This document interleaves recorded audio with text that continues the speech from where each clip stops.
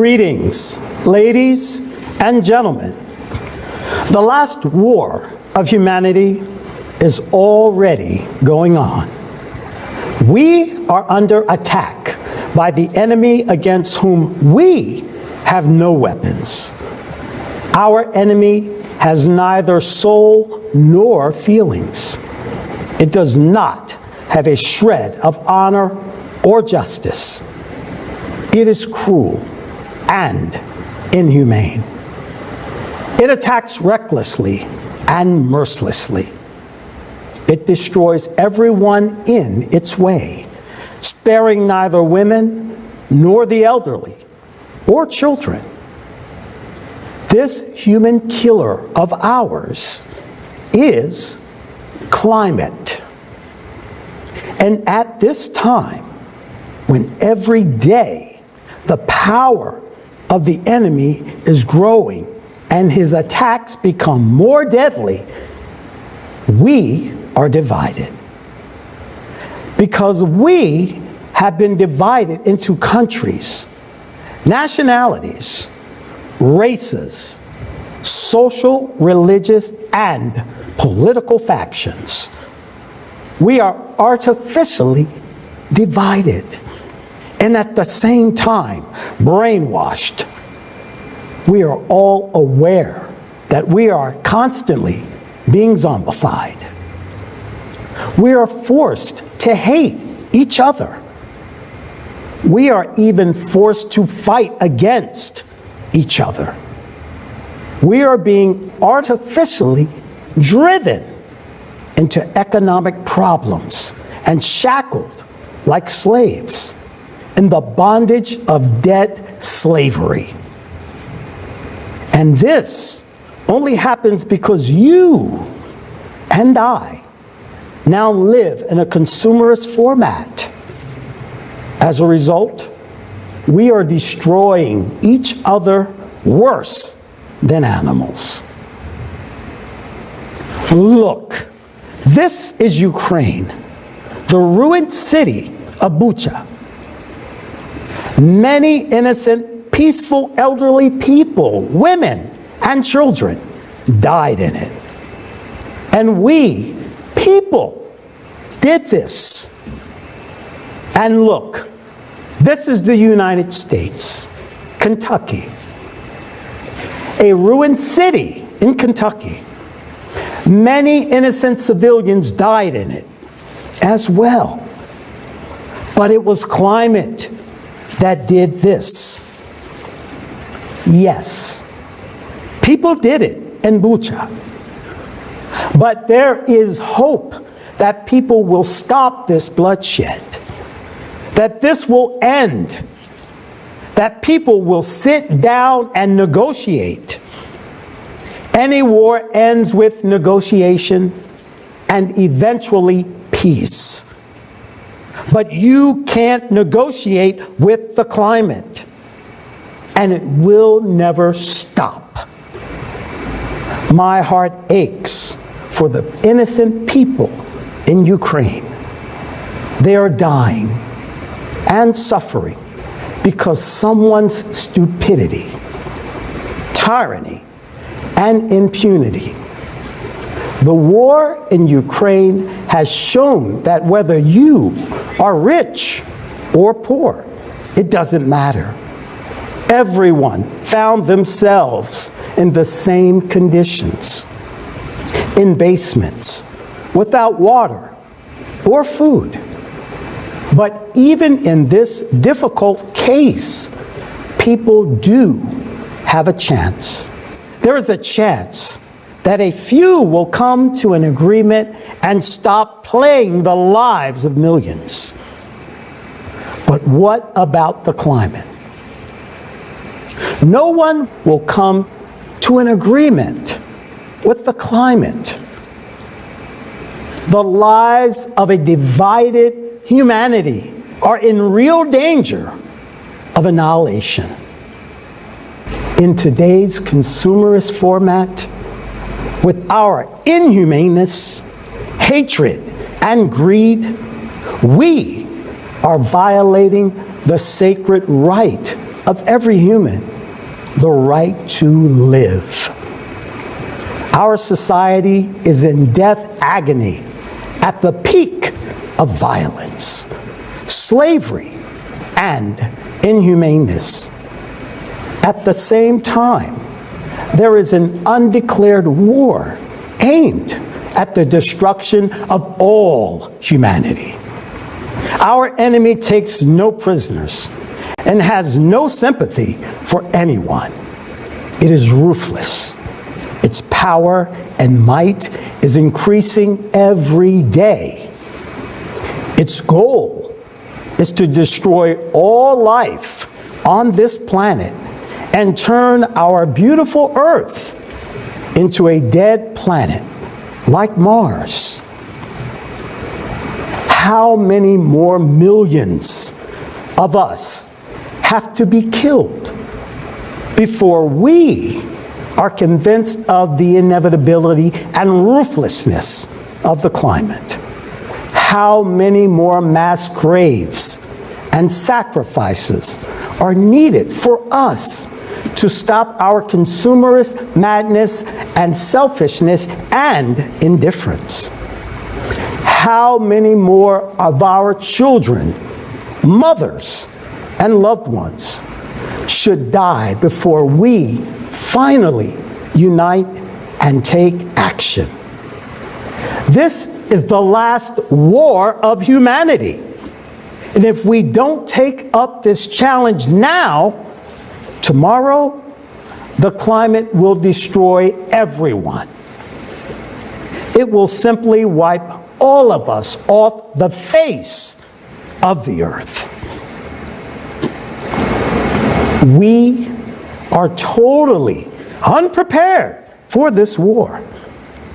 In the consumerist format, we really have nothing to confront the climate. All we do is wage an information war against the climate. But the climate doesn't even know about that. The climate does not read newspapers. The climate does not watch television. The climate does not use the internet. The climate is impossible to brainwash, as we brainwash each other. All this information war is directed by the collaborationists against us, ordinary people, but not against the climate. Who benefits from these lies? Only those the collaborationists on whose orders the corrupt media are brainwashing us. And even in the conditions of war, these tyrants continue to manipulate and profit from us, hoping for their own secure future. However, the climate will destroy not only us, but also them and their offsprings, as well as ours, if we do nothing right now. The enemy destroys us physically and ruins our homes, cities in the blink of an eye. Meanwhile, we listen to the collaborationists and believe them, deceiving ourselves and wasting precious time. Is this not foolish? Is this not stupid? After all, lies and fairy tales in confronting the climate will not help us in any way. The information war against the climate is not a war against the climate, but real collaborationism and betrayal of all humankind. By placing our own selfishness and short-term interest on pedestals of values instead of human life, each of us becomes a collaborationist and an accomplice of our own common enemy.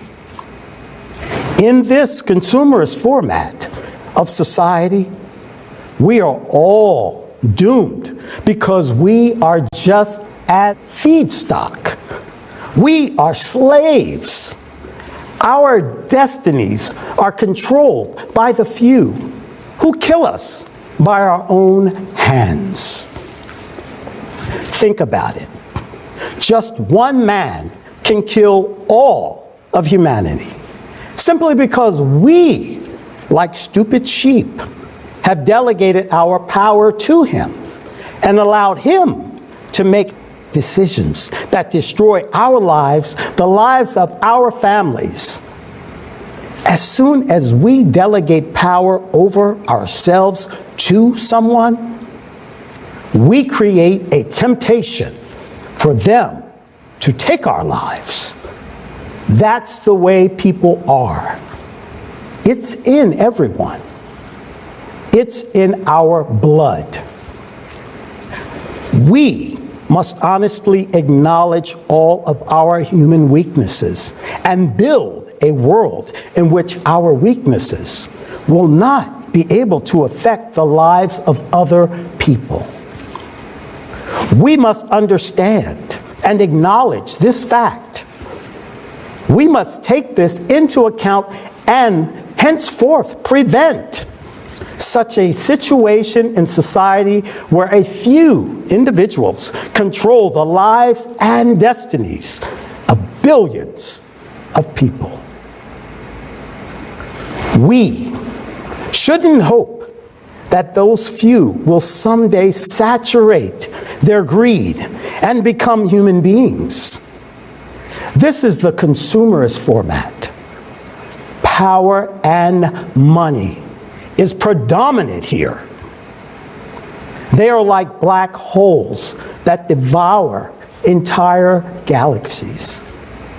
They never have enough. They devour billions, and they never have enough. They take lives, and they never have enough. How is it that we live in a world where one person can take the lives of millions of people at will? It's not normal. Think about it. In the consumerist format, one person, being a tyrant, decides whether millions of people should live or die.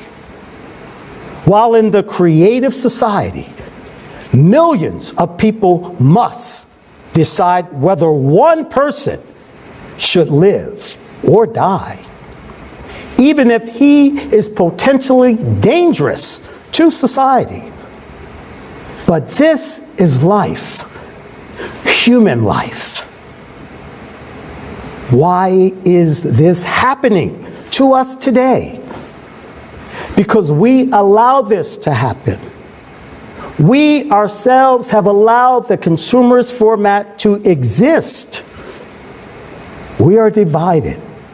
We are manipulated. And we accept it through our silence, inaction, and egocentrism. We keep playing these imposed games like sheep. But we want to be treated like human beings.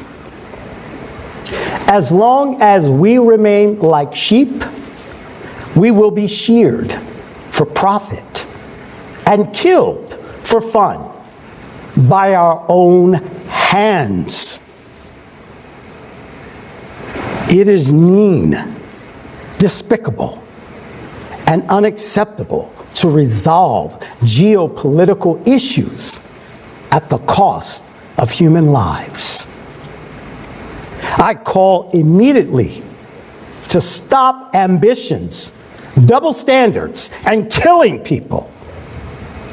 There is no reason to allow anyone to take a human life. I emphasize the life of each of us, neither economics nor geopolitics. Nothing can justify people's deaths. Yes. We can understand those who defend themselves, but there is no justification for those who kill peaceful, innocent people while defending themselves. That's inhumane. It's no longer a defense. It's already an attack. There is no justification for violence in human society. All violence must be rejected from our society. It's an element of the animal world from which we, as human beings, must get rid of in order to become a true civilization. Otherwise, we have no future. I appeal to everyone. Convey this to all, even to those who don't want to hear it. Make them hear it. There's nothing more valuable than human life. You can restore a house, a business, even an entire country. But you cannot restore the life of a human being that was murdered.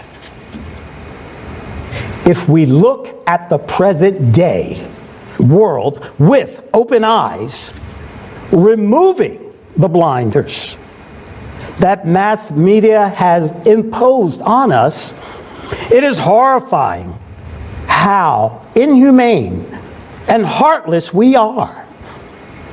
Even someone who considers himself to be innocent is a liar, because he doesn't care about deaths on another continent. He doesn't care about hunger, violence, and slavery of others, because he is brainwashed, egoist. He's a consumer. And such a creature cannot be called a human being.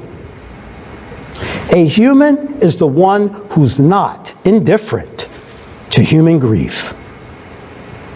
We have been turned into weak-willed, greedy, and stupid creatures. Feedstock.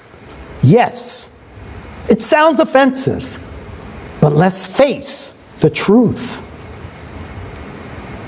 In a consumer society, how will you resist the climate that is physically destroying us? By means of false accusations? By pictures in the media? Or false slogans? How will you explain to a zombified, egoist, idiot that climate's loyalty cannot be bought with money, and when the climate comes to kill this person in his own home, nothing and no one will save him? How do you explain to the egoist he must act now and inform everyone, because this is in his own interest, because this is about saving his own life? Only the creative society can save us from the climate by changing conditions, by changing the very format of society. We can all unite together and thus combine all of our resources and our entire human potential in the fight against the climate. You tell me, what must happen for you personally to understand and take action? What must convince you? The death of your family and friends? Your own death? But then you wouldn't be able to do anything about it? Or should all the media on this planet get involved and start brainwashing you. Are you not capable of thinking for yourself? Are you incapable of seeing with your own eyes? What must happen for you to finally realize that the consumerist format is our common verdict, as well as your own grave? We have only two options to avoid the climate apocalypse. The first option, and the most difficult one, is to build the creative society. The second option is to sit idly and do nothing. In other words, just wait for our tyrants to destroy us in a global nuclear war before the climate does it. Tell me, what must happen for people to finally realize that the creative society is the only way out, and to start acting and building it? Yes, humanity is now in a deep pit of egocentrism, and it won't be possible to jump out of there into the creative society at once. But it is absolutely realistic to take the first steps towards humanist and unification of all of us. We mustn't be silent. We must tell our friends and strangers about this. Building the creative society will only become realistic when we accomplish the first and most difficult step in building. That is informing everyone. We should reach the hearts of people for them to understand that it is beneficial to all. Everyone benefits from being human. Everyone benefits from being a united civilization. It is beneficial to each and every one of us because it is the only chance to survive. Yes, it is hard. Yes, they don't want to hear us. But we must do it if we want to survive, because we are people. We want to live.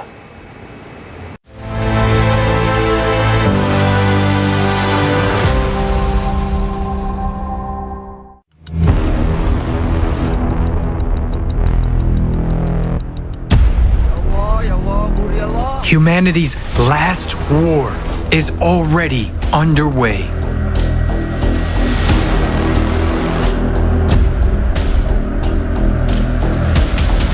The enemy is destroying everyone in its path.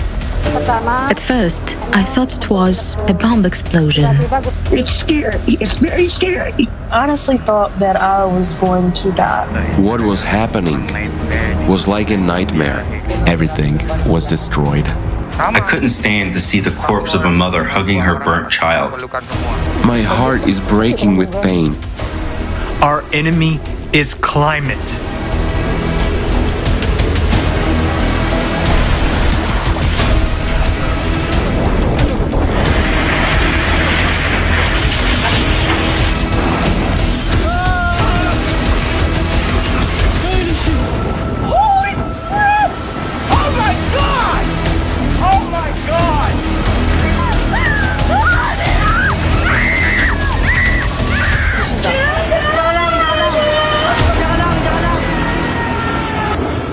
Everything was destroyed.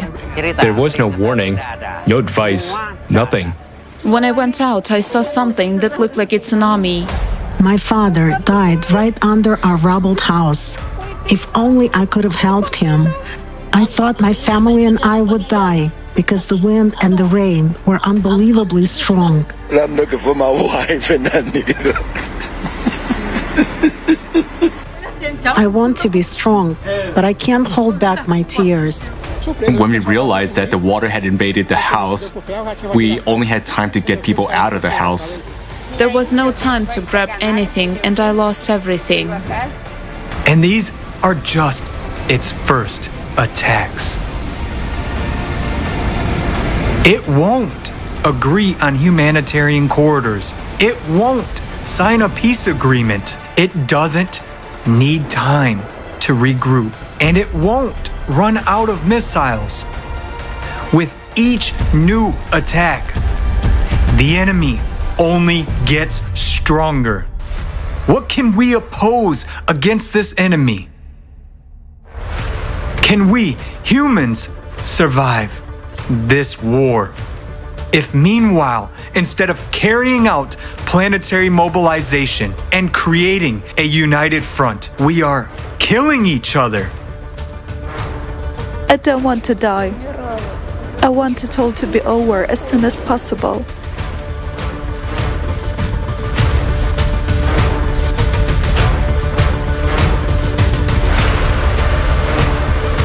Suddenly the windows started shaking, and with the second one, everything exploded. They were actually burnt alive. The second bomb dropped.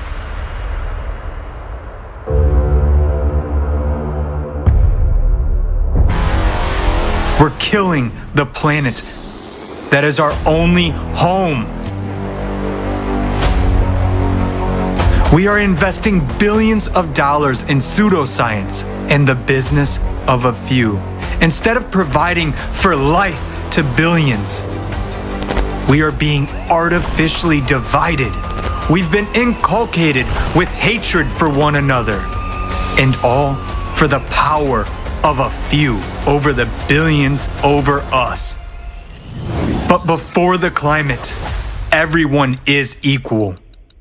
Everyone will lie in one mass grave unless we rally our strength today and stand united against the common enemy.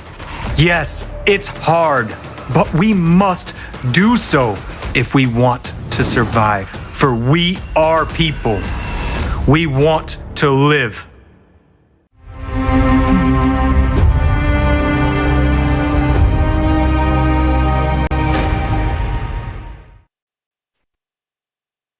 Greetings. I would like to welcome everyone to this unprecedented international online forum, Global Crisis. We are people. We want to live. Thanks to the millions of volunteers from around the world, this event right now is simultaneously interpreted into 100 languages and streamed live to thousands of media channels and platforms in over 180 countries. Multiple vital topics will be presented today that concern every single person in our society. Some might be difficult to watch, to the point of unbearable at times. But if you fail to hear the truth now, tomorrow may be too late. The vital information and facts we are about to present will not be covered by the mainstream media. This forum is created for the people, by the Creative Society volunteers from around the world, because we are confident that if every single person understands that there is only one real enemy, climate, we have a chance not only to win the last war, but also to come out of these times with maximum benefit to ourselves and future generations. Throughout this forum, you will learn about the Creative Society format and why it is our only solution. We will show what a deceitful, dead-end, inhumane format of society we live in now, and why all attempts in the current consumer society to make any positive changes were unsuccessful. You will come to an understanding about how critical the climate crisis is and why we need to take immediate action towards the creative society. Each word that you will hear today has a deep meaning. All the information and facts have been carefully collected and cross-checked by numerous people around the world. This event is the product of months of hard work of volunteers, each driven by the desire to live. It took millions of people to bring this information to you. Now it's up to you to make sure this information reaches the 8 billion people on this planet. The future depends on the actions of every single person today. And now, it is our deepest honor that Igor Mikhailovich Danilov and Zhanna are present with us today at this international forum. And it is my pleasure to pass the floor to Igor Mikhailovich and Zhanna.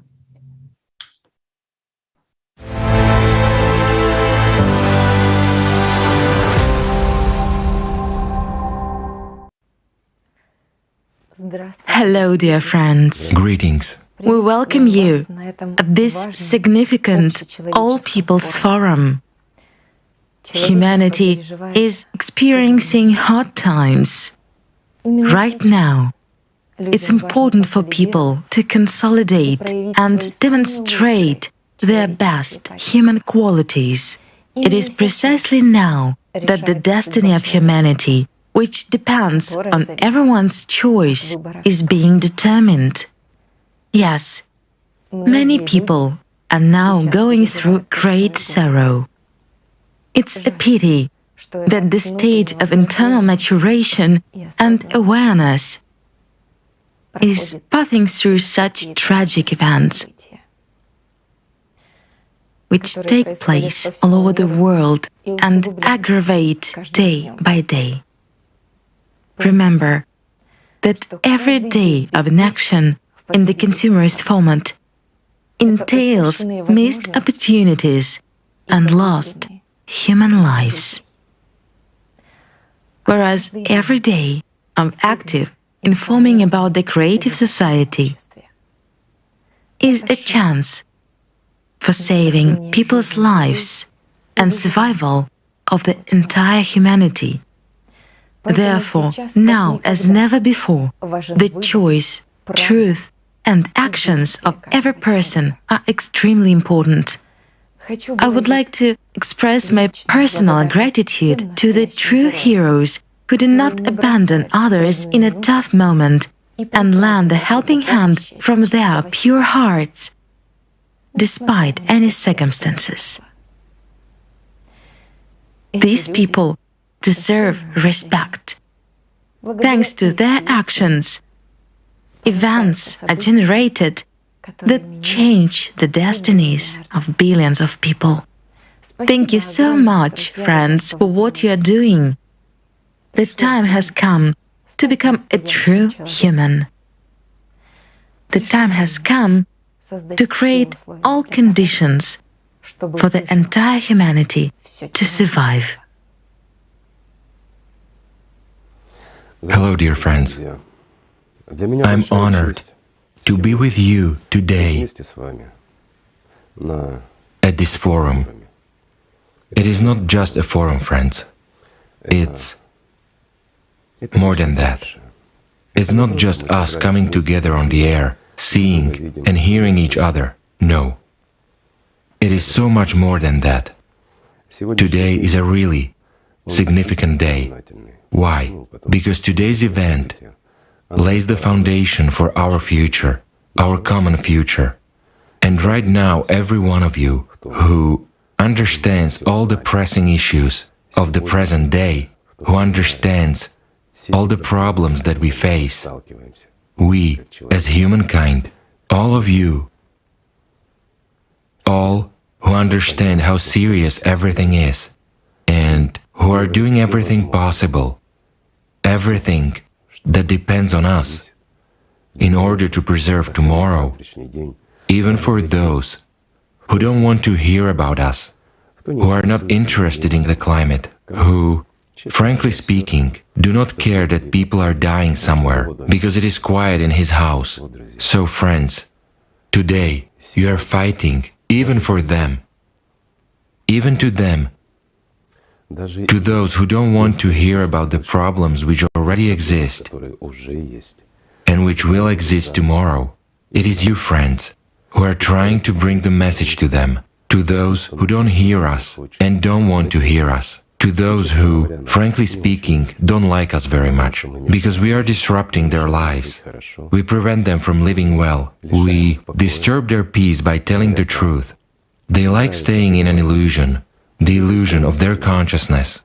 But it is you, friends, who awaken them and tell them what awaits them. And you tell them about the opportunity, the unique opportunity to build a creative society that can save all of humanity.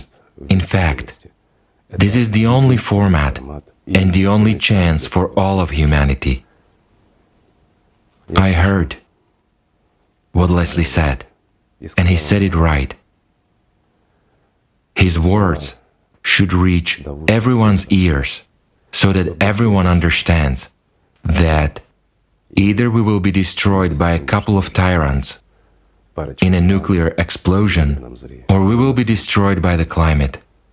To be honest, I would be disappointed if it were either this or that way, but with the same ending. It's not right.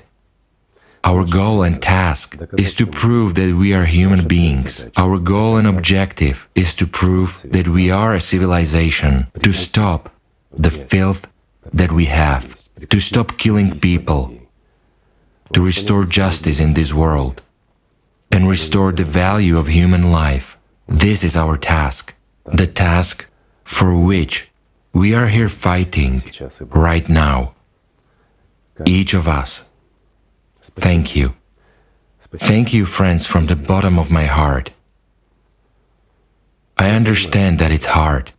I understand that they don't want to hear. I understand that they don't want to see. I understand the resistance that comes from those whom we hinder. We prevent them from stealing from us. We prevent them from killing us. We prevent them from living comfortably. But we understand that we are also fighting for their lives and for their descendants, not just for our own. And in this, friends, is your great merit. And that is the value of the entire creative society. The value is that we act for people and not people for us, that we fight for all of humanity and tell the truth as it is, even when they don't want to hear it. Yes, we would like to be heard. But we are well aware, friends, that the truth is the last thing people want to hear. This is really so. However, our goal and task is to make sure that this world remains. It will change. It has already changed, and not for the better.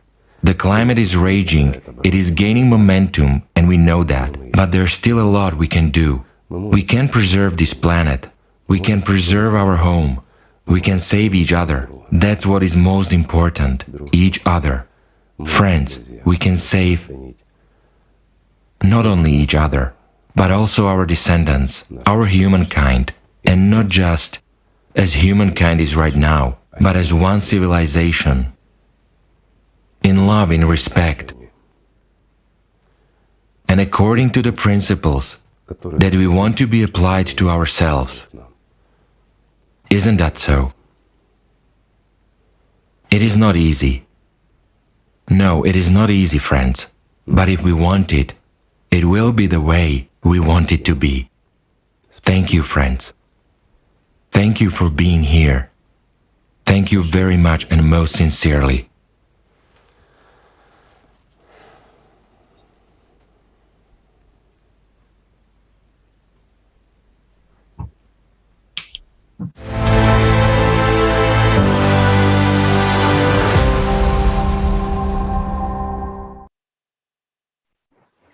Igor Mikhailovich and Zhanna, thank you very much for your continuous support, for your love and care. and for always giving us an example of how not to give up and to stay on the side of the truth. Thank you for being with us and for believing in us. Thank you for all the encouragement and motivation. And we will use this chance to overcome our differences, build the creative society, and win the last war of humanity against climate. Thank you again for being with us today. And participants of the Creative Society Project daily monitor climate and geodynamic events. Since our last conference on December 4, 2021, there hasn't been a single day without climate disasters claiming human lives. Climate news is like the coverage from a war zone. It is all about death, damage, and devastation. Are we aware of the tremendous losses humanity has already suffered in this war? Now, while our attention is diverted away from our only common enemy, the climate, we are losing millions of human lives. Here's a summary of climate events over the past few months.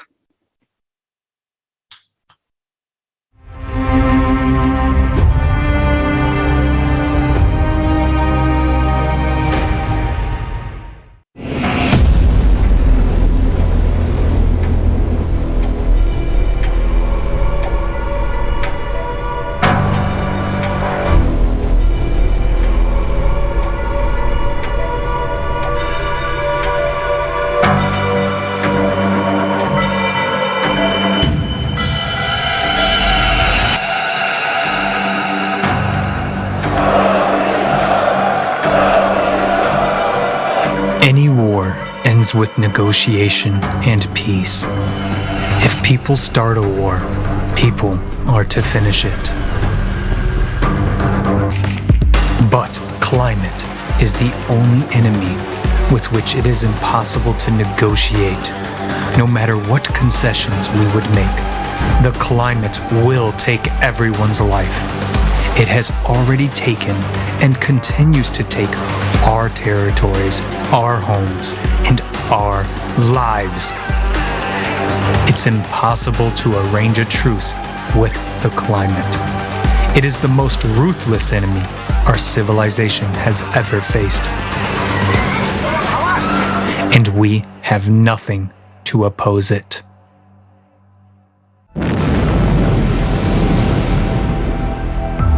The last war of humanity has begun. It is an undeclared war. For the first time in history, we humans are facing the most powerful and ruthless enemy. Brazil, December 2021. Nossa, nunca tive uma tragédia igual essa, não.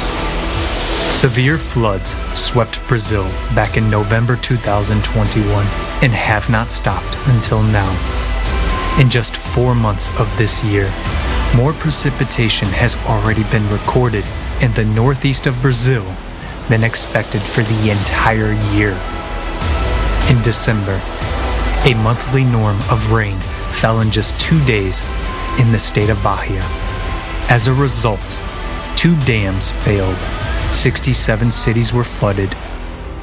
We have almost 1.8 meters of water in some houses here. This was everything to me. Everything. The only thing I had was my home, and now it's gone. It's gone. We lost everything. Everyone here was left with nothing. Malaysia, December 2021. Several days of torrential rains caused a series of flash floods in Malaysia. We couldn't do anything. We could only carry documents and save ourselves. We didn't expect the water to rise 6 meters.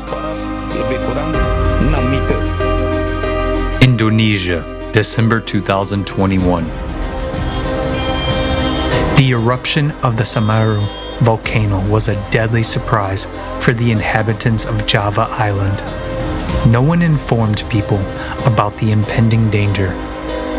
11 villages were buried under ash and solidified lava in a matter of hours.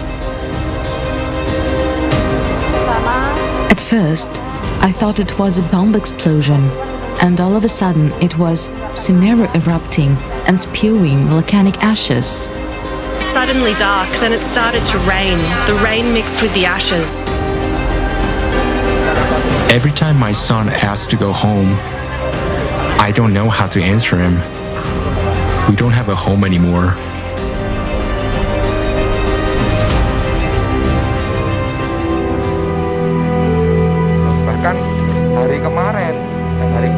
I feel very sorry, especially when I try to imagine the hot ash falling, imagine the feeling and screams of a mother who tried to calm her child by hugging him. This is very sad.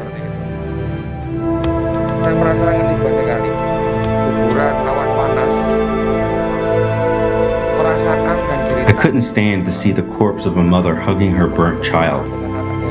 It was really sad.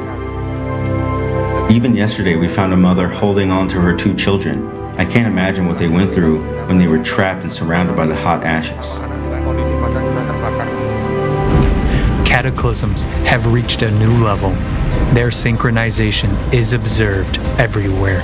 Because of this, the impact of the forces of nature becomes super powerful. In December, after a deadly eruption, floods, landslides, an earthquake, and a powerful hurricane hit the residents of Indonesia. Streets were flooded, houses were destroyed. People were left one-on-one with their misfortune again.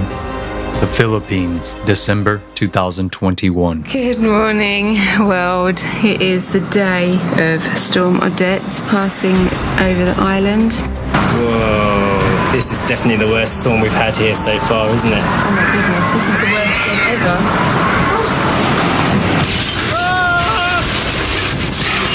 Holy shit!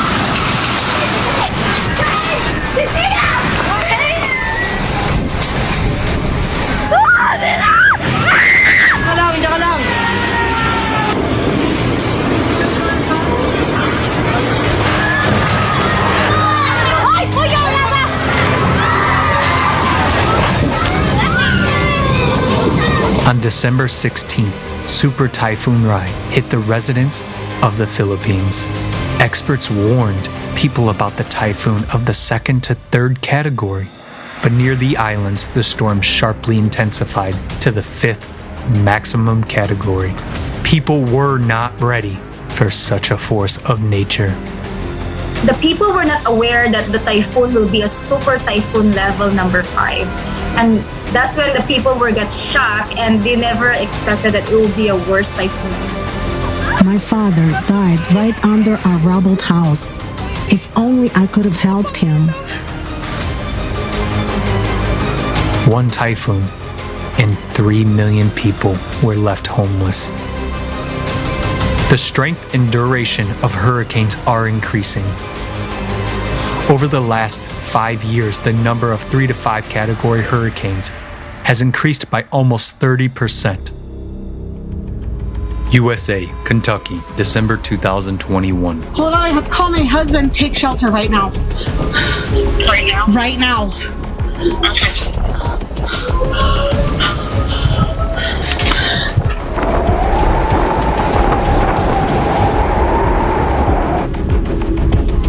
I'm through here and pretty much almost wiped 3/4 of this town out. Scariest thing I've ever seen in my life. I've never been in a tornado before, but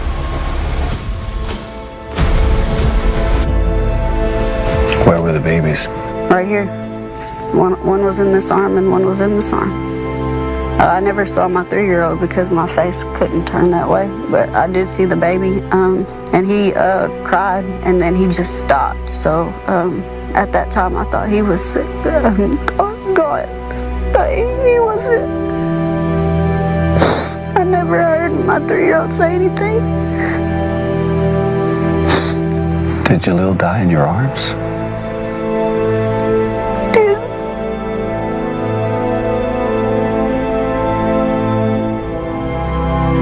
The tornado made an almost 400-kilometer-long path For the state of Kentucky, it was the most destructive in its history. December is not a typical month for a tornado, especially of such strength. But in 2021, the number of December tornadoes broke all records, exceeding the average by 8 times. The last war of humanity is underway. We have shown only part of the disasters that occurred in December. But the scale of the ruthless attacks of our common enemy, the climate, is immense. It acts in sync, cascades, and grows stronger with each attack. Ecuador, January 2022.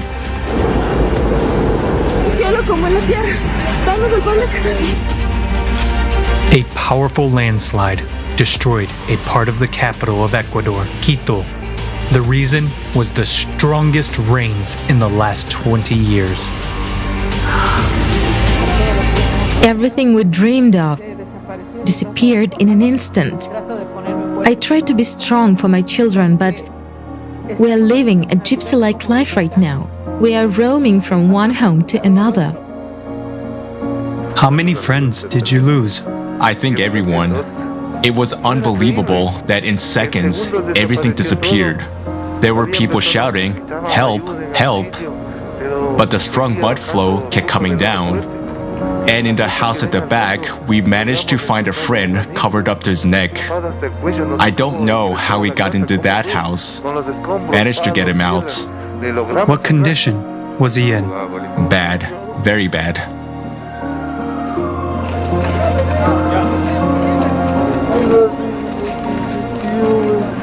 Africa, January 2022. A house and my kitchen collapsed as a result of heavy rains. It collapsed while I was still inside, and we are now at the camp. We have nowhere to go. We had to come here. Our children have fallen sick. We have no money at all. Hunga Tonga, Hunga Hayapai, volcano eruption, January 2022. The volcano is erupting. It keeps erupting. Get up! It's still far from here. On January 15th, the Hunga Tonga underwater volcano exploded. The power of the volcano explosion was 500 times greater than the force of an atomic bomb explosion. Third now is clean drinking water. These people had nowhere else to go. The 15-meter waves you've heard went from one side of the island right through to the other side. Were people warned in advance of the coming disaster? No. Were people given the help they needed? No. And the enemy's tactics are still the same: suddenness, powerful strikes, and ruthlessness.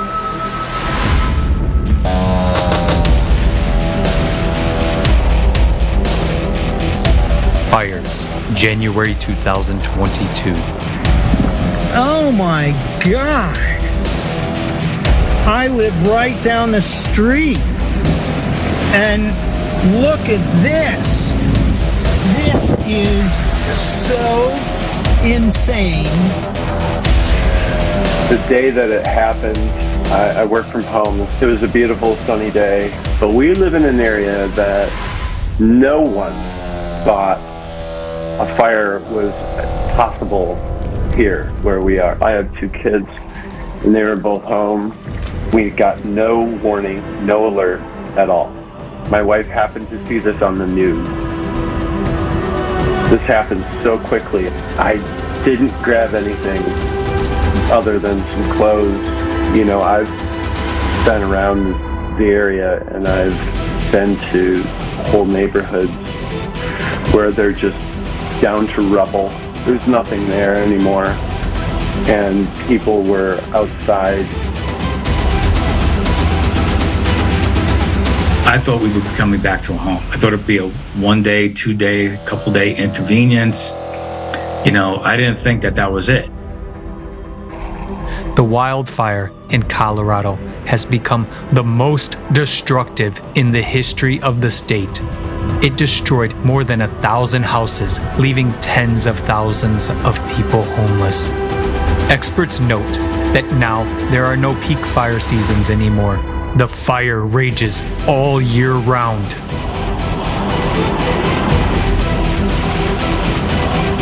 In the first 40 days of 2022, the number of wildfires in Argentina and Paraguay increased by 900% compared to last year. This is atypical, historic, it's never happened before. We've never experienced anything like this. We are really shocked.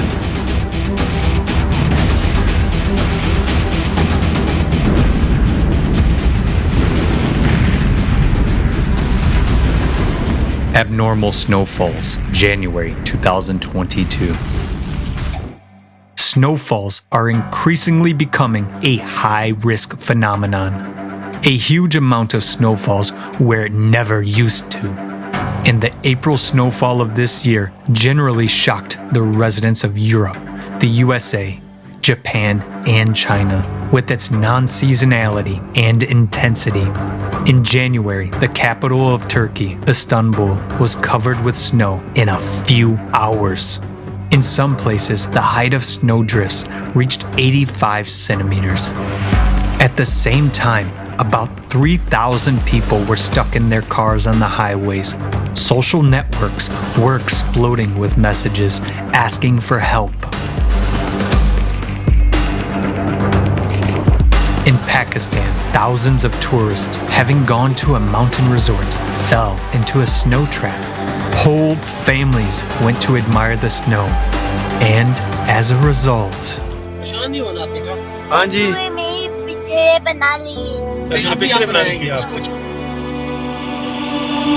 The situation in Murray is very bad. 16 people died due to lack of oxygen. There are no rescue teams. No one is coming. I can't believe it. All 4 people died in this vehicle. Look inside. All 4 are dead. in just 2 months, an uncountable number of climate disasters have occurred around the world, powerful and uncontrolled ones. The dynamics and anomaly of climate disasters is growing right before our eyes. In just 2 months, we have seen how much the strength of the enemy has grown.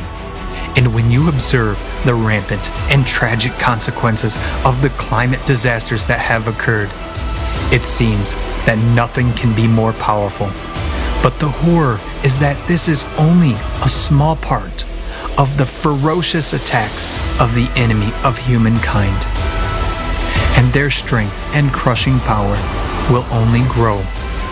What you have just seen is only a tiny fraction of the stories about the pain of people who lost everything in an instant.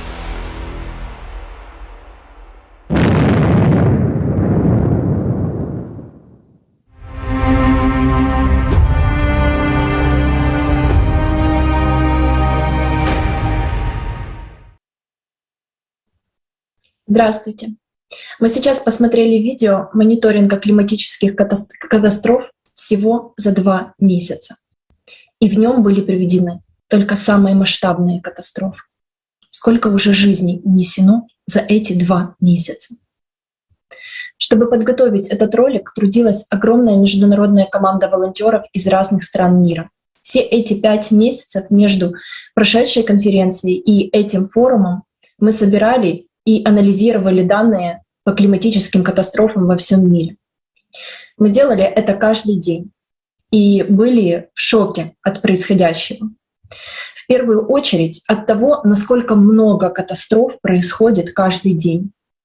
Мы делали это, потому что нигде, ни на каких ресурсах не отображается полная картина.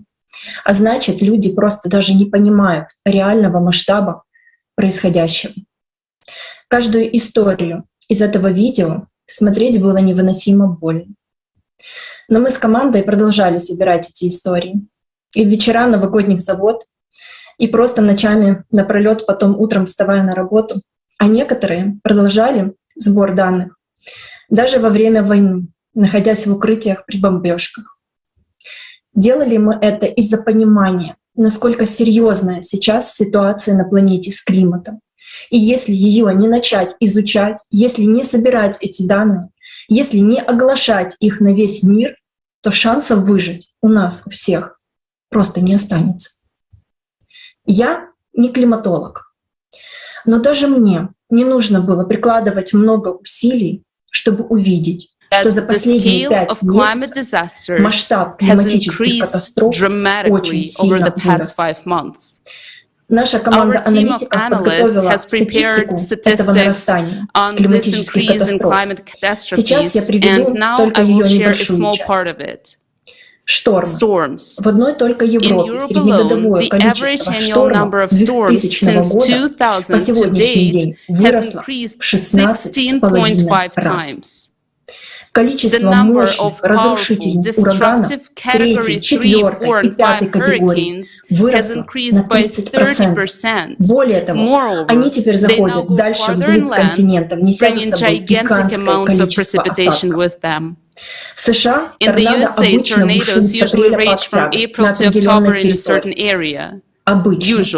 Но теперь нет. За последние 5 месяцев 2 несезонных месяца, декабрь и март, побили все рекорды по количеству торнадо.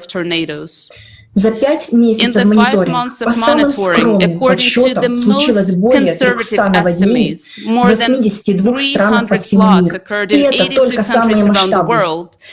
Осадки в Боливии в декабре превысили исторический максимум 7 раз. В Испании только за 2 последних месяца осадков выпало больше годовой нормы. В ЮАР полугодовой объем осадков выпал за 2 суток. Таких контрастов precipitation fell in 2 days. Еще не было никогда. There have never been such contrasts in natural disasters. Только в The США heavy snowfalls are replaced by fires. In the United States alone, the number and area of wildfires are already well above the norm, even before the start of the fire season. There is no fire season as such anymore either. Catastrophic droughts are replaced by equally catastrophic floods.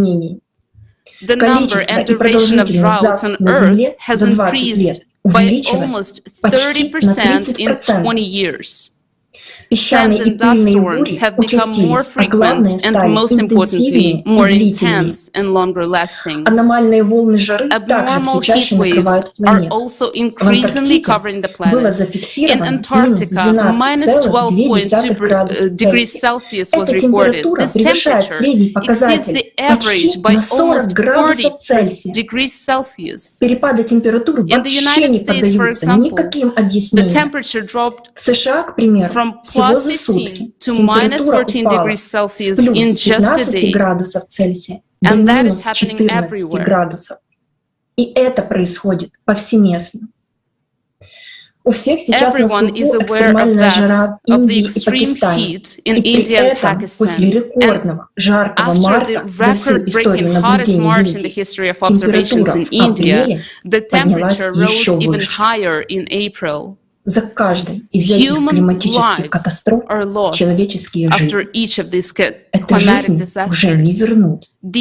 За каждой из них либо матери, обнимающие своих детей, так и сгоревшие заживо в лаве, как это было сейчас в Индонезии, либо целые семьи, оставшиеся под завалами своих же домов, а те, кто уцелели, без воды, еды и всего, что у них было, как это случилось на Филиппинах. Либо целые города, истребленные торнадо, когда от домов остается один фундамент, а остатки человеческих тел с трудом можно опознать. Идет реально полномасштабная война. В этой войне у нас только один враг. Это климат. Чтобы выжить в этой войне, нам нужно объединиться всем человечеством и днем и ночью трудиться над технологиями, которые смогут победить этого врага. Но прежде нам нужно открыть свои глаза и признать масштаб катастроф и то, что оттягивать дальше уже некуда. But first, we need to open Нам our уже eyes and 40 лет recognize the scale of вещают the о том, что catastrophes причина and the fact that изменения we can климата delay no — это longer. антропогенный For фактор 40 years, we СО2. have been told Мы that сотни because of миллиардов climate changes долларов and тратим на anthropogenic решение этой CO2, проблемы. we're Но spending почему не hundreds of становится billions лучше тогда? dollars to solve this Почему problem. продолжают But why умирать isn't it люди? getting better? Почему столько Why do семей people остается keep просто dying? на Why улице, are so без many families элементарных left вещей для just on the выживания, без streets воды, without без basic еды, things to а в survive, результате и without без water and помощи? food? How Как has этим our людям planetary помогла fight наша against CO2 планетарная helped борьба с these people? СО2? Да, Yes, СО2 CO2 растет. is on the Мы не rise. отрицаем We это. don't deny Но it. какое But это what имеет does that отношение have to do к with the нарастанию increasing климатических climatic катастроф? disasters? Я I'm обращаюсь к talking вам, to люди, you, people, вот к тебе to you лично. personally. Ты готов, Are чтобы you климат ready for разрушил the твой дом? climate to destroy your Ты home? готов, чтобы Are твоего you ребенка ready for унесло your потоком child to be наводнения, swept возникшего away by a просто flood ниоткуда? that comes out of Ты nowhere? уверен, что тебя Are you это не sure that it коснется? won't affect you? Ты думаешь, Do что you те think люди, those people истории whose которых мы stories we сейчас watch смотрели, today чем-то are any отличаются от different тебя? from you? Ты думаешь, Do что you они были think готовы? they were ready? А мы Are готовы? we ready? Ведь нам сейчас Because предстоит we will столкнуться с face катаклизмами cataclysms еще of большей even мощи, greater чем за power than последние in 5 the месяцев. last 5 С months. каждым днем The разрушительная destructive сила power of катаклизма cataclysms grows растет, every day. а мы как And общество we as даже не society do not изучаем even study this на problem надлежащем at a уровне эту proper проблему. level.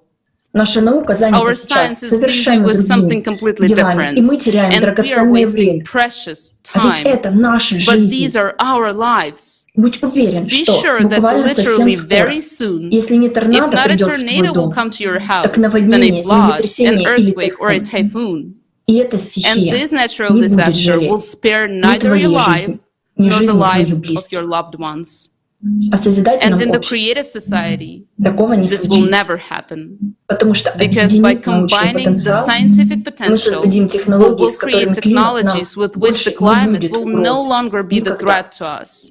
Именно поэтому That is сейчас why так it важно, is чтобы now so каждый important человек that each активно person actively информировал informs о построении about building the созидательного creative общества. society. Absolutely right. We are not prepared. We are not ready to withstand the climatic catastrophes. In the consumer format, instead of trying to Действительно, мы не figure out готовы, how to совсем не готовы survive, противостоять we're killing климатическим each other. катастрофам. В You потребительском have формате, probably вместо heard того, about the чтобы пытаться terrible понять, war как in выжить, Ukraine. мы It убиваем is друг друга. impossible to Сейчас convey in внимание words людей во all всем the мире horror приковано к that войне the в Украине. citizens of this country Невозможно have been передать словами весь experiencing for этот several кошмар. months now. The war came suddenly. Nobody wanted it. Why are we, as humanity, allowing for such animal behavior to happen? Don't we see that we are not enemies to each other? Right now, let's just take a look at the events that are happening in Ukraine.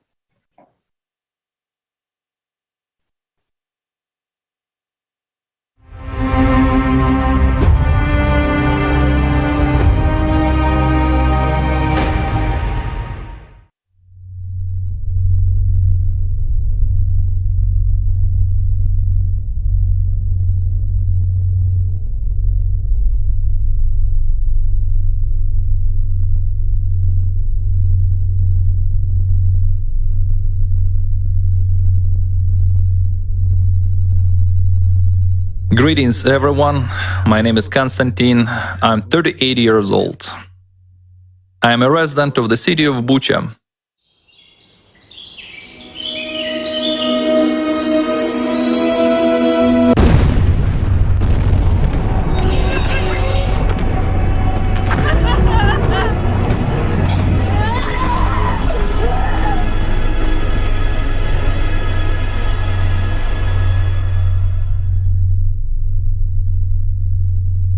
My family and I lived under occupation for 2 weeks.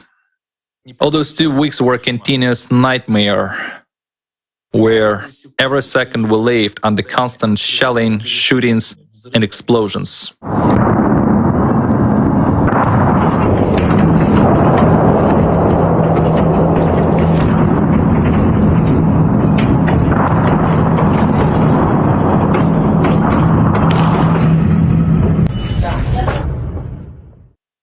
When you start talking to people, they say, no, you can't leave. The troops have already arrived. You can't leave. They killed people. So what could I do? I have a family, my wife, my child, and my mother. The first question was, how much food do we have? There was very little water because the water supply stopped. We had as much water as we had managed to store. But it would end very quickly anyway. I was aware that we had to go to a shop, okay. How far is the shop? Well, I understand that the store is about a kilometer away, right? So I had to cross 4 main streets, let's say, so as not to get killed on the way. Yes, as a father, I understand that I had to go there alone and couldn't take my wife with me. There was a big chance that both of us would be killed on the way to the store or back, so I had to go on my own. If one of us were killed, at least the child would stay with his mom, right? I mean, our child would not become an orphan all at once. That was really a hell of a choice.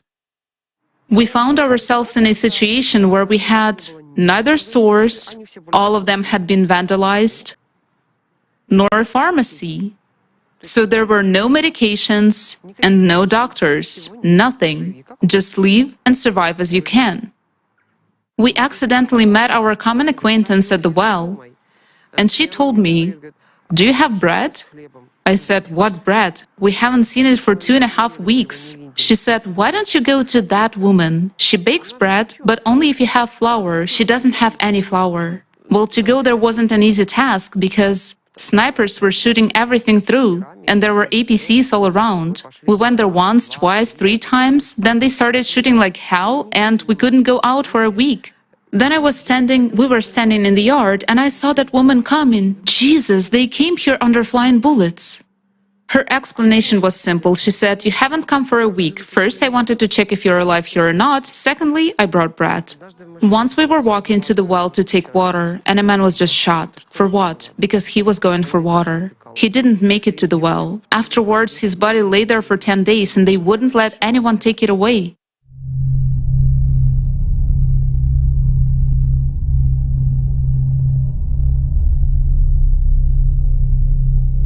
There are so many human tragedies, and everywhere it is different for everyone. Someone came under fire, someone was shot, someone was driving through the city and was ran over by a tank. I saw many such cars. All the stuff remains inside the car, those body parts and everything. Violence, and it's... Do you know how many stories of raped people, how many maimed people are there? I'm trying to tell this story for the second time now, and it makes me sick even when I recall it. When bodies of raped children are found, a tortured 8-year-old girl raped, and then you find out that when they did the autopsy, they found at least 11 different semen samples.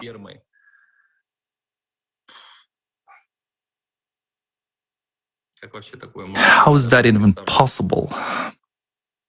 I can't even imagine that. How many women were maimed? How many husbands were killed? It's already been told. When they broke into the yard, killed man, then raped a woman for several hours. At that time, the child was hiding in the next room. And sometimes a wife and a little daughter were raped together. It is such an abomination. I don't know. I heard a story about 21 roses on a man. 21 roses on a man. It's, well, there are 20 fingers, and each finger is cut so that there is a rose on the finger, while the 21st rose is respectively the male penis. It was all done by living people on a living man. I don't even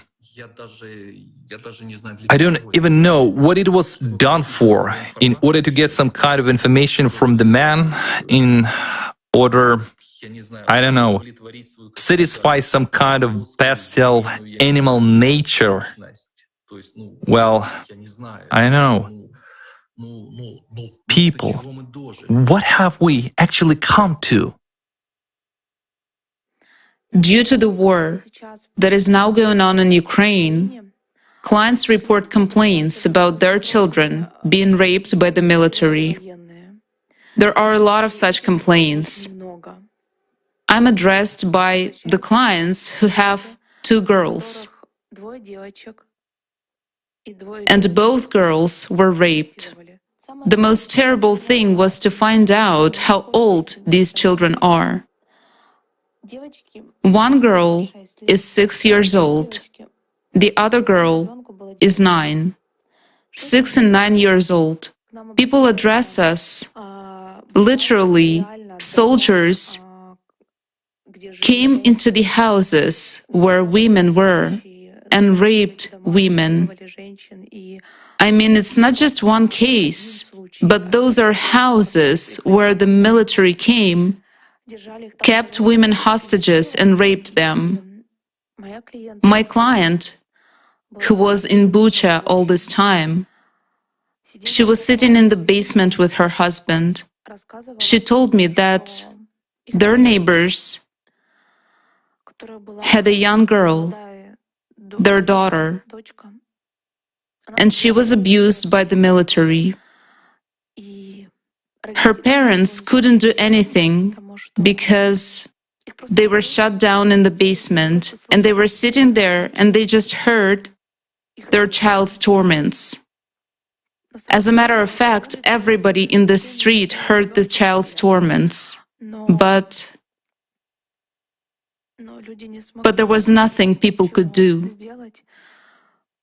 All the neighbors are traumatized and they recall it like a bad dream.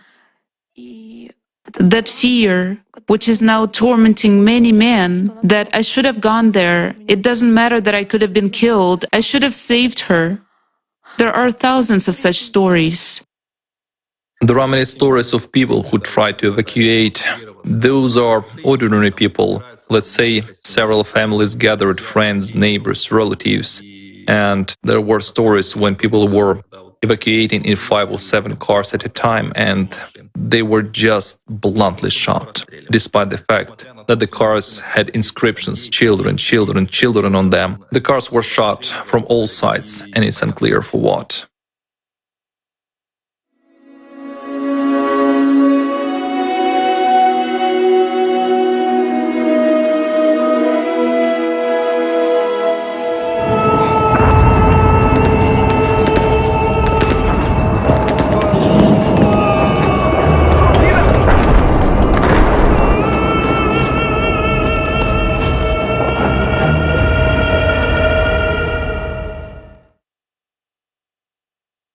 All of our cars, 12 of them, were covered with stickers, evacuation, children.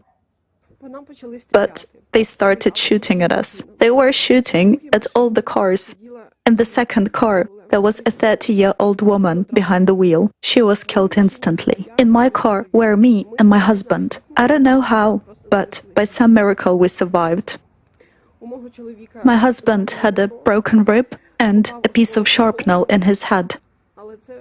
But at least we can live. My mom was sitting behind me. She was 60 years old. A bullet hit her right in the neck. Immediately, before my eyes, she suffocated with blood in just 2 seconds. I couldn't save her anymore. I was giving her a scarf. They wouldn't let us help those who were wounded.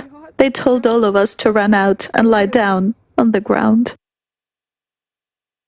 Hello, my name is Yulia.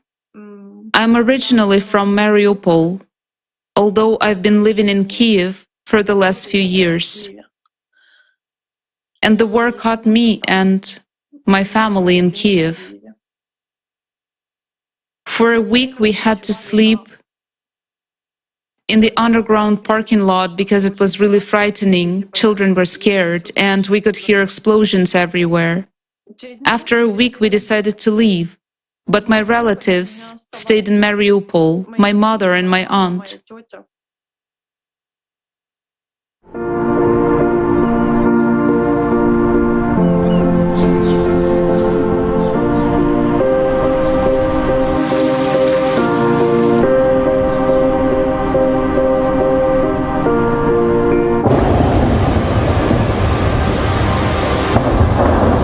Лежишь у тебя. Очень страшно. Покажи.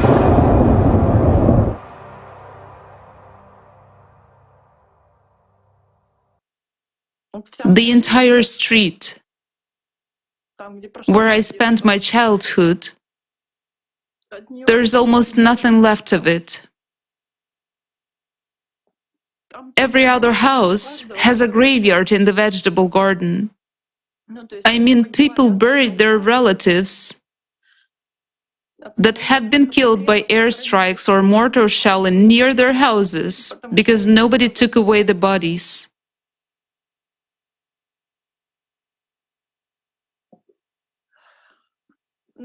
On the neighboring street, a girl buried her daughter, who was 1.5 years old, her mother, her aunt, and her grandmother. Acquaintances of mine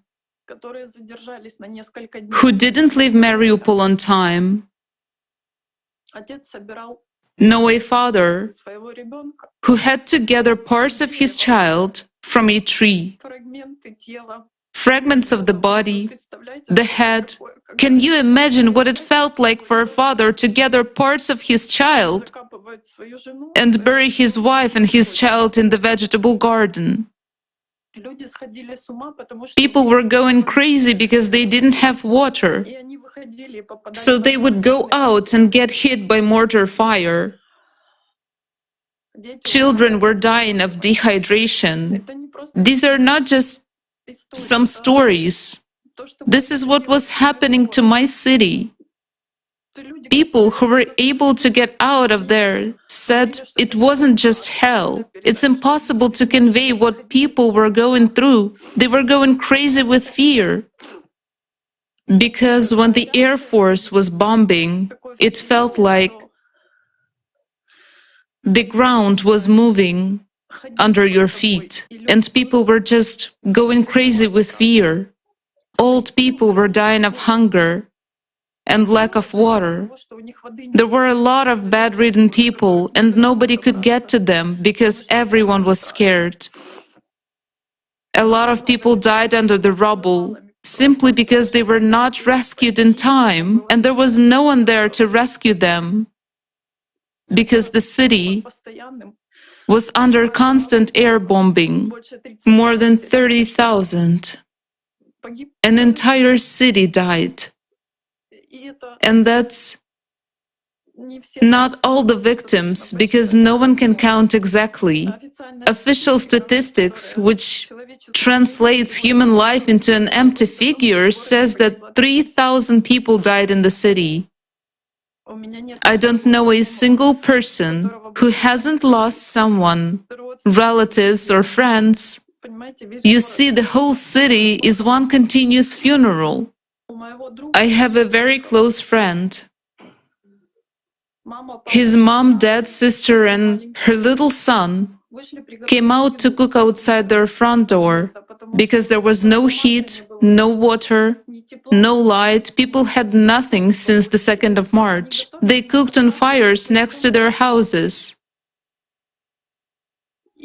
And it hit. A shell hit them. People died in whole. Inhabitants of entire blocks died because nothing can save you from an air bomb. When people say, "Why didn't you all move out?" But nobody could move out. Already in the first days, nobody could get anywhere anymore because the railroad was smashed on the 27th of February. Many people just couldn't believe it could happen because they hoped every day that it would all stop soon. But it all didn't stop. And people were running from one neighborhood to another. While they were running, they were dying on the road. When they got to another neighborhood, they died there because there were no shelters. People were hiding in basements, and when houses collapsed, they just died under the rubble. My acquaintances who were leaving the city said that the entire street they were walking along was like a cemetery because arms and legs were sticking out on all sides. Can you even imagine that? There was a man, and everything that is left of him is his arms and legs. So many children died. In fact, nobody even knows how many children died there. People drank water from puddles because there was no water. Do you understand what this is? A person dies of dehydration, he goes crazy. Old people were jumping out of windows due to fear. There is no city anymore. There is nothing. No streets, no houses, and there are still over 100,000 people left there. Those are people who had everything, a job, a home, and a family. Now they have nowhere to live. They continue to live in basements because they're afraid to leave, because nobody wants them anywhere. If someone thinks they are safe from something and everything is fine with them today, it's an illusion. Until the last moment, no one believed that this is even possible. I didn't believe it either.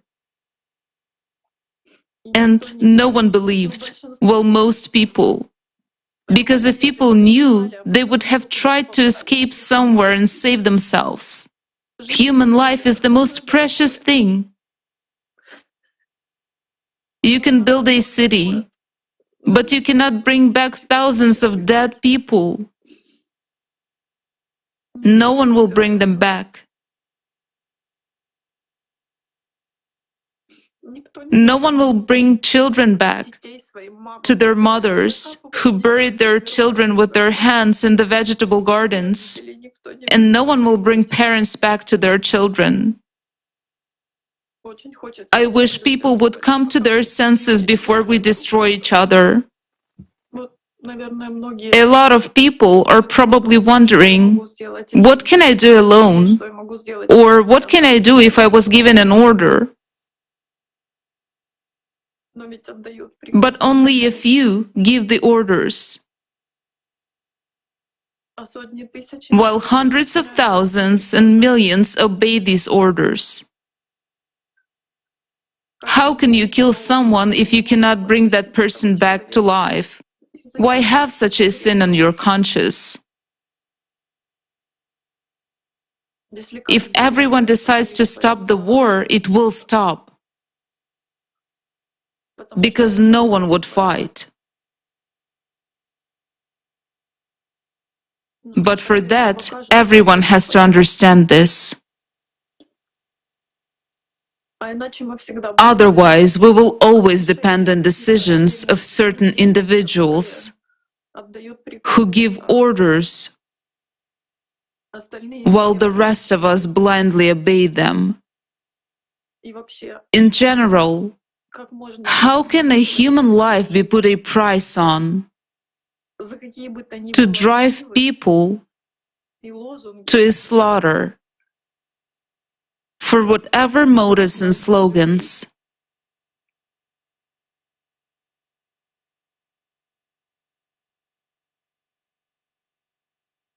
That's the world we have built.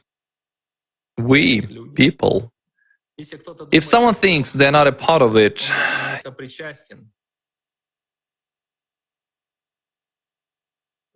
you know, when you're sitting under bombing, shelling, and explosions. I think everyone who had lived through it asked himself this question: what have I done to deserve this? Why me? Why is this happening to me? Am I guilty of something? Definitely I am. What am I guilty of? I'm guilty of being inactive in building the creative society. I'm guilty of supporting the consumerist format. What is scary is that it's us, people. We built the society ourselves. We allowed that to happen. We watch this television, those commercials. We listen to some liars, cheaters, scoundrels. We follow the orders of some crazy psychopaths who imagined that they are gods, that they could send whole armies to foreign countries, kill people and rape women and children there. I ask myself, who created all this? What is this for? Who gave anyone the right to take away my life or your life? Who decides who should live or who should die? Excuse me, what the fuck?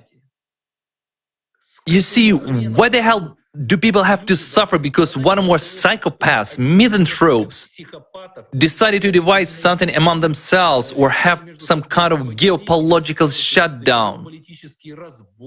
They tell us some bullshit, you know, that your neighbor behind the fence is such a bad guy, he's doing something bad, so you have to go and punish him, kill him, take away his property, destroy everything, wipe him off the face of the earth.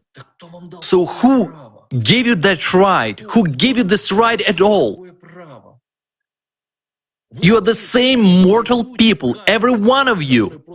You will just die when you are 70, 80, 90, or even 100 years old. You won't live more than 100 years anyway. Even if you live a little longer than that, you will bite the dust anyway. What right do you have to give such orders for people to go and kill other people? Who are you anyway? Who gave you such a right?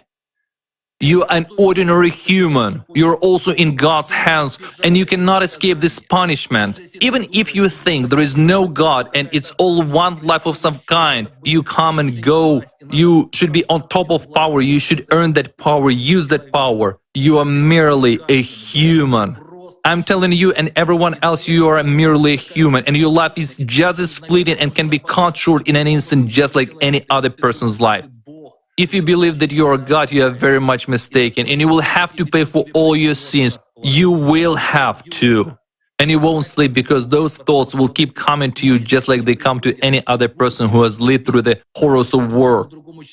While you will get the thoughts of those thousands and millions of suffering people who are forced to leave their homes, who lose their families, their loved ones, their wives and their children. You will see it all in dreams, and you won't run away from that. You won't hide anywhere. You won't run away from yourself. And remember, you are an ordinary human. You're just a human. Do you have an opportunity to change something? Change it for the better. Build a better world for your neighbor to live well, for your people to live well, for all people to live well in the world, because each of us is a human. Each of us values and cherishes one's own life and the lives of one's family, of one's near and dear people. All of us are people. We all want to live, and everyone wants to live because life is the most valuable thing they have.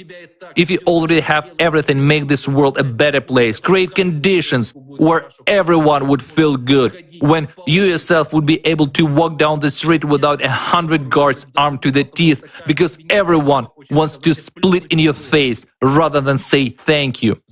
Why are you bringing it to this?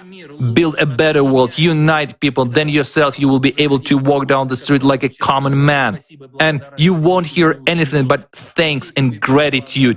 Everyone will thank you and support you. But instead, we create conflicts, we create bombs. Just imagine a bomb explodes, okay? A huge bomb, an aerial bomb. When such a bomb explodes, a person who has seen it in a movie does not understand when such a bomb explodes, dozens or even hundreds of lives are taken away. Within an instant, nothing is even left of them. What was created by generations of people, what people spent decades of hard work on, is destroyed. And people have to leave it all behind. It's all good that life has remained. A person can find some, I don't know, place to live afterward, but it's not life. It is people surviving.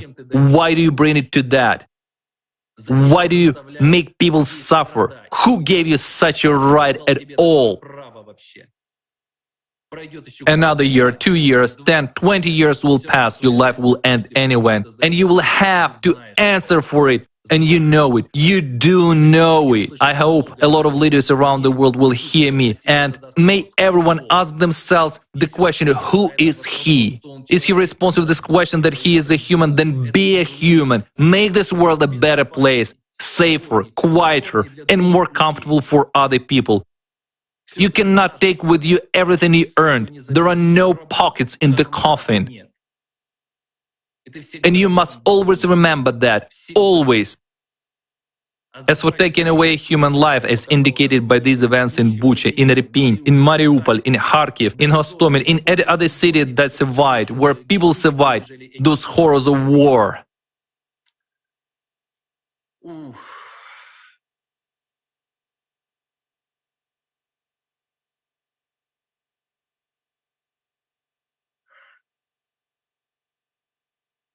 Think about it before it's too late. Life is very short, and so is yours. So is yours. Because you are just a human being. And we're human beings. We're all human beings, and we all want to live. Life is the most precious thing each of us has, and every person's life should be protected as your own. You didn't give it, and you have no right to take it away.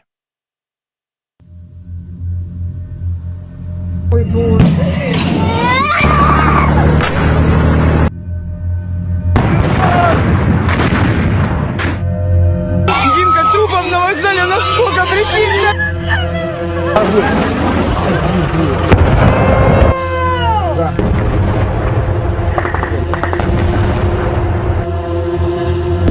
Это все в Буче.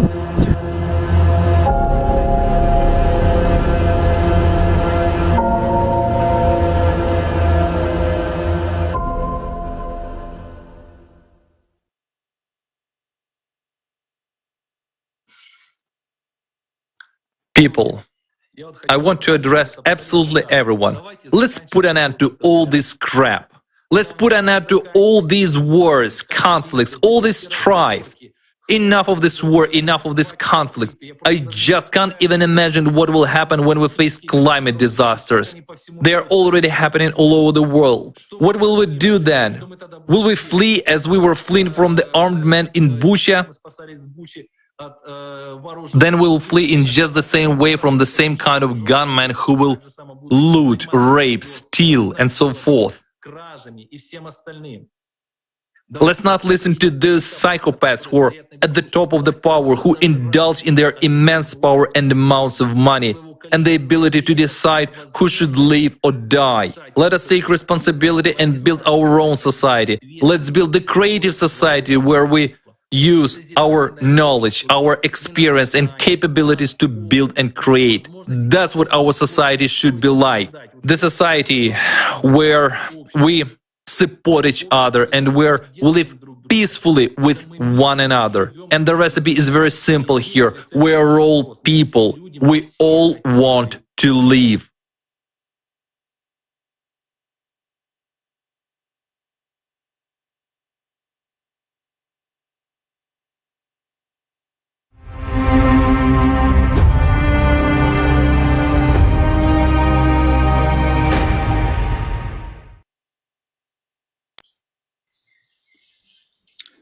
Can there be any higher purpose that could justify death, the loss of human life? V dnešní spotřebitelské společnosti in today's consumerist society, one person decides whether thousands, even millions of people should live or die. Isn't that crazy? I don't care why he does it. He wants money, power, or he is just a sick man who has exalted himself to the level of God. Because of his large scale of thinking, a simple, normal person dies in him. It's just that this large scaleness stops at his megalomania. When a man is too rich and he thinks of himself as one to have already entered his name in history, he becomes extremely dangerous to society. When he reaches the heights he set for himself in his youth, he simply loses his humanity. He is ready to do anything to stay on that height. He does everything to maintain his illusory superiority over everyone else. So his world narrows down to one phrase: divide and conquer. And that is exactly what all the collaborations are trying to do now, to divide the people at all costs and make a profit. They're trying to make us take sides, this side or the other. But I have a question. Who is on the side of people? Who is on the side of you and me? Who is on the side of human life? Is it those bastards with inflated megalomania? No, they're definitely not on our side. But tell me, are we not bastards ourselves? If we allow this to happen, we are being killed, yet we remain silent. Why are our lies exalted while the truth is being destroyed? Every one of us is responsible for what is happening. All problems in society are the doing of people themselves. All problems except the climate. We can handle both the economic crisis and war. But how do we deal with the climate that's killing us? Do you even realize that the things with the climate are really in a deep shithole? After all, we are at the peak of the climate disasters that have occurred more than once on our planet. And these happen not due to a mankind factor, but due to astronomical processes and their cyclicity. So today the climate is building up its power day by day, and this is a war, the most terrible war. What kind of idiot should one be to fail to see this? Are you a complete dumbass? Or you're just not too lazy to compare facts and statistics of escalating climate disasters, increasing earthquakes, floods, hurricanes, destabilization of the air score? Yes, the wars that people wage are horrible, but the climate is the worst war for all mankind. Do you realize what will happen to us when the whole world collapses? I'm not an expert, but I understand that my life and the life of my loved ones are in danger. How can this be ignored? Do you even realize that you are not immune to being torn to pieces tomorrow in the chaotic of climate disasters? After all, this consumer system, which we ourselves have created, stimulates only the animal nature in us. And because of someone else's ambition, you and I can drop dead at any moment in a slow and painful death. Are we really broken freaks to allow such things to happen in our world? How can you, who is sitting in warm and lazy ass in front of the TV, sleep peacefully, seeing this horror and do nothing? And when I see the war there is now going on in Ukraine, I want to ask, A když vidím válku, která nyní na Ukrajině probíhá, chci se zeptat, what have you co jsi dnes udělal ty, done today aby se to ti prevent nic this nestalo? from happening to you? Co jsi udělal ty, aby toto neštěstí What have you nepostihlo tvůj done to dům prevent a this dům tvého mischief from souseda? coming to your home and your neighbor's home? Nikdo nevěřil, že se to stane. Nikdo. No one believed that would Kolik happen. lidí si během ostřelování No a one. bombardování myslelo, How many people during shelling or bombing thought, mě určitě surely obejdou it won't come at me. tisíce It will go past a teď už nejsou. thousands. A And ty they're si teď already taky gone. myslíš, že tě klimat So now if you obejde. also thinking that climate will not affect you, Stejně jako ti, you're wrong. kteří už na vlastní And kůži like those zažili who have co je already to experienced bezmoc a helplessness beznaděj. and despair, Klimat se dotkne každého. the climate will affect everyone. Když ti zničí život, pak And si when it řekneš, destroys your life, já jsem mohl něco you'll udělat, think, ale I bude could už have pozdě. done something, but it will be Takže too co máš late. teď dělat? Je to jednoduché. Informovat všechny So o what to do jediném now? východisku, It's simple. které nám jako Inform lidsku zbývá. everyone of the only option Tvořivé we, společnosti, as humankind, kde je have left život každého člověka in the creative na society, prvním místě. where the life of every human Souhlasí s tím, comes co se v této first. nelidské spotřebitelské If you společnosti agree děje, with what's going on right now tak jdi za svými dětmi in this inhumane consumer society, then go to your children and say, I'm a a bastard. jestli nejsi I won't parchant, do anything. tak se zvedni z kolen a křič. But if you are not a Křič bastard, o tvořivé společnosti. then get up of Křič your tak knees silně, jak jen and můžeš, shout about the creative dokud to society. neuslyší všichni. Shout as loud as you can Jinak nás klimat zničí until všechny. each person hears you. Otherwise, the climate will destroy us all.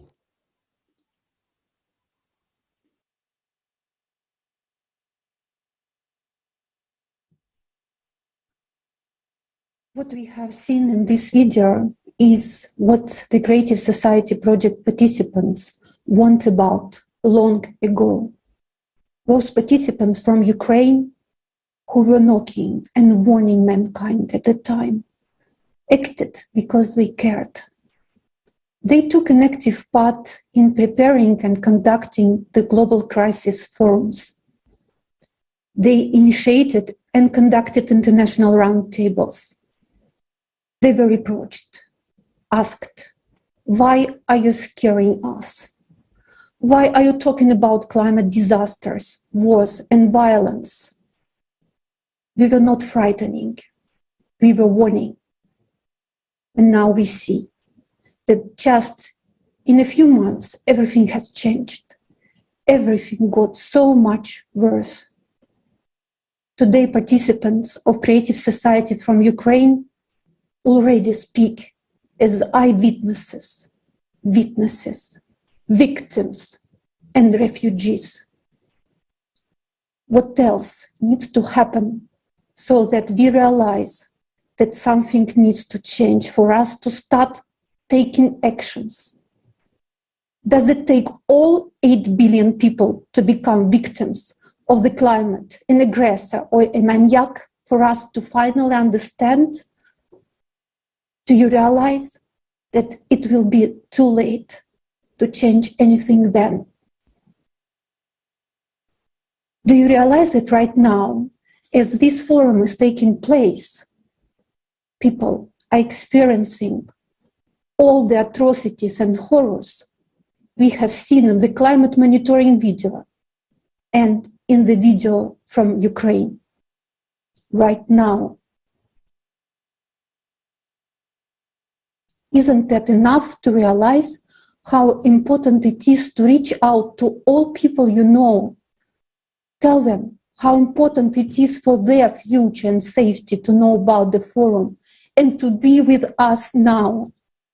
We, participants of the project Creative Society, understood that. We realized that Creative Society is our only chance. And this is what motivates us to take action. We understand how important it is to get the word out of the world. Already today, there are heroes who are saving us. We are proud of them. During the forum, we will learn more about them.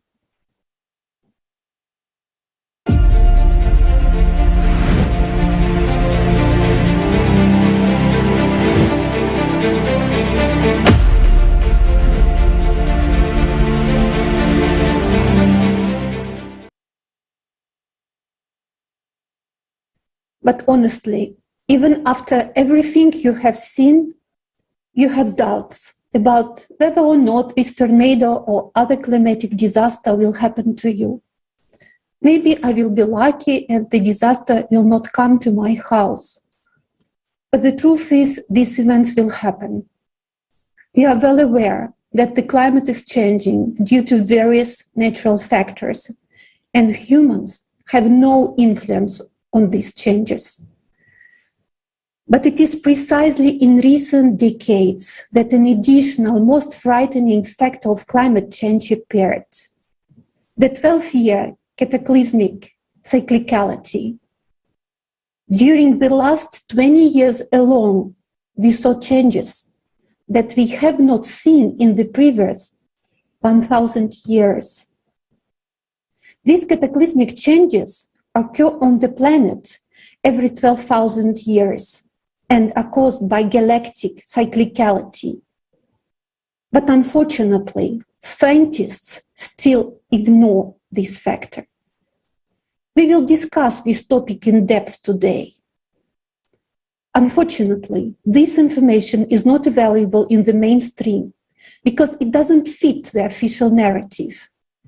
But this is the information which will help us win this war with climate.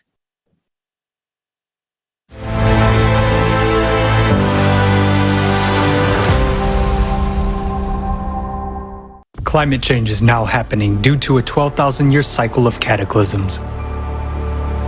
We are not talking about global warming, supposedly caused by human activity.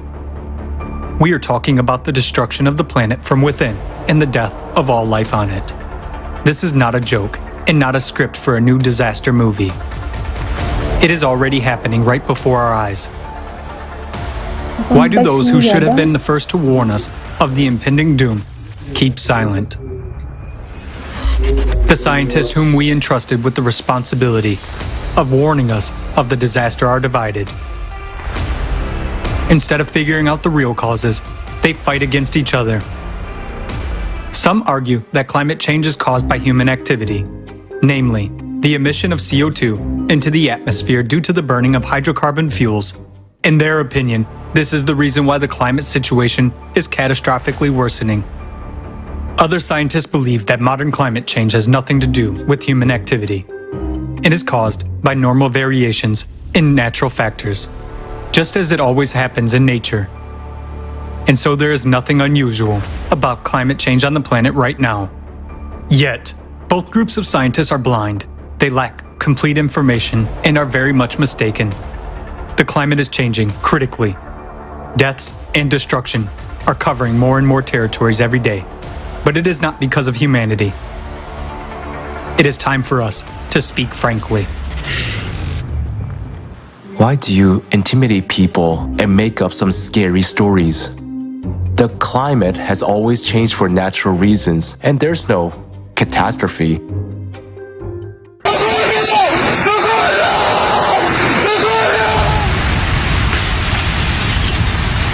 morning as firefighters try to... Just pull over, Jordy!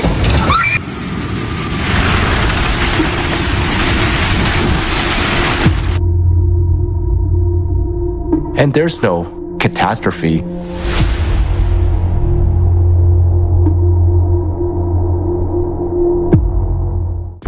Is a person who wakes you up by knocking at the door when your house is on fire, scaring or saving you? And if it's not just your house that is on fire, but the whole planet, should you be warned about that? What is happening on the planet right now is abnormal for the last 11,000 years. Let's face the facts. Over the entire millennium, the planet hasn't experienced such a drastic climate change as in the last 30 years of our lives. Overall ocean heating has increased by 450% in the last 30 years. Evidence of heating of deep ocean layers suggests that the ocean is warming from the bottom up. The ocean warming provokes an increase in the strength and number of hurricanes. The year 2020 has broken all records for the frequency of hurricanes and tropical cyclones on the planet over the entire period of observation. Due to increased humidity and rising temperatures, the intensity and number of tornadoes is increasing. Since the 1990s, the number of tornadoes in Europe has increased tenfold and continues to grow. Tornadoes and hurricanes can destroy entire residential districts, and they don't care if people are hiding there or not. Over the past 33 years, there has been an increase in the number of storms, wind speeds, and wave heights in the oceans are rising, and a significant acceleration of sea currents has been observed. According to NOAA, the number of floods in the US has increased by about 100% over the last 30 years. At the same time, they began to occur synchronously, hitting several countries at once. Since 1998, floods have affected more than 2 billion people worldwide. The rate of loss of the Greenland ice sheet over the past 30 years has increased 20 times and exceeds the maximum rate of the last 12,000 years. Numerous studies indicate that the cause of melting of glaciers is the increase in geothermal flow. That is, heat from the bowels under the Greenland ice sheet. Over the last 30 years, the rate of ice melting in Antarctica has increased by 65%. Moreover, this is happening only in the western part of Antarctica, where there is a huge magma chamber and 140 volcanoes, the heat of which melts the ice from the bottom up. Despite the fact that high mountain glaciers are melting, lakes and rivers around the globe become shallow, and water escapes into the depths through cracks. According to research by American scientists, water levels in the world's largest rivers have dropped significantly over the last 50 years. Around the world, thousands of water bodies disappear, but at the same time there are powerful downpours. For example, in China, despite frequent floods, more than 28,000 rivers have disappeared in the past 20 years, roughly half of all the country's rivers. The number of extreme fires is growing, and they do not cease even in winter. Nowadays, on average, 7 times as many large wildfires occur in the western United States every year as there were 40 years ago. Even the Arctic is already burning. With 2019 seeing the largest and most destructive fires in the northern hemisphere in 10,000 years. Fires occur in areas where the Earth's crust is fractured and where hydrogen, methane, and other combustible gases emerge from the subsurface. Because of that, fire cannot be put out. It incinerates cities, leaving scorched areas for years. More and more often, people lose their lives in fires or suffocate from the smoke. Well, all of these things that you named, they are all caused by global warming, which is the result of the increase in greenhouse gases caused by the combustion of hydrocarbons. Humans are to blame. Climate change due to CO2 emissions is negligible because the concentration of CO2 in the atmosphere is negligible. The concentration of CO2 in the atmosphere is 0.04%, while anthropogenic CO2 is 0.0004%. How can 4 molecules per million that humans add to the atmosphere cause global climate change? The rise in carbon dioxide in the atmosphere is a consequence, not a cause, of rising temperatures. Natural sources emit much more CO2 than humans. The main source of CO2 is the ocean, heated by intense magmatic processes on its bottom. The amount of CO2 emitted by the biosphere is also rapidly increasing. Trees have started to mutate, now emitting CO2 instead of absorbing it. In the last decade, the Amazon forest emitted almost 20% more carbon dioxide than they absorbed. And in Siberia, larches also began to emit CO2 into the atmosphere in the late 1980s. As a result, for the past 15 years, forests have been supplying it just as intensely as industry. Along with the forest, swamps began to emit CO2 as well, so the accumulation of CO2 is taking place at an increased rate in a natural way. The reaction of the biosphere and the ocean is a response to activation of the planet due to the 12,000-year cycle. Abnormality of the current events is confirmed by the period of the so-called Holocene optimum that occurred 6,000 to 9,000 years ago, when temperatures on the planet were 3 degrees higher than nowadays. However, there was no such a powerful emission of CO2, mutation of plants, and growth of cataclysms. Now the heating is happening from inside the planet. I am not convinced. It's all man-made. I agree that humans have no effect on climate change.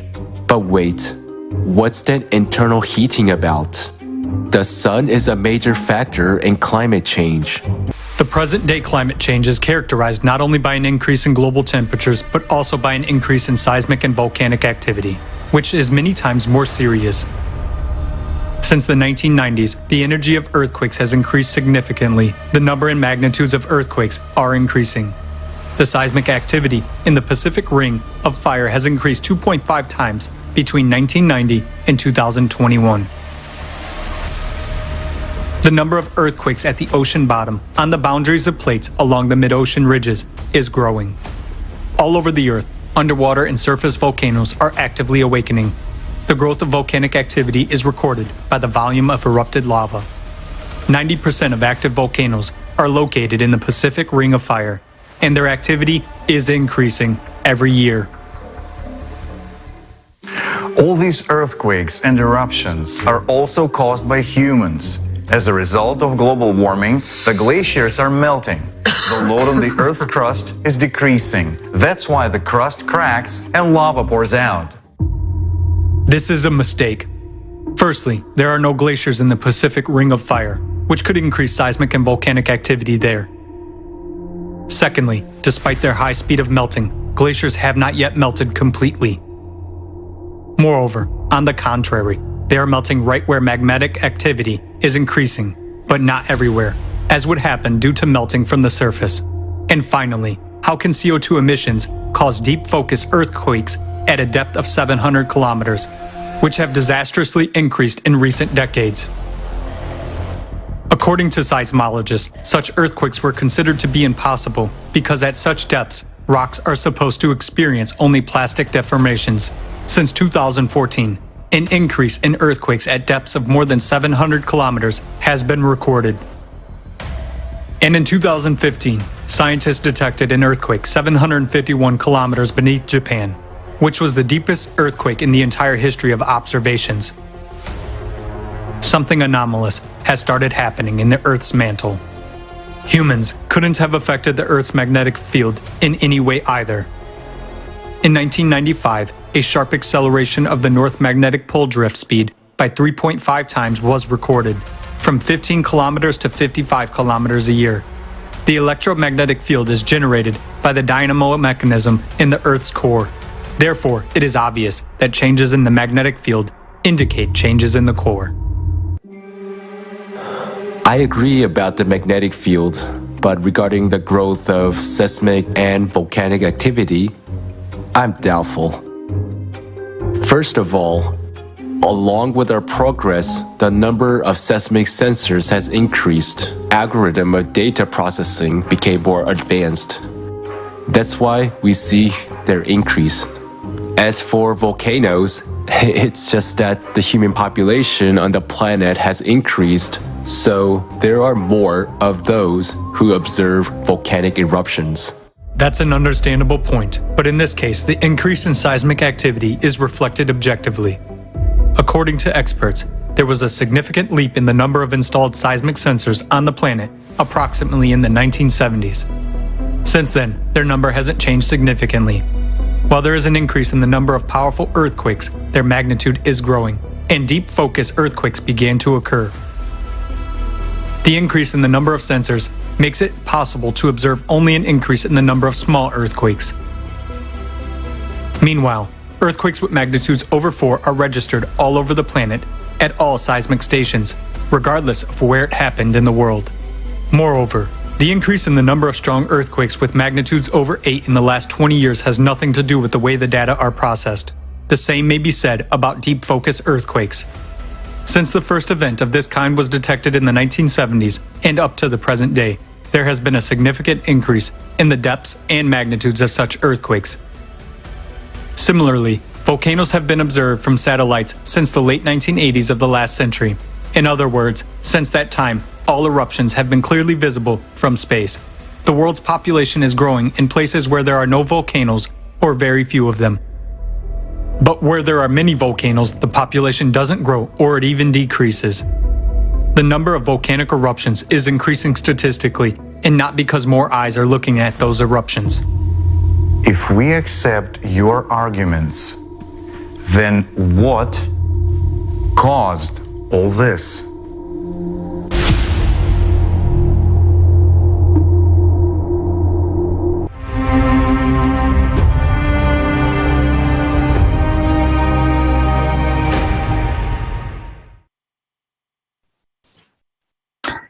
This is only the first part of the video about the 12,000 year cycle. The second part will be shown later in the forum. And you just learned about the real cause of climate change. The facts and statistics prove that we are already caught up in the inevitable destruction. We are already at war. So far, nothing is being done to study the cyclicity of 12,000 years on a global scale. Imagine you have been diagnosed with kidney failure, yet your doctor tells you that you need to trim your nails in order to get better by the year 2030. Absurd, isn't it? But this is exactly how we are approaching the climate crisis right now. We are not concerned with the root cause because we're running a business and not saving human lives. I hope you understand how important this information is. And this is why this live broadcast is being simultaneously interpreted into 100 languages by volunteers so that everyone can know the truth.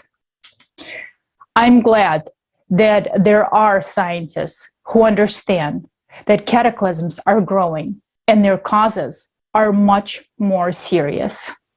I would like to now introduce Mr. Douglas Vogt, a science writer, researcher, and professional member of the Geological Society of America, who will present geological facts confirming the climate change cycle of 12,000 years.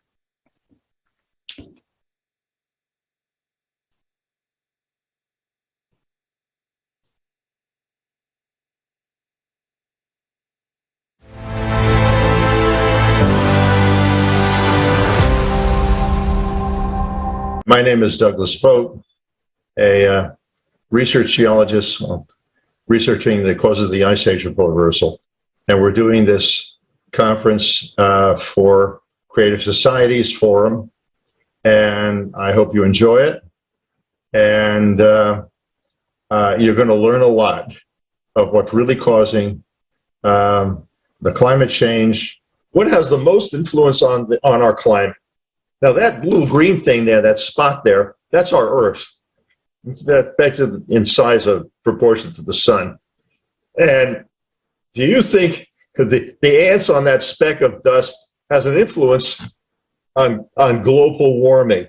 No, it's the sun. This is an IQ test. If you're too stupid to understand this, instead you're thoroughly brainwashed by governments to think global warming is caused by your car, your hibachi, you breathing too much, and cow farts. You're too stupid for this discussion at all. You're going to become like the dinosaurs, extinct, and you should be. You're too stupid to survive. What you're looking at is two ice cores. The one on the left-hand side, see that black band in there? That's about 12,000 years ago. The one on the right also is 12,000 years ago. And depending on where they took the ice cores, one is in Antarctica, the other one I think may be Greenland. But you get an idea of this is worldwide, and the ice cores tell the story right off the bat. Now, in the ice cores, they say, well, there's a higher concentration of CO2. Another source of CO2 in the sedimentary layers would be also more volcanoes going off. It gives a whole bunch of chemicals, including CO2.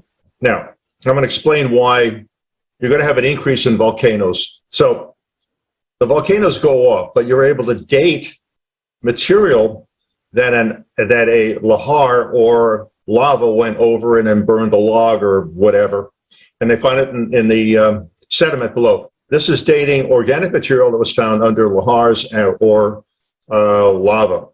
And again, they all group around 12,000, 24, 36,000. There's one more, 48,000 and 60,000. They're harder to find evidence like this because why bother? I mean, the scientist has so much time. Is he going to go plow through a bunch of lava flows to try to find a log that's got part burned and try to do a carbon-14 dating? Remember that I told you about a piece or a phenomena?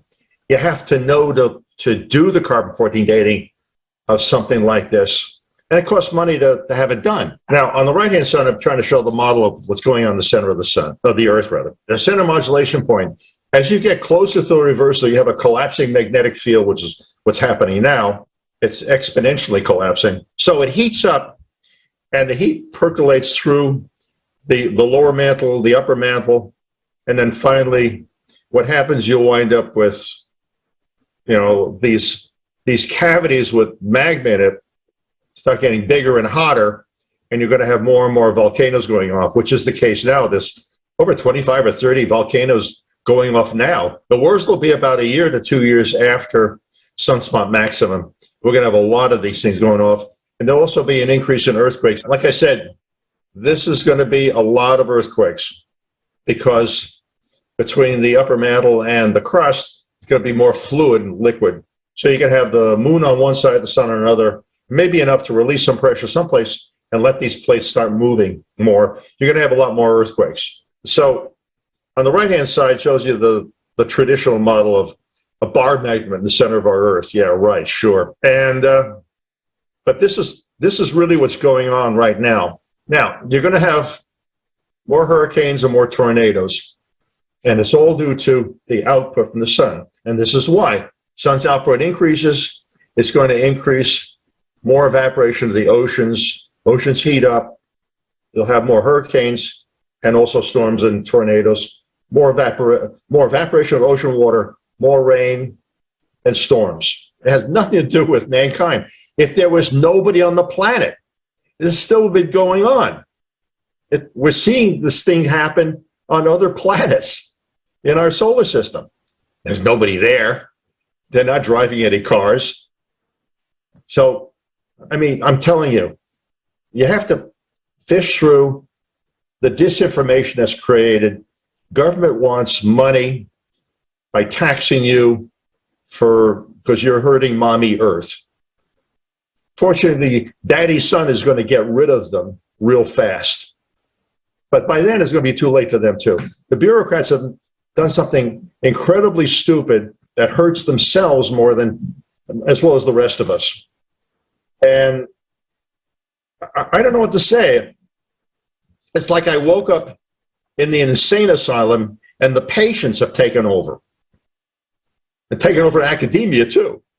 Like I said, they've institutionalized stupidity for the one purpose of gaining money from government, usually, and tuition. What else do I say? I mean, this is the end of days, literally, and I'm basically trying to help people so they save their lives, so somebody can save their lives. I mean, I'm one voice. Dihol Foundation is a nonprofit science foundation. We're doing the best we can, but it's a lot of headwinds, a lot of stupid people, and people who don't want this thing to be known. And people say I'm brave in doing this. I don't see any bravery in it. Why to be brave to tell the truth or what you've discovered? What's the point? If you see something that's wrong or evil, you should say it. Tell people.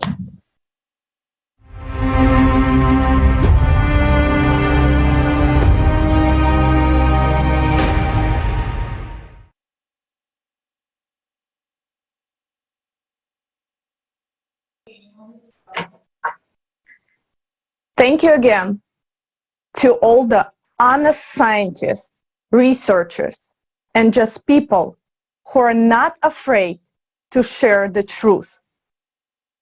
If you're asking, what can I do? The answer is simple. Right now, it is very important to share the information you just heard with everyone. Use social media, email, or text the link of this forum to your contact list. This will save the lives of people, including yours. A creative society will benefit every single person, and only by being united together, we can build a peaceful and safe world. There is no time for unhealthy competition, PR for personal benefit. Only together we can survive and build the perfect future for all of us. Do you remember how fast the information about Elon Musk buying Twitter spread?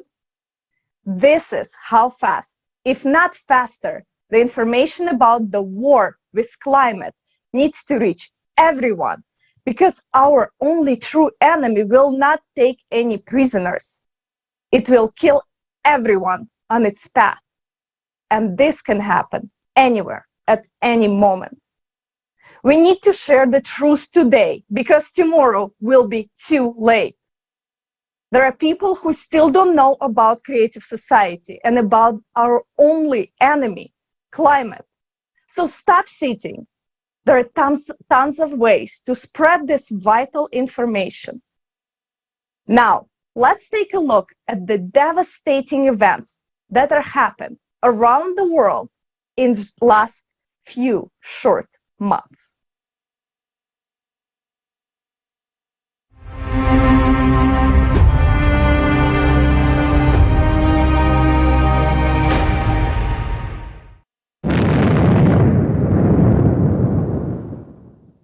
Petropolis, Brazil, February 2022. This is so terrible. My friends are all buried, all dead. Oh, my friends. The water was 2 meters high. A lot of water, a lot of water. We haven't seen anything like what happened here yesterday. I don't even know what to say. We lost everything, that's it. A complete loss. The enemy is attacking suddenly, again. People are not warned. There is no effective help. Rescuers cannot cope with such a scale of consequences. How long will this go on? The real war is going on. And what are we doing? Are we reinforcing the front lines? No. How long can we remain inactive and silently watch people like us dying? Storms in Europe, February 2022. The number of storms in Europe is growing before our eyes. 33 storms have hit residents of European countries in the last year and a half alone. This is exactly as many as over the 9 years from 2010 to 2018. For the first time, 3 deadly storms hit northern Europe within several days. There was a terrible rumble. Through the window, one could see the roofs of neighboring houses being torn off. Bricks started to fall on their heads. I'm in despair because once again, here it is, it's freezing cold in this house. It's a very cold house anyway, and there's no news. On February 18th, Storm Eunice struck Great Britain. The wind gusts on the Isle of Wight reached 196 kilometers an hour, which is an absolute record for the entire history of observations in England. The wind felled trees, tore off the roofs of houses. Millions of homes were left without electricity. Storm Eunice became the most expensive storm in Europe since 2010. Australia, February through April. Natural disasters cascade over the same region. People do not even have time to come to their senses. From the end of February to the beginning of April, residents of Australia's east coast experienced 3 historically unprecedented floods in 100 years. In 2 states, more than the annual precipitation norm fell in a week. The flood really occurred around 2 or 3 in the morning. Most people were asleep in their beds. So this was a case of not realizing and waking up to strange sounds and noises and realizing there was water in your bedroom and you're on a 2nd-story building and you no longer can get out of your house. The cities now, they look like a war zone, and there's nothing much left for people to recover. There's 26 of us on the roof waiting to be rescued. As you can see, all our cars are now destroyed. Something I've never ever seen in my life. Everyone has lost absolutely everything. It's absolutely devastating. Thousands of people were forced to leave their flooded homes several times. In Sydney, March was the rainiest in the history of meteorological observations. The city of Lismore, with a population of about 44,000, was completely flooded. Japan, March 2022. Hey everybody. So about 20 minutes ago, we had a really strong earthquake we experienced here in Tokyo. It was actually, epicenter was up in Fukushima. The news is saying 7.3, 7.4.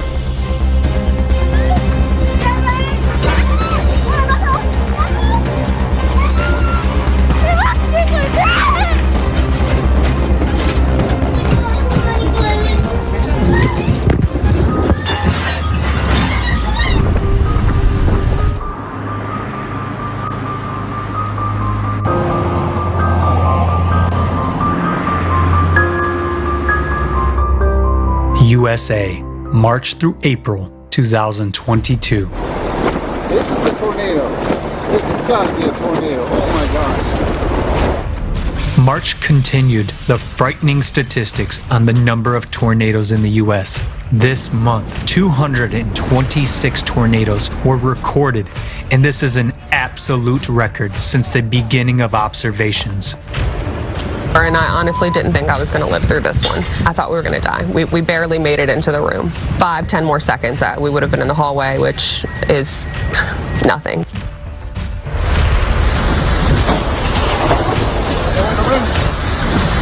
I ran into my master bedroom closet and just sat in there, and I came out and noticed everything was destroyed.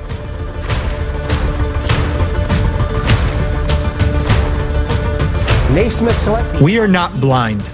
We see that the situation is beyond our control. The real causes have not been studied, and we have no solutions.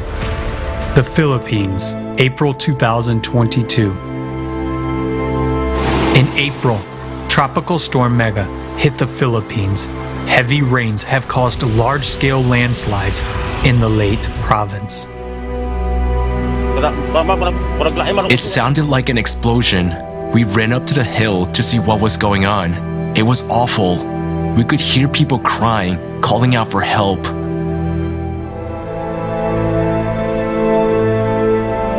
Your house was swept away by the mud. Yes, it was gone after it was hit. I was afraid for my children.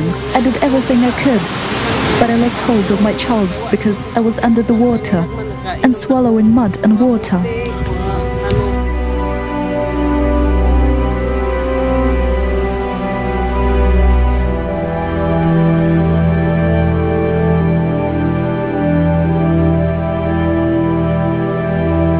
South Africa, April 2022. Residents of South Africa were hit by an incredible amount of precipitation. Near the city of Durban, almost 6 months of precipitation fell in 48 hours, breaking the record for the entire history of observations. This caused the deadliest flood in South African history. There were houses over here, and the flood just took all these houses that were here and goes straight to the water. We heard people shouting. My brother and father tried to rescue them, but by then the houses were covered by water and the tree collapsed on the houses. We didn't know what happened to them. I just want you to listen to the cries of family members who lost their loved ones. It's very painful to listen to.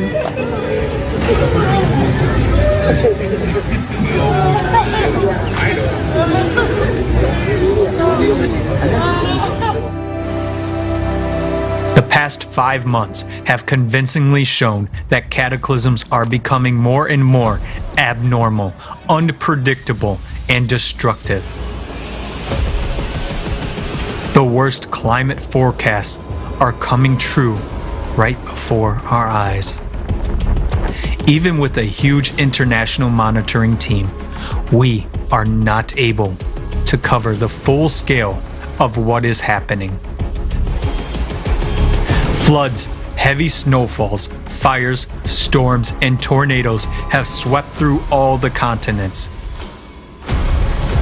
Every country has experienced the attack of our common enemy, the climate. We need to face the truth. We are not ready for this.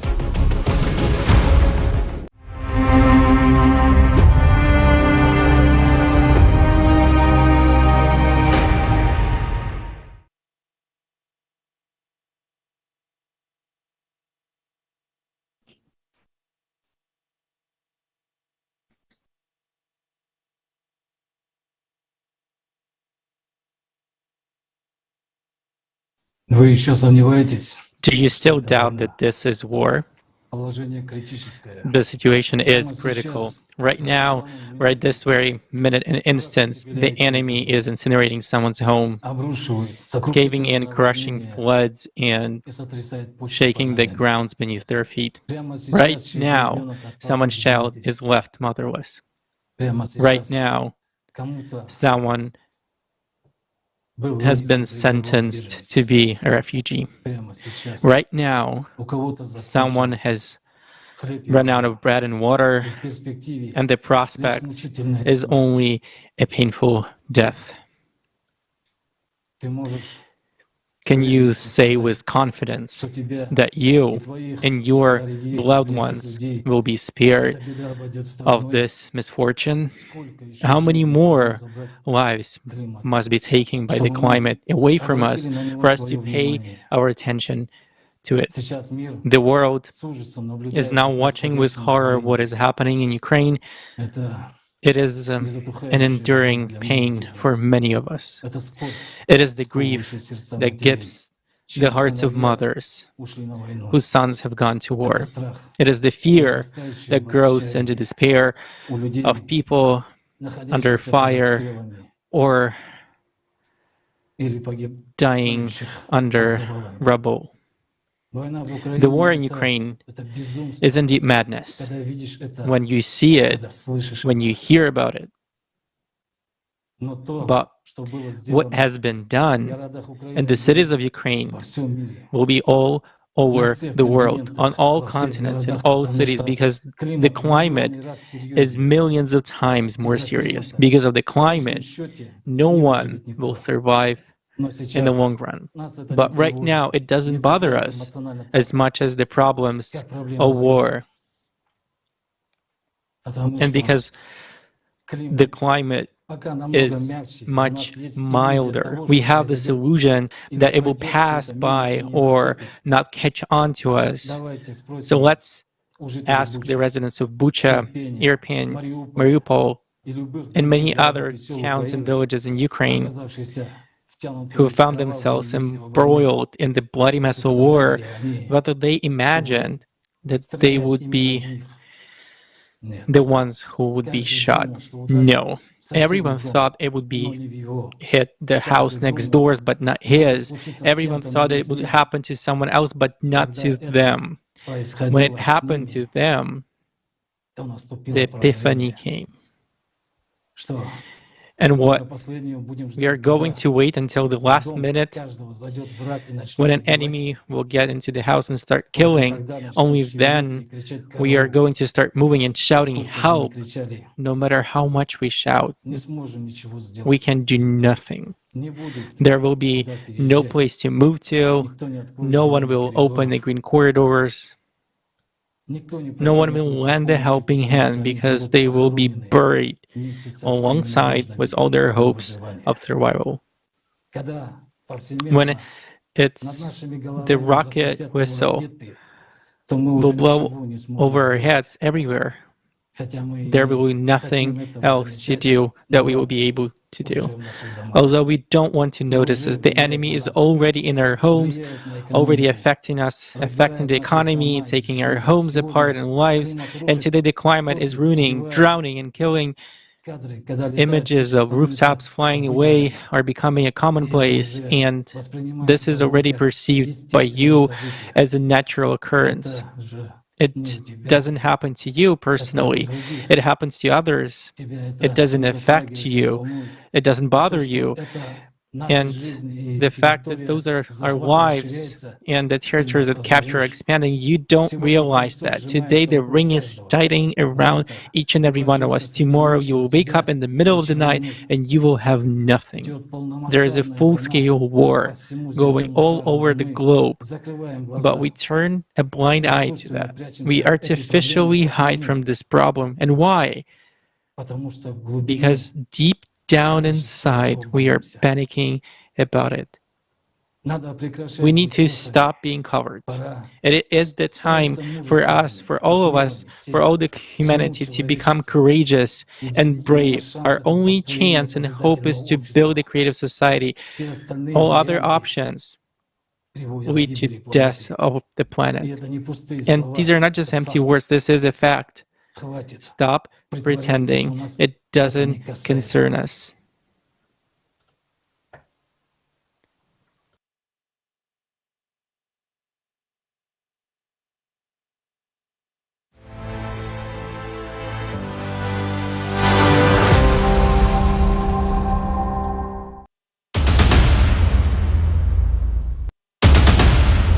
Do you know what a sudden death is?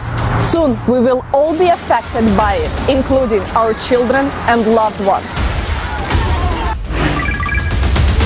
It happens in an instant. In just 30 seconds, the entire city gets buried under rubble. People go to bed, and in the morning, they are just gone. In just 30 minutes, water fills the entire house. People are rushing out in their underwear while someone is breaking windows to save those who became trapped in the flooded homes. Landslides, instantly destroying everything in their way. If lucky, warning come just a few minutes before a natural disaster. It's impossible to escape within this time. None of us are prepared for such a scenario.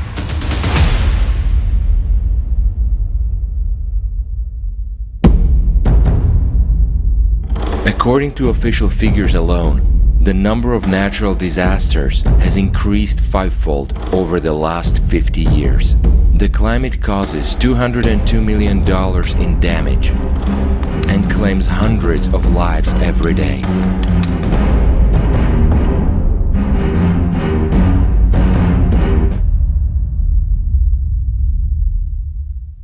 None of us would want to be among the dead. We reached out to experts around the world to find out if our society is prepared for rapidly increasing natural disasters. Climate situation has greatly changed the way fires behave. Climate change causes fires to become more destructive as they now form convective storms and smoke plumes which become very tall and massive, causing smoke plume tornadoes that already become much more aggressive and dangerous to the entire fire brigade, as we can see.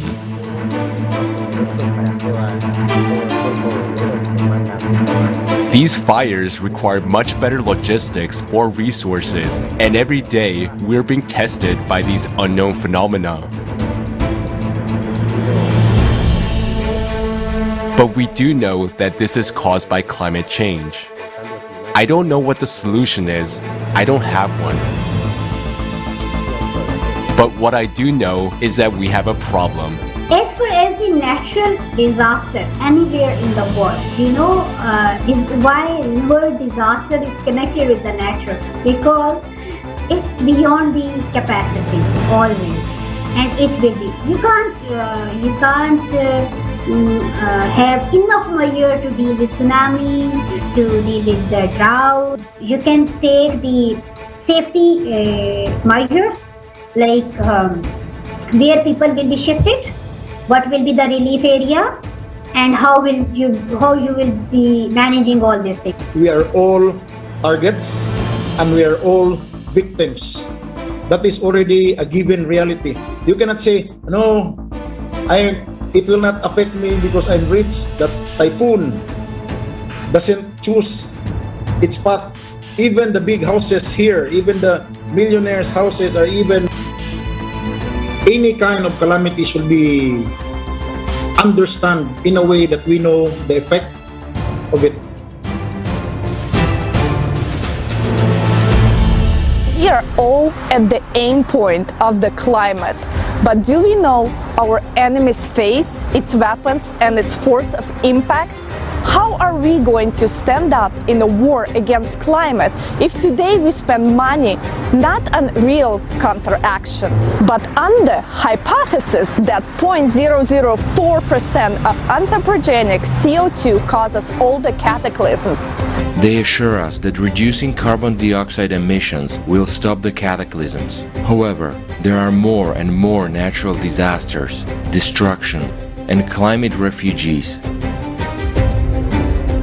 Just think about it. Over the last 11 years, more than $5 trillion has already been spent on the so-called fight against climate change, but it's useless. There are so many disasters already that the heroism of rescuers is not enough. Rescuers are heroes and they risk their own lives. But the tools they have are not enough to deal with the force of natural disasters.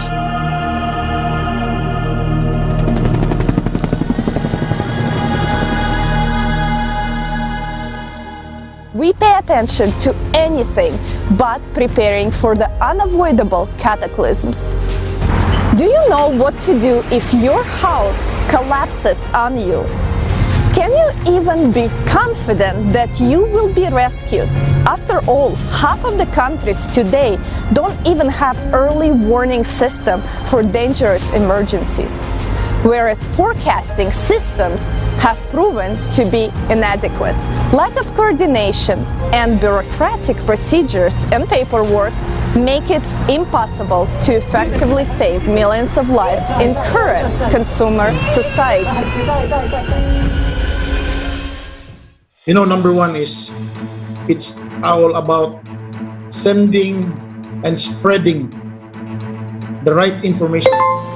It's always about information system, because once people are informed and once you become active, We have actually been able to significantly reduce the number of casualties in many disasters, which have been on the rise lately in large-scale disasters, because we invested in informing in advance, in warning systems, and in structures where you can take shelter. That is very, very helpful.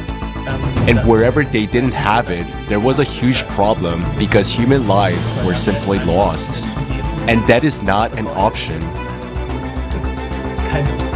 So I was very surprised really at the scale of the deaths and destruction, because from my point of view it looked like we could forecast this event coming.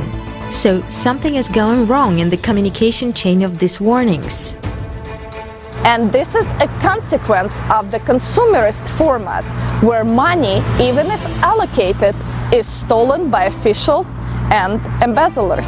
This is our money, the taxpayers' money. It is taken from our pockets, but why does it not reach those who save our lives?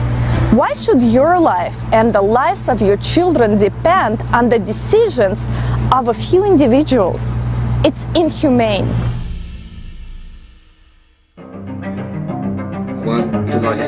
While we were going through one of the greatest tragedies in our history, our president decided to take a vacation and went for a trip to the south of the country. He provided no practical help, no help at all.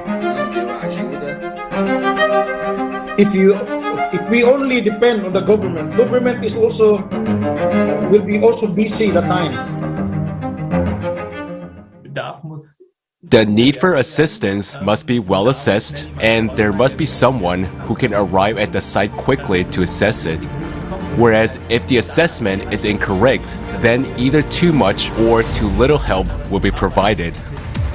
It is possible to work only by improving warning systems, having rapid reaction force units, and having local search and rescue teams.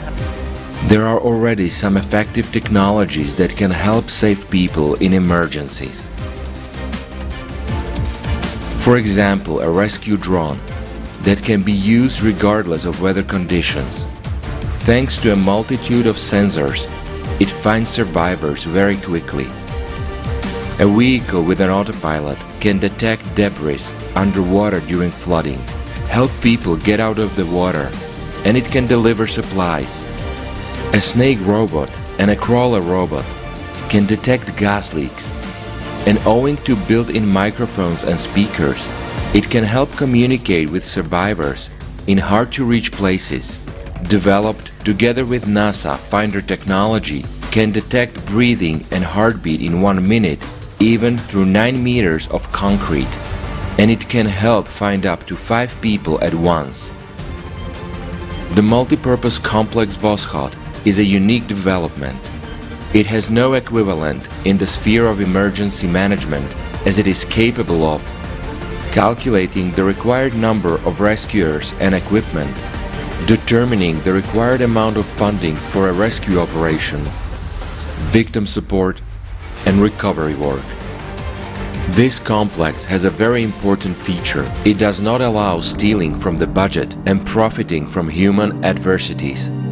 Technology to save people is not being implemented everywhere because it is not a priority in the consumerist format. Protocols of diplomacy, conventionalities of diplomacy and politics, and a lack of joint logistics have brought us to the point where there is no effective interaction among emergency services in the world. We need to build our society on a system which is more resilient, which is better capable to withstand any change which is happening, either in climatic systems or even in socio-economic systems. There just has to be cooperation based on trust and also a system for distributing budget funds, which is simply growing in different countries. And that works, saves lives, and preserves livelihoods. In that sense, I very much support the idea of establishing a global rescue service, a unified organization that ensures room for opportunities, takes diversity into account, and at the same time makes use of synergies on a global level. That's exactly its value.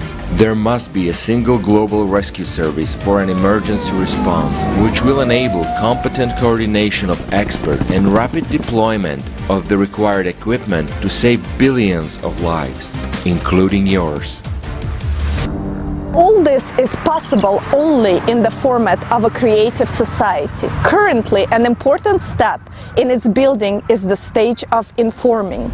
If we do not inform people about it right now, we will lose time. And tomorrow, there will be no one to inform and no one who will help you. It's important to bring this information to everyone now so that you and your family can survive tomorrow.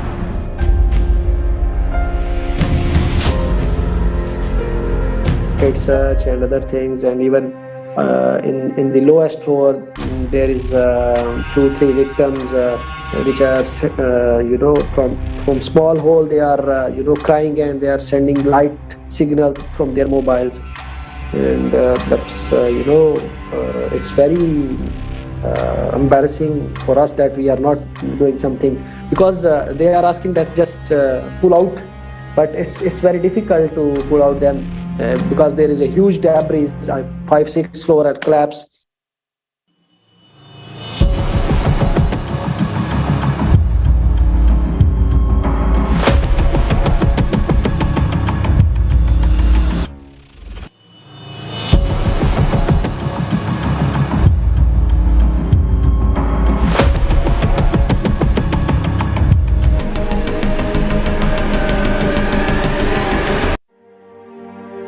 During Typhoon Yolanda, because when I arrived 4 days after Typhoon Yolanda in 2013, it is the first time in my life to see dead bodies everywhere. And government was not able to attend it right away. Some already decomposing. And it is the worst for me of all the situation I was attending. Like the pain really went into my heart, and you know the smell of dead bodies are everywhere you go. And it was also very sad because some did not die because of the typhoon. Some died because somebody stole their food. Some died because somebody stole their water. Very, you know, like something that we cannot, that we will always say, I hope it will never happen again.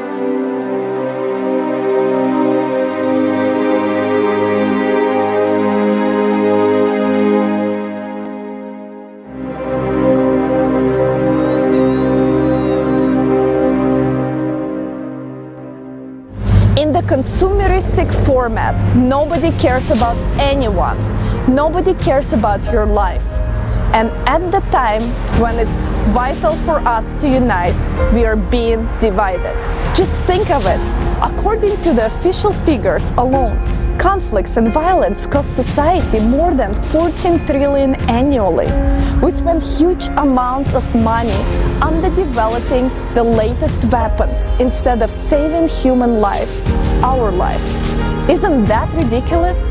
The media is brainwashing us to think that it's normal. But is it normal? What are we, insane and incapable of thinking and analyzing? How could this be? In a civilized society, enormous sums of money are spent to take our lives away, yet they save on saving our lives? We live in a crazy world. There is everything turned upside down. Make your own decision to die in a consumerist format or to live in the creative society. The choice is yours.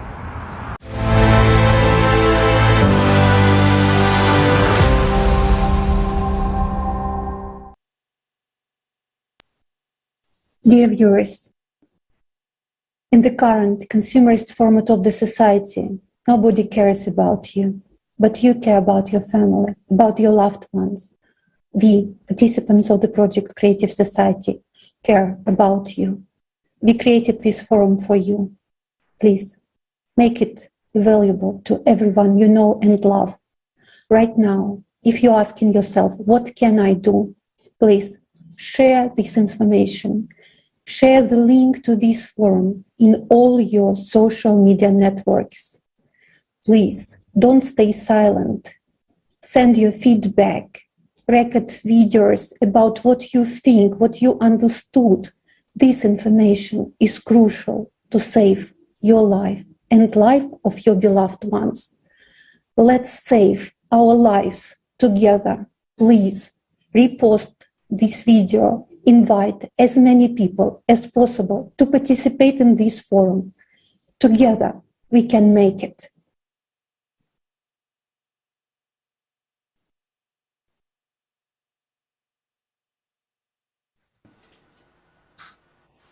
Greetings. Here, we have shown the real situation now, how serious and dangerous everything is.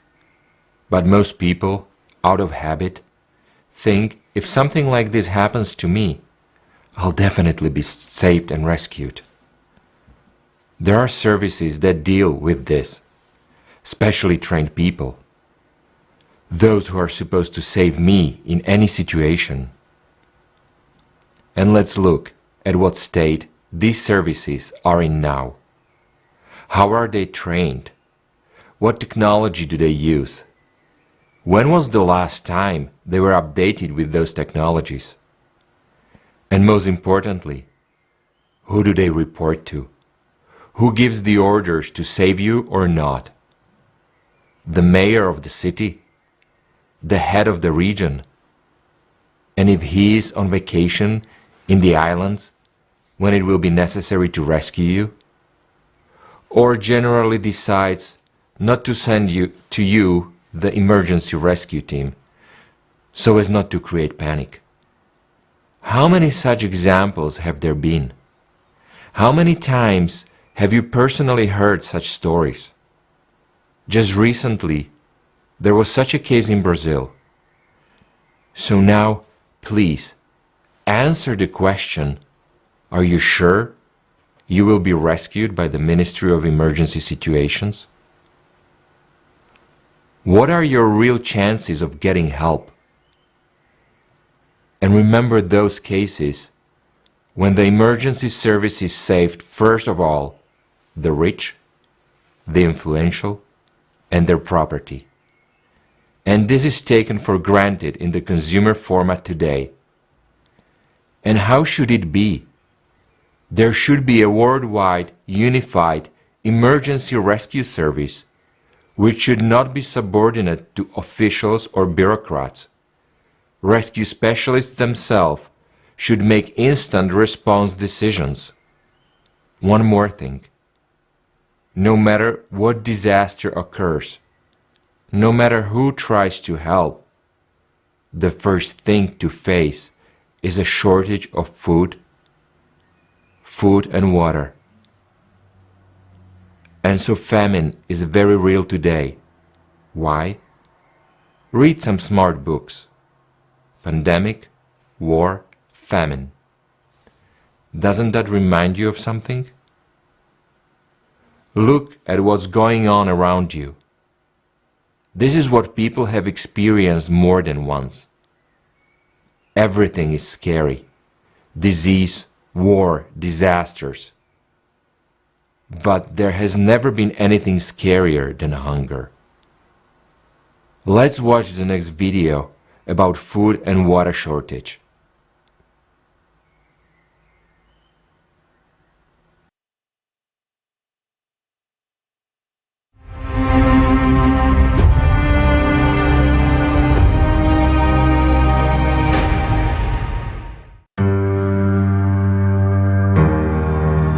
(2021) Haiti. Due to ongoing natural disasters, people were pushed to the brink of survival. An acute hunger gripped the whole country. When all animals and everything around, even the leaves on the trees, had been eaten, people began to eat sand and clay, trying to trick their stomachs.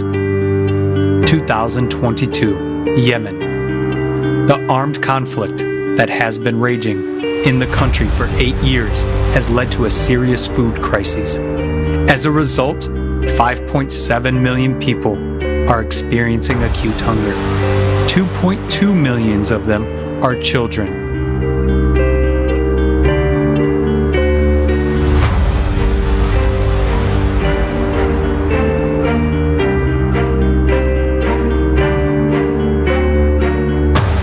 Hunger, the new reality. The modern world is a theater of the absurd. While on one side of the planet people die of hunger by the thousands every day, on the other side of the planet, more than 2.5 million tons of food are simply thrown away every day before it even reaches shop shelves. If we distributed this food to those who are undernourished, every needy person would get 3.5 kilograms of food a day. We still can afford to buy food and throw it away untouched, but that will change soon. During the pandemic period from 2020 to 2022, the prices of basic foodstuffs have increased by 45%. At the same time, the level of poverty around the world has also increased, even in developed countries such as the US and Europe. Many people are already experiencing it. According to the US Department of Agriculture, more than 38 million people, including 12 million children, are food insecure in the United States. In Switzerland, 722,000 people were already below the poverty line in 2020. Heat or food, electricity or dinner, rent or food, which would you choose? In affluent countries, millions of people who face hunger make these difficult decisions every day. But this is just the beginning. The year 2022 brings new challenges for humanity. And now, even those organizations that were supposed to protect us from hunger and poverty claim that today the world is on the brink of a food catastrophe. In the modern consumerist format of our society, wars, pandemics, and economic crises are just another excuse to make money off us. It is a very profitable business which brings huge profits to a few, while the remaining 99% are hurtling towards the abyss of impoverishment. It is therefore naive to hope that anyone other than ourselves is really interested in seeing the situation improve. The events of 2022 have shown how much we all depend on each other. The consequences of one country's problems are sweeping the world. While we are fighting each other, imposing sanctions and food embargoes, the number of hungry people around the world is skyrocketing. Meanwhile, our planet is approaching ecological collapse. Pollution and drying up of water sources, erosion and soil degradation have made more and more land unsuitable for growing food. Extreme temperature fluctuations and shifting seasons have also contributed to that. Sharp frosts, heavy rains, or prolonged droughts lead to crop failures in entire regions. Meanwhile, it is estimated that by 2050 the world will need 50% more food to feed an expected population of 9 billion people. How will we be able to feed so many people under these difficult conditions? But these are only harbingers and the initial stage of climate change. Cataclysms are increasingly causing famine. Flash floods, hurricanes, and volcanic eruptions rapidly following each other not only make the soil unusable, it becomes impossible to live in these areas. Now we are so desperate for food, water, and medicine. Even money won't help us, as there is absolutely nothing to buy on the island because everything is destroyed. Many of our fishing boats are badly damaged, and some people have tried to repair them to use for fishing. Now the only thing we drink is rainwater, and so many people are getting sick and suffering from dehydration. Our world, which seems familiar and stable to us, fails in any difficult situation. We live in an illusion of security and close our eyes to what is happening in the distance. But we cannot escape inevitable climate change. A wave of cataclysms is inexorably rolling towards all countries and regions of the planet. In the years to come, every one of us will face famine, and the likes of Haiti, Yemen, and the Philippines will spread across the planet.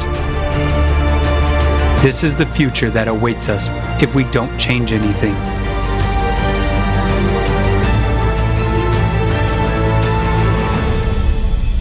We can sit around and wait for someone to solve these problems, relying on international organizations, governments, and the powers that be. But when hunger comes to our home, no one will care about us. Everyone will be concerned only with their own survival. This is exactly the root of our consumerist format. We are all divided and everyone is for himself. And such an attitude towards each other will be our suicide in hard times.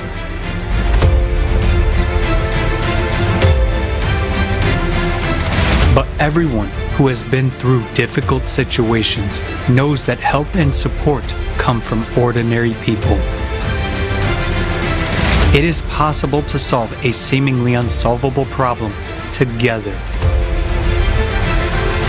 And in such situations, everyone understands how important simple human relations are, as well as the life of each person around you. We are so interconnected today that it is impossible to solve global problems alone. But together, being united, we can find that only way out for all.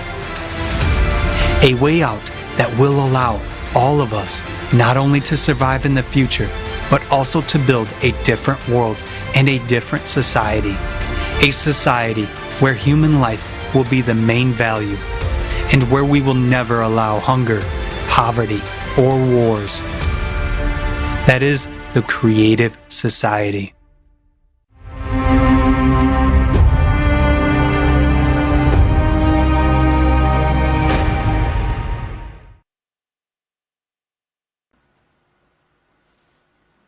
Many people now watch and do not realize how serious it is. The state of hunger changes a person's psyche. Do we realize what we are capable of when faced with life-threatening hunger and thirst? Next, we will be very difficult interview. It is a famous case. You can read it on the internet. You can find it yourself. You have no idea what a person is going through. And when he is in a state of starvation. So be warned that the interview is not for children.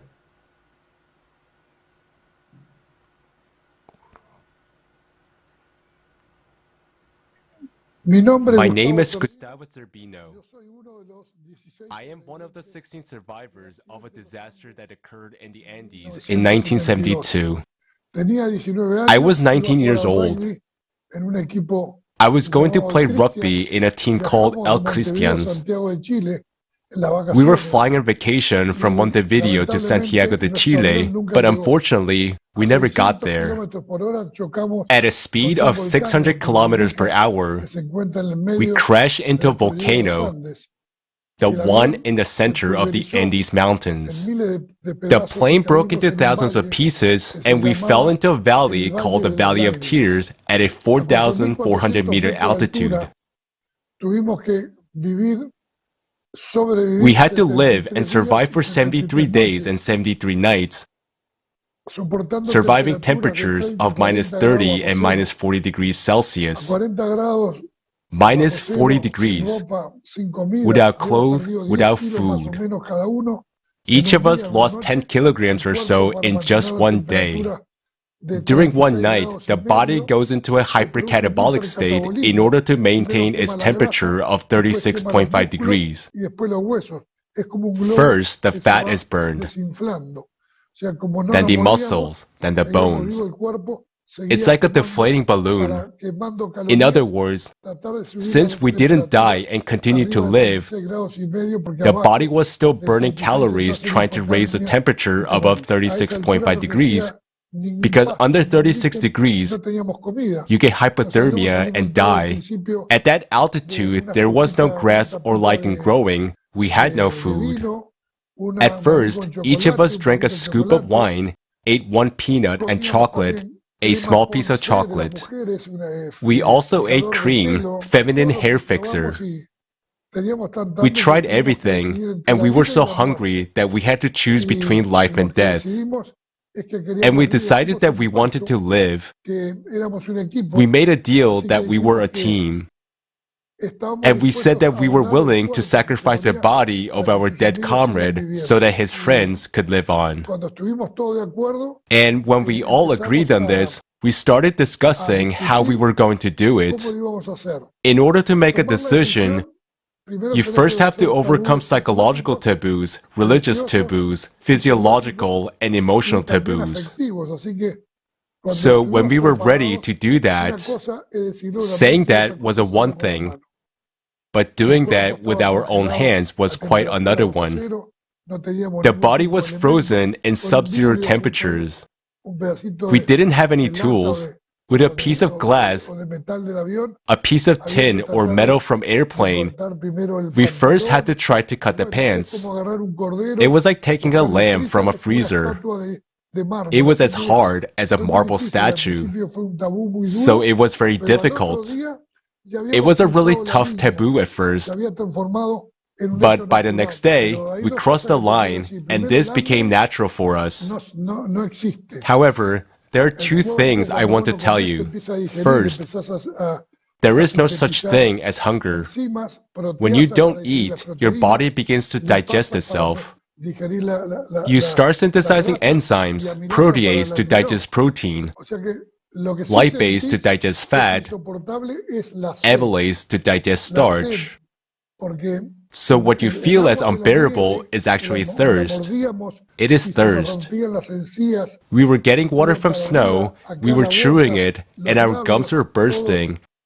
Our mouth, our lips were bursting from chewing ice. Until we invented a machine for obtaining water. The thirst was unbearable. We drank water and immediately urinated because there was no salt in it. 1 molecule of salt is what holds 4 molecules of water. So we were drinking water and losing sodium, potassium, and magnesium. The color of our urine was similar to the color of Coca-Cola. And there came exhaustion. We were completely exhausted. We kept pushing and pushing away the threshold of pain, the threshold of anguish, and the pain of hopelessness. We went through the most unbelievable hell one can imagine, but since we had no choice, we had to deal with that. This is the kind of suffering people go through when they are faced with the problem of hunger. Imagine 30,000 people starving to death every day. There are facts and statistics how much the problem of hunger has grown. And it has grown tremendously. But it doesn't have to be that way. We can feed every person in the world. Such technology does exist. Let's watch a next video.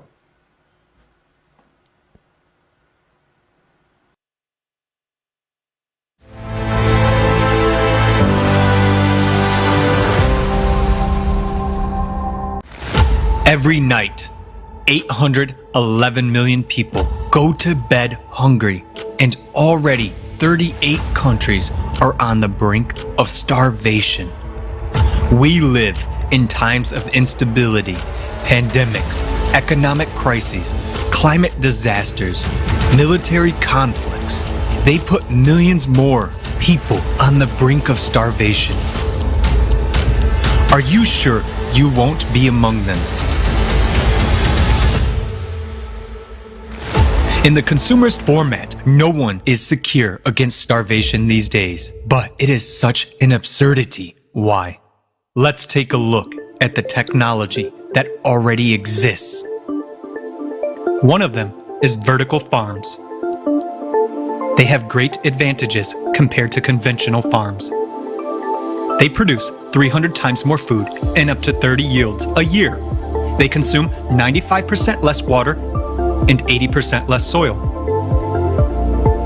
They make it possible to grow various crops all year round without using pesticides. They don't depend on weather or location and require minimal logistics costs. Harvesting is possible even in Antarctica. Aquaponics. It allows simultaneous breeding of fish and cultivation of vegetables in a single closed cycle. Fish waste fertilizes plants, speeding up their growth by 40%. It is environmentally friendly and can operate in a virtually waste-free way without polluting water bodies. It doesn't involve pesticides and consumes 10 times less water. Yields from 1,000 square meters of land by this method equal to yields from 2 hectares of fields and 20 hectares of ponds. It can be applied in the tropics or an arid desert, and even on the roof of a skyscraper. Humanity has already learned to print food on a 3D printer and to grow fish and chicken meat from cells. Even food made of air is no longer science fiction. A Finnish company is building a factory to produce flour from air and has won the first stage in a competition to provide food for space missions to other planets. We have shown only a few examples of technology, but even they can already resolve the problem of hunger once and for all. Development and introduction of such technologies in the infrastructure of cities will provide people with food everywhere, regardless of crises and disasters. It will make the process of growing food products independent of climate, weather, location, soil fertility, or even logistics. In consumer society, hunger is a prospect for everyone. In the creative society, not a single person in any country of the world will go to bed hungry. It will be up to us, people, to jointly decide which scientific discoveries to implement first, while openness and transparency of information in the creative society will make it possible to ensure reliable control over implementation of our decisions. We really want to live in the creative society. And what about you?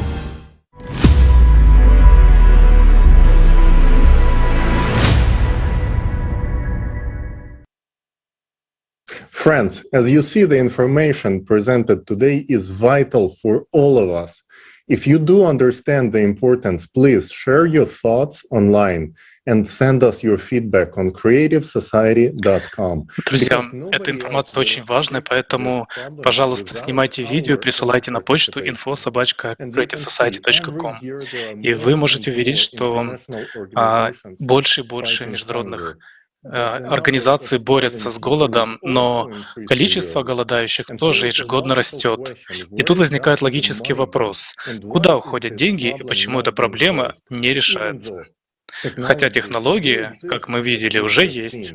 Давайте посмотрим, как работают благотворительные организации действительно.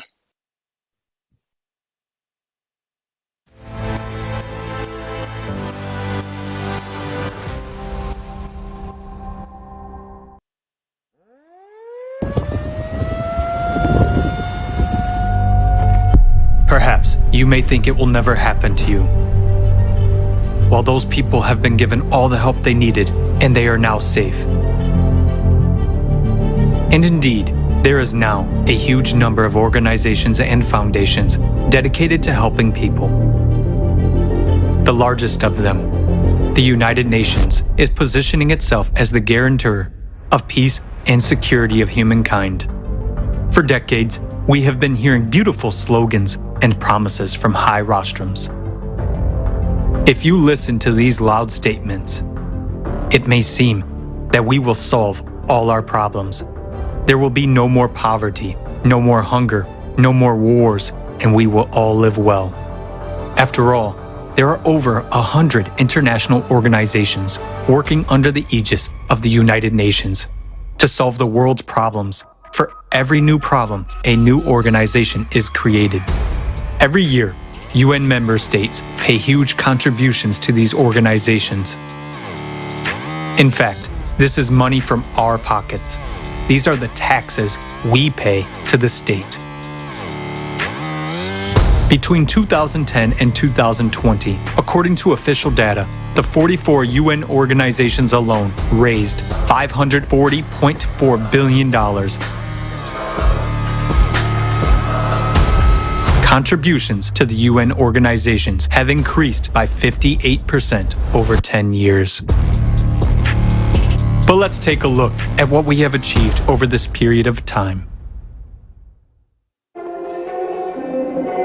The largest amount of money today goes to solving the problem of hunger.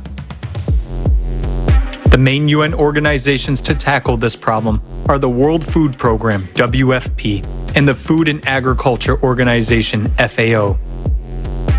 They have raised $79.8 billion over the last 10 years. Current estimates are that almost 690 million people are hungry in the world and 750 million people are severely food insecure. The Food and Agriculture Organization itself predicts an even greater increase in hunger by 2030. 841 million people. So, the World Food Program is projecting funding needs for 2022 already at $13.9 billion. So they say, there will be more hungry people, so they need more money. It is a legitimate question. How is it that, with ever-increasing funding, the problem itself is only becoming worse? Let's look at another problem, the refugee problem. The number of refugees has doubled over the past 10 years, comprising 82.4 million in 2020. The United Nations High Commissioner for Refugees, UNHCR, deals with refugee issues. Over the past 10 years, funding for the organization has increased by 56%, reaching $4.8 billion in 2020. Let's look at what kind of help they provide to people. One area of refugee assistance is shelter. On their website, they state, "The main part of our protection mission is to guarantee access to proper shelter in humanitarian emergencies. We provide tents, distribute plastic sheeting, and develop strategies, tools, and guidance in emergency situations, and provide emergency assistance to those who need it most. On cold nights or hot days, our help can be the deciding factor between life and death. In an emergency, tarpaulin tents are an adequate short-term measure, but people live in such tent camps for years in inhumane conditions with no hope of the future. Due to the lack of even basic sanitation conditions, people die of infectious diseases. Who benefits from the problem not being solved? As long as there is a problem, there is funding. And if the problem is solved, there will be no funding and therefore no organizations. As long as there is a financial interest, as long as someone makes money from it, no one will solve the problem. The UN itself is very much like a transnational corporation in its structure. There is a parent company that coordinates and manages the activities of its other companies, but each brand is a separate business entity. In 2020, more than $3.7 billion was spent to maintain the UN bureaucracy on staff and director salaries, health insurance, holidays, business class flights, and other expenses. The planned expenditures for the renovation of the Palace of Nations alone in Switzerland, where the UN headquarters is located, is $871 million. With this money, 174,000 houses could be built using 3D printing technology. How many refugee families could benefit from this housing? But alas, building homes for those in need is not a priority for their aid. What do we have in the end? Numerous organizations that we have entrusted with the responsibility of solving serious problems of humanity turn out, on closer examination, to be merely business structures. It becomes obvious that there is a direct interest in the growth and aggravation of problems. In other words, it is beneficial for someone that people starve, struggle to survive, and make wars with each other. And that is the cynicism of the consumerist format of society, Creating the illusion of solving a problem without the real goal of eradicating it is a principle of the consumerist format. Under such conditions, it is tantamount to anesthesia for a fatal illness. And even closing or reforming some organizations or firing some individuals will not save the situation, because new ones will come in their place and do the same thing, making money off our lives. Today, because of our tacit support for the consumerist format, we are all on the precipice. The rapid escalation of all crises will soon bring us all, without exception, to the brink of disaster. What kind of help will we get? A piece of tarpaulin for shelter and a couple of bottles of water?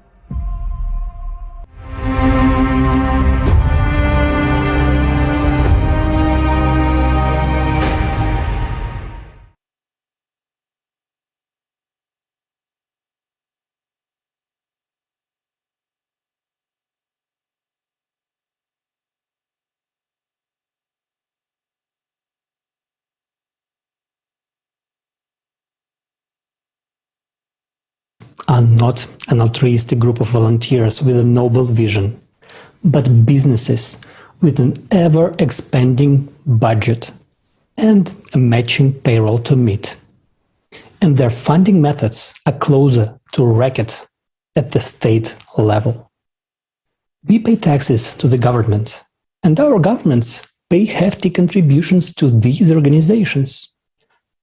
Ultimately, we are already taxed by these organizations, yet they are still asking for more.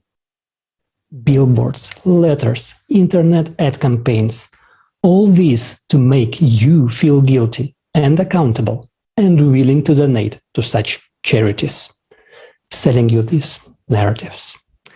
It is a very effective strategy on their part, as mixing a combination of fear and guilt is the most powerful motivator to get people to open their wallets, thinking they're going to help someone in need. One thing should be pretty obvious by now. This scheme will not work if the problem goes away. And here lies a fundamental conflict of interest. No problem, no money. Less of a problem, less money.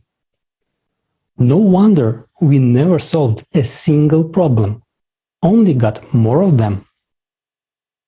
Let's be honest, in this consumer format of society, we are too accustomed to shifting the responsibility to someone else. What a relief it is to know that so many powerful organizations took the responsibility to fight world hunger and poverty, prevent wars and climate change. We were so happy to tick this off our to-do list that we never questioned either methods or results. Didn't check the publicly available financial reports. Instead, we did what was expected: acquiesce and look away. We live in those times when continuing business as usual will lead not only those on the brink of starvation, but everyone to sudden death. The choice is ours. Continue looking away or choose to build a creative society where human life is the highest value, the life of every human being. Decide to dedicate all human potential and all funding to really solve the problems at the root, once and for all. Given the combined spending on funding the organizations and CO2 mitigation, the problem is not the lack of money, but the lack of responsibility for our own lives. Now, let's hear on this topic from our dear friend, one of the world's most famous business consultants and top communicators, Dr. Ichak Adizes.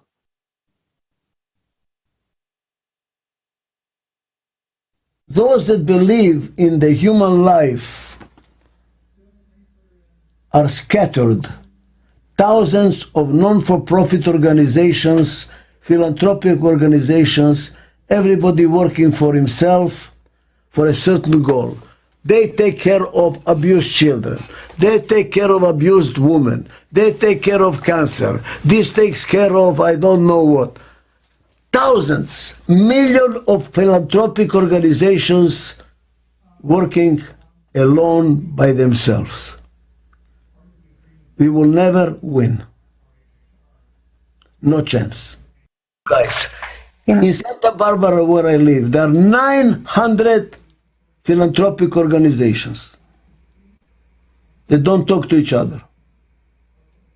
If we took around the world all philanthropic organizations, well-meaning organizations, you know how many people belong to them? Probably 1 billion people. You know how much money there is? More than 1 billion. Billions of dollars. Not together. If we did put it together and have a common strategy, how we are going to change that business world, we can do it. We can do it. Because let me tell you something. I work with the business world. I work with CEOs of companies all over the world. They're not bad people. They really are concerned about what's going on as much as you and me. They're concerned that their children very soon will not be able to play in the street, out there in the field, in the park, because the sun will destroy them and give them cancer. We are not protected anymore. That they will not know flowers anymore. They will not know animals anymore. They're going to be sitting at home playing computer games all day. They cannot go outside because of crime. Because they're going to get cancer from the sun. They will not be able to breathe. They are concerned. Each one of my clients, CEOs, are concerned. So how come? The dynamics of the system makes them do it. They don't have a choice. If you are a CEO, if you don't produce the profits that the stock market predicts you should produce, your owners are going to sell the stock, your stock is going to go down, and you will be fired. They don't have a choice. The system took over, and we are all victims of the systems. We are not the villains, we are the victims. What we need to do is change the system. But in order to change the system, we have to be politically powerful. You're not going to change the system unless you're politically powerful, because politicians watch on the votes. How many votes do I get? We need to get these billion people together to say, we will all vote for those politicians that believe in what we believe, and they will change the system. If we don't change the system, it's not going to work. But in order to change the system, we need to get the politician on our side. In order to get the politician on our side, we have to get the voting. In order to get the voting, we have to get together. And people don't understand. You know, they're taking care of abused women and abused children and abused this and that. Nice. But you know what? It's not going to change the world. It's going to get worse and worse and worse and worse. Democracy is not working anymore. You think that we have democracy in America? Don't kid yourself. The business world, through the lobbying, are doing everything. We are just playing games. The world is becoming too complicated for democracy to work. Dictatorship does not work either. We need a new system. Everybody is getting excited to change the world, but nothing is happening. Except that we go and we burn some tires and when we make demonstrations. That's not going to work. What we need is to get organized. Through this platform, we need to get people to say, okay, We have a chapter of Creative Society in America, chapter in Santa Barbara, chapter in New York, chapter in Kiev, and we all start working in unison. And I'm glad that it's a Creative Society, which I believe should be the constructive society, is making it as a goal to do it in the future. You are blessed, and I congratulate you on your effort. Thank you very much.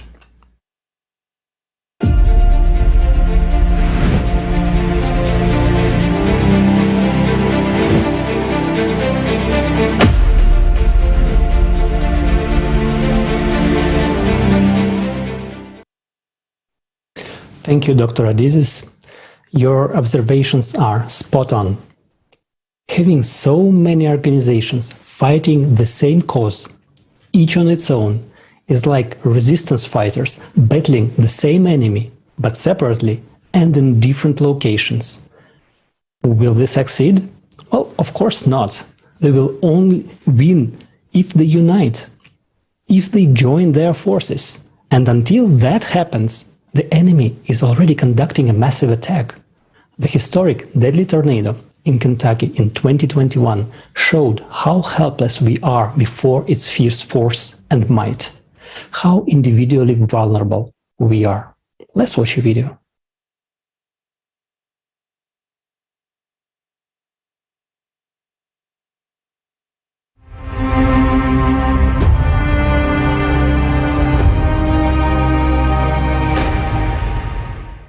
On the evening of December 10th and the night of December 11th, more than 50 tornadoes passed over 8 states in the Midwestern United States. It was a series of powerful tornadoes. The ferocious whirlwind lifted debris from buildings it destroyed to a height of more than 9 kilometers. And its path across the surface of the earth is first estimated at nearly 400 kilometers. An all-time record in U.S. observation history. Kentucky was the hardest hit, where the tornado was the strongest in the state's history.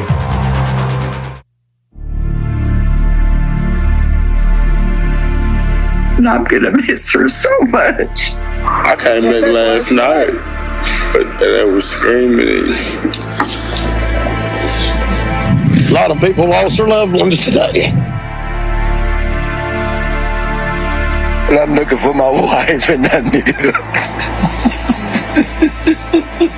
There were people everywhere, lots of children, people with lacerations, broken bones. I mean, they just kept coming in. We were using different parts of the hospital for triage, and we were suturing people up normally where we pre-op people before surgery, the ER. I mean, it was kind of crazy. The sounds that I was hearing was like a war zone.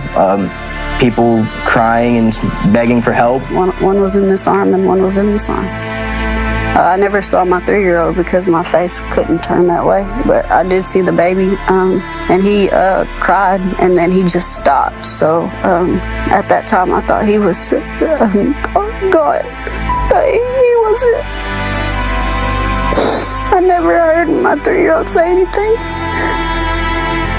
Those images, just like last night, I was in my daughter's house and trying to sleep, and I couldn't because I was still hearing the sirens and the people begging for help, and the images of the lady with the baby in her arm, dead. You know.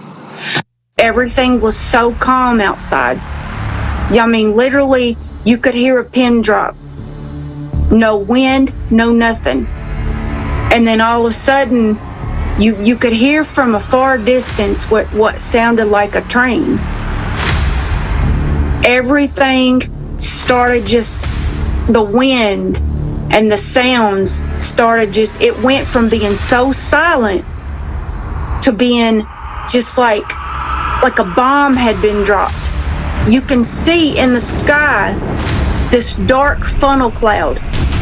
And I'm screaming at my kids, get down, get down, get down. All of a sudden, the pressure in my ears, you could hear the windows pop out in my house. My house started shaking. And I was like, oh my God, I didn't even know if we were going to make it.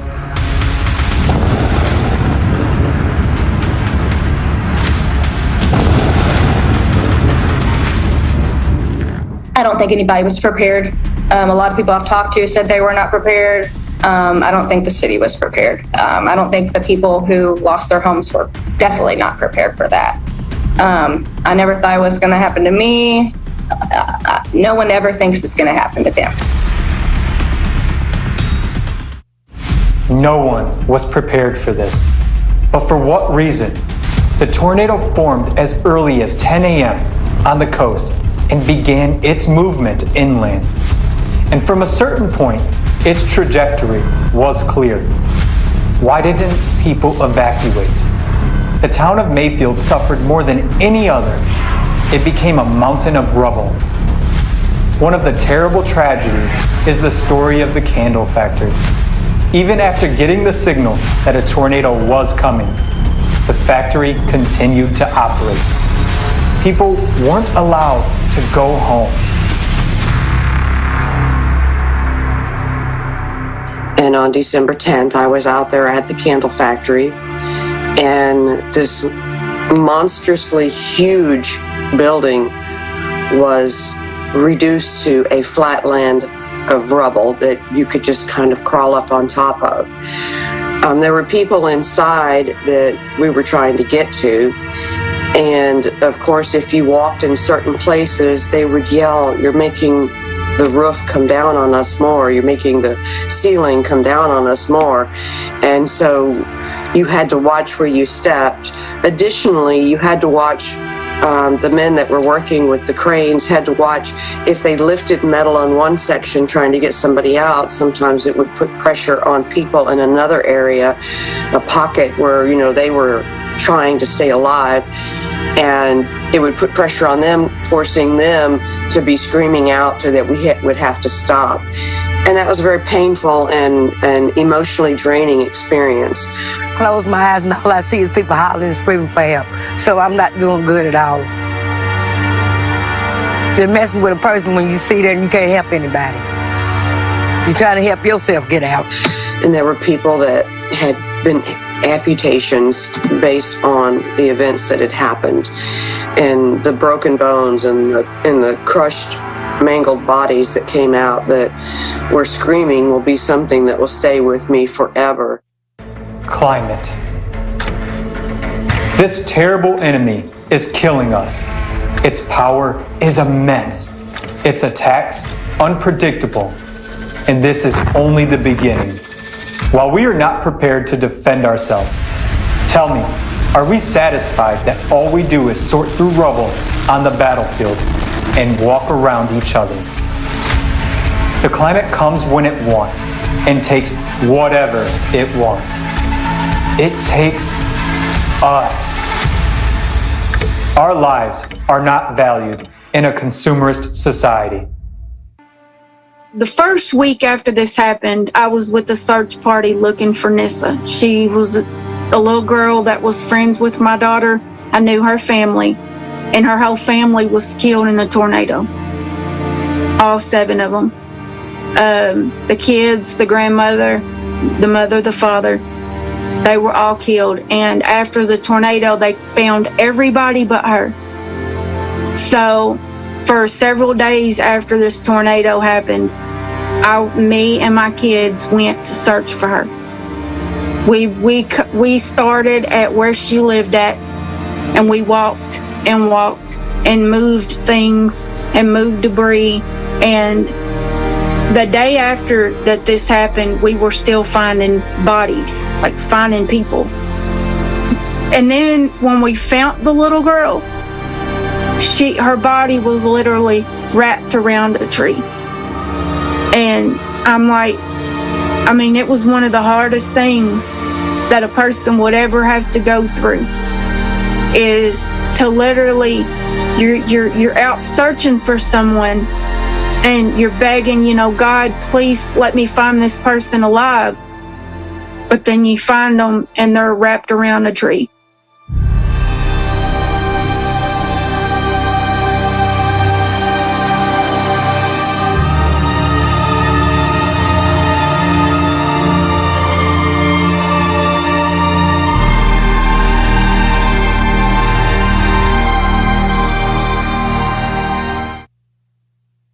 this whole square, this whole town was obliterated at a level you can't put words on.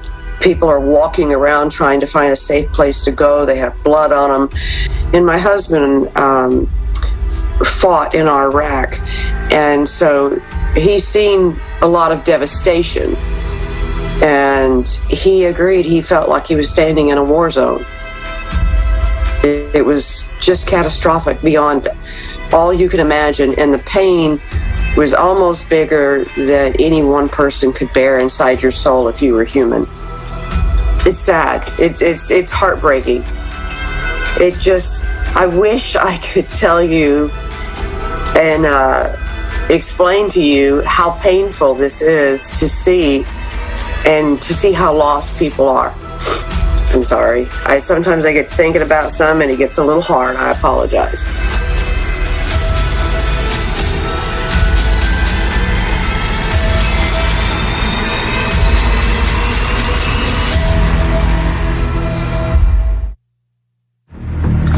And now we're probably more in a level of frustration because people want to know, where is FEMA? Where is this help? Where is the Red Cross? Where is this help? How do I get money? And I'm sitting here and I see on the news all the time how there's all this money with the Red Cross, the United Way, FEMA. But where, excuse my language, where the hell is it at? We're not seeing it. We're not seeing any of that money.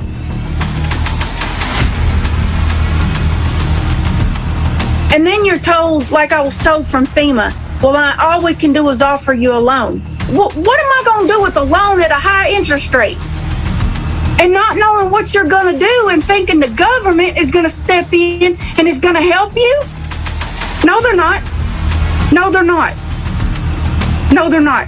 They're only going to help the people who they're going to be able to pick and choose a few different ones who they can get the photo ops with. They're not going to help everybody. There's like 5% of people out of 100% that have received any kind of help since the tornado. The other 95% of us don't know what we're going to do. Once the news press pulled out of town and the big, I guess you could say, hoopla of the tornado had passed, then the people became more forgotten in a way. I'm sorry, I know I'm giving you a lot of information, but it is a lot. It's so much. It is more than your mind, if you're standing in the middle of it, can take. It really is. Many people that I know are going through a really tough time right now. And I want people to know all around the world, you are not exempt. You are not covered by some bubble that this can't happen to you, because it can. At any time. At any time. And it's only getting worse. From what I have seen with the whole climate change situation, it's getting worse. Way worse. So, and the government doesn't care. They don't care. How many lives are lost? How many homes are lost? How many people are destroyed? They don't care. And that is my own personal opinion based on what I have went through here over the last month. Our lives are not valued in a consumerist society. And how else can we explain that it is more important to the powers that be how they decorate their homes for the holidays? On social networks, they write huge posts about it and about people's deaths. They sometimes get off with one line, but our lives are not just lines on social networks. Cataclysms are escalating. Look at how much things have gotten worse in the last few years. Even a fool can calculate this progression. Human casualties will increase hundreds, if not thousands of times. We will see for ourselves how our children will not. become adults. Is that what we want? It's time for us to act. And as us people, we need to come together to make sure the government does their job, no matter what country you're in. And if we can't come together and stop with all of the diversity and the hate and focusing on the wrong things, then we can't never make change. Change happens when more than one person sticks together. That's how change happens. To me, we should all want better for the generations to come. But it starts with us. It starts with us. And too many people right now are so worried about the me syndrome of being selfish and feeling entitled that they're not worried about the generations to come, the people who are coming behind them. And it's sad. It's very sad. Because I want to know that when God takes me off this planet, that my kids or my grandkids that are to come, they're going to have a better way, a better space, a better place to live. And until we get that love and that unity together, we can't get nothing done. So that's what people need to do. They need to start looking at their neighbor or looking at their friend and saying something kind for a change. Say, I love you, my friend. You mean something to me. I want your life to be better. I want you to have a better tomorrow. Instead of worrying about their life and what they're going through, care about other people. Love other people. Kindness is for free. Kindness don't cost a thing. Kindness is for free. What I would say is our earth is ever changing. And for you to believe for one moment, no matter where you live, that you are safe from a natural disaster, you are lying to yourself. You're lying to your family. It is not true. Many countries, including where I sit right now, we sit on fault lines. We could have an earthquake at any time that could shake this whole community and suck half of it in. We definitely know now that we can have tornadoes like this again.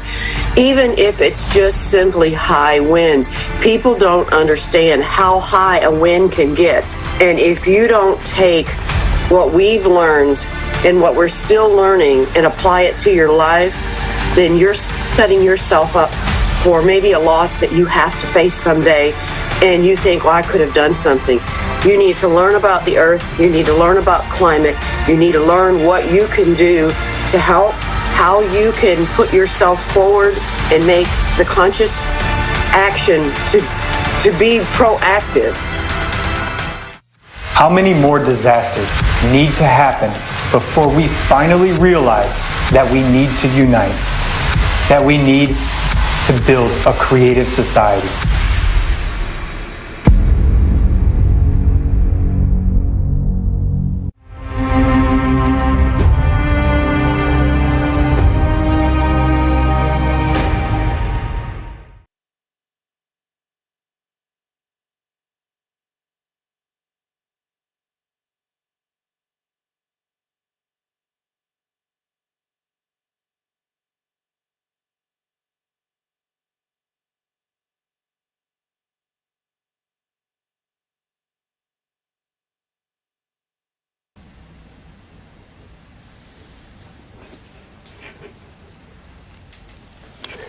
December 2021 will always remain in the memory of many Americans. It's a heartbreaking tragedy for Kentucky and for our entire nation.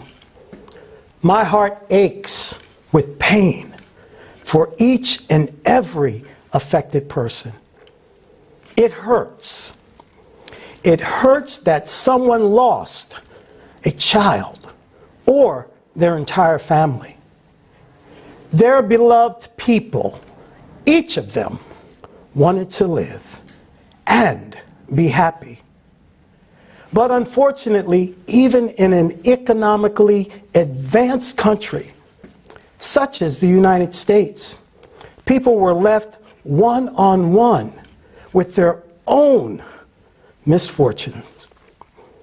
Tell me, can we call ourselves a society where such things are possible in a civilized society? What kind of society is that in which the tragedy that took lives is forgotten as soon as the media stops talking about it? Where the interests of business, economics, and politics are valued more than people's safety, more than human life. What actually can be more valuable than life?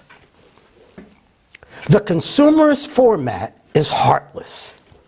It makes us so callous that our reaction to people's grief becomes like they deserved it. People died. They lost everything. But there are those who say, those Americans deserved it. Billions of people today hate America. They hate the ordinary American people. We know that. And we understand why this is happening. But we, Americans, are wonderful people and nice people. Just like you. All Americans, all 332 million, are good people, except for just a few bastards, because of whom all of us are hated. All people in the world are wonderful, yet those few scoundrels are in every country around the world.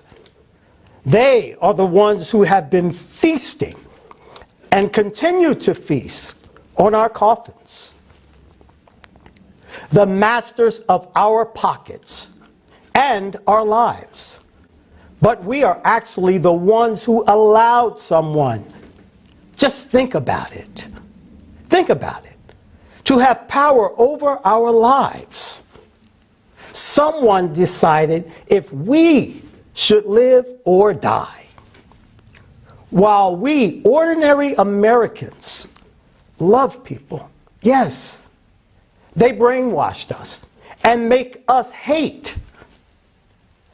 They impose on us to hate an external enemy.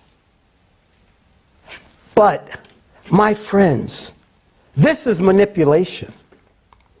If you take that away, you will see how beautiful we are.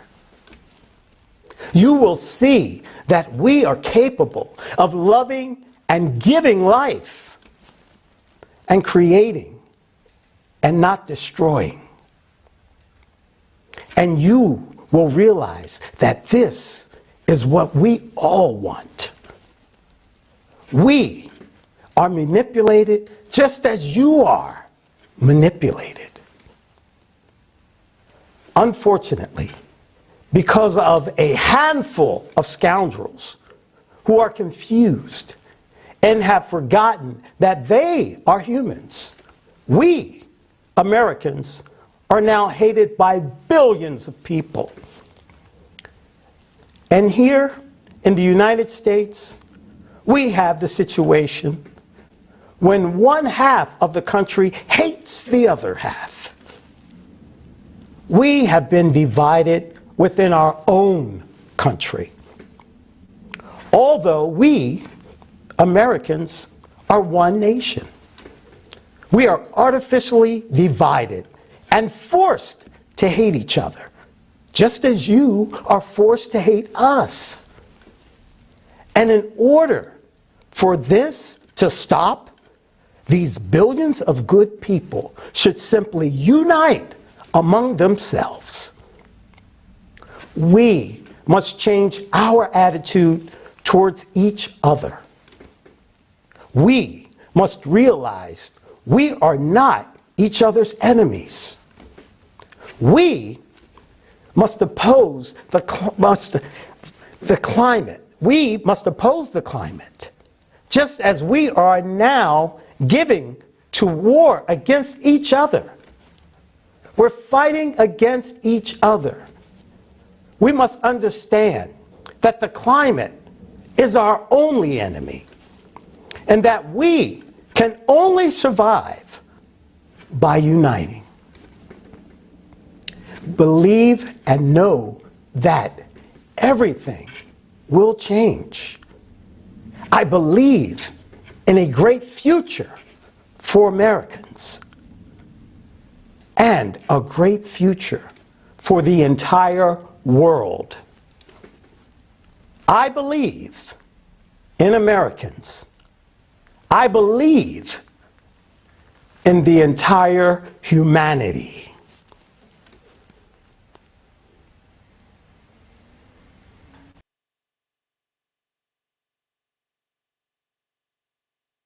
Yes, Leslie, we are all good people.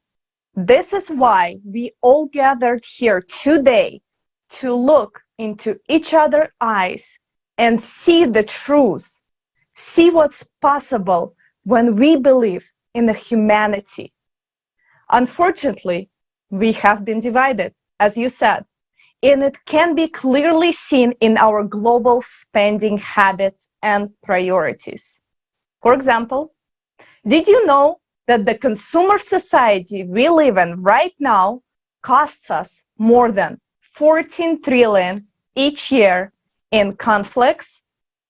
This information comes from the report titled Economic Value of Peace 2021 by the Institute of Economics and Peace. Just think about it. 14 trillion a year on a global violence and conflict. This includes war, terrorism, domestic violence, human slavery, the cost of crime to business, the cost of intelligence agency, the cost of initiation, recovery, consequences of violence against humanity. So how much is 14 trillion? Well, 1 trillion is in $100 bills stacked up on top of each other is 631 miles or 1,000 kilometers, twice as high as the International Space Station. Now times that by 14 and we can wrap around our planet with a nicely stacked $100 bills, still not reach 14 billion.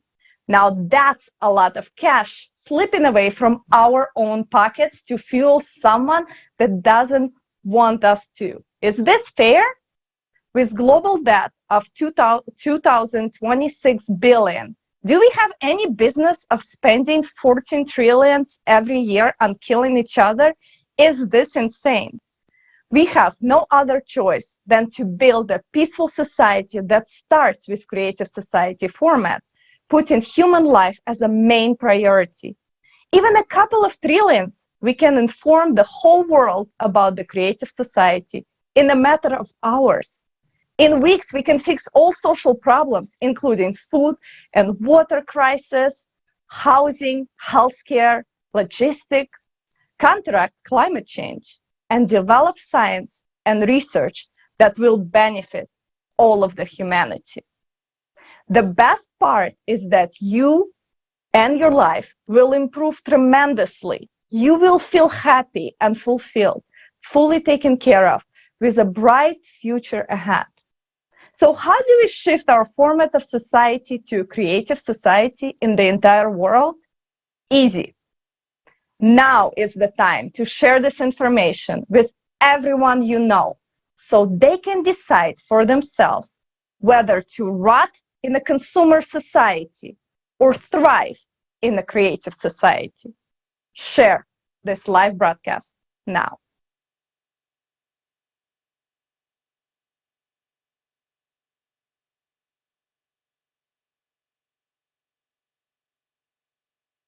Do you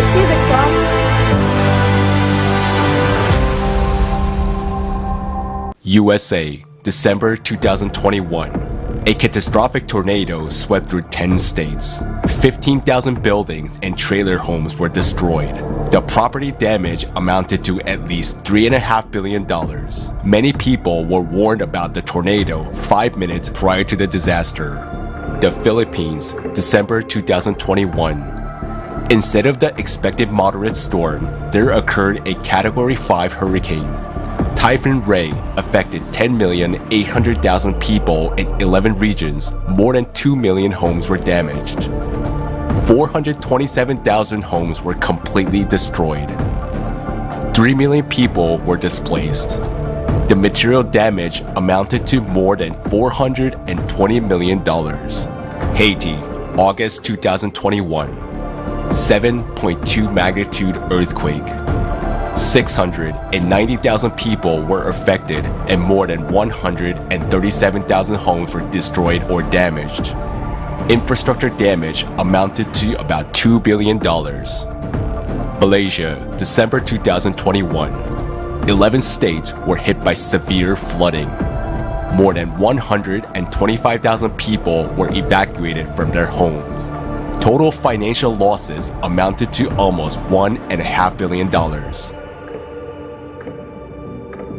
Indonesia's National Disaster Management Board recorded 5,402 natural disasters in 2021. Climatic disasters occur in this region every day, making the area uninhabitable for people.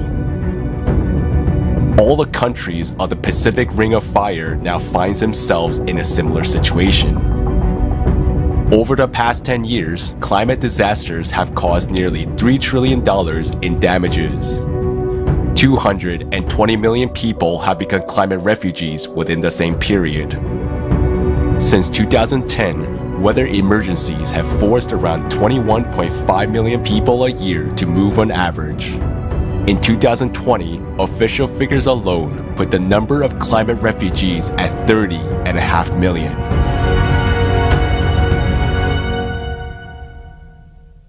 We, inhabitants of this planet, are now in the most dangerous situation. Just within a day, the forces of nature are leveling entire regions to the ground. It will take years to rebuild these regions, which we simply do not have, because a new disaster comes along. What are we doing to prevent deaths of people, destruction of their homes during the cataclysms, death from starvation, and because of the absence of normal living conditions after the terrible destruction? What are we doing to prevent this? What are we doing to keep our whole world from descending into this chaos? Over the last 10 years, more than $5 trillion were spent on fighting the climate. This is the so-called climate financing. $5 trillion. But people are still suffering and dying from climate disasters. And as we can see, the amount of climate finance increases every year. But what have these enormous amounts been spent on? 94% of this money, that is $4.9 trillion, was spent on reducing greenhouse gas emissions. In terms of climate finance, this is called mitigation. In other words, how do we fight the climate? We spend almost $5 trillion on business development that will supposedly help reduce CO2 emissions. The proponents of the theory of human impact on the climate are very active in convincing us that reducing CO2 maybe will stop rapid climate change and save the planet. This theory has led to serious economic, political, and financial constraints on the world. Many governments strive to comply with directives to reduce CO2 emissions and develop green energy, even if it's not beneficial for them. The bulk of climate finance was allocated to renewable energy sources, mainly solar and wind power plants. 3.4 trillion spent on this. But did it really help to stabilize the climate? As we can see, no. The number of natural disasters continues to grow at an alarming rate. So these funds do not solve the problem. So what do? Perhaps they did help reduce the growth of the CO2 amount. It turns out they didn't. CO2 keeps rising. So how does that work out? We've already spent $5 trillion on nothing. Moreover, it seems that the more money is invested in this business, the more CO2 emissions increase. All the more so, these business investments have had no effect on the real climate situation, have they? Things keep getting worse. Okay, but we've got 6% of climate finance left. Maybe it's spent on actual help to people. Let's have a look. These funds were spent on so-called adaptation, that is, adapting to natural disasters that have already happened or to their expected consequences. Adaptation includes, for example, improved crop production in arid areas, climate-resilient infrastructure, access to water sources, and early warning systems for climate disasters. Yes, that's definitely important. But how much is spent on warning us and keeping us safe in the event of cataclysms? Only 1% of global climate finance is used to make us aware of the dangers in advance. Did the people in the US, the Philippines, Haiti, or Malaysia feel any effect of these adaptation measures? Have they been warned of the coming climate cataclysms? Our world is not prepared for the rapid escalation of climate disasters. Not only in developing countries, but even in developed countries such as Germany and the US, there are no effective warning systems. With an increasing volume of climate finance, we do not see climate stabilization, but we can see growing businesses and increased profits.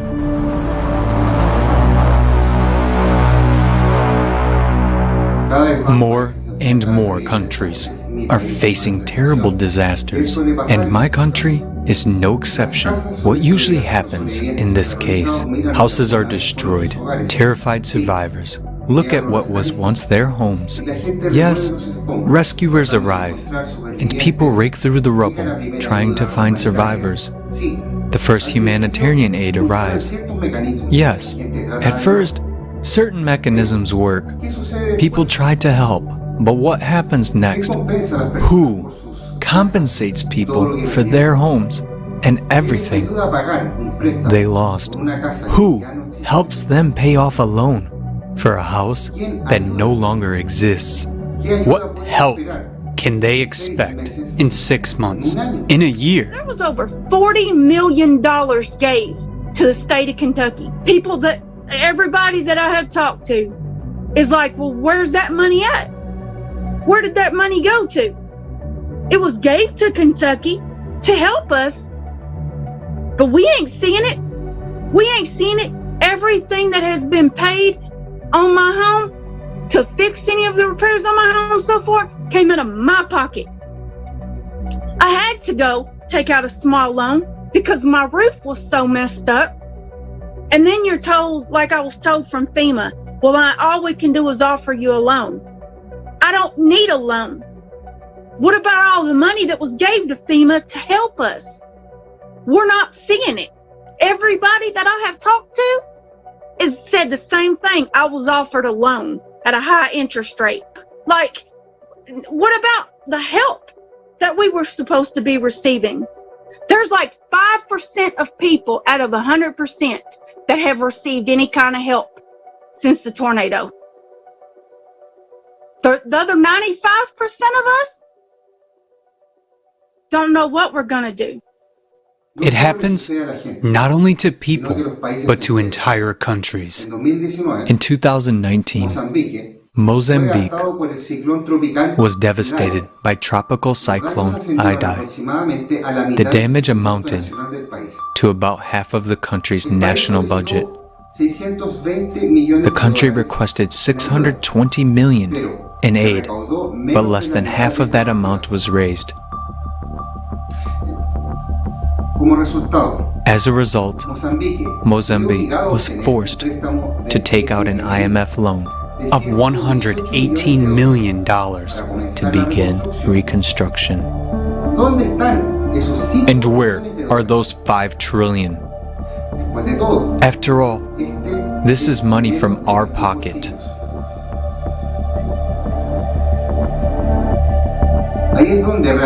That's where it is really needed for temporarily resettlement of people, rebuilding homes, restoring infrastructure, compensating for what people have lost. But alas, climate finance does not provide for that.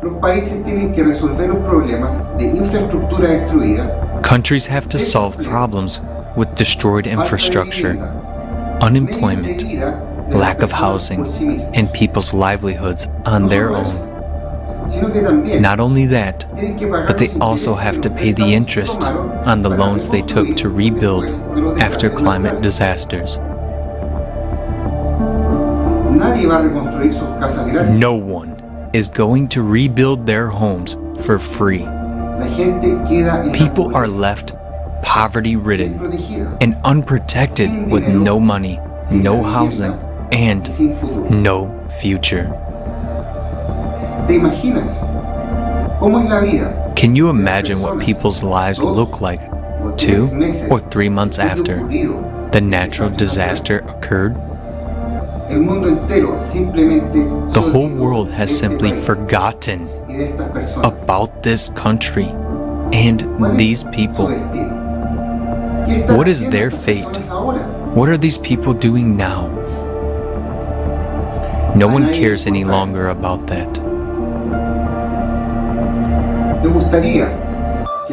Would you like them to forget about you and leave you alone when you are in dire need of help?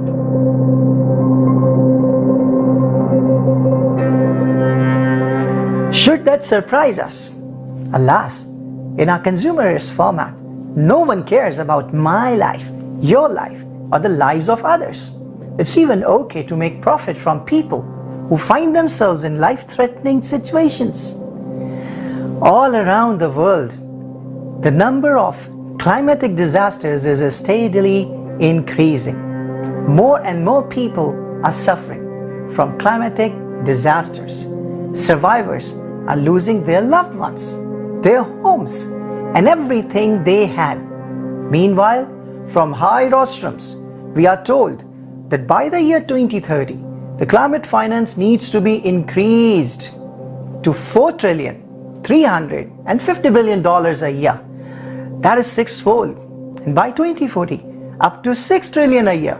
That is 10-fold. And in their theory, it would probably lead to some observable changes only after 2040. In other words, investments totaling over $90 trillion over 20 years, which is the size of almost the entire world economy in 2021, may or may not yield results. But we already know that not a penny of this money will be spent on actual help to people. That is, until 2040, we are offered to sit and watch our children die until we die under the rubble too. Just consider that figure. No, we are not being offered to invest this money into science, to build houses for the victims, or to help countries recover from the disaster. We are not being offered to build the climate resilient cities, to resettle people there from dangerous areas. We are simply being asked to put this money into business for the profit of a few.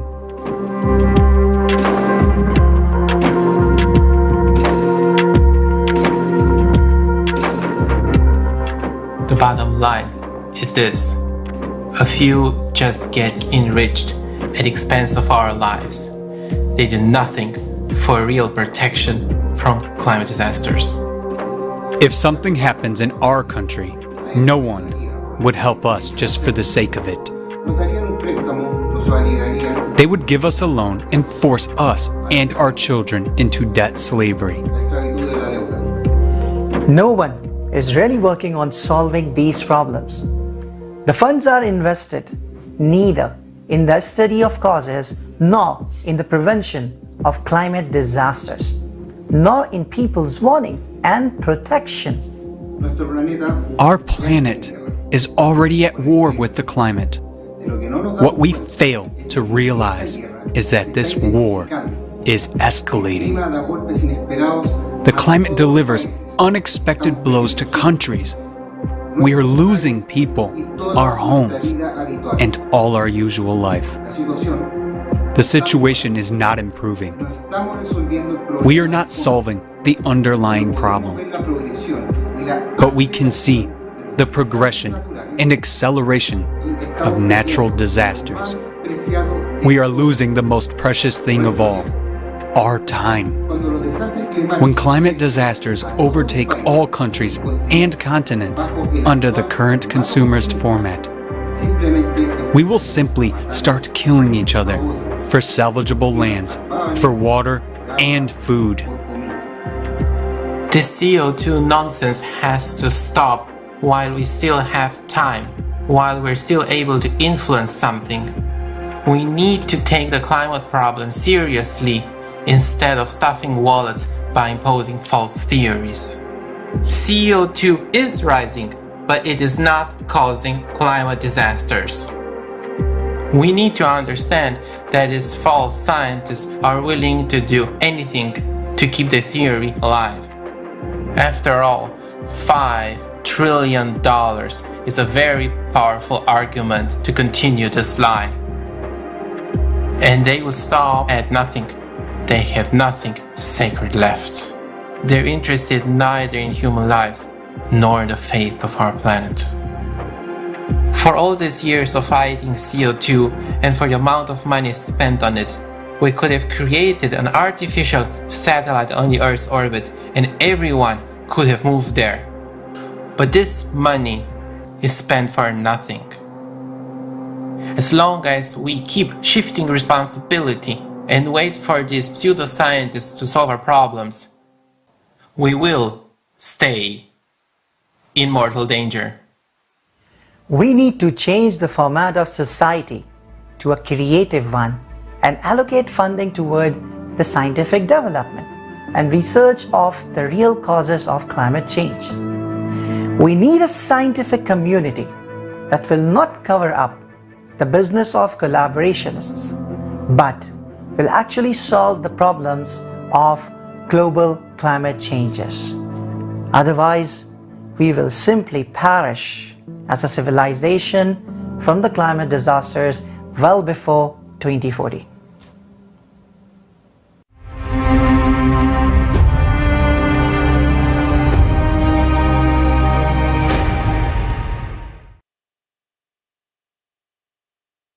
Do you see the crime and corruption that happens right in front of your eyes? We are being fooled while the climate is taking millions of lives, and the true reasons for climate change are not studied. We are wasting our time and attention on the biggest corruption scheme in the world, CO2, which is the biggest scam of the century. Now, we are not against CO2. We know that CO2 levels are rising, but we understand that it has nothing to do with why the climate is changing. This is the truth. Let's hear how we were made to believe in this deadly fairy tale. And please share this live broadcast with everyone you know. Let's get unstupid together. Thank you, Olga.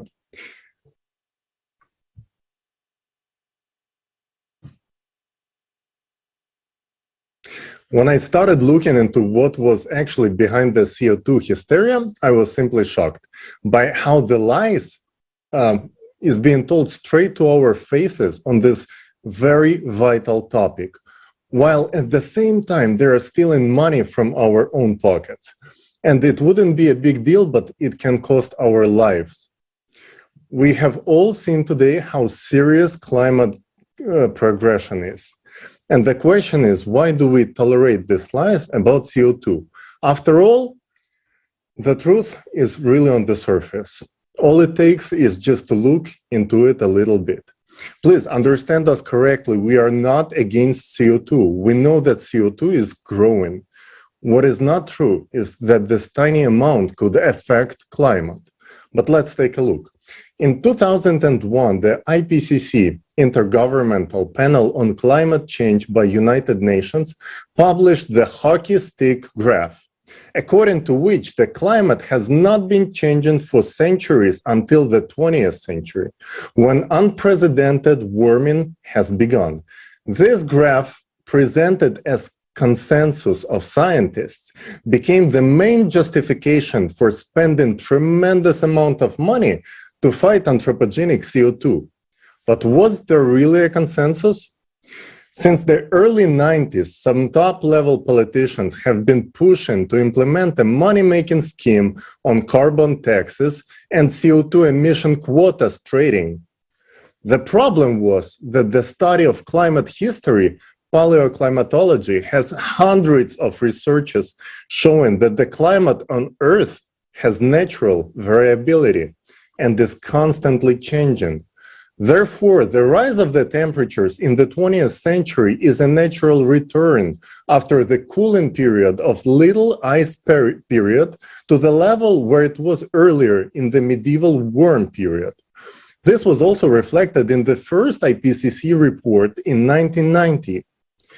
But by the end of the 1990s, especially with the signing of the Kyoto Protocol in 1997, there was a strong political demand for scientific ground to the anthropogenic theory, and demand creates its own supply. In 1998, the Nature magazine publishes an article by Michael Mann, a young researcher just starting his career. Using proxy data like tree rings, he drew a graph of temperature for previous centuries, straight as a hockey stick handle. In fact, he simply erased Little Ice Age. And the 20th century's temperatures, shooting straight up, were taken from a completely different set of data, thermometer readings. Conclusion was that this is unprecedented warming in the history of the Earth, caused by nothing else but anthropogenic CO2. Next year, 1999, man extends the graph for another 400 years into the past, erasing the medieval warm period as well. And that is exactly what politicians were looking for. What happened next, we found out 10 years later, when in 2009, ClimateGate emails were published online, exposing the communication between the scientists and the IPCC leadership, just exactly like WikiLeaks did. The mainstream press media were silencing this story as it was bringing the light to how IPCC was pressuring the scientists and how they were acting to hide the data. One of the most notorious letters was regarding the hiding the decline. In the letter, British climatologist Phil Jones described how he used Michael Mann's Nature trick. Nature is the magazine in which he published the original hockey stick graph. And the trick itself was to crop the data from the tree proxies that was showing a decline in temperatures in the 20th century, and then mix it up with the thermometer data, hiding the substitution by smoothing out the lines. It was done to make it look like all the data sets are showing unprecedented rise of the temperatures and, quote, to hide the decline. Honest scientists were horrified by what was revealed in ClimateGate emails, but corrupt rhapsods of journalism were right there to attack and stigmatize them. Climate heretic Judith Curry turns on her colleagues. The choice of words is not a coincidence. Heretic is a renegade from a church because cult of anthropogenic global warming is not a science. It is a religion that has its own messiah, holy scripture, and inquisition ready to burn at a stake anyone who is not willing to accept the dogma. And the dogma about CO2 do not need to be checked and verified. They must be believed. This reminds me the Emperor's New Clothes fairy tale. Everyone in the scientific community knows that the king is naked, the hockey stick is fake, but to say it out loud is to expose yourself to the wave of bullying, defounding, demotion, and stigma of climate denier. The boy in the fairy tale, who was the only one to voice the truth, that the emperor has no clothes, in this reality, at best will receive an answer that his feedback is not being peer-reviewed, and in fact, the emperor has the clothes. It's proven by a scientific consensus, which, when checked, turns out to be just as fake as the hockey stick. This is a lie. This is a multi-billion-dollar business, and this fraudulent graph is still on their website. They falsified the data. By hiding the decline, they misled the world leaders and the people. A massive campaign for the ratification of the Kyoto Protocol in parliaments around the world was based on this fake graph from 2001 IPCC report. And it cost us hundreds of billions of dollars each year to fight 0.4% of anthropogenic CO2 in the atmosphere. That 1% from the total of 0.04% CO2 in the atmosphere. And each one of us pays for these lies. A tremendous amount of money goes to the scammers and global pickpockets each time we fill up a gas tank or buy anything in the store. This is $632 billion in 2020 alone, with a zero result at all. The tsunami in Thailand in 2004 took away 300,000 human lives, and it wasn't caused by CO2. So as Fukushima and Haiti weren't either. The explosion of Tonga volcano, unprecedented floods of recent years, and at the same time, deadly droughts and shallowing of water reservoirs. It's not caused by CO2. It is the cycle, and we are on the very edge. And these traitors keep publishing their hockey sticks. A new version with a longer handle. Now they say it's a scythe. And the scythe is with which they mow down our money and our lives. $90 trillion by 2030. Just to compare, the annual gross product of the world, all countries altogether, is 84 trillion. And are you willing to pay for it out of your own pocket? Because the price of this lies is not just your financial well-being, but also your life. Because nobody is addressing the real cause of the climate change, cyclicity. Thank you.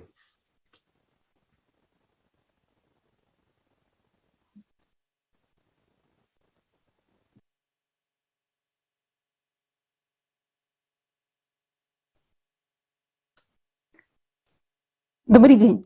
Greetings. Thank you very much, Dali, for your journalistic investigation of the falsification of the hockey stick graph. I'm sure you have a lot more to say, and we'll hear more details of the hockey stick scam on the post-forum roundtables. Those who continue to defend anthropogenic climate change after exposing hockey stick graph have no right to be called scientists. Their titles and ranks are worthless if they cannot see that the causes of modern climate change have nothing to do with CO2. There are hundreds of thousands of times more normal scientists and sane people, but they keep quiet because scientists who dare to speak the truth are silenced. Their articles are not published. They are deprived of scientific titles, fires, and some of them even beaten half to death. The real heroes are those who openly state that anthropogenic climate change is a lie. It is our duty to support such scientists and convey truthful information information to the public. In preparation for international conferences and global crisis forums, volunteers of the Creative Society Project have interviewed dozens of honest scientists from around the world. These include climatologists, meteorologists, atmospheric physicists, astrophysicists, geologists, geophysicists, oceanologists. These are representatives of the scientific community of the USA, Great Britain, Australia, Germany, Norway, Czech Republic, Belarus, Ukraine, Russia, and other countries. You can see these interviews on the Creative Society website. In the communication with scientists, we have deeply investigated the arguments, checked ourselves all the facts and evidence that CO2 does not affect climate change. If you want to study this issue as much as we did, the interviews on the website will be useful to you. And I'll tell you the most obvious facts right now. Carbon dioxide, it's a trace component. Its concentration in the atmosphere are negligible. According to official data, CO2 concentration are now 419 ppm. What does this mean? ppm, parts per million, is 1 millionth part in the volume unit of air. How to imagine it? It means 4 CO2 molecules for every 10,000 other molecules in the atmosphere. These are 4 molecules that's supposed to trap and transfer heat to the other 10,000 molecules. Look at them. How will they hit the other molecules? There is no way. It is clear, even to a first grader. How much of the CO2 did humans produce? The amount of carbon dioxide emitted by humankind since 1750 during the entire industrial era is estimated by various researchers to be from 1% to 12% of all CO2, that is, humans have added from 4 to 48 molecules per million other molecules of the atmosphere of the entire time. The degree of absurdity is increasing, isn't it? You don't believe that humans emit so little? Look at the facts. The most obvious proof is the killing curve, the curve of increasing CO2 concentrations. When the COVID-19 pandemic hit the whole world in 2020, business shut down, people stayed home under quarantine, and the air in cities cleared of exhausted fumes. Do you know what the CO2 growth curve did?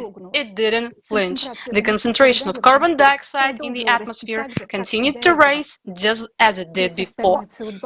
All the rest of the CO2 is not produced by humans, but by natural sources, such as plants, forest fires, volcanic eruptions, and the oceans.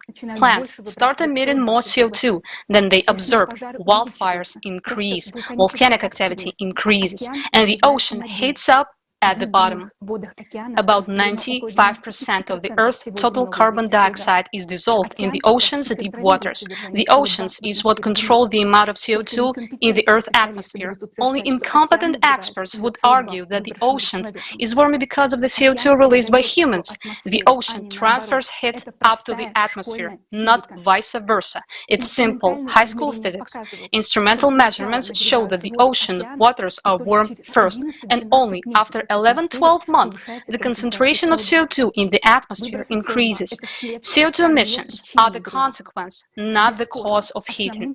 Undoubtedly, the main greenhouse gas is water vapor, which evaporates from the surface of the world ocean. Its contribution to the greenhouse effect is 5 times greater than that of anthropogenic CO2. Now, water vapor is rising because of the intense heating of the deep layers of the ocean, and we'll talk about it later in the forum. Look at the screen. This cube is how much CO2 is released into the atmosphere by humans. The other orange cubes are the CO2 emitted from natural sources. The purple cubes are water vapor. The blue and green cubes are the rest of the atmosphere. The cube examples should be clear, even to a 3-year-old child. It gets even more interesting. It is well known to climatologists that an increase in the concentration of greenhouse gases in the stratosphere at an altitude of 20 to 50 kilometers leads not to a warming, but to cooling of the atmosphere. This is called stratospheric cooling. That is, the CO2 supposedly hits the lower layers of the atmosphere and it cools the upper layers. Such a selective gas. Do you want more news? There are many scientific papers on how anthropogenic CO2 over the Arctic and Antarctica doesn't hit the air but cools it. Isn't it interesting that CO2 not only acts differently depending on how high above the Earth it is, but also depending on external geographic location. CO2 has also acted capriciously over the past centuries. It raises the temperature and then lowered it down, but we have to believe that is exactly the cause of climate change right now. And you know, there is another fact that has come as shock to me. In ice cores from the last 100,000 years of the pre-industrial era, when there was no cars and factories yet, CO2 concentrations were much higher than today's for 100 ppm. For example, it was from 700 to 5,500 ppm.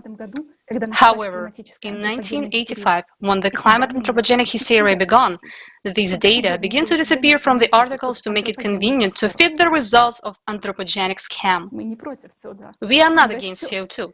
It is indeed rising right now, but it's just not affecting the climate in any way. CO2 increases intensely every time there is a period of global climate disasters, which happens once 12,000 years, and ice core remembers it. That's why for those liars who made up hockey stick graphs who are willing to kill 8 billion people for the sake of money needs to falsify the studies of glacier cores as well. Now, because of this corrupted Judas, the mouths of honest scientists are being shut, and we are losing precious time. Millions of people are dying. The number of climate refugees is growing. For 40 years, they continue to lie to us that we humans are to blame for global warming. We are forced to reduce our already negligible concentrations of CO2 and led to believe that this should keep us from dying. Had anything improved with climate? Every day that the world lives under the guise of anthropogenic CO2, there is another day that brings us, the whole world, closer to the abyss. We should have been studying the real causes of climate change by now and looking for solutions. But billions of dollars keep going the drain of the CO2 myth. The time will come, and we, people, will ask everyone where and why this money was unreasonably spent. Why was our money wasted on air? And who will bring back the lives of people who died in disasters? The theory of anthropogenic climate change is scientific nonsense. That's why we don't care about it. We talk about the real causes of climate change and geodynamic because we stand for lives of everyone on the planet, everybody's life, even those corrupted Judas. Because we are people and we want to live.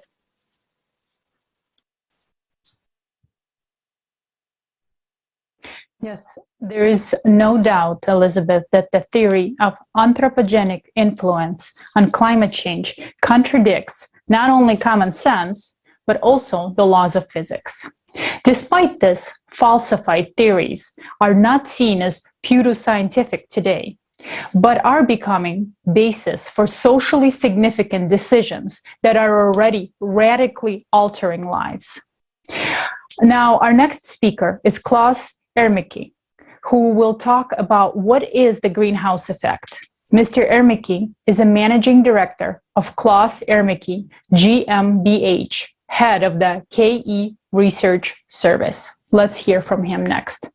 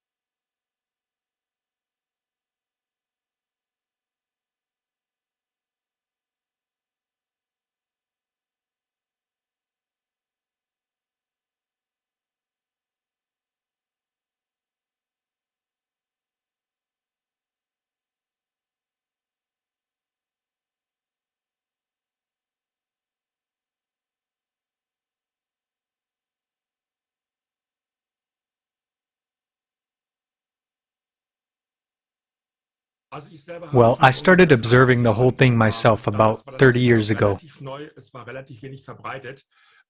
And at the time, the topic was still relatively new and uncommon. I thought it was incredibly strange that CO2 in the air, which is only present in negligible amounts, could suddenly change the world's climate. So, because it is our basic working method, we gathered a group of experts and consultants who specialized in this topic. There are professors in atmospheric physics, professors in meteorology, and other scientists, and they supported us in exploring this topic and putting together what we then published and presented to decision makers in politics and economics, as well as concerned citizens. One relatively well-known term is the so-called greenhouse effect. There's supposedly a relationship between the CO2 content in the atmosphere and the temperature on Earth, and supposedly the CO2 content in the atmosphere raises temperatures on Earth by 33 degrees Celsius in the natural way. So, the assumption is that it would be 33 degrees warmer because we have infrared active gases in the atmosphere called greenhouse gases. It is also called the natural greenhouse effect. That's complete nonsense. So we've put together everything that leads to the transfer of solar radiation from the sun to the Earth. This energy is accumulated in the atmosphere or on Earth's surface and is then redistributed without actually increasing or decreasing the total amount of energy. Because the Earth can't absorb energy all the time. If the amount of energy had been constantly increasing, it would have become hotter, and at some point the Earth would evaporate. And obviously, this has not happened for the last 4 billion years. This means that energy must be constantly emitted back into outer space. But in reality, Earth is cooling due to radiation, and that's because the Earth is cold, not hot like a star, and can only emit infrared radiation, which is in the invisible range. But this energy radiation is very high. The atmosphere is what actually cools us down. The atmosphere radiates into space. Now we're in for an unexpected point. Let's take it one step further. Let's think about what's actually in the atmosphere that might be radiating out there. 70% of Earth's cooling is caused by infrared active gases. And now we can ask $1 million question. What is another name for infrared active gases? It's the greenhouse gases. The term greenhouse gases doesn't exist in physics at all, nor does it exist in chemistry, which classifies the substances. In fact, it was invented much later, after the research foundation about the function of these gases had been made available, in order to construct a certain political message out of that. This is just a contradiction, because at one point, the genius of propaganda invented the term greenhouse gas. He should have been awarded the Nobel Prize in marketing for it, if there was one, but it has nothing to do with physical reality. Interestingly, if we go back to the early history of science, we'll find the fact which has been known for over 100 years, that infrared active gases actually cool the Earth, not heat it up. The first paper that attempted to quantify energy fluxes in the atmosphere was written back in 1917 by a British meteorologist and engineer, William Henry Dines. So this basic knowledge has been around for a long time, and the question is, why has it changed somehow? Why have more and more people started to back, willingly or unwillingly, that greenhouse gases should now be only called greenhouse gases, not infrared active gases?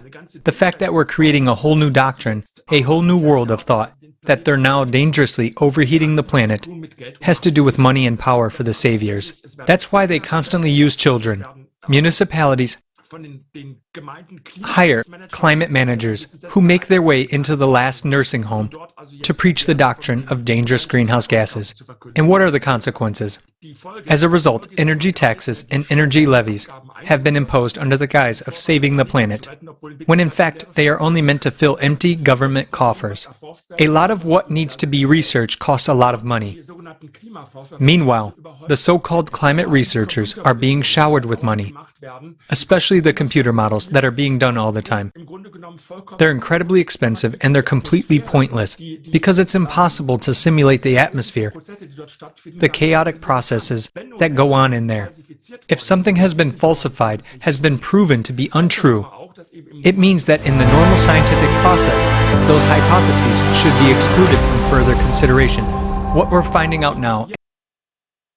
I would like to thank Klaus Ermicke for voicing this shocking information that greenhouse gases do not heat up the atmosphere at all, but cool it down. So where did the money go then? The main reason why this system does not work is corruption. Human nature is such that it makes no sense to replace one person for another just to change people in the office.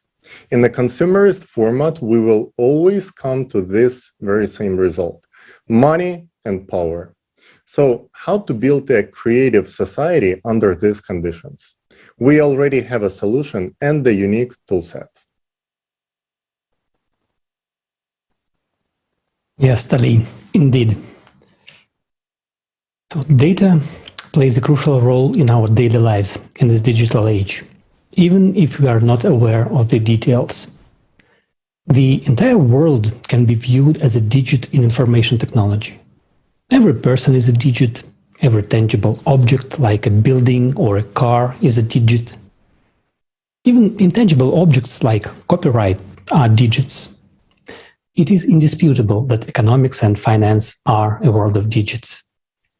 We gather huge amounts of data on everything we do, every second.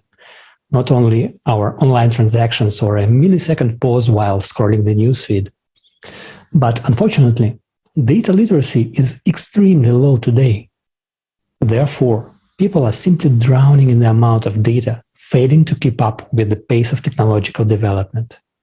Well, this, in turn, slows down the pace of development of science, technology, implementation of new technologies, innovative ideas, and, as a result, civilization itself. Well, there is another related phenomenon that hinders the development of our society. Some players are taking advantage of the fact that no one can process all the data to organize shadow money flows. Well, these points lead to reasonable questions. Will humanity manage to use the data it possesses to its advantage? And can we put data at the service of civilization? But do we even have companies that serve humanity as a whole and aspire to improve the life of every living human being? I mean, profoundly change our lives for the better without seeking profits. Well, let's be honest. We don't even have a real collaboration in our divided society. Instead, every company exploits people and data for its own profit, to make us buy more of its products or sell our data to someone else. Well, even if we could agree on pulling together all the data to do something meaningful, there's not enough computing power to process it. Or at least using the conventional logic and current programming methods. Well, luckily, today on this planet, there's one company that could tackle a problem of this size. The solution will determine the future of humanity. And I am talking about none other than XP Energy, the creators of the first artificial consciousness, Jackie, who recently presented their latest product, the Voskhod multipurpose complex. All the unique technology and possibilities XP Energy possesses were involved in developing and creating the complex. The Voskhod multipurpose complex is a global aggregator of all existing digital data and a single data processing center based on hybrid artificial intelligence. Even the name wasn't chosen by chance and is very symbolic. It is associated with sunrise. When the sun rises over the horizon, its rays of light illuminate the darkness and shadows that inhabit it disappear, thus revealing reality. The sunrise brings life and hope. So, what does it do? The complex was created to solve a range of problems and objectives, both existing and those that humanity is yet to face in the future. For example, during the transition phase to the creative society. It includes many systems and subsystems, each designed to solve a specific range of tasks. In particular, the complex includes a total financial monitoring system that performs, among others, such tasks as global anti-corruption monitoring at all levels and constant monitoring of all economic entities. Let's look at how this functionality can be used at the state level. Well, when deployed, the Voskhod MPC is integrated into all digital systems of the state and has complete oversight of the entire financial system, allowing to monitor the situation in the state economy in real time. This ensures the transparency of the use of funds at all levels. Voskhod MPC identifies and monitors any illegal schemes of money trafficking, including their uncontrolled withdrawal abroad. It identifies the entire circle of people involved in illegal schemes. It also helps to detect weaknesses in the legislation, management, and control system, making embezzlement impossible. Just think about it.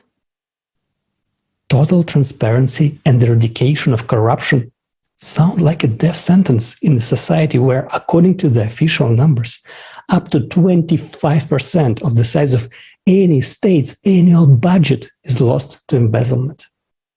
The complex sees every coin's movement and opens up everything that is now hidden a secret. And it doesn't matter whether it's cash or bank transfers. Unlike humans, the complex does not get sick, does not steal, doesn't have depression, is not subject to temptations, emotions, doubts. It is not concerned about itself and its future. Instead, it works with data and relies exclusively on real numbers and facts. We read and watch more on voskhod.software. But now, let's watch a short video that will give you more exciting details.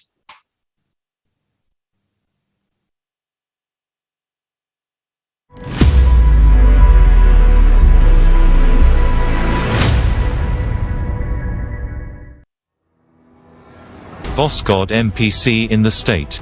Despite the fact that Voskhod MPC was created for the transition period from a consumerist to a creative format of society, it can be effectively used at the level of the state or the Commonwealth of States and in the consumer society.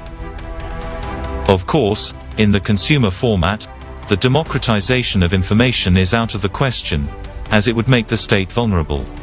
In this regard, the use of Voskhod MPC at the state level should take place in closed mode, with direct subordination to the head of the state. When Voskhod MPC is installed and integrated into all digital systems of the state, it carries out total supervision of the entire financial system. This ensures the transparency of the use of funds at all levels, allows the control of all financial flows, and operates with accurate data regarding both public and private capital. Voskhod MPC solves the problems of almost all controlling services and departments much more effectively while carrying out supervision for corruption and misuse of budgetary funds. In a consumer society, the weakest link at any level is the human being. The entourage of the head of any state is not an exception. Sometimes even his inner circle includes people who play a double game. The Voskhod MPC functions preemptively. It allows to identify such people timely. With precise information from the initial source, the first person of the state can always be sure of the loyalty and reliability of his team. It is enough during the report meeting with official to compare the reports provided by him with the real data given by Voskhod MPC. According to our calculations, for the secret department which will use the Voskhod MPC to be the most effective in such a state as China, for example, 12 employees would be enough, 3 IT specialists and 9 financial analysts, plus the head of this secret department. The complex is flawless. It is designed to be invulnerable to hacking. It is equipped with an internal audit and control system to identify unreliable employees who have access to it. The only vulnerable link when working with the Voskhod MPC in a consumer society are 2 people: the first person of the state, who decided to use the complex in the state, and the head of the secret department, who will operate and manage the Voskhod MPC. He will not be able to enter false data into the complex deliberately. This is impossible, but it is he who will provide reports to the first person of the state. State economic benefits. In economics, the Voskhod MPC makes the basing state practically out of reach of other states. The complex is capable of optimizing costs, bringing in huge profits by building accurate forecasts and financial models. It is also capable of significantly improving the economy and the well-being of the people. It will increase the level of trust for the government and strengthen the authority of the first person of the state. If we are to put into numbers the benefits of a single state from the usage of the Voskhod MPC, only on the optimization of budgets, personnel, restructuring of government services, the United States can save up to $2.5 trillion of the budget funds annually. Having the initial data on all the spheres of state life, Voskhod MPC predicts with maximum accuracy volatility of the economy. This enables reallocating budgetary funds between industries and companies with maximum efficiency, mitigating, reducing to zero, the negative effects of the crisis phenomena in the world economy, and using forecasts with maximum profit. Extensions and flexibility. There are methodologies for working with 31 sectors of the economy implemented in the Voskhod MPC. The XP Energy team has created Voskhod MPC with the possibility of its continuous development and improvement in case it is required. Suppose a new sector or industry of the economy appears. In that case, the functionality of the complex can be extended in a very short time. For example, the emergence of space tourism, which will undoubtedly become a new leisure industry in time, as well as planned flights to neighboring planets. Also, an industry that is about to burst into our lives and become an everyday occurrence. This refers to the industrial development of asteroids, or in other words, the extraction of raw materials on the asteroids and space bodies. We are ready to pass the Voskhod MPC to the state whose first person is ready to implement the creative society in their country.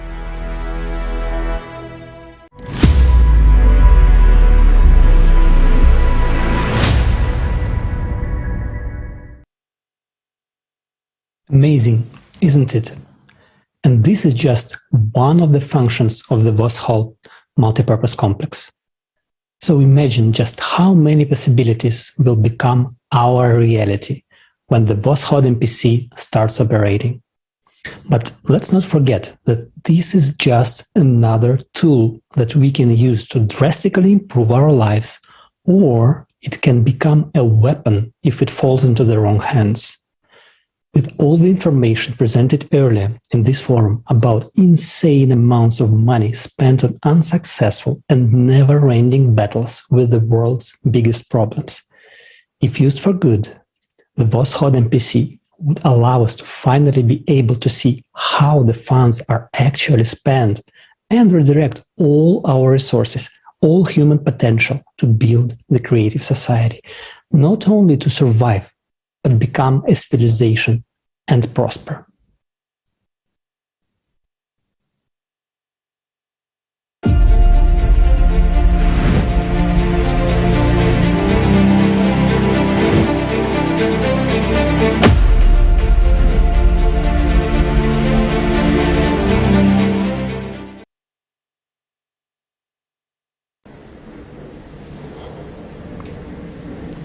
We, as humanity, have tremendous opportunities.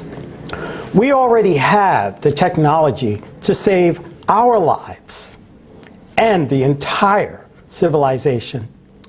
But we cannot use it for the benefit of people because we are not a civilization yet.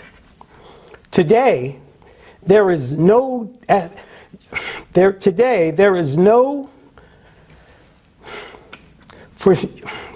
for humanity, for uniting. There is no system today for uniting humanity except in the format of the creative society.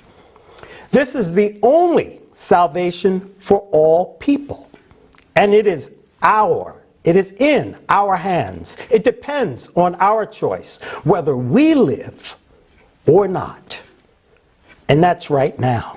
Facing the global climate, and we cannot afford to wait for leaders and the powers that be to build the creative society. They will not be able to break the system, to stop the wheel of the consumer's format, which is rushing with us into the abyss at full speed. as long as we humans are alive, they will use us in their own schemes and their games. They will do anything to keep their wealth and power over us. They will kill us with our own hands, as long as we justify these murders by blaming each other. What is happening now is the degradation of human minds. It is the complete devaluation of human lives.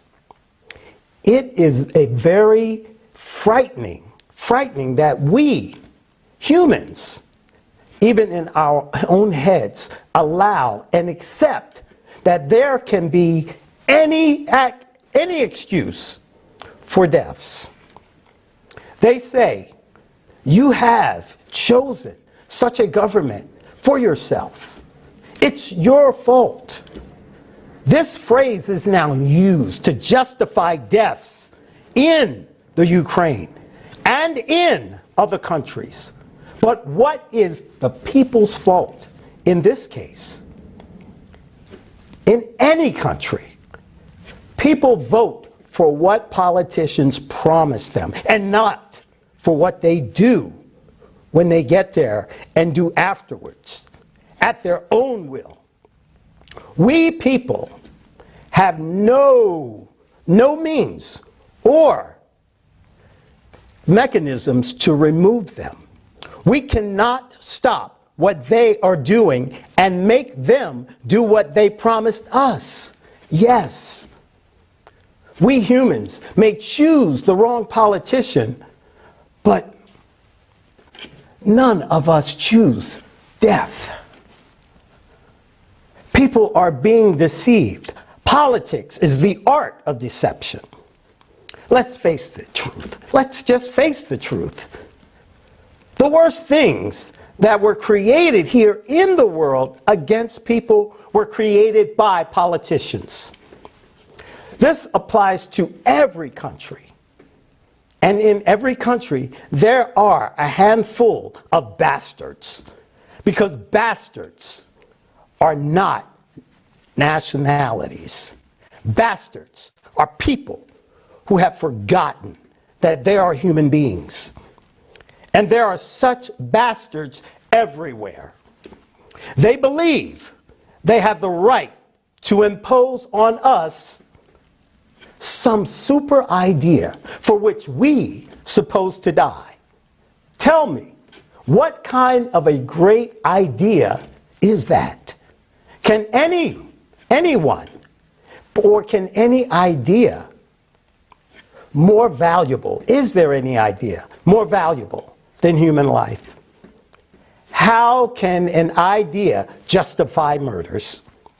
If you are indignant now, if you do not agree with what I'm saying, it's only because you are in a time where you are hundreds and thousands of kilometers away, and nobody has come to kill you and your family. But when the bombs come to you, when bombs come to you and missiles explode in your yard, what will justify it? What will justify it? Only then will you understand that there is nothing more valuable than human life. But then it will be too late. You will be dead. And only a politician's idea will remain. Tell me, is it worth it? Tell me, are you willing to die for a political idea? Do we really need an idea to die for? Nobody wants to die.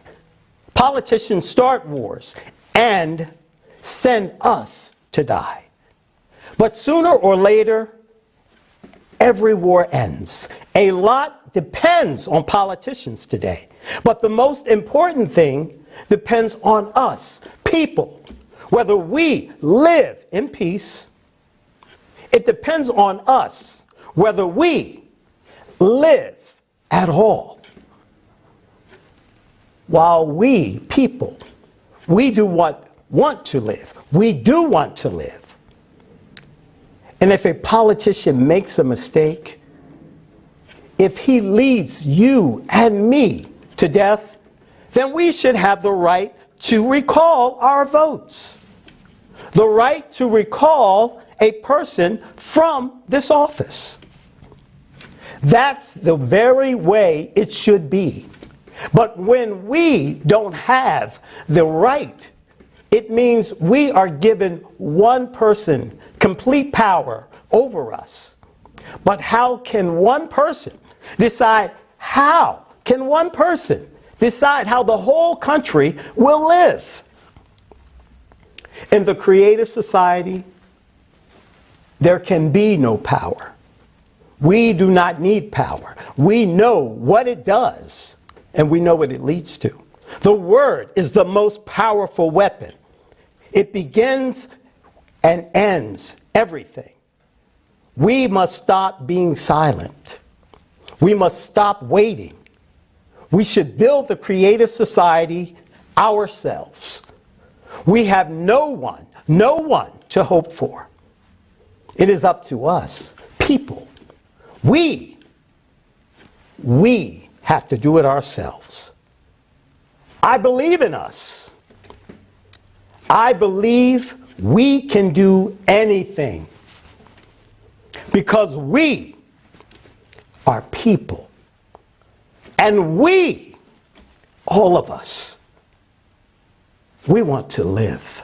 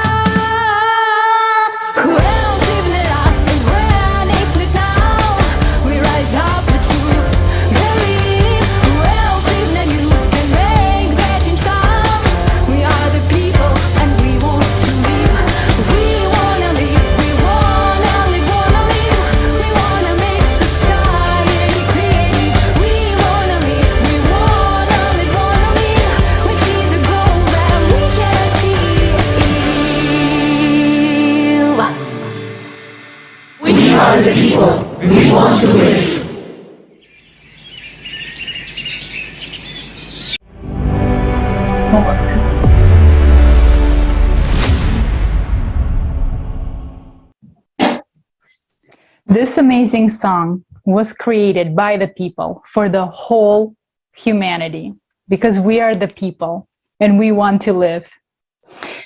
And next, I would like to introduce Jeff Monson, ADCC wrestling champion, 3 times world jiu-jitsu champion, member of the American Top Team.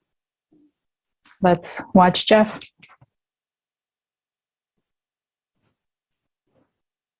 Hello, I'm Jeff Munson. I'm very excited to be on this forum because I have a lot to say, and I feel very strongly about the advocates of this forum and what it stands for. So the first thing I want to say is that in this political climate now, where we're having war, where we're having global warming, we're having conflicts, we're having problems, with people being traded, as slaves or as sex slaves, as people living in poverty still, and sanctions. And there's many, many terrible things you can read about in the news every day or watch on TV, like the world is terrible. But I want to emphasize that there are many, many people who are pushing for a better world, and a better world is possible. And the main idea of this is it starts with us. We can't rely on governments. We've been relying on government since the beginning of time, since the feudal system with kings, since capitalism with the free markets, with elections, with democracy, voting for presidents and representatives in Congress and Duma members to try to fix things.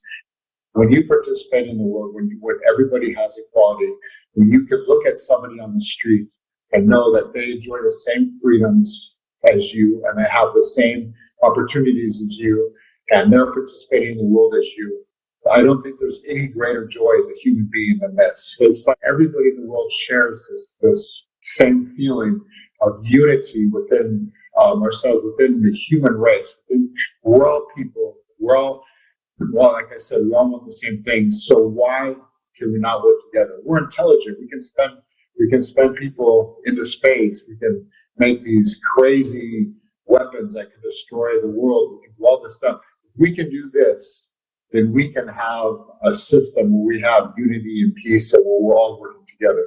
This is our last chance to come together. So we're going to come together, and we right now we can choose to come together, or we're going to be forced to come together because we're in a system where either war or climate change or this has forced us to understand that we're not going to survive as a species unless we come together. But right now is our last chance to do this, like willingly, without any environmental influence, like telling us that we need to, without like our imminent destruction. So, guys, tell your neighbors, tell your friends, tell them that you want to make a change and that you're willing to make a change, and that you want them to make a change with you, whether you know them or you don't know them. Guys, this is such an opportunity. Like, I'm so excited even talking about it. I just imagine outside walking and meeting people and talking to people and traveling and seeing people that all want this, like this humanity to join together and for something better that includes every single person on earth. Imagine whether you're disabled or black or white or woman or man or child or elderly or whatever your profession, like join together for the same purpose, and that's the betterment of society.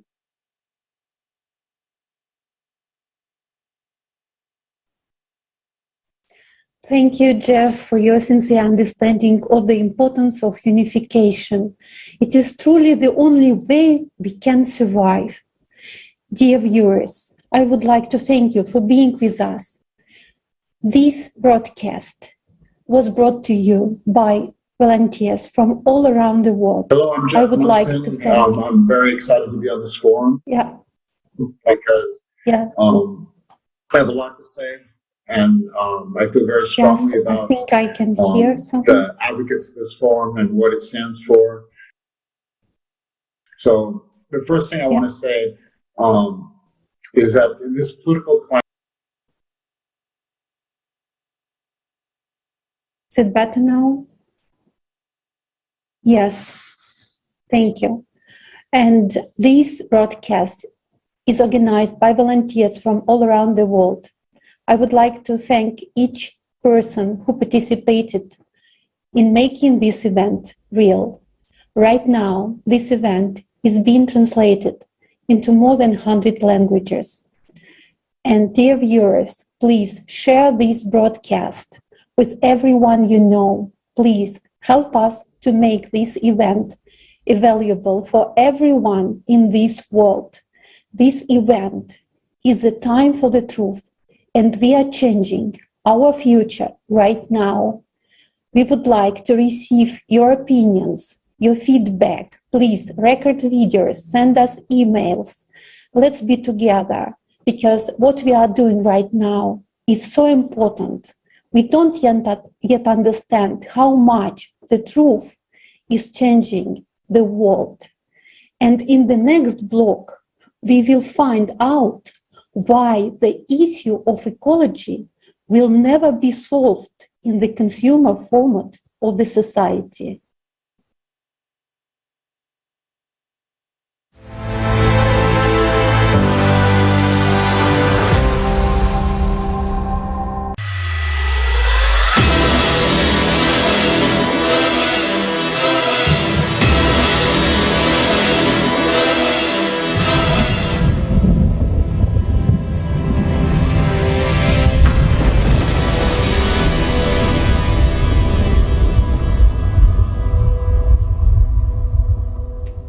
Case number 115, Fashion Industry.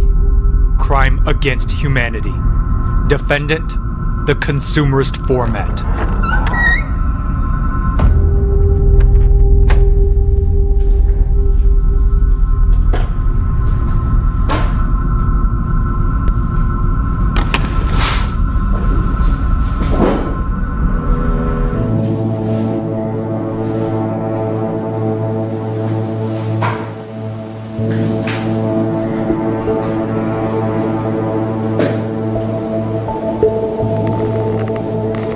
Aren't you gonna anything to say? Then I'll start. Bangladesh, the year 2013. I suddenly felt, am I in a war zone? I was hearing the scream from the rubble, someone saying, chop off my leg and pull me out. Save me, brother. Please, save me. Brother, I want to live. Haven't you remembered? Then I'll continue. Rana Plaza, an 8-story building, and 1,134 dead workers don't mean anything to you? And the managers were warned about the bad conditions of the building. And there were cracks in the walls. And yet, people were forced to work until the tragedy happened. Among the dead were women and underage girls. We didn't want to go up in the factory, but management forced us to go and said there was no problem with the building. We took a pen and wrote our addresses and mobile numbers on our hands. This way, our parents would identify our dead bodies. I know. You'll say these are isolated cases. Then explain why dozens of thousands of people annually die in cotton production. According to the latest report of the Global Slavery Index, the production of clothing is the world's second largest industry in terms of slave labor. Let's move on. To produce one t-shirt and 1 pair of jeans, 1 kilo of cotton is needed. According to the World Wildlife Fund, it takes up to 20,000 liters of water to produce that 1 kilogram. 20,000 liters would be enough for 1 person for 27 years if they drink the norm, which is 2 liters a day. And this happens while the supply of fresh water is only 2.5% of the total amount of water on the planet. Do you understand that? At the same time, every third inhabitant on the planet has no access to clean, fresh water. Are genes really more important than human life? Indonesia, the Citarum River. The Citarum River is one of the 3 dirtiest rivers on the planet. But 40 years ago, this river and its surroundings were considered a tropical paradise. This is what the Citarum looks like now at its source, and this is what it looks like when it crosses major cities. Today, there are more than 3,000 factories around the Citarum River, a quarter of which work to export fabric for the world's clothing brands. Each of these factories dumps waste products into the Citarum every day. The Citarum is now a cocktail of chemicals with dead animals floating in it. The content of heavy metals exceeds all permissible norms here. Mercury concentrations are 4 times the safe standard. According to the 2013 report on the downstream impacts of water pollution in the upper Citarum River, West Java, Indonesia, 25 million people depend on the Citarum River. Heavy metals are not degradable.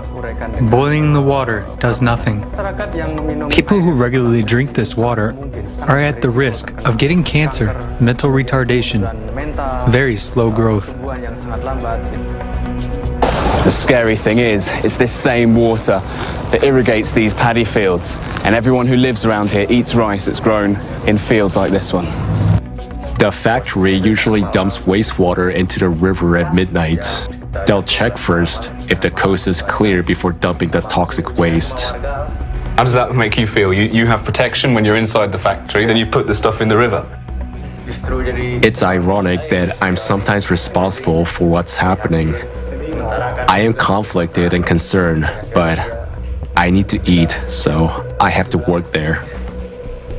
3 million people work in the textile factories, manufacturing, dyeing, and sewing clothes for major fashion brands is a $12 billion industry that has kept Indonesia's economy the largest in Southeast Asia. But its price is an ecological disaster and destruction of people's lives. China. 70% of rivers and lakes are polluted in this country. In 2017 alone, the Chinese non-governmental organization, the Institute of Public and Environmental Affairs, IPE, recorded that the textile industry had committed more than 300,000 violations of environmental standards. In China, the degree to which rivers are cleaned plays an important role in the political race. That is why special stations have been set up to record the emissions of various factories. But the problem is that these stations control only those regions that are upstream. So it turns out that the activities of downstream companies are not only unregulated by the relevant laws, but do not even come under control. Aren't you tired of your lies? According to the study, National Prevalence and Effects of Multiple Chemical Sensitivities, from 2008 to 2018, the population's sensitivity to chemicals increased by 300%, including articles of clothing. This is despite the fact that most brands claim their materials and dyes are environmentally friendly and safe for people. Or shall we continue about environmental friendliness? Just like many people on our planet Earth, I was cruelly deceived by the fashion industry. This deception was the following. When I came to a store for another purchase, I paid more attention to those items which were labeled as made from recycled materials. And I certainly gave them preference. But imagine my surprise when on one of the websites I saw goods with similar labeling, yet many times more expensive. And I wondered what the difference was. Why do the prices differ so much? So I started my own research, and what I found really shocked me.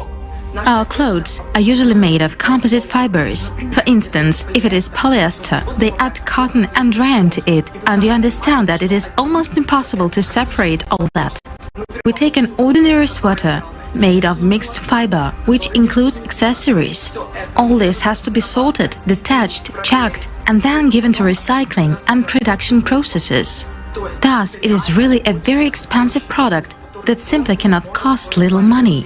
What shocked me the most were sneakers manufacturers who claim that their sneakers are made of plastic. Yes, they are made of plastic. But the big question is, what kind of plastic is it? Because as an ordinary consumer, I believe that sneakers have plastic soles. Hence, it is logical that a lot of sneakers are collected and new sneakers are made from them. Or it is that plastic, those plastic bottles, which are recycled. However, everything turns out to be quite otherwise. In fact, sneakers are made of new plastic. So not only do we already have a big problem with plastic, but we also keep producing it, and we say that our sneakers are environmentally friendly and made from plastic. That's how the fashion industry lulls us into complacency, and instead of really taking care of the environment, we only pollute it even more, thinking that when we buy products labeled as made from recycled materials, we thus help our planet. But in reality, we are killing it by producing more and more worthless goods. Therefore, it seems to me we should stop being blockheads who can be easily deceived. We should start thinking about what the consumerist format foists on us, and we ourselves should figure out and understand what is really going on. The reality is that currently only about 1% of clothing is actually recycled in the very literal sense of the word. 1%. 1%. 1% is recycled. If you're talking about recycling in terms of taking fibers and breaking them down and turning them back into new fibers, it's 1%. In order for the fast fashion outlets to recycle what they make, it would take 12 years to recycle what they sell in 48 hours. Okay. Explain me this. Why do you produce 400 billion square meters of textiles a year, and 60 billion is just waste? With this amount of fabric, you can rob our planet 800 times. At the same time, 1 truckload of clothing is burned every second, and tons of new clothes are thrown into the landfill. Tell me, will you ever get enough? Casualties, slave labor, destruction of rivers, ecology, and overproduction. What is all this for? Your cynicism, greed, your boundless cruelty cannot be hidden behind the bright, colorful label of the fashion industry. You have forced billions of people into the trap of consumption and put them on the brink of survival.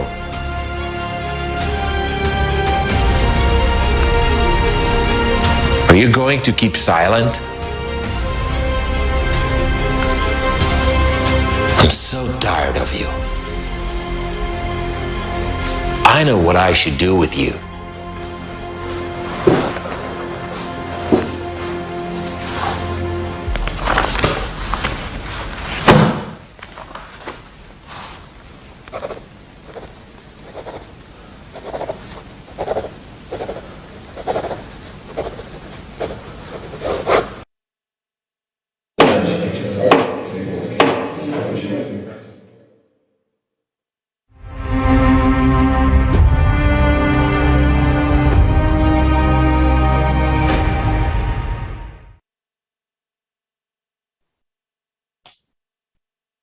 I was truly shocked by the information we saw in the video about fashion industry. How cruel and absurd is the consumer format we live in? Why is it allowed to manufacture products dangerous to the environment and human beings? Why unsafe technology being introduced? The answer is obvious. Because there is too much money at stake. And after everything we have seen and heard today, it's obvious that the consumerist format is simply killing us and our planet. And how could it be otherwise in the world where money is more precious than human life? And the only thing which can be changed by ourselves. We can be the change.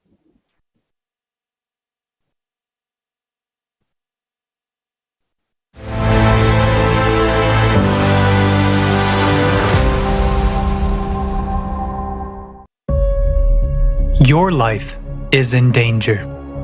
You live on a planet that is dying. The ecology that provides the conditions for your survival is almost destroyed and continues to be destroyed at a catastrophic rate. But the truth is that this cannot be stopped in the current consumerist format of society. The format of lies, cruelty, and absurdity. Do you want to change that? Then let's take an honest look at what is happening now.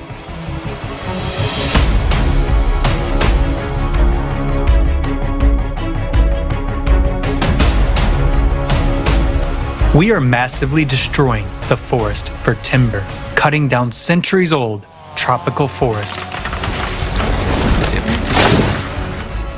to plant coffee, cocoa, and soybeans because they are well paid for.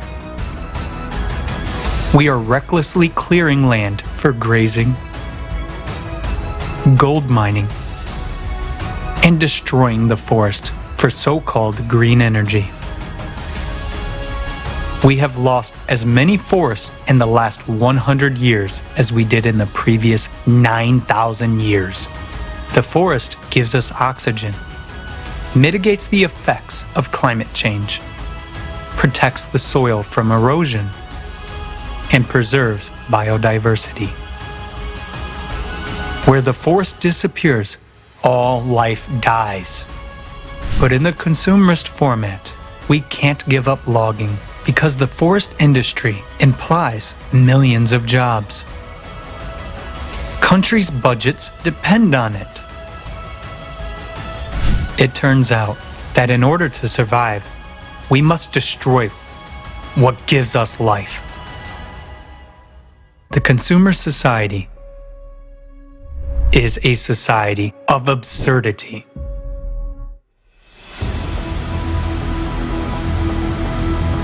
Today, there is not even a single well-functioning system for environmental monitoring in the world. Its absence allows almost uncontrolled dumping of toxic waste into the environment.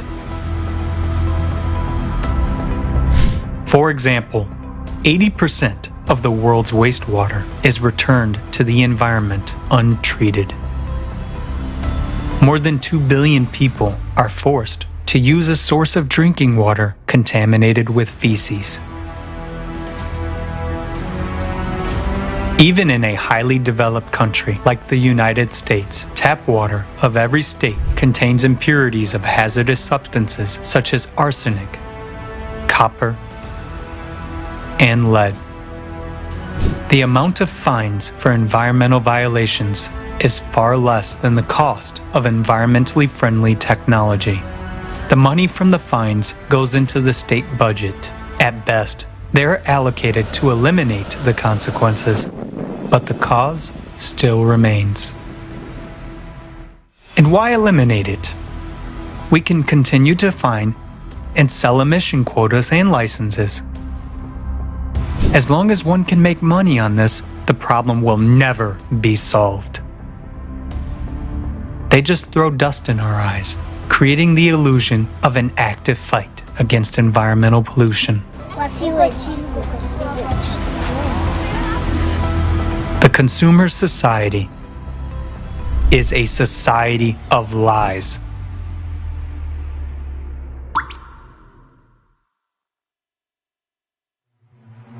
Only 0.3% of all the water on the planet is available to people as fresh water. It is a single resource that belongs to all people. Now, 1 in 3 people does not have access to clean drinking water. To solve the water shortage problem in the 140 countries where it is particularly needed, $114 billion a year is required. Is it a lot?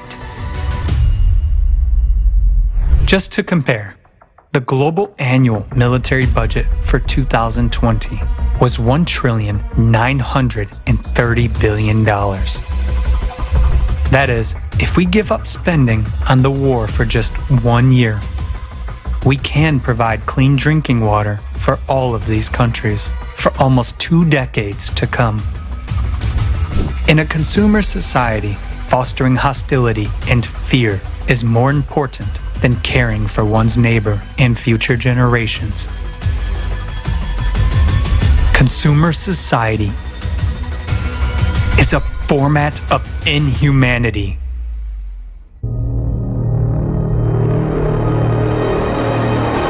Another serious problem of our time is that there are no accessible and safe technologies for waste disposal.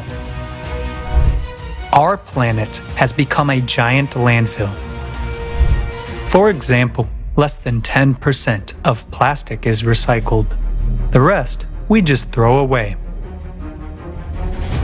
Entire garbage islands have already been formed in the ocean.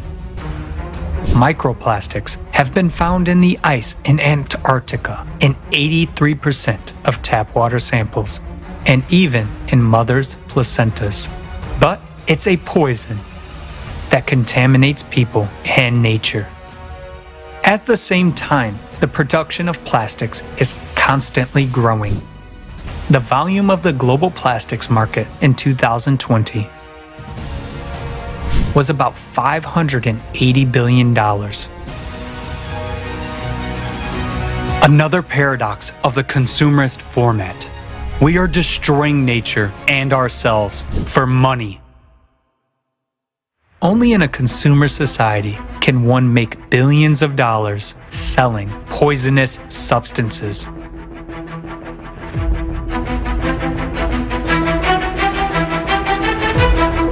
The largest pesticide manufacturers in the world derive over 1/3 of their income from the sale of products that are a serious threat to the environment and human health, causing mutations in the body, cancer, and reproductive disorders. Because of the proven harm, most of these harmful substances are banned from use in developed countries. But in order not to lose profits, manufacturers continue to sell them to third world countries, ignoring the fact that we all live on the same planet. And air masses and sea currents do not respect political boundaries. In the consumerist format, financial interests take precedence over human life. Anytime any of us publish a paper saying chemical X is bad, the chemical company comes after us. And they can be quite vicious. So it is a struggle sometimes for scientists to advocate or say something in a public forum out of fear, because the intimidation is real. And most scientists, we don't make a lot of money. We're not getting rich doing this, we're barely hanging on. But these companies have huge amounts of resources, and if they want to come after you, they'll come after you. I mean, the glyphosate story is really illustrative of that. They went after journalists, they went after scientists. So I commend all the scientists who speak at a forum like that, because I'm sure they're all experiencing tremendous challenge, and in some countries they may even be risking their life, like some journalists are. So I can imagine the emotions are quite high when talking about some of these high stakes things. We're in a moment of I don't even know what we're in the middle of. Misinformation, complete untruth. In a society ruled by money and power, where real scientists cannot speak honestly about big problems, we will never know the truth. In such a society, it is impossible to implement technology which can solve environmental problems, and that means we are doomed. To save your life and life on the planet, it is necessary to build the creative society, a safe, fair, sensible society in which the main value is the life of every person. Obviously, the creative society is our only chance. By informing about the creative society, you save the planet. Tell everyone about this. Thanks to you, the truth will spread all over the world. And when all people learn about the creative society, by joining together, we will build it very quickly. What is impossible for one is possible for all of us together. Take action to save lives.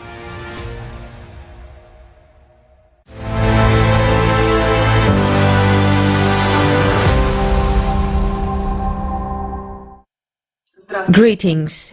My name is Anna. I'm an ecologist. And everything that is said in this video is a terrible truth. And it's getting worse day by day. Because we are increasing logging and pollution. I got engaged in environmentalism because I wanted to change all that and stop the destruction. But in fact, I now see that this is impossible in our consumerist format of society.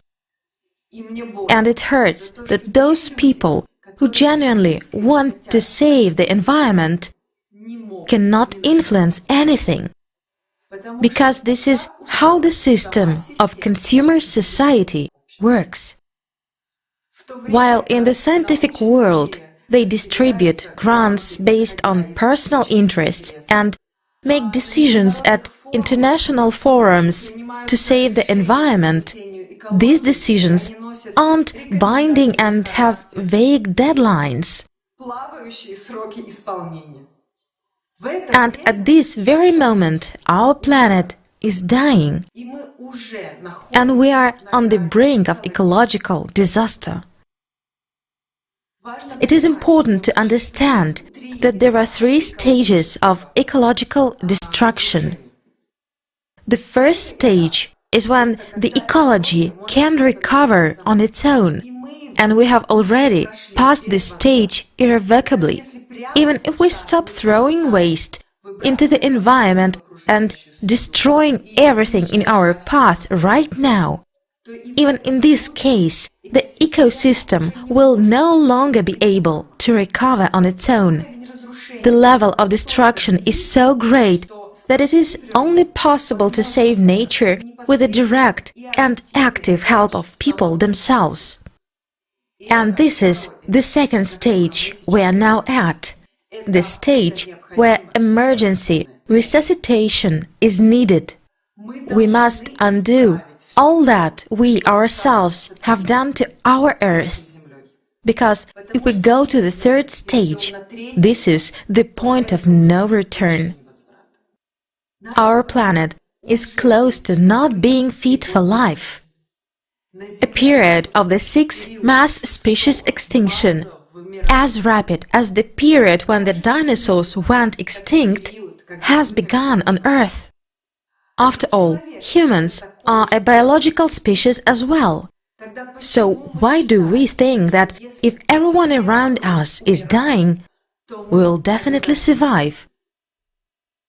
If most of us don't even realize the danger we are in right now, we still have a chance to change things, but time is running out. Dead zones in the world's oceans are increasing at a catastrophic rate.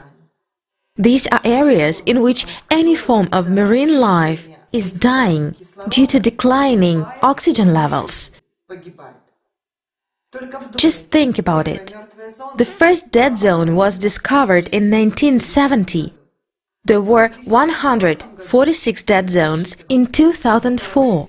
and in 2008 there were already identified 405 of them, and their number is increasing every day.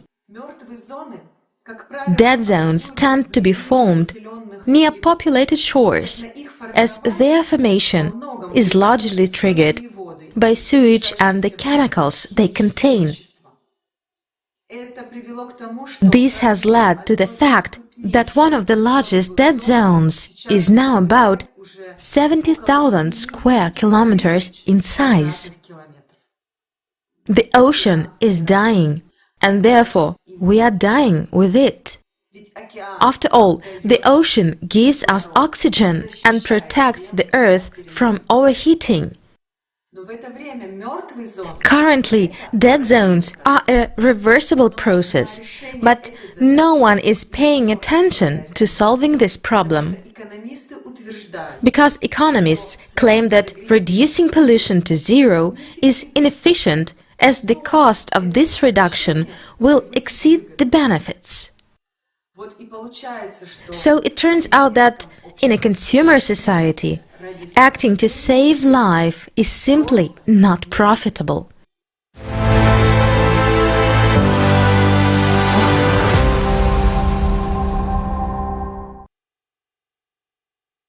Shocking facts. Today, there are a lot of technologies for desalination, purification, and production of drinking water. But at least 2 billion people are drinking water contaminated with fecal matter. Let's watch the following video and you will understand who benefits from you drinking fecally contaminated water.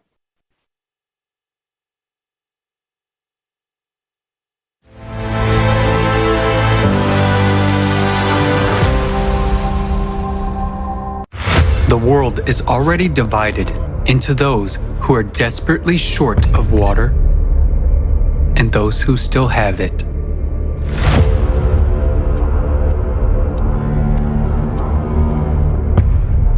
According to UN data, humanity needs to wake up to the looming water crisis.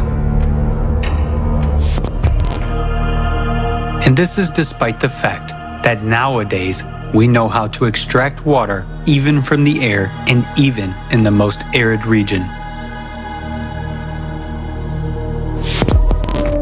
Water from fog.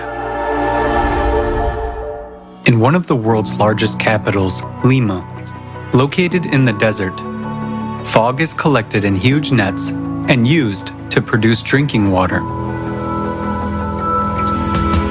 Morocco has one of the largest plants, which produces up to 6,000 liters of drinking water a day from the fog.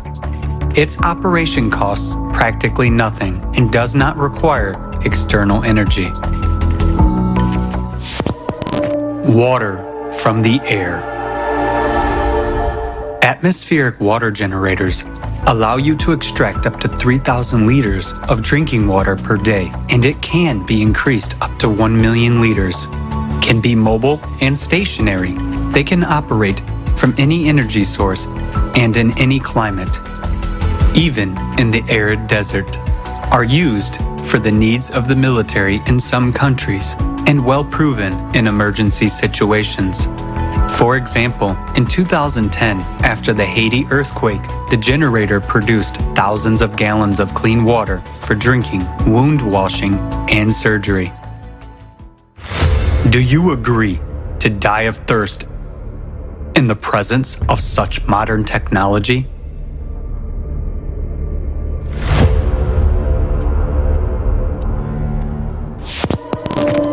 Water desalination units. Worldwide, about 16,000 desalination plants purify ocean water from salt and turn it into fresh water. They can produce millions of gallons of fresh water a day and supply 300 million people.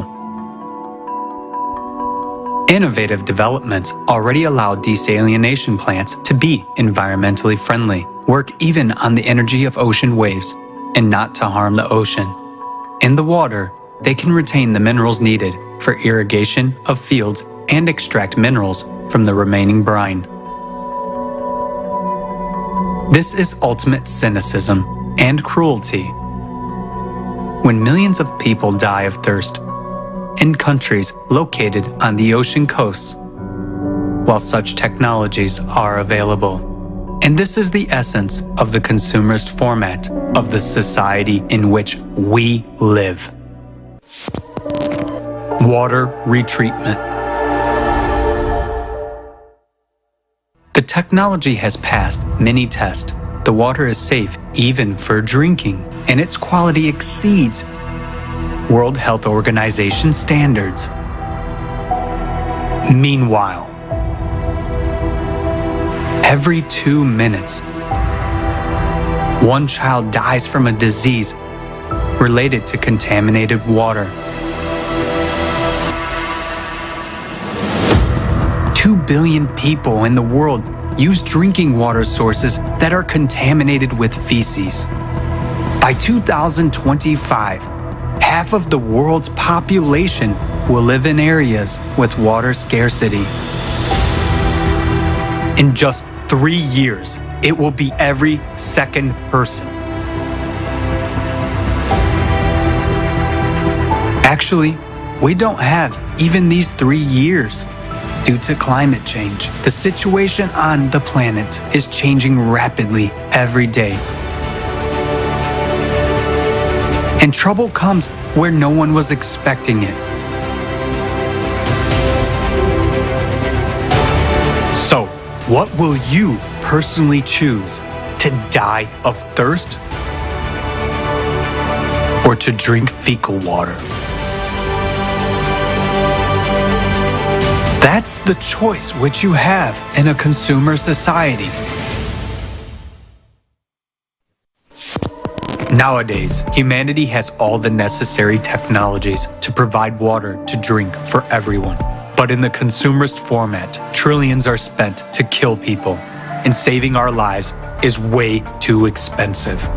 By our inaction, we support this cruel, dead-end, and absurd format of the consumer society. The format in which these problems will never be solved, because our survival for the consumer society means earnings.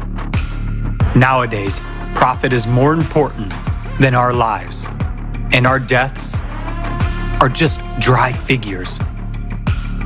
The only way out is to change the format.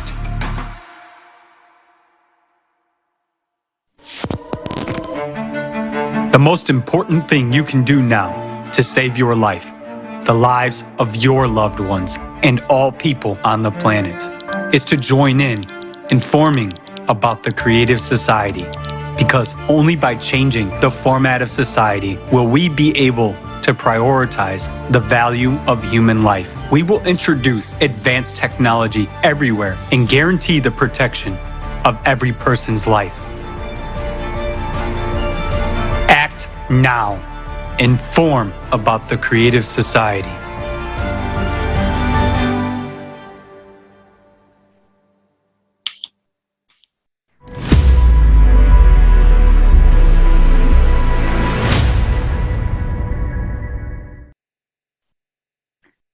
This was just one of the examples how the consumerist society works. We have everything we need for the betterment of human lives, but it is not accessible. Let's take a look at another example of how the consumerist society is robbing us of our lives. Let's take a look at the country of Japan. Already today, scientists from different countries are predicting a mega earthquake that will happen in Japan. But they cannot declare this information because there is no solution on what to do in the current consumerist society. People there are not warned. Let's watch a video on this topic.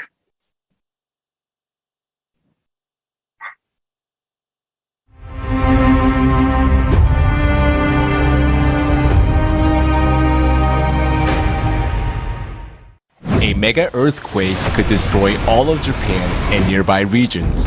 Why? Japan became an archipelago about 12,000 years ago at the end of the Ice Age, and before that, it had been part of a continent. Every 12,000 years, global cataclysms and tectonic shifts occur on Earth and change the face of the planet, flooding some continents and raising others. Now, our civilization is living at the end of the 12,000-year cycle, which means global and catastrophic changes are underway. Japan is one of the countries that get into the thick of climate events. Alexei Lubushin of the Schmidt Institute of Physics of the Earth predicted the 2011 Tohoku earthquake 3 years before the event by analyzing seismic noise. He estimated that this quake was only a foreshock, an earthquake precursor to the Great Japanese Catastrophe. He predicts a magnitude 10 earthquake in the vicinity of Japan in the coming years. The destructive power of such an earthquake is up to 32 times stronger than the one that occurred in Tohoku.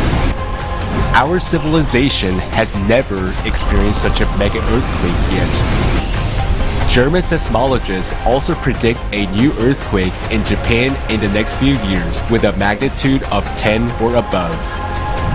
Everything points to the Nankai Trough near Japan. Researchers at Kobe University also warn of an impending mega-earthquake in the Nankai Trough area. They have detected accelerated tectonic plate movement there. International research has shown that a magma dome is rising rapidly from the planet's interior. It intrudes from the mantle, deforms the Earth's crust, and causes earthquakes. An active magma upwelling during a cycle change will cause unprecedented tectonic movements in the area. The consequences will affect all neighboring countries. Such a mega earthquake could cause a devastating volcanic eruptions in Japan. Already now, magmatic activity is being registered in Aira, Aso, and Kikai calderas. An earthquake in any of the supervolcanoes would threaten the entire planet with a volcanic winter and an ice age. Even a nation so prepared for earthquakes cannot withstand such a force of destruction. We simply must warn the people of Japan about this danger so that they can be resettled to safer areas in advance, and that is 126 million human lives. Their country can disappear from the world map at any moment. Is a country as developed as Japan prepared to deal with the coming apocalypse? Would other countries be willing to help it with resettlement? In the present format of consumer society, relocating the people of a particular country is not feasible for economic, political, and other reasons. Would such a mega earthquake be a problem only for Japan? No borders, no walls will stop the climate from attacking. It is merciless, and it takes no money. In the face of planetary danger, all scientific and technical potential must be united for the future of humanity. Only in the creative society format is it possible to have simultaneous peaceful resettlement of 126 million people. The creative society is our only way out. By spreading this information, you're saving the lives of billions of people. We should act today, right now, so that all of us can have a tomorrow.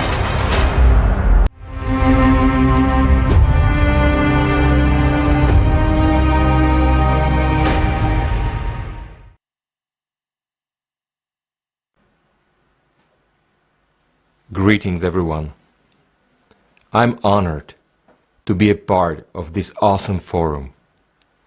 Thank you so much to everyone who participated in the preparation of this event. Thanks to our combined efforts, today we can voice the truth to the world.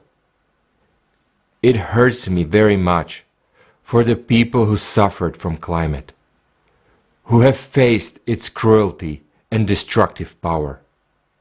Now, I would like to address the skeptics. You know, I ask myself, what more needs to be shown? What more needs to be said to you to have you understand that humanity is dying right now in a full-fledged war?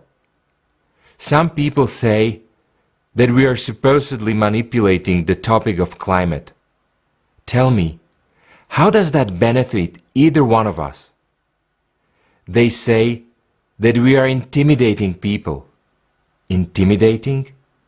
Since when does knowing the truth mean being intimidated?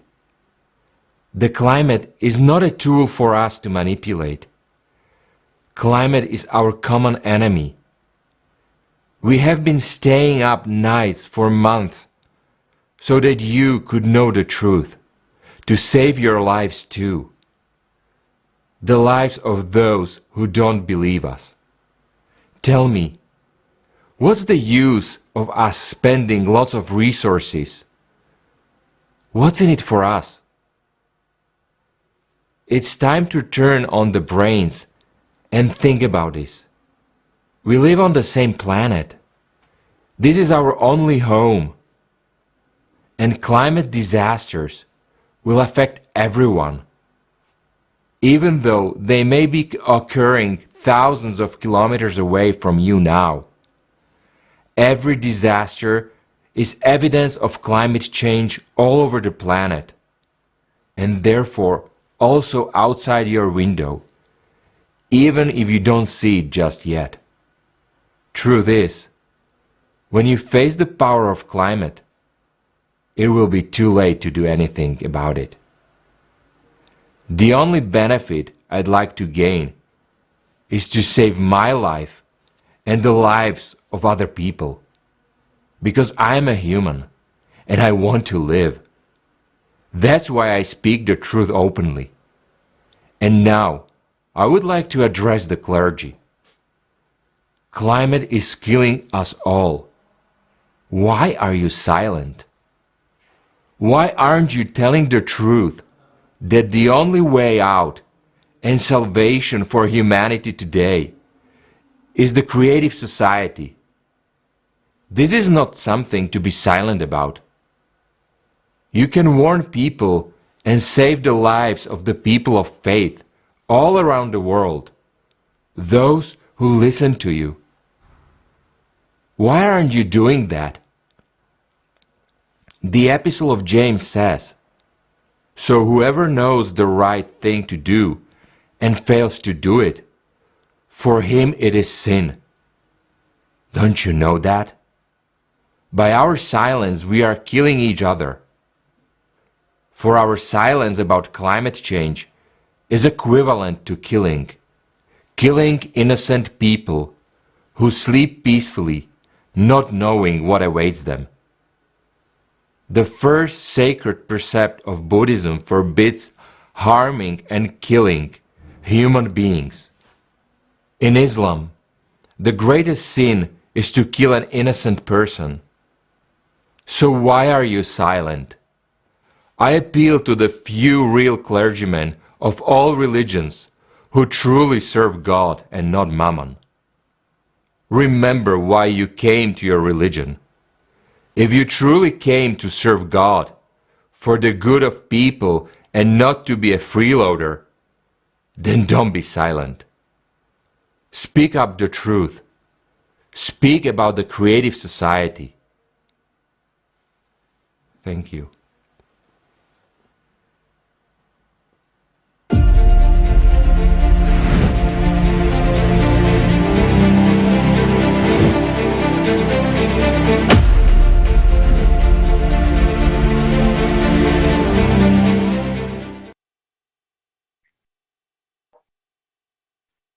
We have heard from the scientists that there is a possibility that a magnitude 10 earthquake will occur in the near future. The energy from such an earthquake will be 32 times greater than the magnitude of number 9 earthquake. That occurred in 2011 in Tohoku. Our civilization has never seen an earthquake of such magnitude. But unfortunately, every time during the cycle of 12,000 years, not only earthquakes occur, but also supervolcanic eruptions. Next, Joe Blundell will tell us more about it. Joe, is a researcher, inventor, and entrepreneur. Joe, the floor is yours.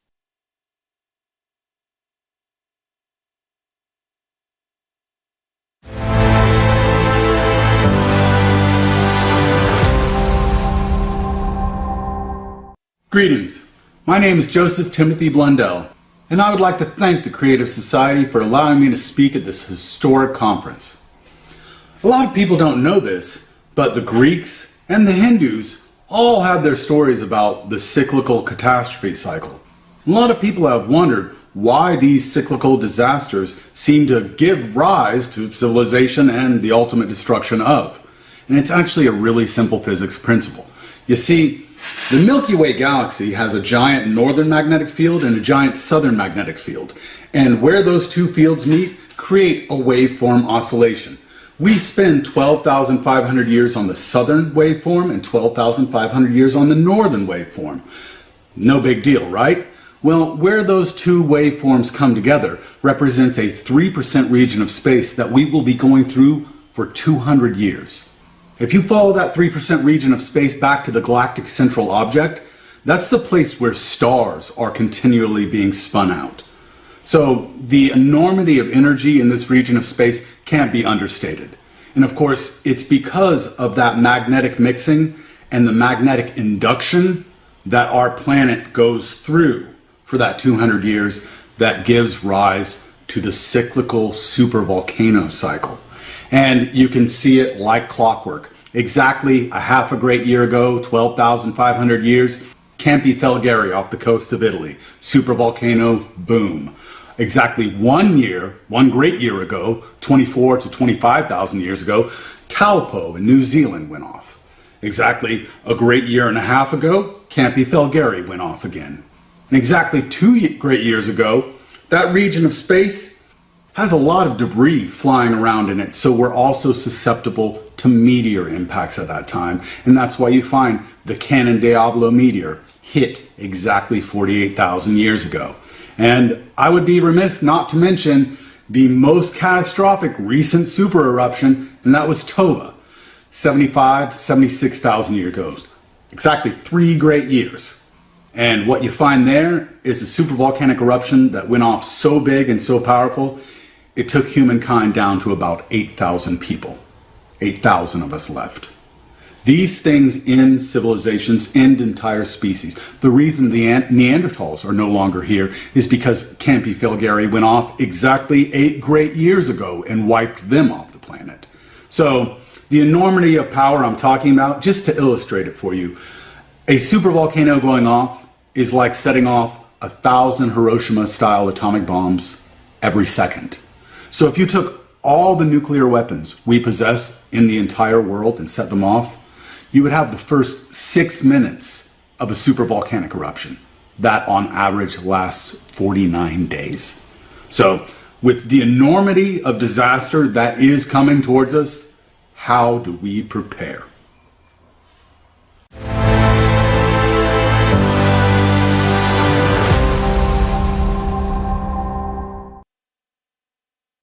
Joe, thanks so much for studying the cyclicality of 12,000 years. And dear viewers, stay with us as we will dive deeper into the facts of what is already happening to our planet and what we can expect in the near future. We would like to also thank all the researchers who speak about the real causes of the climate crisis. They are the real scientists who care about the lives of people, even when they are being threatened. We want you also to know that we honor you and all your work. We would like to announce that an independent platform is created by volunteers of the Creative Society Project from 180 countries with the support of scientists, researchers, professionals, and experts in order to unite scientific potential with a single goal of identifying the true causes of climate change that are not related to human activity, and providing the general public with truthful information about the processes taking place on the planet. We invite all the scientists and researchers to join.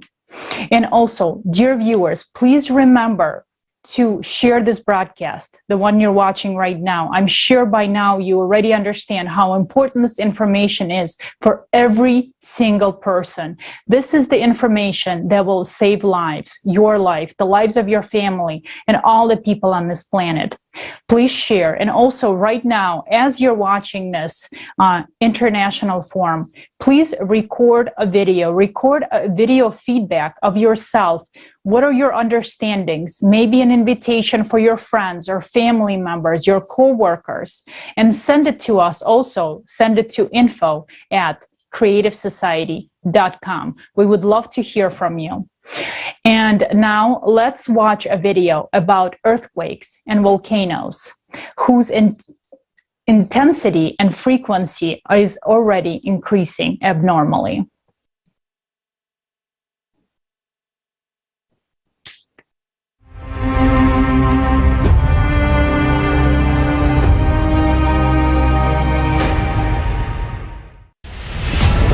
Earthquakes and volcanoes. The power of the Earth's interior manifests itself unpredictably on the surface, causing colossal damage and destroying all life around. In the recent years, these emissions of planetary energy have been growing exponentially in gigantic leaps. Something inexplicable has started to happen. In 2015, a record-breaking earthquake was registered near Japan at a depth of 751 kilometers. This had never been seen before, and indeed was considered impossible by the scientific community. Earthquakes were thought to occur only in the Earth's crust and upper mantle when blocks of lithospheric plates break and shift. At great depths, matter is more malleable and does not behave like brittle glass, but rather like plasticine. There is nothing breakable there, but earthquakes do happen, and that is a fact. The horrible part is that their number and magnitude are increasing.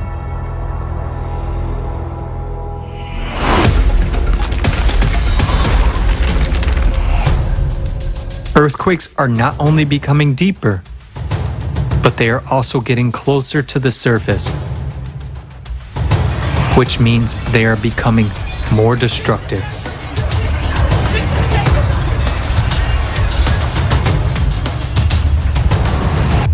Today, more and more of them are concentrated at a depth of about 10 kilometers. For example, an entire series of 36 seismic events of significant magnitude from 4.5 to 7.0 occurred near New Caledonia in early April 2022. Just one earthquake of similar magnitude and depth in August 2021 in Haiti caused fatal damage and killed more than 2,200 people.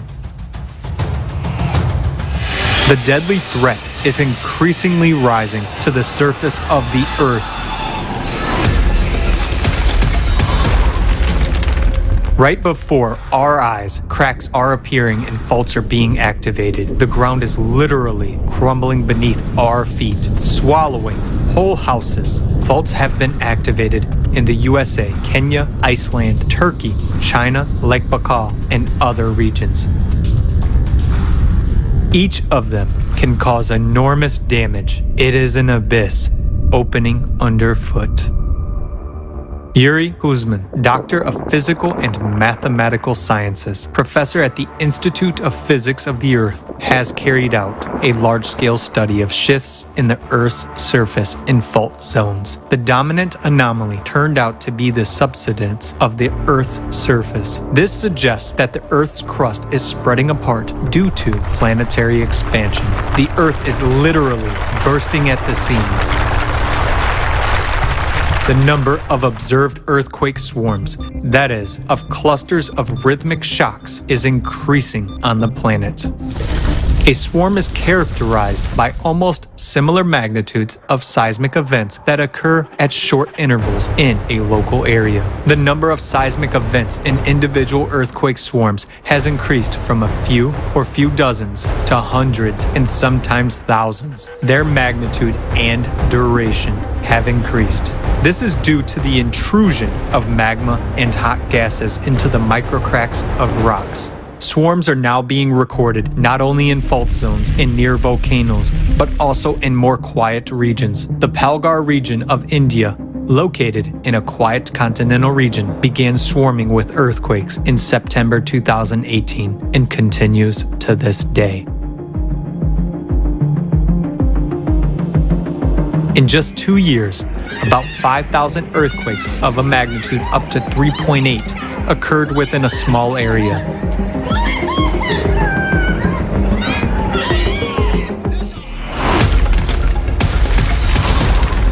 And what has been happening since August 2020 in the Bransfield Strait off of Antarctica has been described by scientists as a huge magma intrusion. Some 85,000 earthquakes have been detected in the first 6 months, with a maximum magnitude of 6. Normally, these processes occur over geologic timescales as opposed to over the course of a human lifespan, said study co-author Simone Czeska, seismologist at the Research Center in Potsdam. Magma is literally devouring the lithospheric plate from the inside, having traveled 2/3 of the way to the surface in 6 months. Only 5 kilometers of rock remain before a catastrophic rupture occurs. And that is just one example. Similar things are happening everywhere. And now we face one big question. What the is going on? While there has been a catastrophic increase in the number of earthquakes in recent years, and researchers and eyewitnesses confirm this, official seismological services are trying to deny it. The world's seismological services have strange discrepancies in their data. Their graphs show the number of earthquakes decreasing sharply. However, different services show it happening in different years. It seems that the world's geophysical agencies conspired to tell lies, but did not agree on what exactly. If we turn to the international portals for collecting official geophysical data from different countries and put all the information together, we get the following picture. As you can see from the graph, in general, there is no decrease in seismic activity whatsoever. Why is no one talking about this? Why are there no plans to evacuate people from dangerous areas? The reality shows that we will not be warned or evacuated when the most critical situation occurs.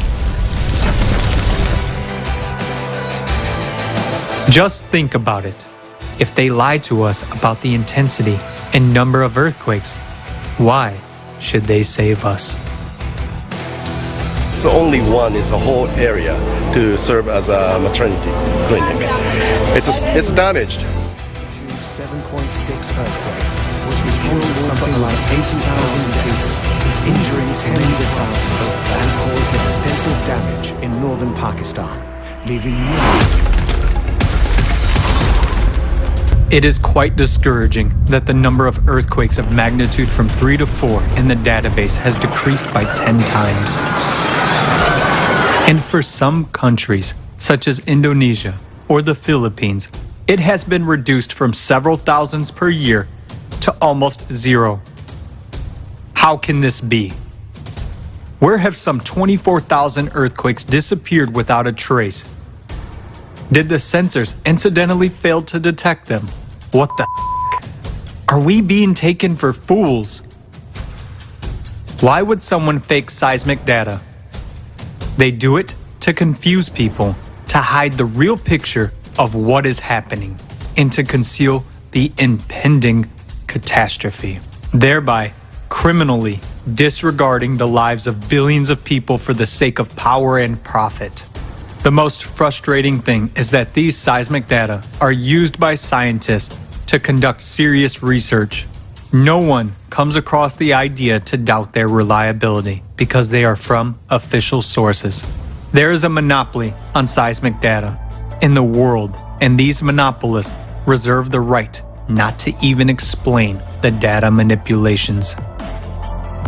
And while these collaborators are busy faking data, A magmatic apocalypse is brewing in the bowels of the Earth.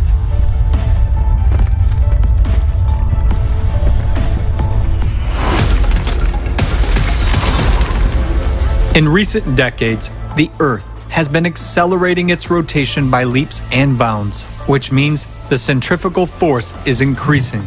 As a result, at the equator, the planet is expanding and increasing in volume. This causes the Earth's crust to crack and geological faults to activate. At this time, processes similar to blood cavitation occur in the Earth's interior with magma. Blood cavitation during Kyson disease is a life-threatening phenomenon known to divers during rapid ascent to the surface. Due to the sudden drop of pressure, the dissolved gases in the blood are released instantly, causing the blood to boil. The resulting gas bubbles destroy the walls of the blood vessels. In the Earth's interior, sudden pressure drops are associated with an instantaneous increase in centrifugal forces during a sudden acceleration of the planet's rotation. This causes magma to rush abruptly towards the Earth's surface. Lithospheric plates are destroyed by cavitation, microbursts of active gas-saturated magma. Just as the walls of vessels are fused by the bubbled blood of a diver, this process accelerates itself, affecting deeper and deeper layers of the mantle. That is why we are seeing ever more powerful and deep earthquakes and seismic swarms. The proof that this process is increasing and accelerating can be seen in the massive double-deep earthquake in Peru. Meanwhile, the expansion and intensification of the pressure on the crust due to the cavitation of the magma serves to intensify the erosion process. What does that mean for us? Soon, we will see eruptions and earthquakes of a magnitude that our civilization has never experienced before. The countdown of the clockwork mechanism of the magma bomb inside our planet has already started. Under the onslaught of a massive attack from the Earth's interior, the thinner oceanic crust is already giving up its position. The ocean has so far restrained this power, but eruptions are moving into the terrestrial phase. Tonga is vivid proof of this. It has the highest number of deep focus earthquakes, and the eruption of the Hunga Tonga Hapai volcano on 15 January 2022 alone affected 80% of the population of the surrounding region. If one volcano can do that, what can we expect from a massive eruption of terrestrial volcanoes? After all, already now, we observe their synchronization. The thicker continental crust is holding the line for now, but it won't last long. This threatens to bring on a volcanic winter and a new ice age. The magma's violent power has already awakened volcanoes that have been dormant for hundreds and thousands of years. Our planet is looking more and more like a minefield, where shells are beginning to detonate like a chain reaction.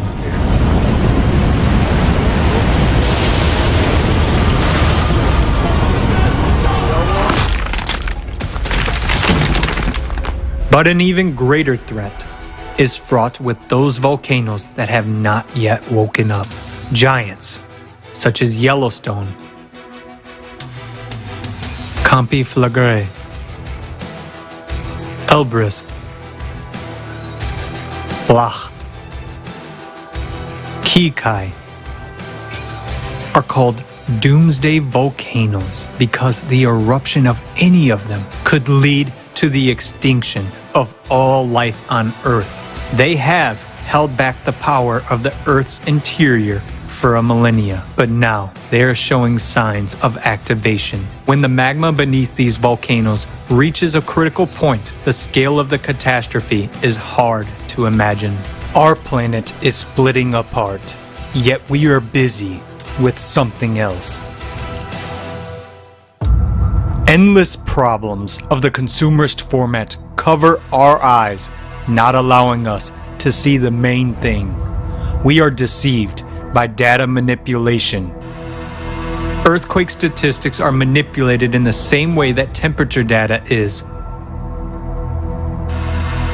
Those who do this keep quiet, some for the money, and some, perhaps, not to scare people and spread panic, so that people live out their last days in peace. Because it was so suffocating inside. I couldn't breathe. People die inside the dead body inside the house. It's a nightmare. Well, I'm pretty well fucked. I fell through that hole. So that we go straight to the precipice with our eyes closed while someone knows but deliberately hides or is afraid to voice the truth. But we still have a chance. And so we just have to tell the truth. We will be able to withstand cataclysms if we unite our scientific potential. But in order for climate control to become our reality, it is important for scientists to unite in the common goal of keeping all of humanity alive. This is only possible in the creative society. Decide. The choice is yours. Your life is at stake.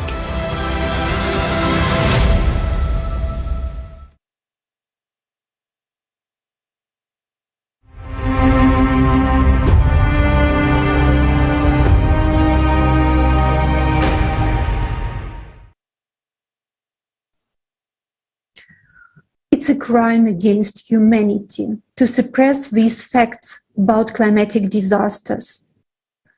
You may ask, why are these facts suppressed? Why are they being hidden?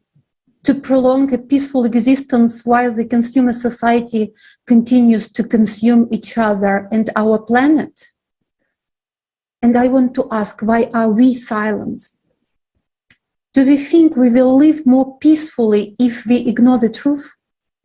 We will, but not for long. By this attitude, by lying, by silencing the truth about climate crisis, we deprive ourselves of a chance for a future. Because then people see the truth about climate. They know it's our enemy. They know it's the last war of humanity. They will mobilize to confront it. No victory is possible without united and well-organized resistance. Now those people, those scientists who see what is happening to the climate and our planet, they understand how dangerous it is for us people, but they don't know how to solve it. And here is the answer to your question. Why do we need the creative society? To find a way to confront the climate. We need to bring together the efforts and funding of scientists around the world. They should have started working together yesterday to save people and the planet. But this will not happen in a consumer society. In a consumer society, the money which is allocated was disappearing and will continue to disappear in an unknown direction, or rather in the known, in someone's pocket. And seeing all this, it's hard to imagine how these collaborationists we were talking about earlier in the forum, what are they hoping for? Are they planning to pay a volcano or an earthquake with the money they get for falsificating data? Their actions are absurd because in a panic, they are trying to plug all the holes through which the truth leaks out. And their empire of lies is falling apart. In the meantime, millions of people are already losing their homes and are forced to seek shelter in other countries. People are fleeing for a better life. But in the consumer society, they become a commodity. You will learn more about the hardships of refugee life below.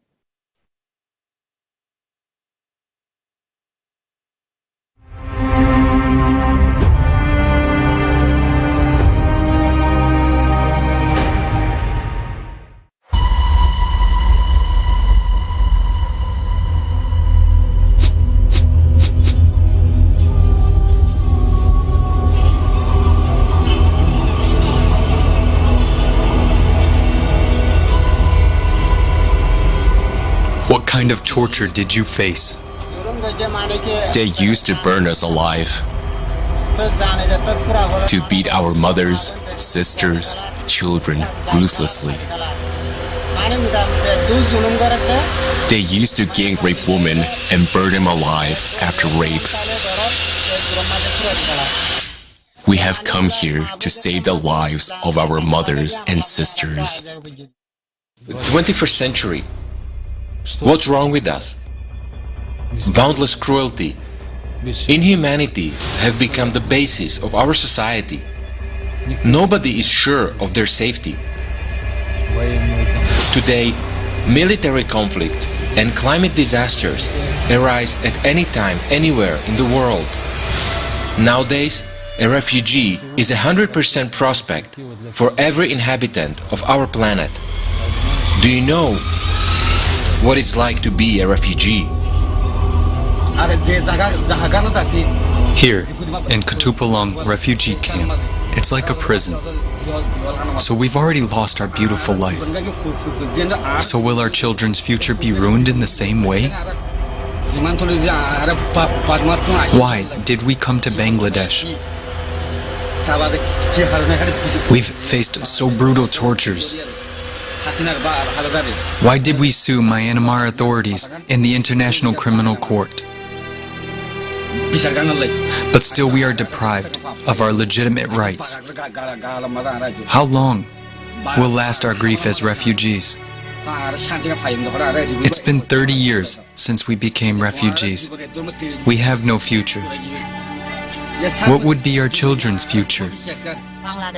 Yes, and actually now it seems that it has been more than 30 years. For 30 years we weren't able to live like human beings. There is no place in this world where we are able to live safely. Our lives in this refugee camp have become more miserable than that of prisoners. When people become prisoners, they are appointed a lawyer to escape from that. But we've been living here like prisoners for more than 30 years. And in the whole world, there is not a single lawyer for us. We want to escape from this awful prison. If the Bangladesh government wants, they can free us from this prison. We want to inform the whole world, all lawyers of the world. We don't want to lead a life of refugees anymore. We don't want to see our future generation as refugees. We would have committed suicide if we had known beforehand the misery of a refugee life. Today, refugee camps are death camps and concentration camps. And this is the result of the work of the UN and other organizations meant to help refugees. These are the realities of the consumerist format of society in which we all live. It is the format of inhumanity, indifference to one another, extreme cruelty and irresponsibility for what is happening. No change of these or those representatives of power will improve the situation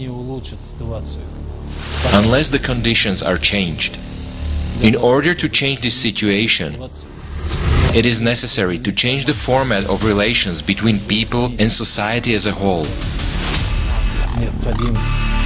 We need the format in which the value of human life, its security and safety will be guaranteed for everyone. And humanity, mutual help and support will be the basis of interrelations between people. The only solution is to build a creative society. If nothing is changed now, tomorrow each of us will find ourselves in this concentration camp. And that's the best prospect for you as a refugee.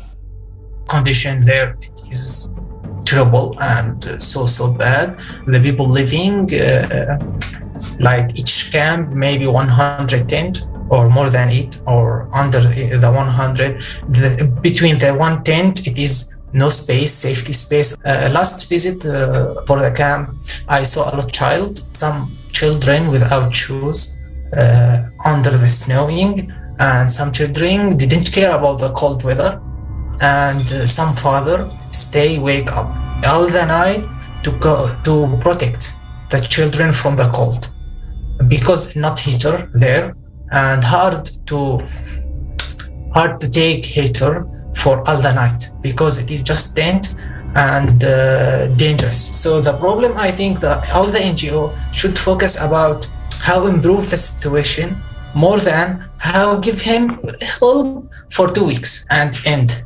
A lot of the NGO just provide and give him food kit, clothes, and we need it. But the problem it is why we every years in the winter have this problem. So just the NGO what doing? Keep everything, and every winter provide the same help. If the money collect from the 1 years and building home or houses for the people, you will not have this problem again. You can focus about another thing and building the economic there. So why is the existence of these camps around the world beneficial? What prevents this issue from being solved once and for all? The answer is obvious. Refugees are a business, shady business, where the goods are people. You are a commodity. Refugees are easy prey. They will not be sought. No one needs them, neither the state from which they are fleeing, nor the host party.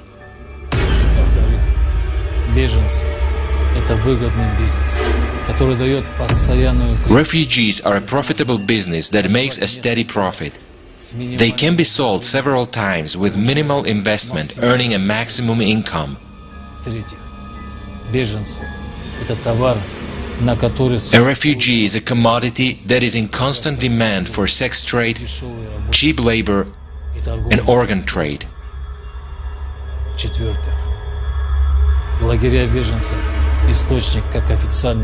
Refugee camps are a source of both official and unofficial income for those who work in the camps themselves and to those who work for international organizations.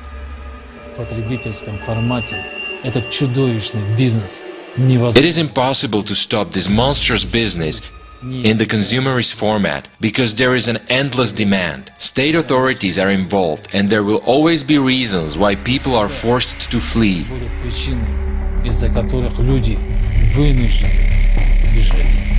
In this business, there are a lot of poachers, there are a lot of stalkers, there are a lot of hunters, and these people grab the thing. So the government is also aware about it. The customs are aware about it.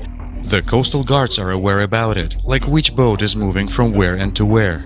So from point A to point B, yes, it is a business. And everyone is involved again.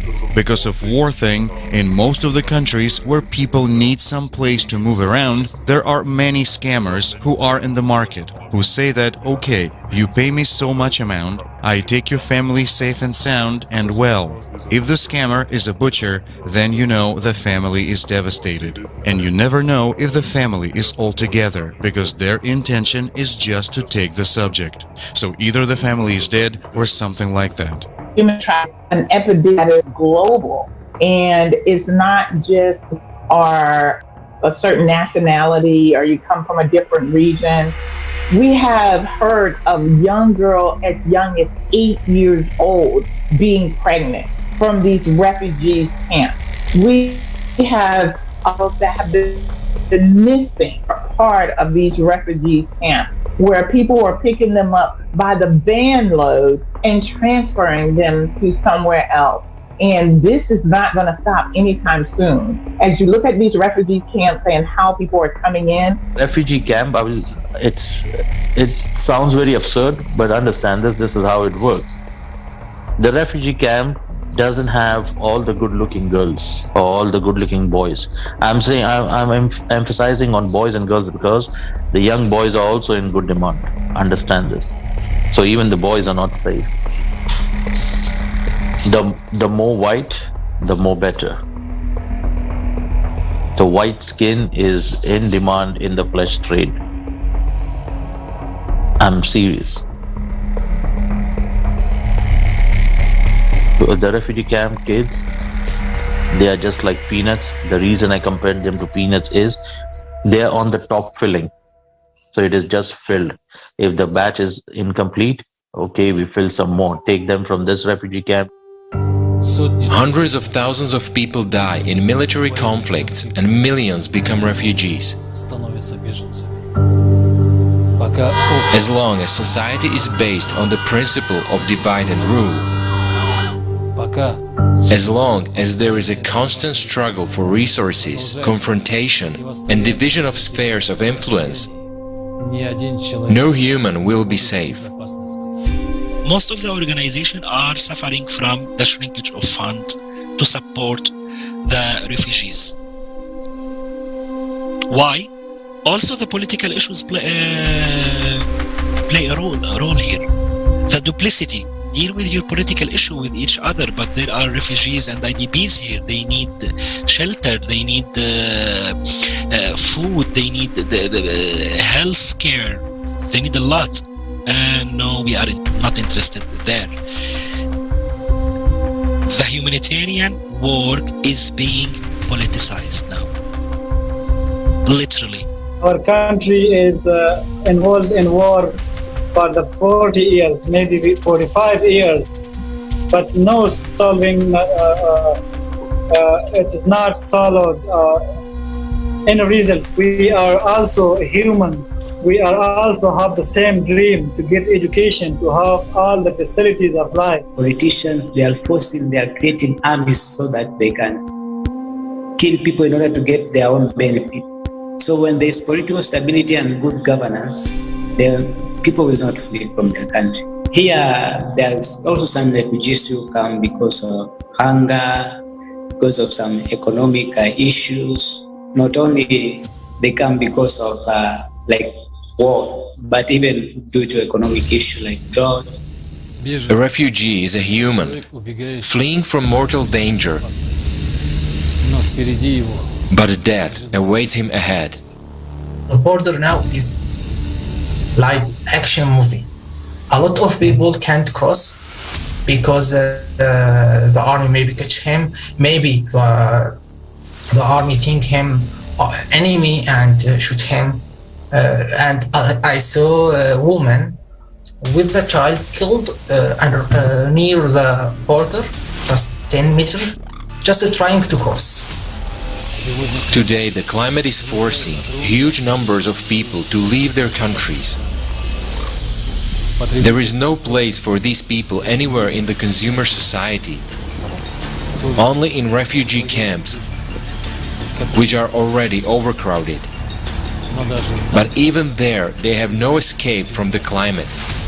Due to climate change, we have to expect that in the next years and decades, really serious catastrophes with large movements of refugees can actually occur. You know, we see people put in desperate positions in terms of, you know, through conflict, through climate change, people that are displaced can no longer carry on their lives as they have been, and they find themselves in desperate situations, and as a result of that, there are people ready and willing to prey on those people in desperate situations, you know.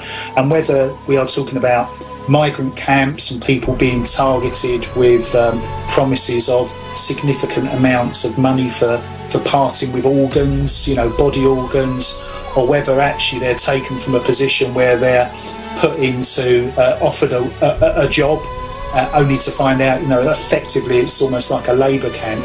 These things are absolutely happening. It's going to have this vicious cycle, and we've been seeing it. And I think advocates in the human trafficking, the anti-trafficking field, have started to talk a lot more about the really close intersections of human trafficking and climate change, because you can't.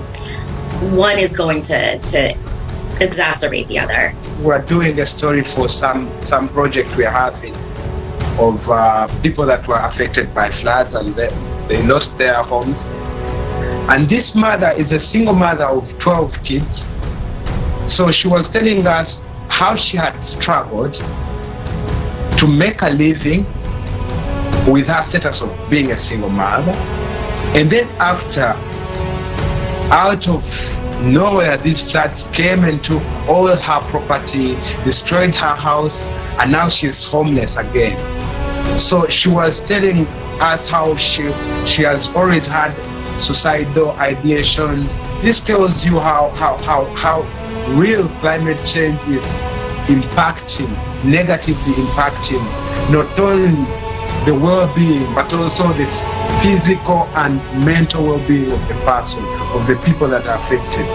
And then the second, of course, which is more obvious, is loss and damage. These people had their property, their homes, and then now floods come, landslides come. They're taking away all this property. The situation with refugees clearly reflects the essence of our society today. In the consumer society, no one wants to solve other people's problems. Everyone is focused on themselves. Hypocrisy and hatred are everywhere. We literally devour each other. No problem can ever be solved in the consumerist format. Such a society has no perspective. It's a dead-end society and it's doomed. There are modern concentration camps, refugee camps, in the various parts of the world. Some of them have existed for over 70 years.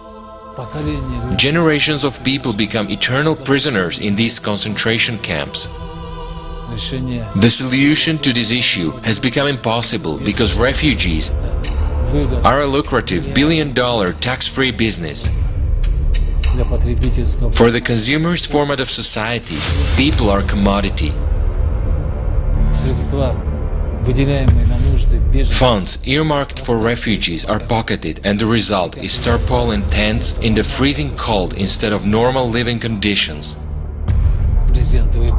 Electric heaters without electricity, buckets of ice-cold water outside instead of normal showers.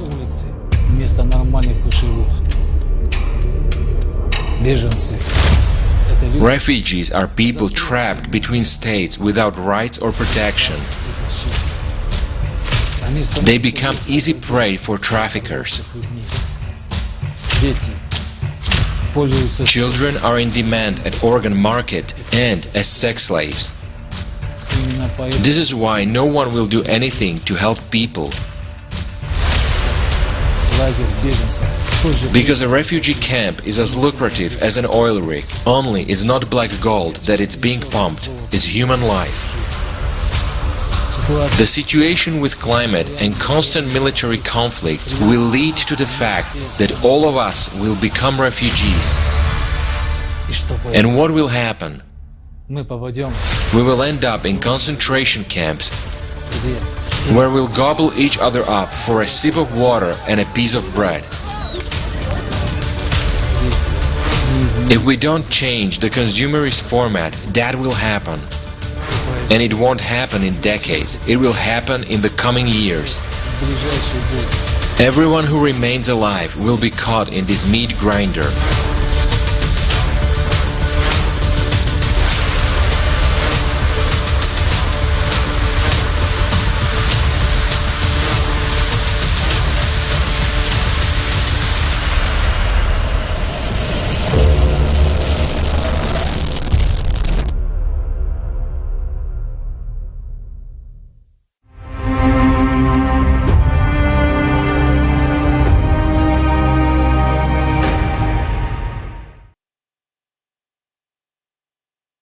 Now you may ask, how does it affect me? Why show such horrors? Why do I need this information? It concerns you directly. Imagine if your child, your little girl or boy suddenly has to displace somewhere without you. It's scary even to think about it, isn't it? In times of global climate disasters, the migration of large numbers of people is inevitable. And if we don't change the format, the market for human trafficking and human organs will be constantly replenished. Violence dominates everywhere because the consumer promote itself is the cause of violence. But it shouldn't be like this in a normal society. The fact that we behave worse than beasts is a sign of the deep degradation of society. It's really scary. And it's a consequence of the consumer format. Now imagine that we enter our near future as a society of degenerates. So you ask, what can I do now? Right now, our biggest problem is that people are divided, most are divided. There is no unifying idea, or only hatred.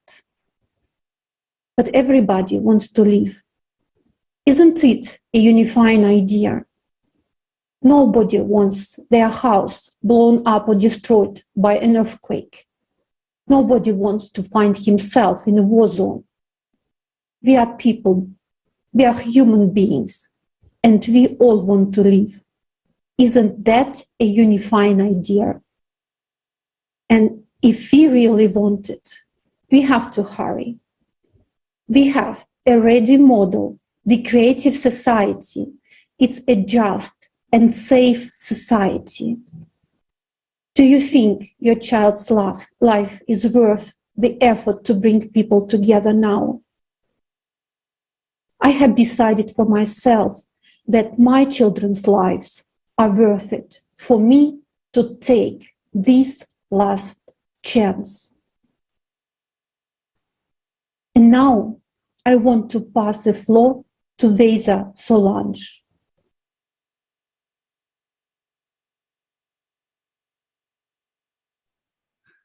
I'm from Angola, but I'm currently living in South Africa. And in South Africa, one of the biggest cries is about children, women, and men disappearing daily without any explanation. The crisis of human trafficking is increasing more and more every day. Authorities don't seem to be doing anything about it. You open the newspaper, you switch on the news, and you don't even hear anymore about the thousands of people going missing daily. There are people all over the world right now that have been either taken from their home or they were taken as they were on their way to school or even to work. And it seems like no one is paying attention to those people. Human trafficking is destabilizing homes. Human trafficking is yet another cruel way of taking away the value in human lives. And this is affecting society in such a way that people are feeling so helpless that they are pretending that it is not happening. And we truly need to stop pretending, stop closing our eyes and opening our eyes to the truth. If we feel like the people that are meant to protect us are not protecting us anymore, that it is our responsibility to protect each other, to watch out for each other. A lot of the times, the only reason that evil is so bold is because it knows that no one from the good side is going to try to do anything. That is where the watching out for each other comes in such an important way. It is so sad to live constantly in fear when you see a family member leaving the house, not knowing if they are going to be able to return safely, and not knowing if they don't return, who truly is going to help you. If we do not want to live in a society filled with fear, we are the ones that need to come together and start implementing these changes. We need to report, we need to rally together, and we need to make sure that more lives are not destroyed through human trafficking. It is very easy to blame governments. It is very easy to blame big companies that are gaining monetarily from all of that. But that would not be possible if we did not contribute to that. That would not be possible if we decided to take a stand and say, I will not be a part of this anymore.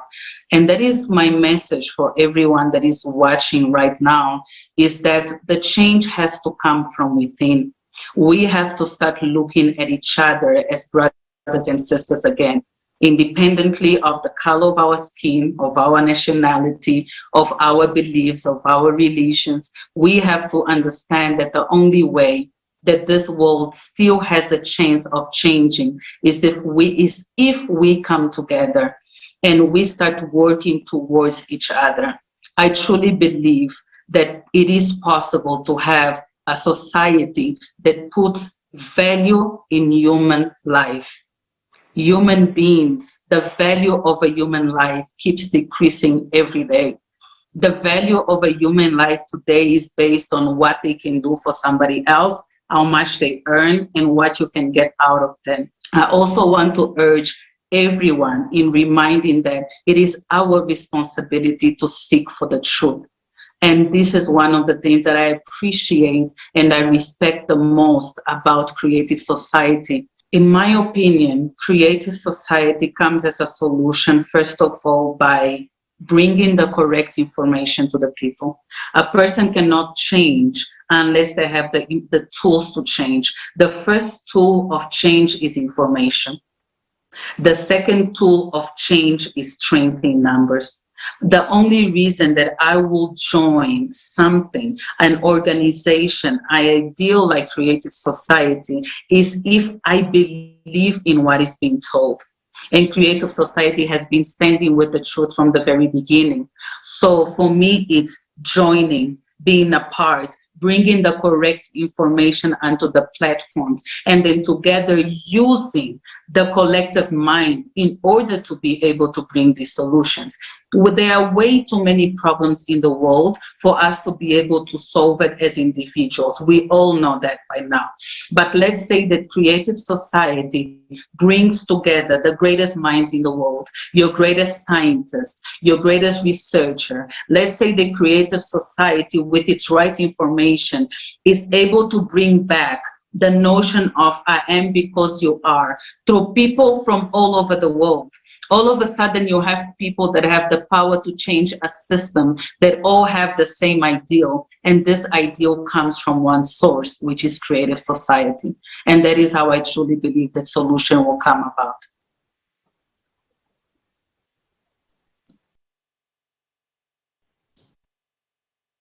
Thank you very much. Thank you very much, Vesa, for sharing. I absolutely agree that today Creative Society is our only solution. And from this, I have a question for everyone that's watching us right now. Do you believe that if we continue to exist in the current consumerist society, do you believe that we have a future? There is no doubt that every single person thinks about where this world is headed and understands that something needs to change. The time has come to stop pretending. It's time to stop lying to ourselves, and it's time to unite and solve all our problems together so that we can look in the mirror and know that we did everything to change this consumerist format of our society into the Creative Society and win the last war against climate. Plus, we have technologies today that will help save people's lives. Let's take a look at the next video so you can see for yourself.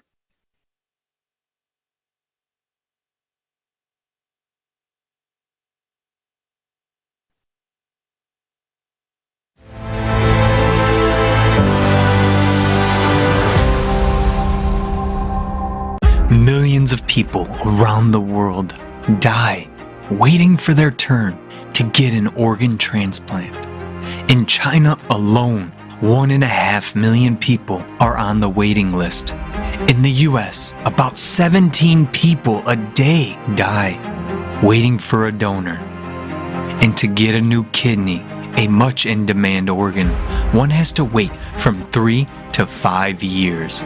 In India, only 3% of those in need receive it. Tell me, What will you do if you or your loved ones need an organ transplant? Are you sure you'll live long enough to get your turn? Here are the barbaric methods that are used to solve this problem in today's consumer society. Every hour, a kidney is being sold on the black market. Children are dismantled for spare parts like a construction set in order to earn up to 1 million euros on organs. Are you unworried today when your child is outside? Teenage girls are forced to bear children on human farms in order to sell them. There are kidney villages all over the world where each resident has already sold one kidney. Parents are forced to sell some of their children in order to feed the others.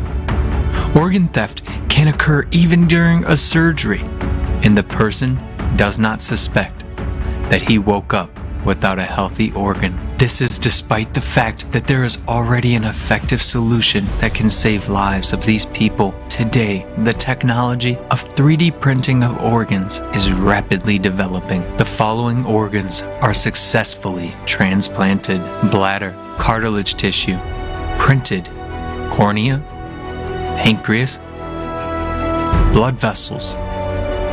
In a development stage, kidneys, skin, heart, liver, lungs, stomach. A 3D bioprinter has already become part of the scientific equipment on the ISS. What was once a plot for a science fiction novel is now advancing our scientific research, says Taylor Crouch, Organovo Holdings Incorporated. 3D bioprinting will save millions of lives through timely transplantation, will reduce mortality from chronic and age-related diseases, will end clinical trials of drugs on humans, including children. The black market of human organs and the sale of people for organs will disappear forever as a monstrous phenomenon of the consumerist format of society. These technologies will literally not only save, but also protect the lives of millions of people. The advantages of this technology: printed organs are cheaper than donor organs. They are printed from the patient's own cells and are not rejected by the immune system. A printed bladder was successfully transplanted over 20 years ago. But has this technology come to your hospital? Is it available to everyone in need in your city? In the consumerist format of society, there's always something more important than our lives. There is no way to solve this problem in a consumer society because organ transplantation is a profitable multi-billion-dollar business, a business built on the health and lives of people. In the consumer society, it is much more profitable that you suffer and die. The most monstrous thing is that we have agreed with this. Today, everyone needs to make a decision in which society he wants to live. What kind of society will our children live in? In a society where, instead of saving your life, you'll be a number on a waiting list for those sentenced to death, hoping for your salvation at the cost of the health or life of another person. In a society where you will be dismantled for parts for someone else's benefit. Or you will build the creative society where advanced technologies ensure the protection of your life and the lives of your children. The society where there will be nothing more valuable than human life, your life. The choice is yours.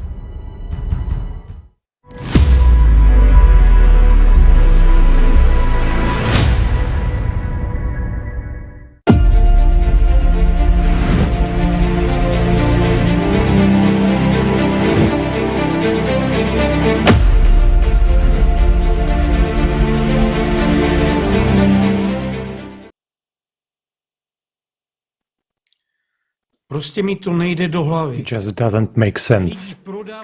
People are sold like cattle. Billions of dollars are made from human trafficking in human organs.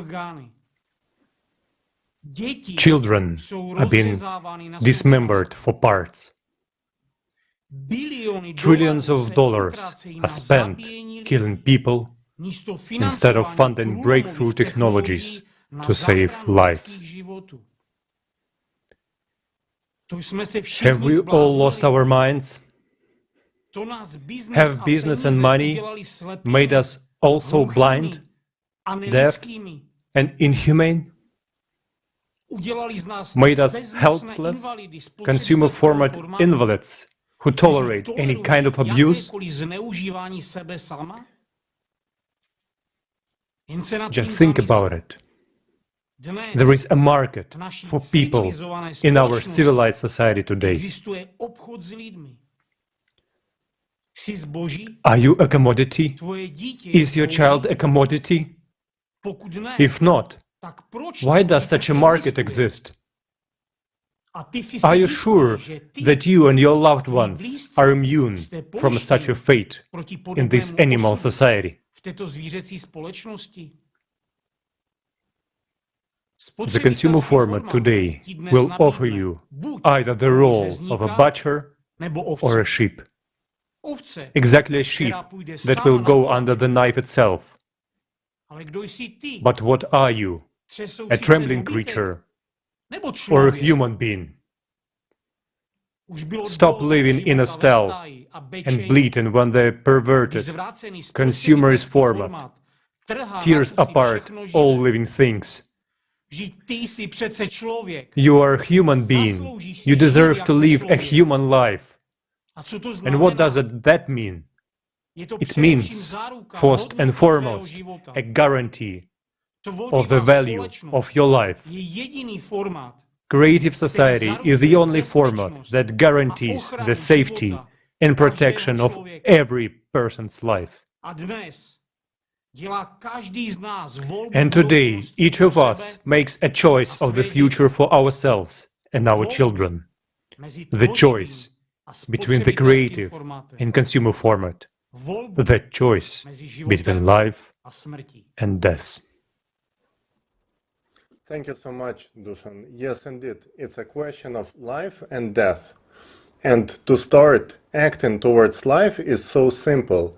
Simply write a comment under this video, put thumbs up, take this link and post it on your Facebook page, on your Twitter account.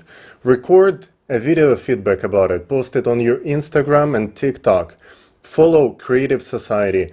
And please go to our website, creativesociety.com, write us a letter, send us your video feedback, and let's take action together. The first step is yours.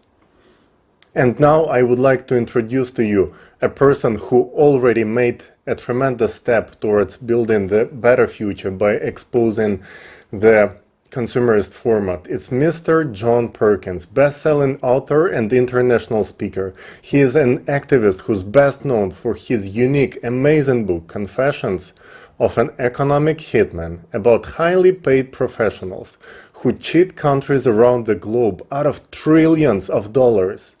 It shows the consumerist format in which we all live, a system of corporatocracy and greed. Please, Mr. Perkins, the floor is yours. It's great to be with you guys. I feel very privileged to be on your show. Thank you. The military one, enslavement by military, has been pretty prominent throughout a lot of human history, at least the last 2,000 or 3,000 years of human history.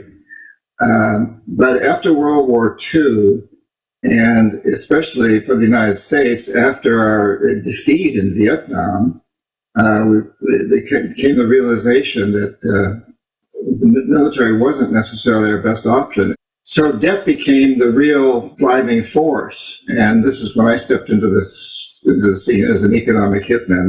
My real title was chief economist. And, you know, my job was really to identify countries that had resources our corporations want, like oil or many other resources. Today there's a lot around lithium and cobalt and sort of high-tech industry minerals. But anyway, we'd identify such a country and arrange a huge loan for that country from the World Bank or one of its sister organizations. But the money didn't actually go to the country. It went to our own corporations, the infrastructure projects in that country. And these were projects like industrial parks and electrical systems, highways and ports and airports and so on. Big infrastructure projects that made huge profits for our own corporations, first of all, and also helped a few wealthy families in these countries. The families that own the industry, that own the banks, the commercial centers, they benefited from better electrical service and bigger ports and highways. But the majority of the people suffered, actually, because money was diverted from health, education, and other social services to pay off the debt on these loans. And in the end, the country couldn't pay off the loans usually, and so we go back in through the IMF and arrange to refinance, but that always meant that the country had to sell its resources real cheap to our corporations without environmental or social restrictions, maybe vote with us at the United Nations, allow us to build a military base on their soil. And so that was the way that we really enslaved these countries with debt. And we're very successful at it. A great example that I cite in my book is Colombia, a country where I've spent a lot of time. I had an office in Colombia, and we've supported a police force in Colombia and military training of Colombian soldiers for years, and with the excuse that what we're doing is training them to fight FARC, the narco traffickers that are sending narcotics, they're sending cocaine primarily into the United States. The fact of the matter, many of these troops are actually being used to protect U.S. corporations, oil companies and other companies that are threatened by they may be threatened by terrorists, but in a way some of the threats are truly legitimate from the standpoint of the people, because you build a huge hydroelectric site on a river and you do an awful lot of damage for the people who live upstream and downstream of the dam, the local campesinos, the local farmers, and you provide electricity to the very wealthy in the big cities, to their industries. And the local people don't even get electricity. They see these huge transmission lines going over their properties. So we use this excuse of militarization to fight terrorism or to protect ourselves from some perceived enemy. But often the real reason for doing this is to establish ourselves as a power in these countries and protect our own businesses. The debt that these countries take on has to be paid somehow.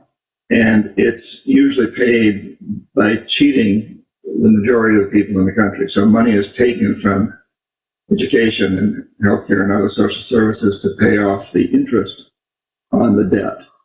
And then a second thing that happens is when the debt can't be paid, which is intentional, really, we try to set up these loans.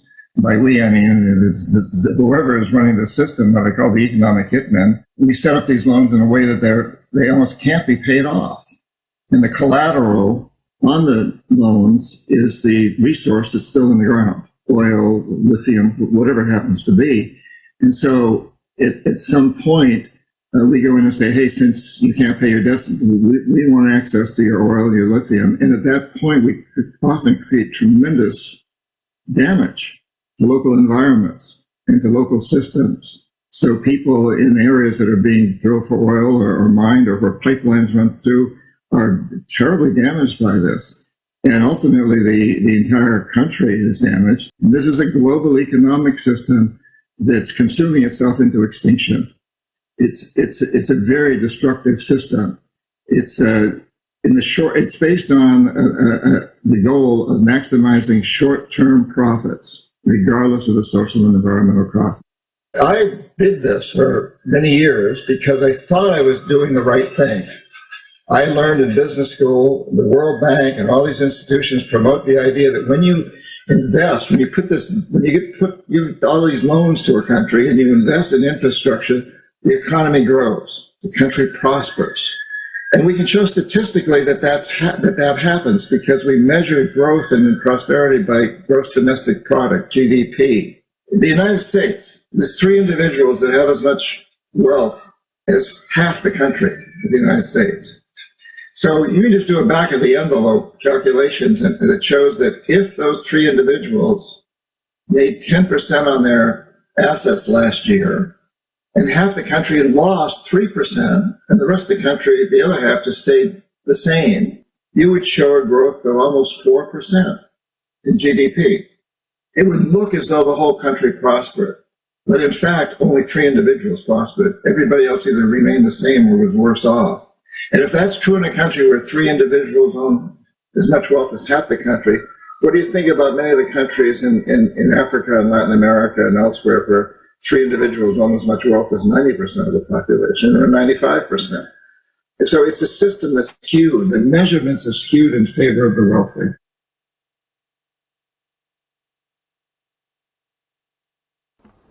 Thank you so much, Mr. Perkins, for an honest look and all the details on how the consumerist format is destroying our well-being, leading to the enrichment of a few at the cost of poverty of millions.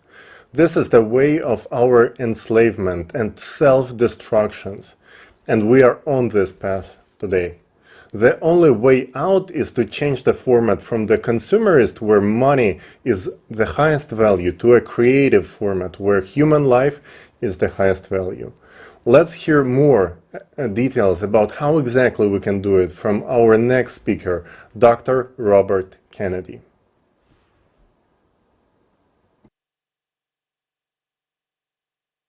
Well, I certainly would like to thank the organizers for inviting me to speak. It's a great honor and a privilege to join such a distinguished group.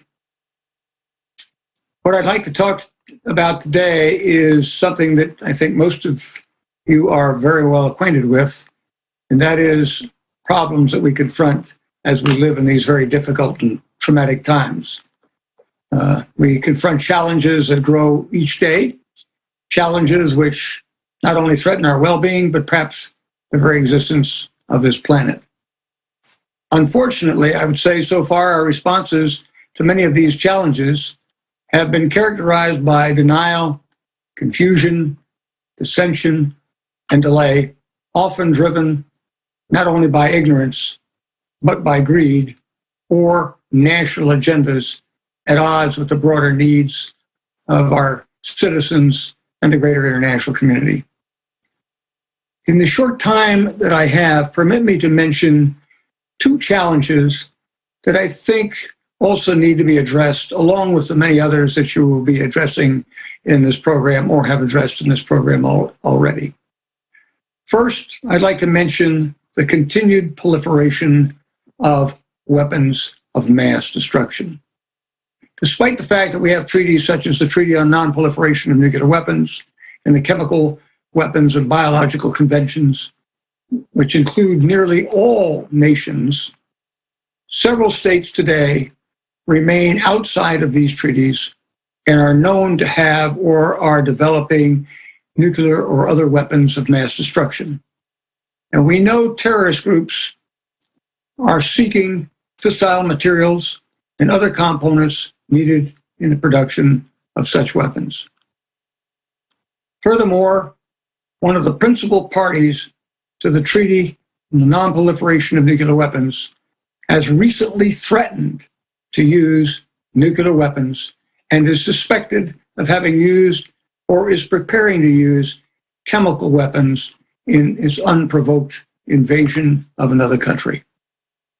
Thus, the prospects, in my view, of a deliberate use of weapons of mass destruction or a use arising from escalating tensions and miscalculation are a very real and present danger, with massive casualties and long-term effects on the planet that cannot easily be measured. However, it is within our grasp to alter the current trajectories that limit human potential and threaten our existence.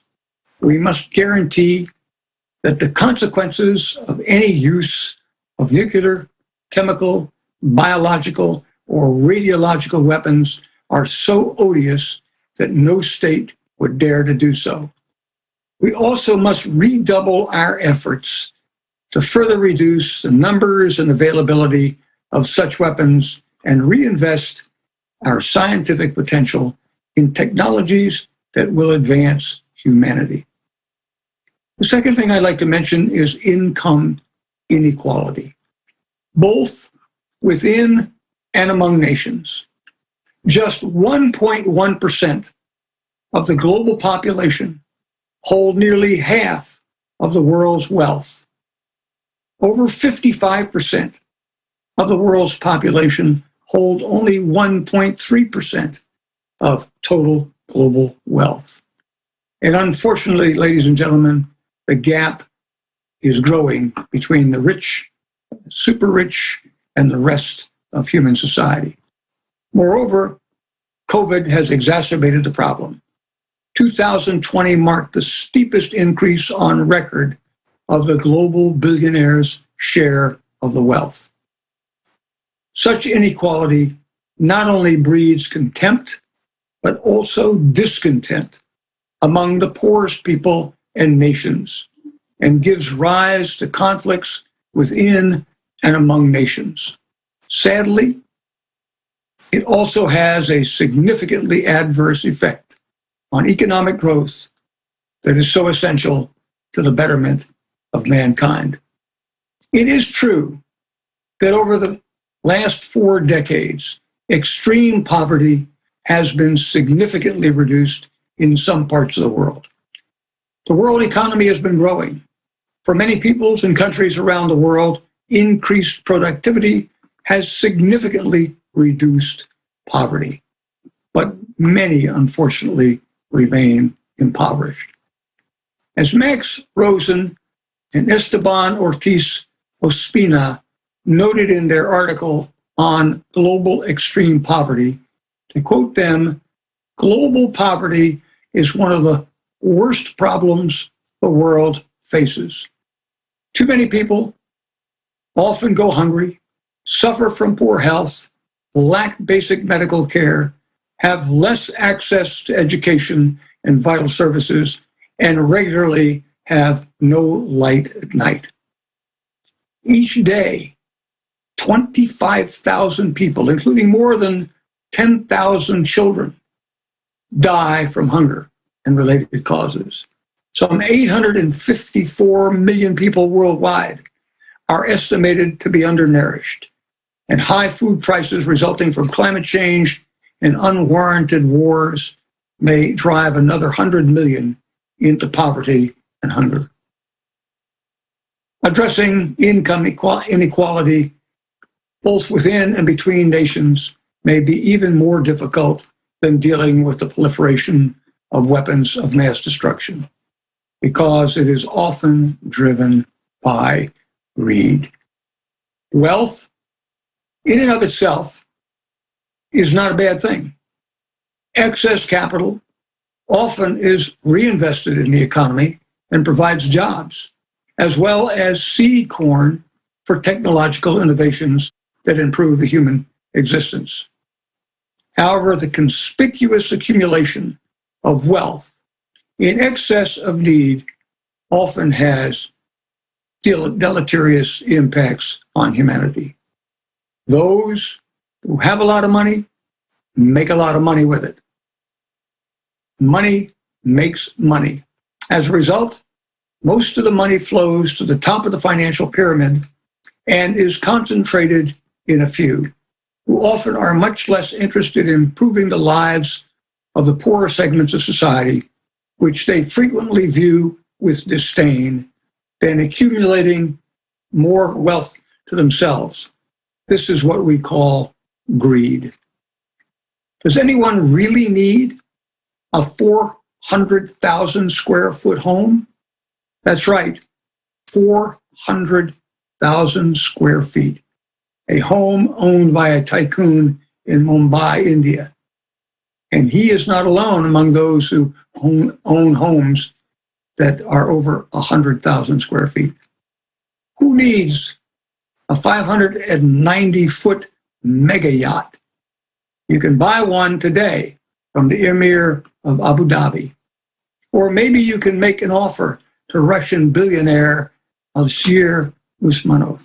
or his 500-plus foot yacht. And again, those people are not alone among those who own such mega yachts. It is sometimes argued that the building of such homes and mega yachts have a positive economic impact. But does that money trickle down to those in need? The answer, if you look around the globe, seems self-evident. In today's society, the rich get richer and the others become relatively poor. The gap between the rich and the poor is growing in leaps and bounds. The price of this is the lives of billions of people who, given better health and education, would contribute greatly to improving the human condition. This inequity, ladies and gentlemen, must not stand. Can it be changed? Not easily. Money talks. Money not only buys mega yachts and mega homes, it buys autocrats and democrats. The latter, often through legally authorized massive donations in support of campaigns, which then get those people elected to office. And of course, while those people once elected will adamantly deny it, it strongly influences their decisions, which favor their wealthy contributors and not necessarily the general public. On the other hand, autocrats are bought directly and indirectly through corrupt practices. How else would the likes of Vladimir Putin acquire an estimated $200 billion? Such money provides autocrats with funds to pay off those who keep them in power, the oligarchs, the internal security forces, the military, as well as fund their means of repression and or buy off the public. What else would an autocrat do with $200 billion? So what can be done? We need to work toward a major change in the way we view peoples and societies. The world won't change on its own. Among what needs to be done, big money needs to be reined in. We need to respect other peoples and cultures and views that they offer that differ from our own. We don't have to agree with those points of view, but we should respect those points of view while articulating our own. We need to limit armaments and be willing to confront unwarranted, unprovoked aggression. And finally, ladies and gentlemen, we need to move beyond the narrow definition of the individual and national self-interest and think creatively about how to solve the pressing problems that threaten our future and the future of the planet. We need a more creative society. And again, thank you very much for inviting me to speak. Thank you, Dr. Kennedy, for raising these important topics. It is unimaginable that 3/1000 of the world's population hold most of the world's wealth. Well, this has serious repercussions on our society and has to change. Let's watch a video showing the solution.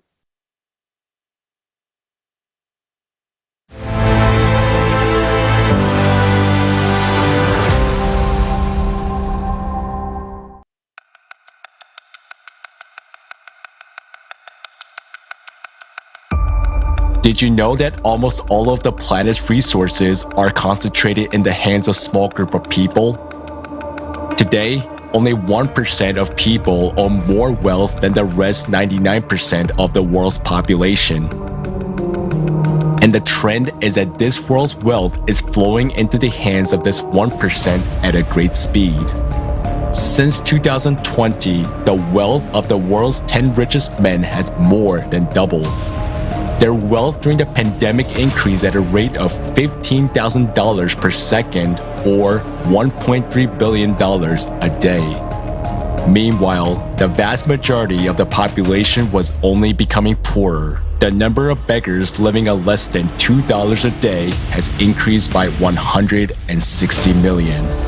According to WHO, every day, more than 25,000 people die of hunger and more than 5,000 die of lack of water and unsanitary conditions.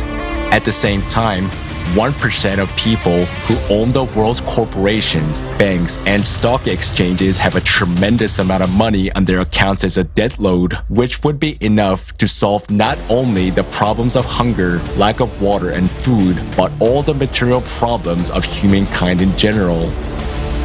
Why did this happen? And why is this situation only getting worse every year? The reason is a consumerist format of our economy, which is based on unlimited accumulation of private wealth or capitals. The world economy is growing due to the growth of huge corporations owned by individuals in our world. These global corporations become like monopolies, killing and taking over national small and medium-sized businesses. And the more capital is in their hands of a few, the faster they get richer and the faster billions of people are becoming poorer. Growing like a huge octopus, world corporations and their owners influence national governments. They lobby their interests, promoting their business, getting cheap labor, buying up natural resources for peanuts, and destroying the environment. We as a society have long had no control over what is going on. Even governments are no longer in control, falling under the power of interests of a few. Poverty, hunger, and inequality are not the worst of what this unlimited enrichment leads to. By getting unlimited wealth in their hands, they gain unlimited power. This becomes the cause of military conflicts. After all, wars are not started by ordinary people. The cause of wars is a competition of big capitals for spheres of influence, resources, and markets. World military expenditures over the last 20 years amounted to $35.5 trillion. While millions of us die in these wars, the few simply earn huge capital on that. In the consumerist format, wars have always been and remain a profitable business. This format is so inhumane that human lives have become just a means to make money. It's just business, nothing personal. And each of us understands that this is not normal. It is monstrous. No one wants to live in a world where their life is worthless, where there is no stability and security, where we have to survive but not live. Today, we're all hostages to the conditions of the consumerist format because we are all divided, silent, and inactive.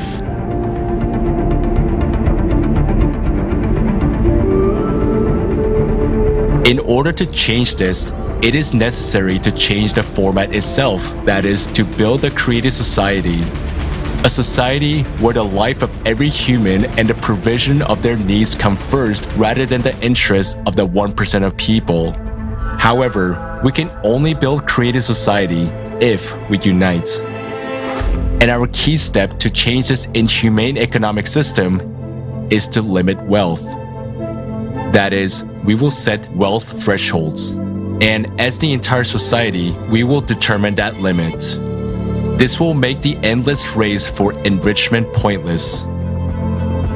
This will bring the economy back to its normal purpose of providing everyone with decent incomes and all the necessary goods and services anywhere in the world. Limitation of wealth will help us to redirect funds which are now kept in the accounts of a few individuals towards solving real problems of humanity and development of society.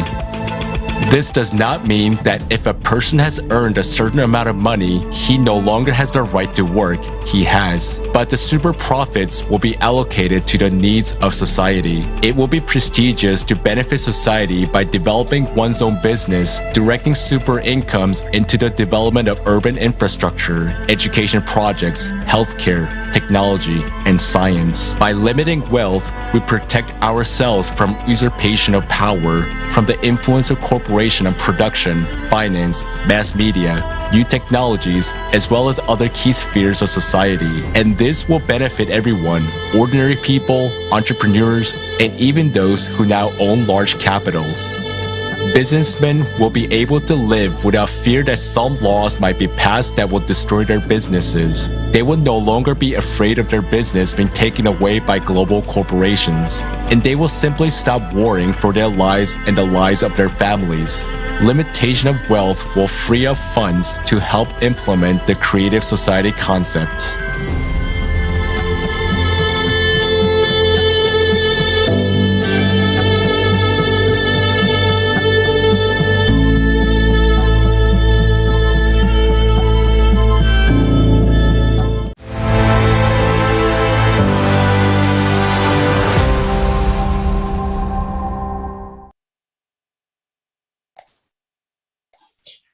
Dear viewers, our current economic system is a theater of the absurd.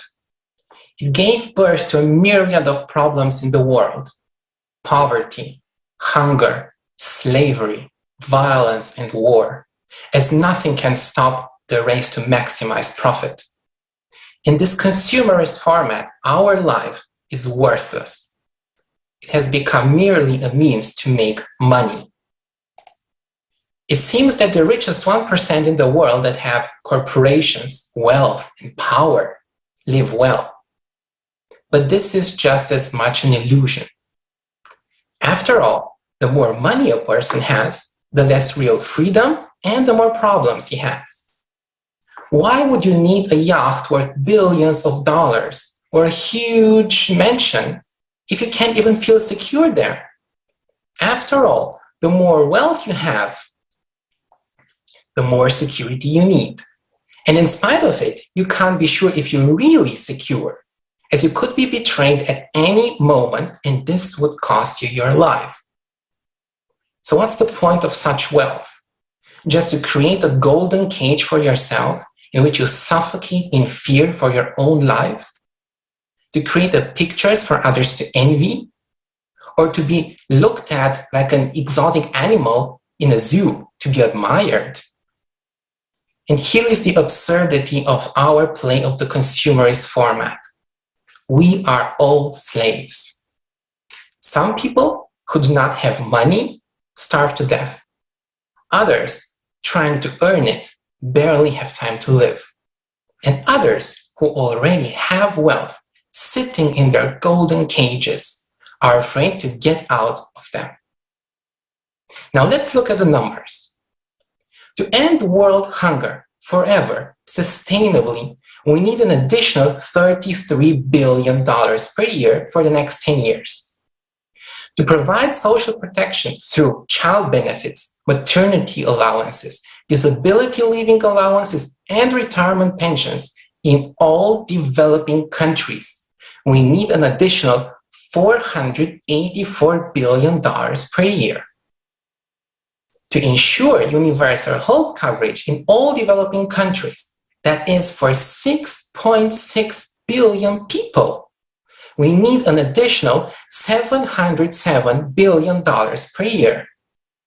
So that's a total of $1.2 trillion per year, which we apparently cannot afford. And now the other side. We currently spend $571 billion per year to finance very profitable green businesses under the pretext of reducing CO2 emissions. We have spent on average $1.8 trillion per year in the last 2 decades on wars. So we are spending 2 times more money, $2.3 trillion per year, to increase the wealth of a few and also kill each other, instead of solving our problems. How absurd can this be? And at the same time, there are at least 300,000 people in the world with a wealth exceeding $30 million. They are called ultra high net worth individuals. Their total wealth amounts to at least $35 trillion. So it turns out that we have more than enough money to solve every problem on the planet. But we're not doing this. Because large capitals have long run governments and dictated their terms and conditions. To increase profits, corporations use child labor, slave labor, and destroy the environment. And the worst of all, they are the driving force behind wars. The consumerist format and this economic system have long been deadly for us. But a few wealthy individuals are not able to stop this deadly race. They're hostages of it. Only we, together as a society, can stop it. And the key step to do this is to limit wealth. To what amount? Let society decide. The limit must be determined by us, by the entire society. So how could this work? Excess wealth would be distributed for public projects around the world. Wealth owners would be able to choose and participate in these projects, coordinate and practically implement them. Instead of a golden cage and an endless pursuit for fantastic wealth, they would feel free and comfortable everywhere. Moreover, people would be grateful to them as they would be improving the life of everyone. This is another world, a humane, peaceful, healthy, secure world, a creative society where human life is the highest value. Limiting wealth will help create a healthy economy. This means, above all, price stability, optimal use of resources throughout the planet, a convenient world currency, a stable financial system that supports the real economy, healthy and fair competition leading to improved goods and services. However, the cornerstone of the creative society is the absence of power. All its institutions and mechanisms are completely transparent and controlled directly by the people themselves. So is it possible to build such a creative society from an economic point of view? Yes, it is possible. And money is not a problem. We have more than enough for this. We can clearly see that building such a society is not at all expensive. In fact, it is cheaper than this inhumane and unprofitable system for us. We must stop this nonsense as soon as possible and limit wealth. This is the only real solution to our most pressing problems. And then thrive as human beings, as one humanity in a creative society.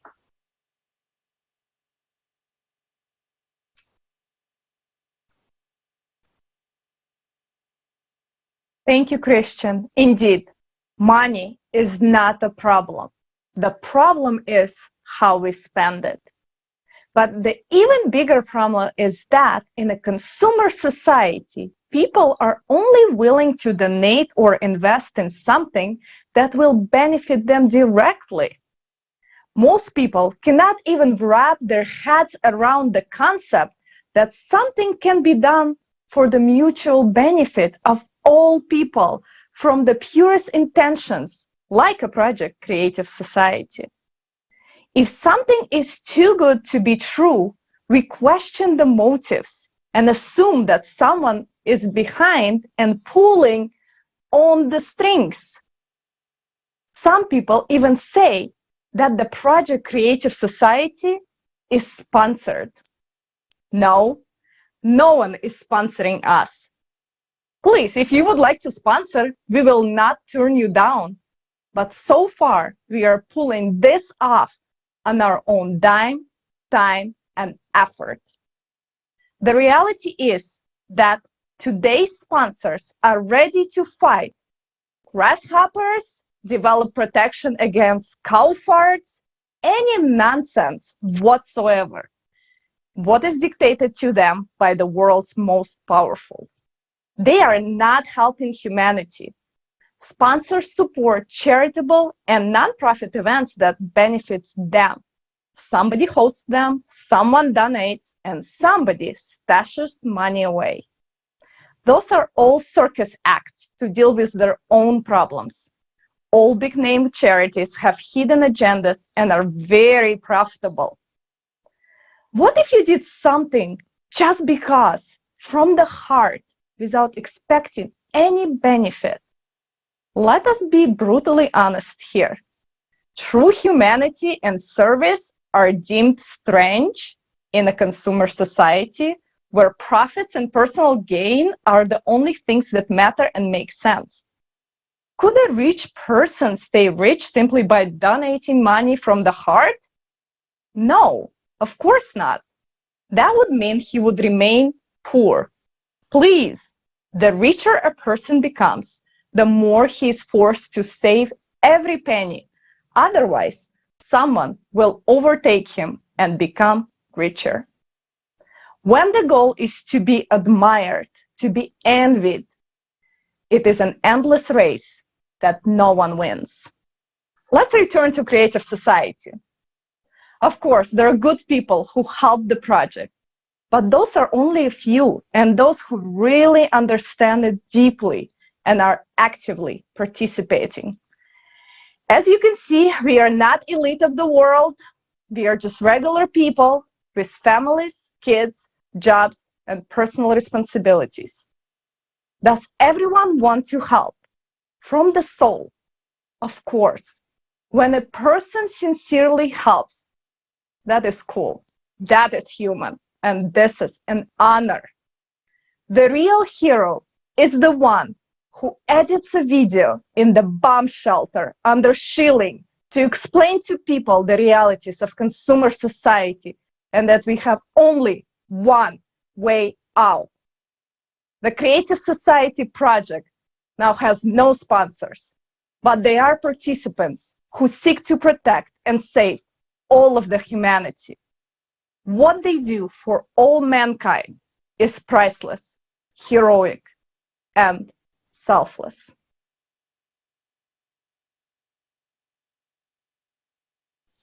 Friends, we've reached one of our goals. Mainstream media started talking about the Creative Society. After months of investigation, the BBC published a lengthy article about the project and our two previous global crisis conferences. Although things did not come about exactly as we thought, completely ignoring the fact that we've been talking about the dangers of climate change for many years, which was unsurprisingly the main topic of both conferences mentioned in the article, and the main reason we are all gathered here today, the BBC labeled us as climate deniers. Regardless, we are thankful to the BBC for promoting the Creative Society and bringing people's attention to our events. We understand that the main reason for publishing this article was to fulfill someone's order to discredit the Creative Society for exposing the truth. We would not get any coverage otherwise. And here we are. The reporter who wrote the article, a pleasant and smart man, starts digging up facts all over the internet. He's a pleasant and smart man who understands and knows, but is forced to write nasty things because he was told to do so. Did we step on someone's toes? Well, of course we know it's the CO2, but we don't care about the CO2. You know, since there's already a backlash, if everything they said was true, and the money wasn't embezzled and spent on corrupt reporters, but on solving the problem, and there would have been results, no one would have paid attention to our words. But here they got scared, because we started to tell the truth. We're not doing it to expose someone as a liar or a thief. We started telling the truth because we are human beings and we want to live. Calling things by their proper names to draw attention to the problem that concerns everyone. We're all human beings. Clearly, the reporters were ordered to write about us, and they did the best they could. but they are also human beings. And what we are saying concerns them, their superiors, those who gave the order, their relatives and friends, everyone. This is the consumerist format in its glory. We raise the most crucial topics, saying that we must unite to overcome the impending global cataclysms. And all they're worried about is not being able to steal money. We have also met such scientists. At first they tell us, oh, you are doing a good thing, I support you. And then backtrack, scared to lose their titles and grants. I was deceived, I didn't say that. That is the problem. But we are not idiots either. 40 years of funding from our pockets, trillions of dollars, we could have built an entire state. Instead, unfortunately, we were and are paying for a house that no one was going to build. We're not saying that the CO2 is not increasing. We're not disputing this fact. But it's ridiculous to assert that 10,000 of man-made CO2 change anything. All while there are stronger greenhouse gases, the CO2 clan says that the CO2 is the only parameter we can affect, so don't get distracted by the insignificant details. Friends, a bit more time lost playing this game, spreading the same propaganda, and our planet will become like Mars. Just look at the progression of climatic disasters of the past 10 years. Yet, they still think they'll be able to stop this by winning the info war. We are being ridiculed for believing in aliens. We do not deny their existence. If someone denies this, well, can they prove otherwise and that there's only one planet with life in all the galaxies? Well, isn't that a little presumptuous?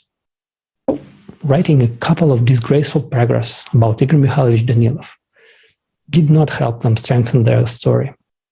It did, however, show everyone else that only money is sacred to them. We understand why they are so worried, as some serious money is at stake, but we are not claiming their money.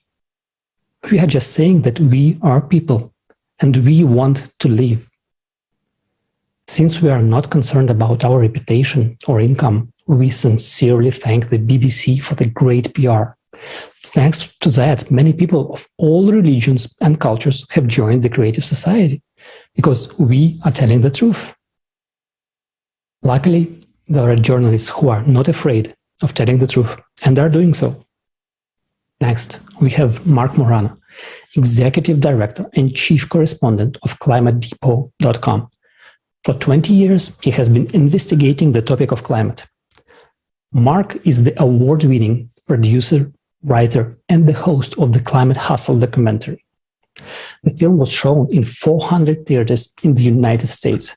He interviewed many scientists, conducted a journalistic investigation, and found that the CO2 is not the cause of climate change, and that it is pure manipulation, a tool in the hands of politicians, and in particular, the notorious Green Deal, which eventually leads to the destruction of the economy and stable energy carriers. Mark, the floor is yours.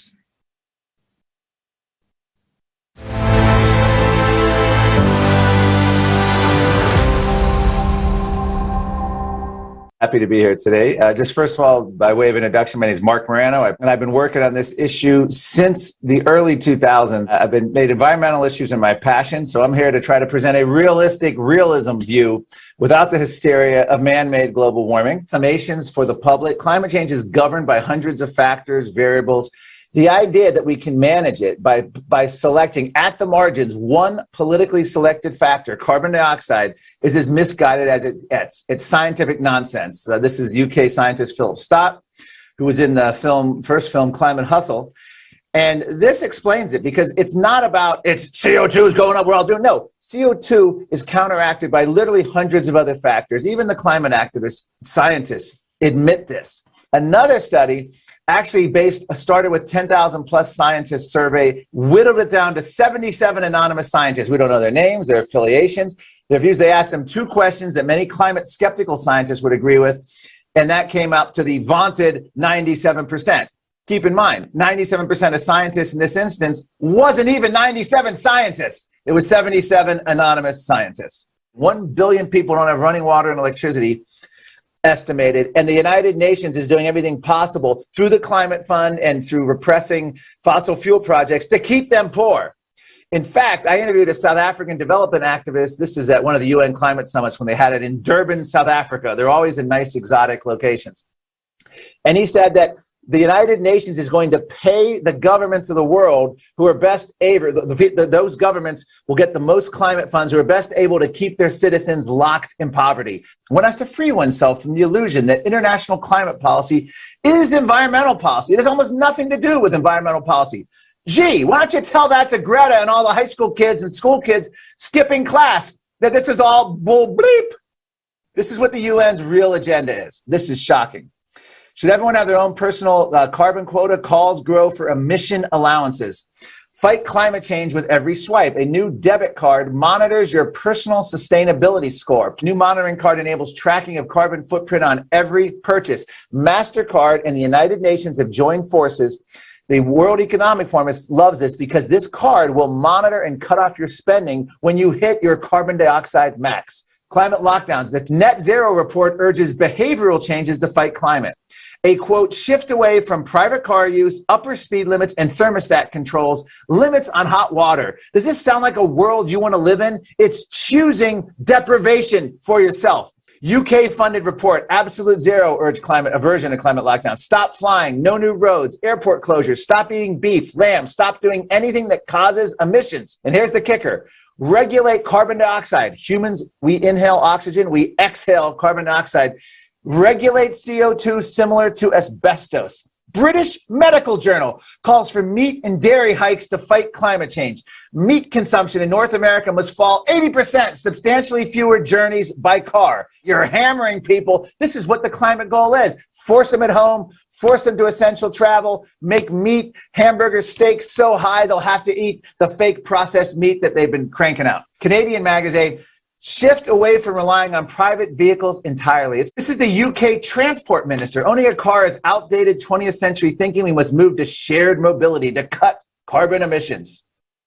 Electric vehicles won't save us. We need to get rid of cars completely. New York Times tells us critical thinking can only lead to misinformation. You think, I want to think for myself. No, that's a rabbit hole of misinformation. Forget critical thinking. It's not helping because we're getting misinformation. Forbes magazine, you must not do your own research when it comes to science. Just trust the experts. The United Nations, trust them. They'll tell you what the deal is. Don't question authority. We're not like that anymore. We just need to be obedient.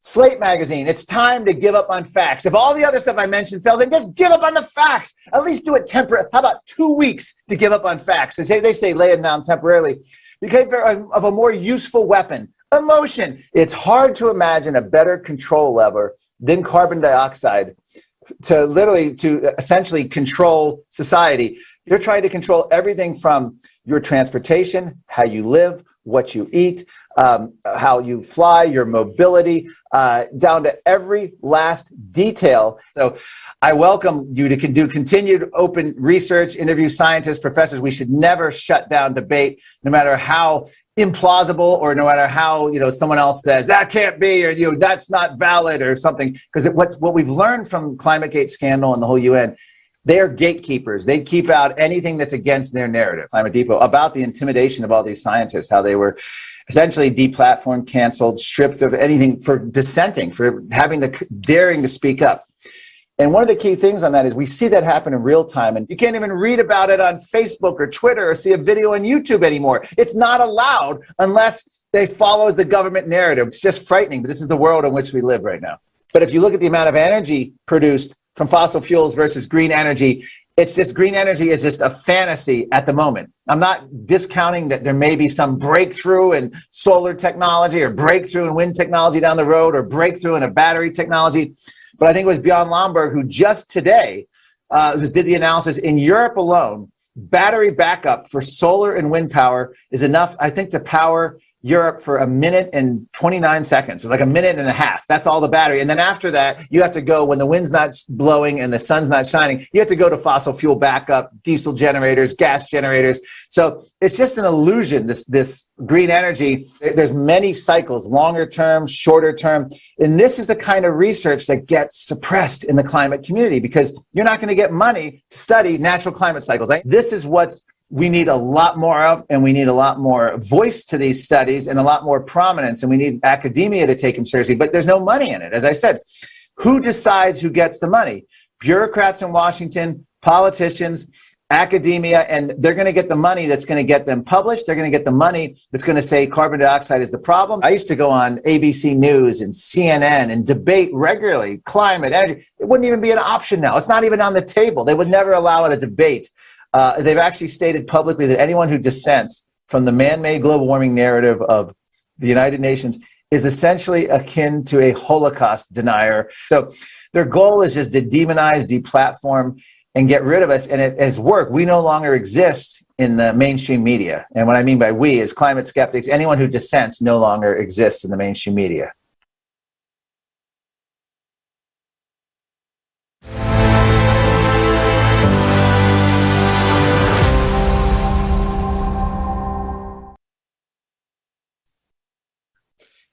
Dear viewers, everyone must have thought once, or thought till today, that renewable energy projects are really great.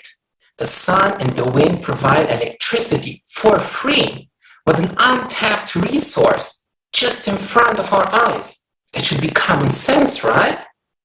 But common sense is actually that the wind doesn't always blow and the sun doesn't always shine. Even a child knows this. So what happens then? Good question, especially if we pursue a net zero policy according to the plans of the world governments. In developed countries, we're used to having electricity 24/7. That's great, but what is the reason for this? The coal-fired, gas-fired, and nuclear power plants have a guaranteed electricity output. It doesn't matter if it's sunny, cloudy, windy, hot or cold, day or night. These power plants produce a controllable and therefore quite constant amount of electricity, matching our demand. But what is happening today as part of the green revolution is that we're taking off the grid power plants with a guaranteed electricity output and consciously replacing them by solar and wind power plants that have a guaranteed output of zero. Yes, renewable power plants have a guaranteed output of zero. Actually, this should not be a surprise. Can anyone guarantee the weather forecast? So what does this mean? If we generate electricity only from renewable energy sources, solar, wind, hydro, we become totally dependent on the weather. If the sun is shining today, we can use the fridge and wash our clothes. Tomorrow is very cloudy, but no wind, no rain. Bad luck. So we cannot cook our meal or heat our home. This sounds ridiculous, but can you imagine living a day or a week without electricity? Especially in winter? Not being able to charge any of your smart devices or use any of your household appliances? In addition, not knowing when the weather will change? The renewable energy sources are just like the weather, unpredictable. They can produce anywhere between 0 and a very high amount of electricity. Their output can fluctuate immensely. The problem is, as of today, there are no technologies for storing electricity if there is an overproduction on the good days in order to compensate for the blackouts on the bad days. Because of renewable energy, the electricity grid is already becoming unstable. For instance, in January 21, there was a huge electricity gap in Germany, as many nuclear power plants have been shut down and replaced by wind and solar power plants. In order to compensate for this gap, coal-fired power plants in Romania and Bulgaria were used, but a very high amount of electricity flowing from Southeast Europe to Northwest Europe led to a collapse of an electrical substation in Croatia. This resulted in a serious disturbance in the European electricity system, minor blackouts in several European countries, and we were literally on the brink of a major blackout all over Europe. In September 21, the wind stopped blowing in Great Britain. So to compensate for the very wide electricity gap, gas was used, leading to an extreme increase in gas prices affecting several European countries. And due to climate change, the weather will become even more unpredictable and extreme weather phenomena will sharply increase. This will make the renewable power plants useless. Green energy is not only absurd, it's also very expensive. Renewable power plants are very expensive, so they're heavily subsidized from our pocket through green surcharges on our electricity bill, carbon taxes at the gas station, and so on, that we pay, we all. In Germany alone, end consumers pay 22 billion euros per year from their very high electricity bills to guarantee the revenues of green energy companies. So, think of it. We pay extra high electricity prices in order to risk blackouts. And because of the mismatch between the supply and demand of electricity, even higher electricity prices in the future. In addition, we do not make electricity more available in developing countries. On the contrary, we force developing countries to produce expensive electricity. Instead of making electricity more reliable and more available, we restrict it. Instead of conducting scientific research and developing new technologies for the generation of electricity and move forward, we move backward to basically using windmills, an old technology. Moreover, green energy is also named clean energy in contrast to fossil fuels. But, in fact, it is far from being clean. In the manufacturing process of solar panels and wind turbines, fossil fuels are irreplaceable. During operations, they have a negative impact on the environment, the soil, the fauna, the coastal marine life. And when their useful life ends, they cannot be recycled, so they're simply toxic waste. Last but not least, by switching to green energy, the impact on the total CO2, not only anthropogenic CO2 in the atmosphere, is close to zero, as we have seen in the previous videos. So all our very expensive efforts to reduce CO2 are anyway in vain. In spite of these obvious facts, the collaborationists are still pushing for the net zero and multi-billion-dollar investments into green energy. Last year, worldwide, $366 billion for new investments in renewable power plants were spent. In the last decade, worldwide, we spent $3.4 trillion for renewable energy. But it's absurd, but very profitable business, with no guaranteed electricity output, but guaranteed profits, while risking blackouts in the future. How ridiculous can this be?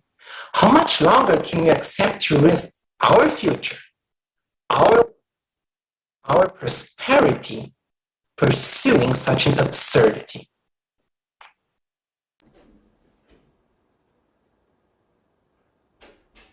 That's a very good question.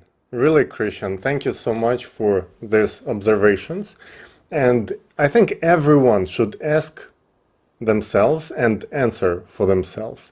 There are so many lies that we are being fed in our consumerist society daily. And nobody but us can stop this. You are the one who can really stop it, and start with a small step. Share this video on your social networks. The more we share this information, the more people become aware and the fewer left uninformed. Creative society benefits everyone, and the chase after consumerist leadership disappears. There will be no place left for unhealthy competition for personal benefit at the expense of many. So those who only seek to promote themselves or their project or their personal interests should think twice before it's too late. As only united and being together we can survive what's coming up. Everyone says that we should unite, but everyone is calling for unity in some very specific, particular small case, for their political, personal, or any other benefits, some recognitions and promotions. This time, it's not about consumerism. It's about building a safe, prospering, creative society for everyone. There are people who still don't know about the possibilities of living in a creative society and the dangers of climatic cataclysms. So those who already know have this responsibility to share this information, explain, make videos, create clips from this forum, and share them on your social media. All across, the vast majority of us have this reach out to hundreds of people. Let's do it together. Let's change this world.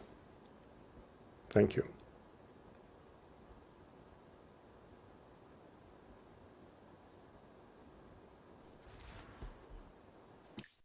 Большое спасибо, коллеги. Thank you so much, colleagues. The topic of so-called green energy sources is very relevant in the view of our next topic. In a moment, you will learn some shocking information from the latest research on ocean heating and the processes taking place in the interior of our planet. It is worth mentioning that the devotee of the anthropogenic theory of climate change insists that it is human emissions of CO2 that heat the ocean, those very 4 molecules. This absurdity can be illustrated by an example in which a kettle standing on a stove warms the fire in the burner below it. This is absurd. The ocean stores 1,000 times more heat than the atmosphere transfers heat through the atmosphere. And now the oceans is warming catastrophically, which accelerates the circulation of currents in the ocean, with one exception. The yellow press says that if the rate of man-made global warming is accelerated, that can lead to a complete stop of the Gulf Stream. The world-leading oceanologists are concerned that the weakening of the Gulf Stream is accelerating. In their well-paid opinion, this is due to the melting of the Greenland glaciers, which are desalinating the water and stopping the current. You may ask, what's so terrible if the Gulf Stream stops? Well, because it will lead to a new ice age in Europe and North America. The Gulf Stream is the furnace of Western Europe. Its northern part will be covered by glaciers, while the southern part will turn into a tundra. Average annual temperatures will drop from 10 to 12 degrees Celsius. The continent will become uninhabitable and you can forget about agriculture. In geological history, when the Gulf Stream stopped, but the glaciers almost reached the Black Sea. At the same time, the halt of the Gulf Stream will affect not only Europe and North America. The redistribution of heat will intensify hurricanes in the southeastern United States and lead to deadly droughts and famine in Africa. And now let's see what actually stops the Gulf Stream. Greenland meltwaters has nothing to do with stopping the current. According to the calculation of sober-minded scientists, the Gulf Stream is 20 times stronger than the counter-moving Labrador current. It's like a spitting at water coming out of the firefighting hose and trying to stop it. It is impossible. But it does stop, and with it, do the other currents of the Atlantic meridional overturning circulation. The mystery of the Gulf Stream stopping has a stunningly beautiful and at the same time terrifying geological explanation. In a moment, you will have a clear picture of it. This observation was made by geologist James Camis. In the spring of the summer and the summer of 2009, researchers recorded several occurrences of earthquake swarms along the mid-ocean ridge in the North Atlantic. Swarms, a series of earthquakes of small magnitude. Starting from the summer of 2009, over 200 earthquakes were registered in the region of Iceland, and by the spring of 2010, the occurrence of more than 1,000 earthquakes. These These quakes were precursors of the well-known Undeclared volcano eruption, which paralyzed all air traffic in Europe. And 2 months later, in May 2010, a blob of abnormally warm water was registered off the coast of Greenland. This warm blob corresponded exactly to the boundaries of the tectonic feature of mid-ocean ridges and faults, and it emerged directly in the path of the mighty Gulf Stream, just in the area of its overturning. It was the water, heated by magmatic activity, that rose and blocked the well-known current. If you look at the models of changes in the surface temperatures of the Atlantic Ocean, it is in the 1000th part of Greenland that the heating of a tectonic zone manifested itself in the most glaring colors. It is worth noting that in addition to the fact that the emergence of anomalous thermal blob in the path of the Gulf Stream is a result of tectonic activity, the very melting of the Greenland glaciers from the bottom up that has been happening over the past 30 years is also a result of increased magmatic activity under these glaciers, which have been proven by scientific studies more than once. We was talking about it many times in the previous global crisis conferences. Now we realize that seismic and volcanic processes are intensifying in the North Atlantic region, which means that magma is rising intensively from the Earth's interior of this region, and we don't know how much time is left until it bursts out. But instead of studying this phenomenon in more detail, the official science actually ignores this, money stuffing solely the research of the impact of the Gulf Stream collapse due to 4 molecules of CO2 per million. And do you know what the most interesting thing is? 12,000 years ago, during the period when our planet was coming out of the Ice Age, the reason for the launch of the Gulf Stream was the hotly disputed warming. That is, the modern global warming should only strengthen it. According to the laws of physics, the circulation of currents should accelerate with heating. In fact, it is accelerating all over the world. Only the Gulf Stream gradually stops due to the increased magmatic and seismic activity in the Earth's interior. Moreover, this already happened before. Just like now, the Gulf Stream stopped due to cyclical cataclysms more than 12,000 years ago. Aren't you tired of listening to these lies about man-made climate change? What else are they going to blame us for? If we are to blame, it is only for allowing fools to impose their opinion on us. Can we start being rational and stop accepting as truth everything that the collaborationists show with us? Due to the Gulf Stream collapse, Europe and North America will continue to cool every year, plunging them into an ice age. And at the same time, we suggested that we move away from reliable energy sources, blaming us for climate change, and that we transition to weather-dependent energy sources. When the Gulf Stream stops, wind turbines will be paralyzed by ice, the solar panels will be covered by snow. This is the kind of solution they are foisting on us in the fight against CO2, while in fact they are doing everything they can to take away people's freedom of choice. Even now, they are restricting people's use of electricity, give up meat, car usage, and suggestion they wear sweaters instead of using heat. Those who impose this will never value human life, because all they need just obedient slaves. For all our lives to be valued, we ourselves should create a format of society where no one would dare to take someone's life and even endanger the life, safety and freedom of each of us. And it's up to you to decide, freeze to death or unite and change the format so that we can never again allow a bunch of idiots to be able to control the life of billions. And right now, I'm happy to introduce you to Professor V.S. Yim, geologist professor of the University of Hong Kong, who will share how important the contribution of underwater volcanism in the modern climate change.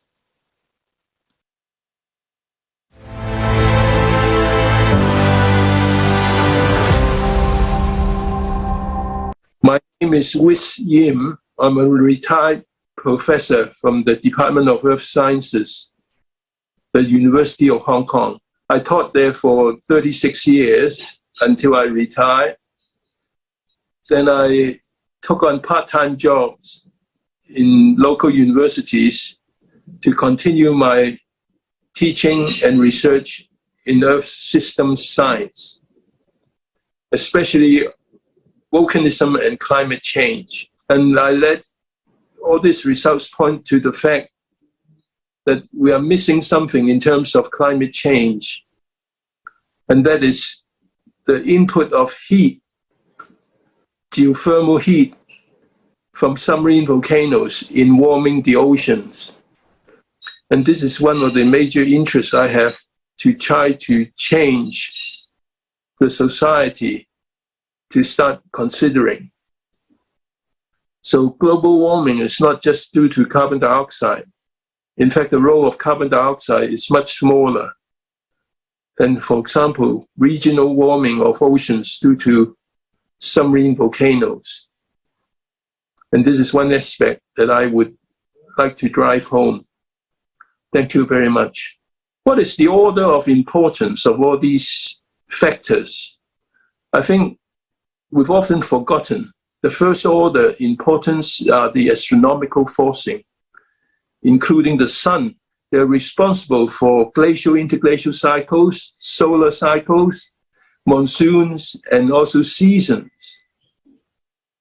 But some people now are suggesting carbon dioxide will change all that, making it first order instead. I think this is questionable. Second order importance, I think I would say for volcanoes and volcanism. So the release of geothermal heat, and this is basically what is called plate climatology. Hot magma, basaltic magma, may be up to 1,200 degrees Celsius, and it can cause the seawater, the surface seawater, to be warmed up, forming hot seawater patches. But underneath the ocean, you can see a submarine eruption switches on hot seawater. Because of the lower density, they will come up to the surface. So sea surface temperature will rise, and they may well interfere with the normal ocean circulation, which is driven by the sun. Circulation change will be obvious, and this will cause hot seawater patches to stay put for some time at different locations. Continental warming, severe weather events, including hurricanes and cyclones or even typhoons in this part of the world, will become more frequent. Some statistics on submarine volcanoes, total number must approach almost 1 million. The number rising in size to 1 kilometer above seabed is 75,000. The magma output were approximately 3/4 or 75%. And the number of active volcanoes, about 5,000. So they all release heat, geothermal heat, changing the normal ocean circulation. My conclusions. Volcanism is an underestimated natural cause of ocean heat waves. Right? So it's a regional cause, not a global cause. All 4 cases of regional ocean heat waves were caused mainly by the release of geothermal heat. Man-made carbon dioxide from fossils are not responsible, as far as we can tell, for these ocean heat waves. The occurrence of heat waves may influence sea ice extent in both the Arctic and the Antarctic. The biodiversity changes observed were of a temporary nature, which is inconsistent with global warming. Because sulfur dioxides released into seawater through volcanism is much more acidic than carbon dioxide, it is more likely to be the cause of coral bleaching, something also blamed on global warming by some people. Okay, thank you very much for listening. But I think we should all be interested in the truth. I think so. Have to get things right.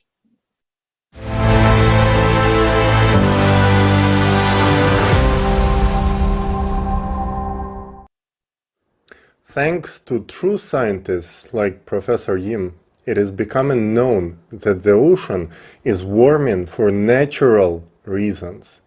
Many scientists understand this, but are simply afraid to openly speak up, and even less of them to study, because of the climate inquisition. This insane witch hunt and bullying that goes around. We thank Professor Yim for this, his honesty and courage to voice the truth. And now let's watch a video about the ocean heating, which shows in more details how exactly it happens and what will be the consequence.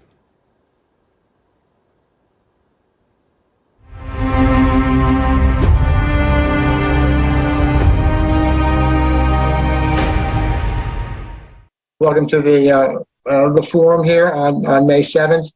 I'm happy to present the results of my research as it relates to global climate change. My name is Art Federico, and I'd like to introduce you to some of the research that I've been doing on climate change. And my most recent paper on the subject has been 1995, an important inflection point in recent geophysical history. And the paper builds upon previous research. I've done looking changes in underwater seismic activity. The ocean is the source of life for the entire planet, and for us, humans. Thanks to the functioning of the ocean, we can live, but it ceases to be the source of life. It is about to become the source of our death.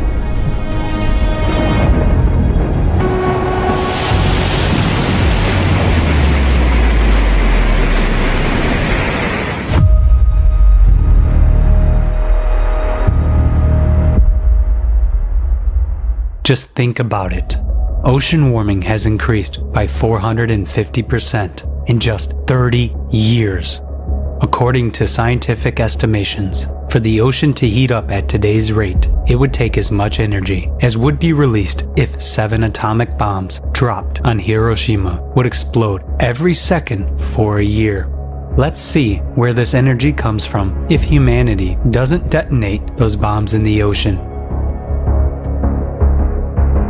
The direst fact is that the ocean is heating not only on the surface, but also at depth.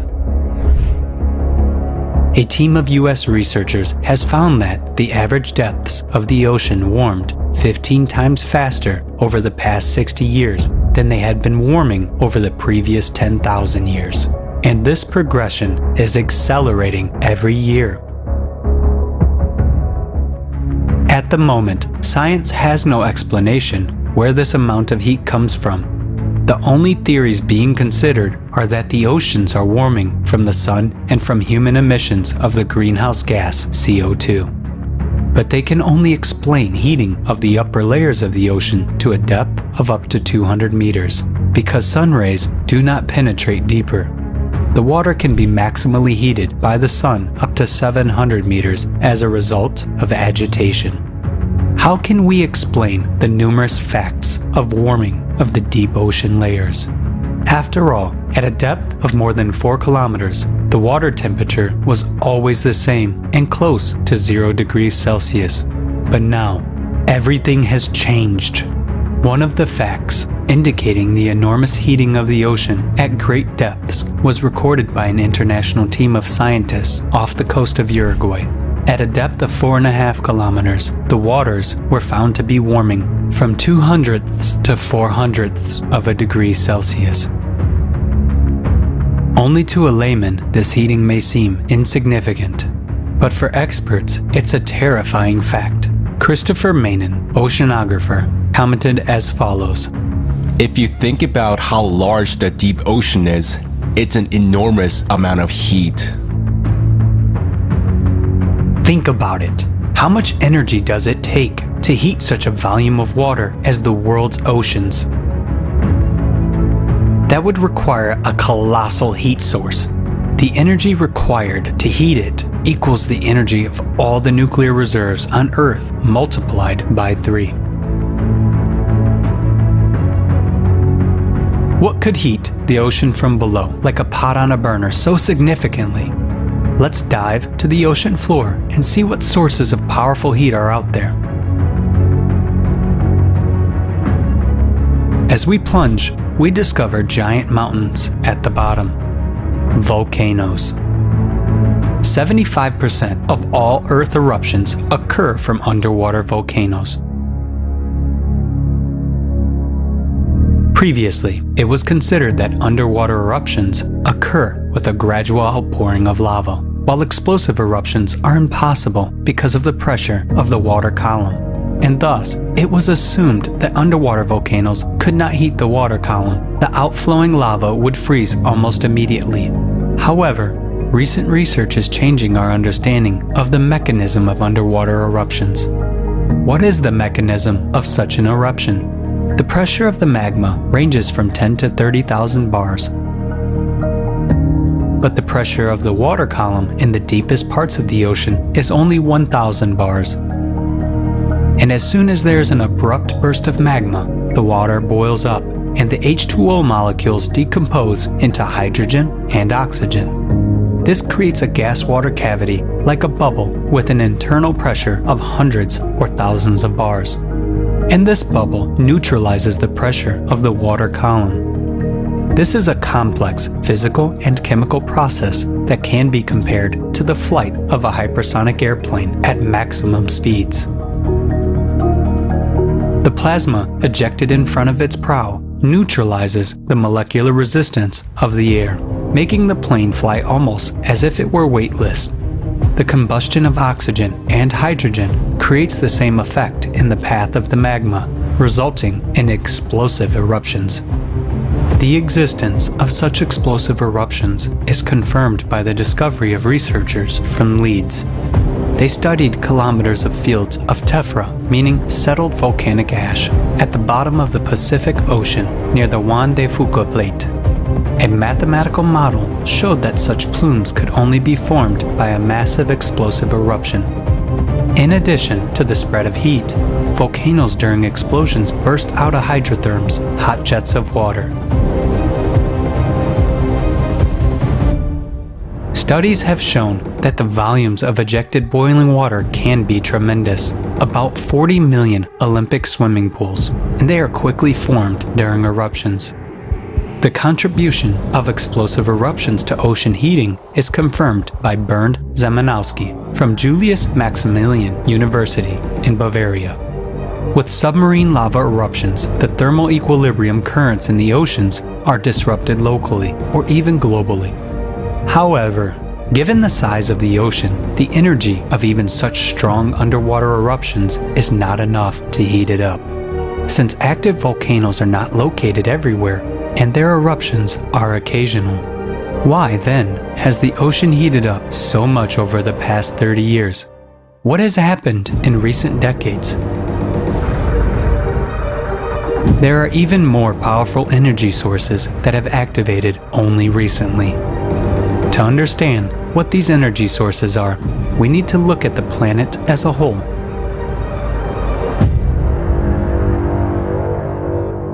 For the past few decades, Earth has been entering a phase of cyclical cataclysms with a period of 12,000 years. In 1998, a jump in the Earth's core was registered. The displacement of the center of mass causes a jump-like acceleration of the planet's rotation and an increase in centrifugal forces. As a result, magma rises sharply from the depths, in which a cavitation effect occurs due to pressure release. Because of this, magma boils and expands in volume. Its pressure on the Earth's crust increases. The expansion of magma pushes the Earth's crust apart, causes the number of cracks in it to grow rapidly, and increases volcanic and seismic activity throughout the planet. Due to the fact that the oceanic crust is thinner, it is more vulnerable to the onslaught of rising boiling magma. This uplifts the Earth's crust, causing it to crack and break, and magma rushes into the resulting cavities, rising higher and higher to the surface. This is happening in a broad front all over the ocean floor. The ocean is warming, and this disaster will only intensify.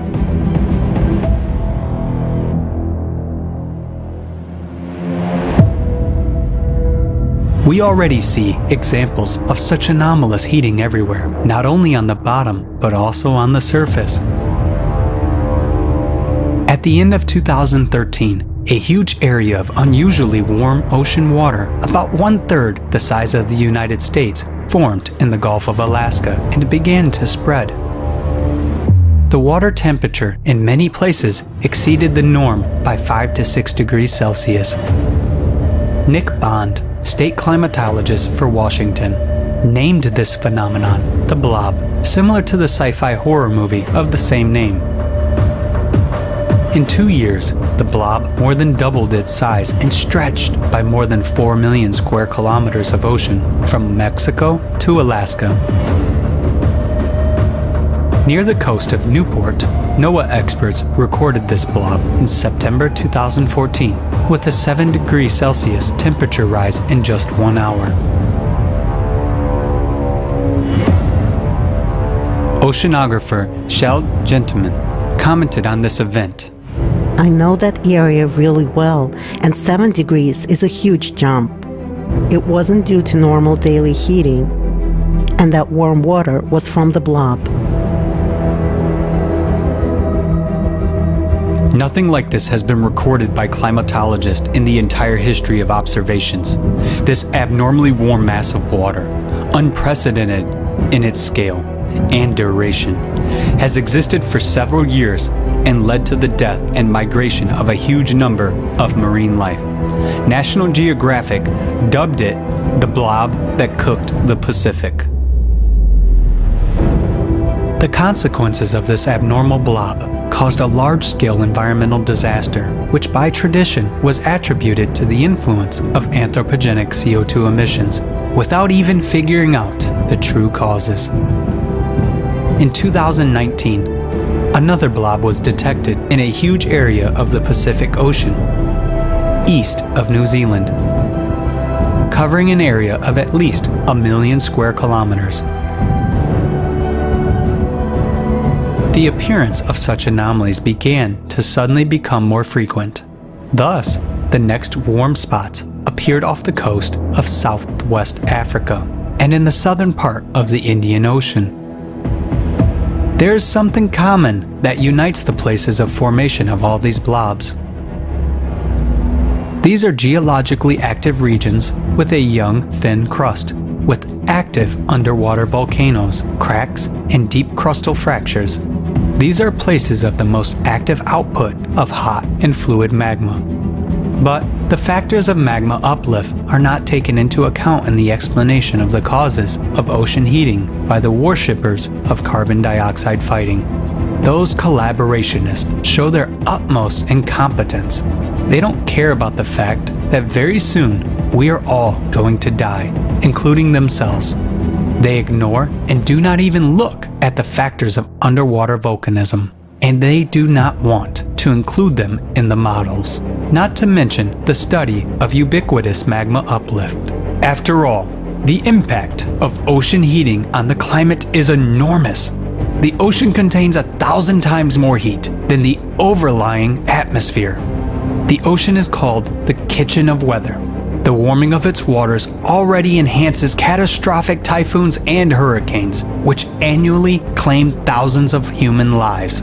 According to Professor Alexandra Zhigalin, atmospheric vortices receive additional heat from underwater thermal emissions in the area of the Japanese tectonic zone, as far as Kamchatka.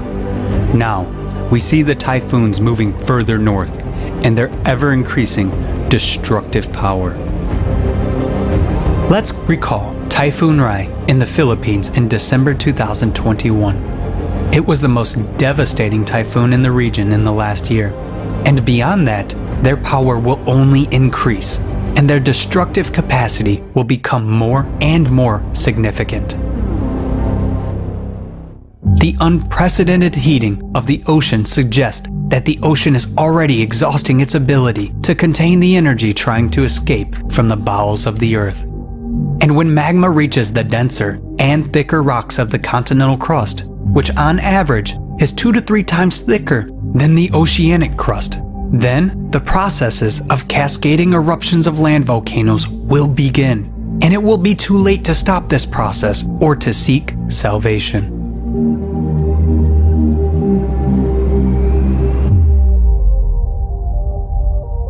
Now, the last war of humanity is underway. The danger level is red. Alarms are sounding all over the world, but most people on the planet are not aware of that. Are we going to continue to waste time and wait for the magma to rise and wipe us off the face of the earth? Or will we act right now? The catastrophe is rapidly unfolding. While the world science does nothing at all to deal with the problem. Instead, hundreds of billions of dollars are being spent to combat minuscule concentrations of CO2. This does not solve the problem at all, but only enriches the pockets of swindlers. And even more money is spent on studying the surface of Mars than on exploring the ocean floor on which our survival now depends. The ocean is already beginning to boil. Only those incompetent in these matters do not see by what enormous leaps we are approaching the point when the entire world will be on the verge in one big bucha. Not a local one, which is near Kiev, but a global one that spreads across our entire planet and that will not cease. Where there will be no hope for a truce, no green corridors, no humanitarian aid, and where humanity will be buried. It is an inevitability that we fall into by our own inaction. We need to convey the truth about the true causes of climate change to people all over the planet as quickly as possible in order to have time to find a common solution for the survival of humankind. This requires the will of each and every one. We must do everything now so as not to regret later on that we didn't do enough to build the creative society, that we didn't find the right words earlier. But when the bombs fall on our heads, we will not be able to do anything. Only in the creative society, where all people are united by the common goal of saving the lives of all people, is it possible to harness the scientific potential of the entire international community. Only then it is possible to create the conditions for the development of real science, which stands for the interests and lives of all people. We can build the creative society only together. The participation of every person is important. Take action before it's too late.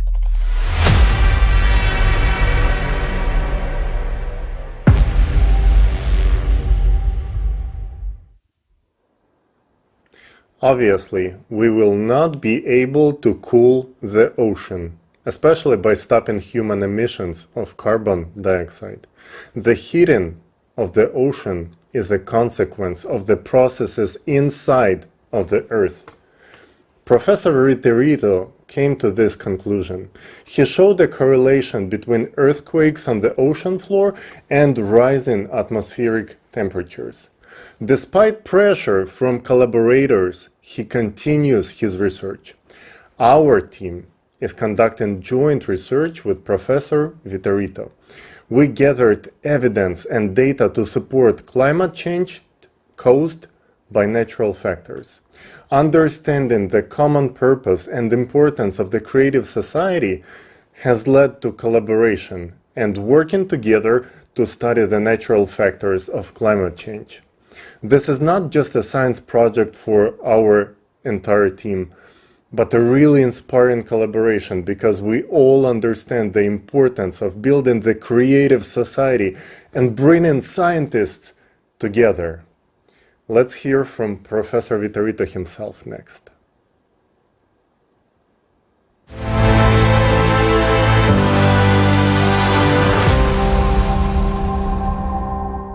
Welcome to the forum here on May 7th.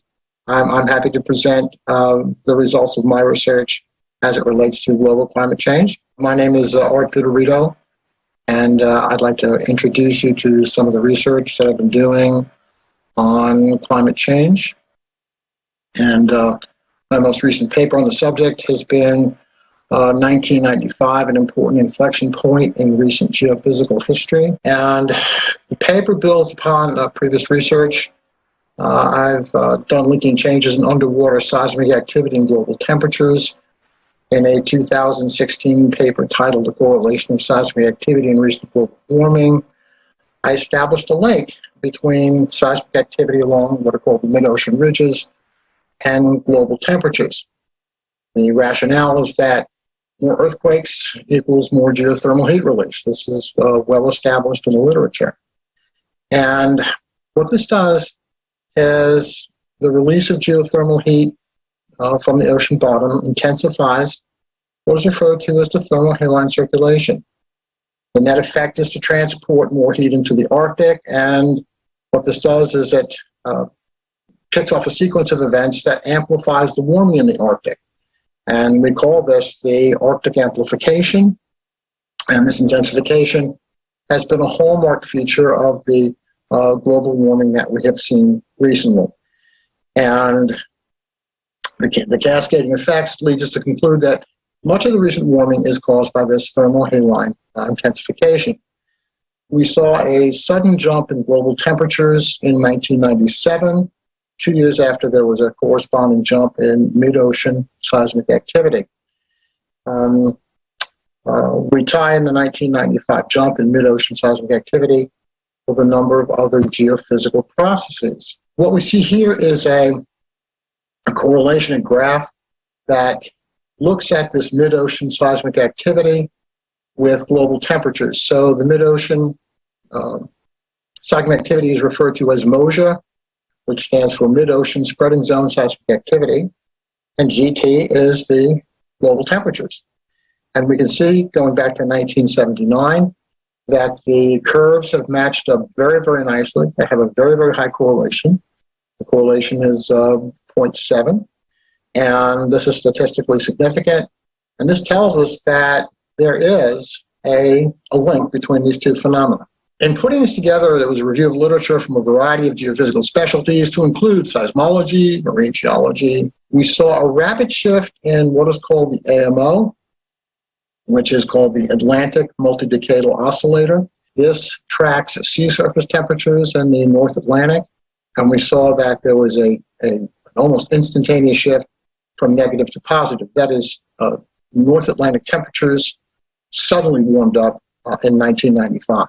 We also saw a rapid increase in North Atlantic hurricane activity and the accumulated energy from these North Atlantic hurricanes. This is called the North Atlantic ACE. We saw a significant change in the dynamics and the variability of the El Nino Southern Oscillation and in the Northern Hemisphere summer monsoon. These also shifted very rapidly. We saw sudden changes in the spring and fall Arctic temperatures, followed by a large jump in winter temperatures.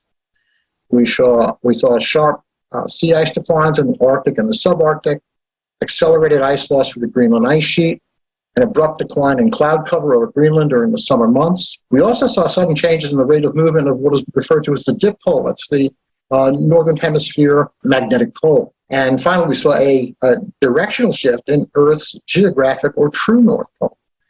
Now, if we look at this graphically, Arctic temperatures, we see here that the Arctic temperatures suddenly jumped up.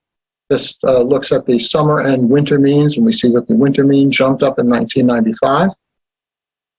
I'm sorry, that this one was a little lagged. This was in 1997, but we see that the annual means jumped up, the black line. We see that in spring and fall, we see again this rapid change commencing in 1995. And we also saw a decline in Northern Hemisphere sea ice area. All of this cannot be coincidental. There appear to be very strong physical links between the mid-ocean seismic activity, and we are going to continue to verify the linkages between this mid-ocean seismic activity and global temps. Going forward, I monitor this on a daily basis. We need to build more data on ocean temperatures at depth. Ultimately, the goal of all of this work is to arrive at the truth as to what is happening with global change. I believe that there is a lot of misinformation and disinformation about this, The latest report from the IPCC, the Intergovernmental Panel on Climatic Change, I think has done a very, very poor job representing us and ultimately understanding the truth.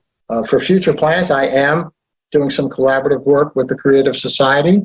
We're currently working on database construction. There are a number of databases that need to be constructed and assessed. We ultimately strive to get to the truth of things. That is, it's the truth is always the best disinfectant, as they say. And this is what we need to find out. We have to continue to, as a society, you need to continue to have these forums. You need to continue to bring together people who have alternate points of view. You have to make those points of view public. That's the best that we can do. And now we really do want the truth.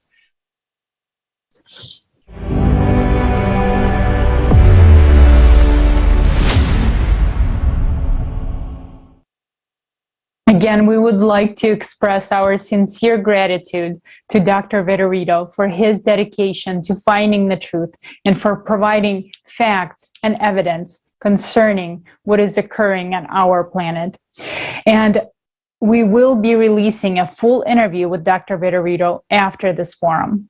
And now I would like to remind our viewers that an independent platform has been launched by volunteers of the Creative Society Project from 180 countries with the support of scientists, researchers, professionals, and experts in order to unite the scientific potential with a single goal of identifying the true causes of climate change that are not related to human activity and providing these facts to the general public. And we invite all the researchers, scientists, experts to join the scientific community on the Creative Society platform. And now I would like to pass the word to independent researchers who have created their own channel that's called Grand Solar Minimum. And now let's hear from Jake and Mary.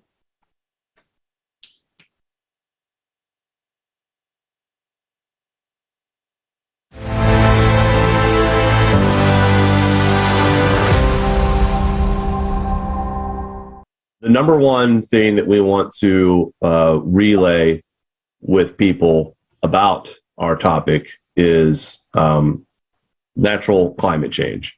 And a lot of people don't see these kinds of graphs and charts posted around anywhere, Twitter, Facebook, because the mainstream media bores us and fills us with that hockey stick temperature graph and how we're having runaway global warming. I believe that we have just experienced a brief modern warming period. And I think since 2016, just based on how we have correlated things with solar activity, we feel like that we are indeed cooling. This is a graph of the last 400 years of sunspot activity. You can see on the left side the Maunder minimum, which was a deep grand solar minimum. Now, so our thinking is that we are going to see a Maunder minimum type grand solar minimum here in the next 3 to 5 decades because of, you can see clearly here on this scale where we are in the next solar cycles. And it's obvious that the declination forecast. Right. It's a forecast. Now, what does that mean? Sunspots, low and high.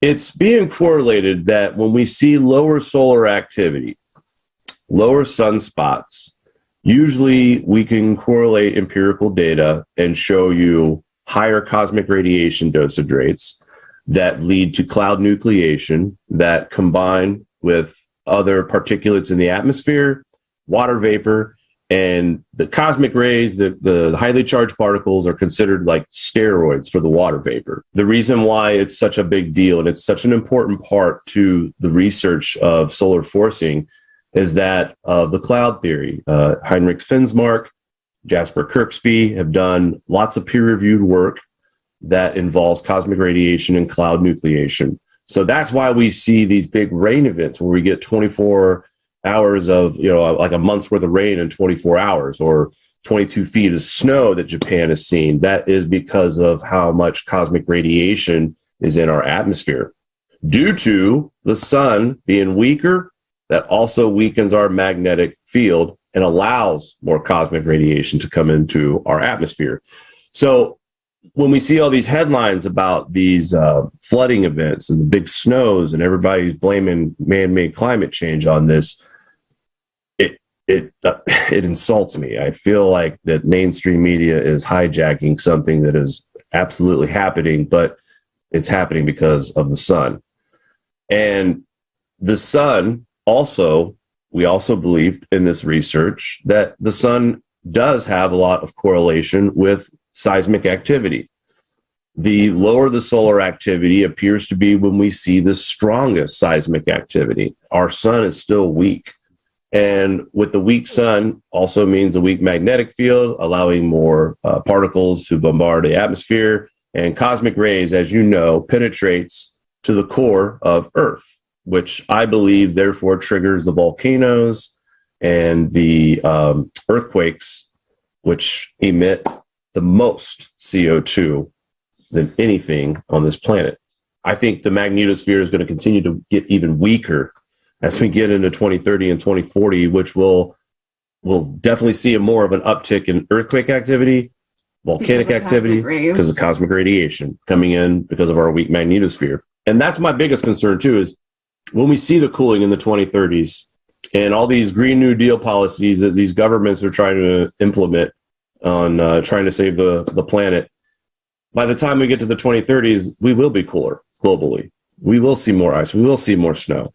And the world governments are going to celebrate, we did it. We stopped global warming. Our laws and taxes and increased pricing and telling you what to do changed the climate. And that's going to open the door for anything the government wants to do to its world population. Governments want to stick out their chests and say, I'm going to save you all from disaster and climate change. And it's time we wake these people up, because we're going to get resources taken away from us when we need them the most. When it comes to heating your home or getting yourself power, or even just the ability to drive a car anymore. I'm a mother. I have kids. And the messaging, like in the school systems, the indoctrination that it's CO2, it's your fault, you know, and the kids don't really conceptually grasp that. And they're not presented natural cycles, which just boggles my mind. Or natural cycles aren't a consideration of big climate change. It's all, you know, one perspective of man-made. And, you know, I would love to see these school systems sort of have a broader, you know, universal view. So we're not terrorizing our children. You know, what I've seen kids online, you know, they're terrorized. Like, it's like, what future do I have anyway? It's like a hopeless situation we're narrating to our children, and we're not inspiring them to innovate. And I feel like that our school systems are indoctrinating our children into scaring us into making us believe that we're causing this and we can do something to stop it. We can't stop it, but we sure can thrive in it. We can find ways to do that better. We have to get the message out. And the powers that be don't like putting out messages like ours with natural climates. We were actually demonetized from Google for sharing harmful and dangerous content, is what they said, because we talked about natural cycles. We talked about volcanic and earthquakes being all associated with the sun, and we were labeled as dangerous and harmful. Well, they said specifically, they sent me a letter that we've been demonetized off our website and our videos because we go against the authoritative consensus. So and we're talking about the sun and natural cycles. It just seems insane and totally disconnected from human reality. It goes to, by discussing it like we're doing right now in forums and topics, they're going to hear it. And if they keep hearing it, it's going to sink in. So you're right. The best way to get the message out is continuing to have these forums that you guys host, and just continuing to put out as much content as much as possible on platforms. I mean, you guys volunteer, we're volunteering too. And it's, again, it's not for notoriety. It's not for famous. It's not for income. it's for our children. We want to help so our the future. kids can carry on with life without these absurd new laws and regulations because everyone's been brainwashed and people like us are suppressed and can't get the message out. We want to change that, or be a part of that anyway. We want to be a part of that movement.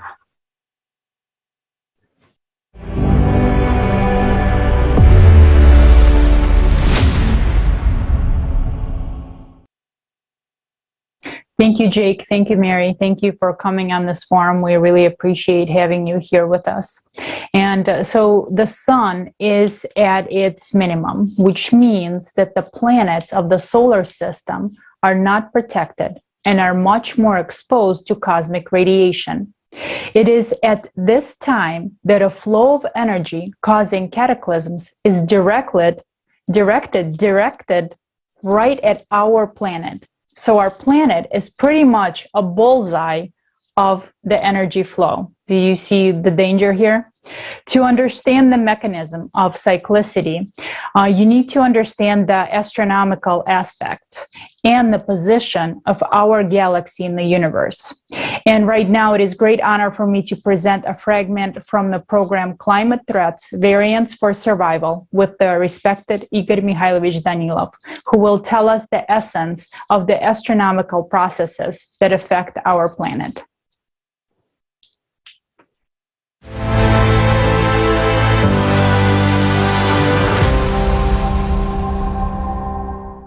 Igor Mikhailovich, you said that we're entering the 24,000-year cycle, and the consequences of entering this phase are much more complicated than in the case if humanity would enter a 12,000-year cycle. They're certainly worse. In what way? What explains this?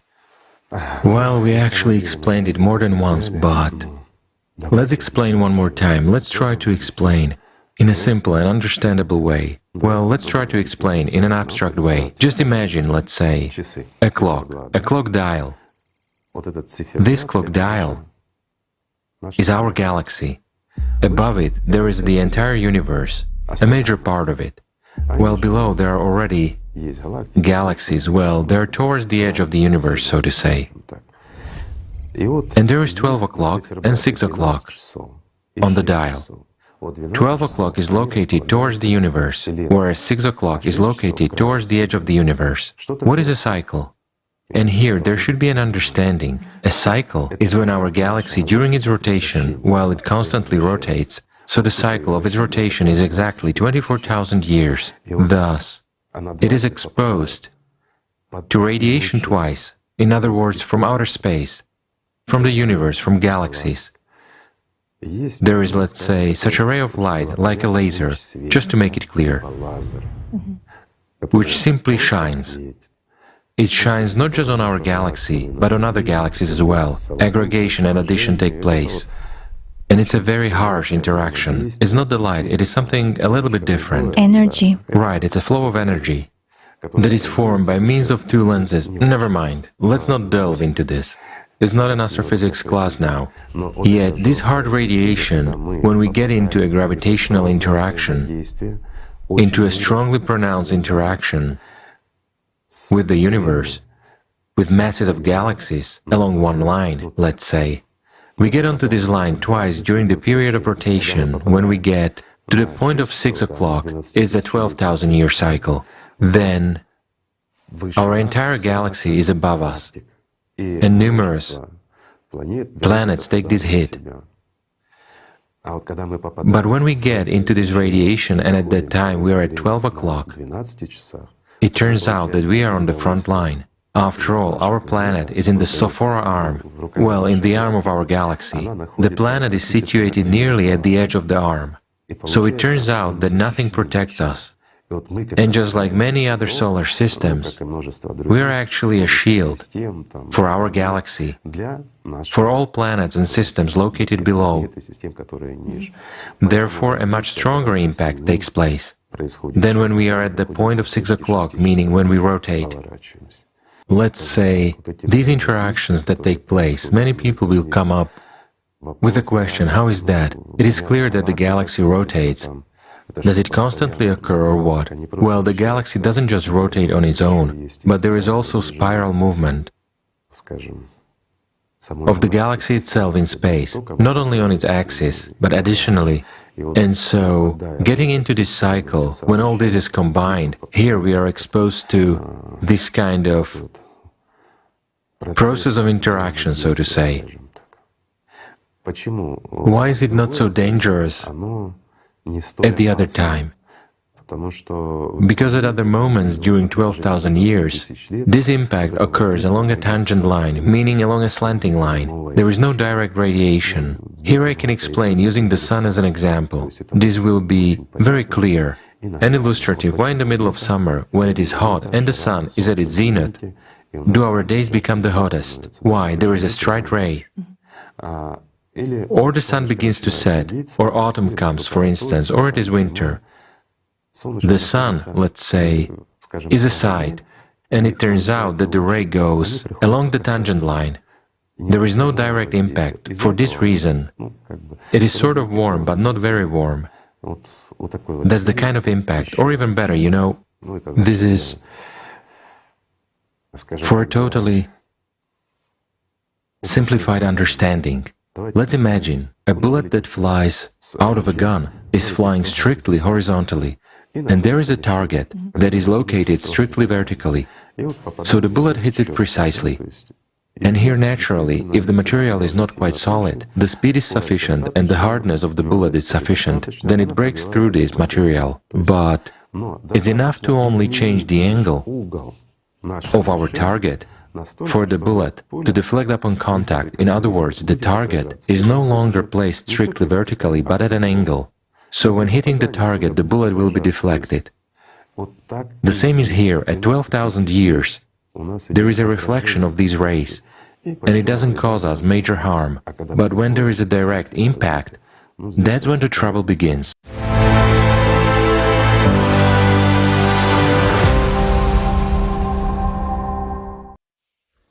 The influence of galaxy ray flux in past cycles has left imprints on our planet that have not been erased by time, even after hundreds of thousands of years. A team of Creative Society researchers has pieced them together and provided evidence of climate change triggered by the cyclical process. Next, let's watch the continuation of film on cyclicity.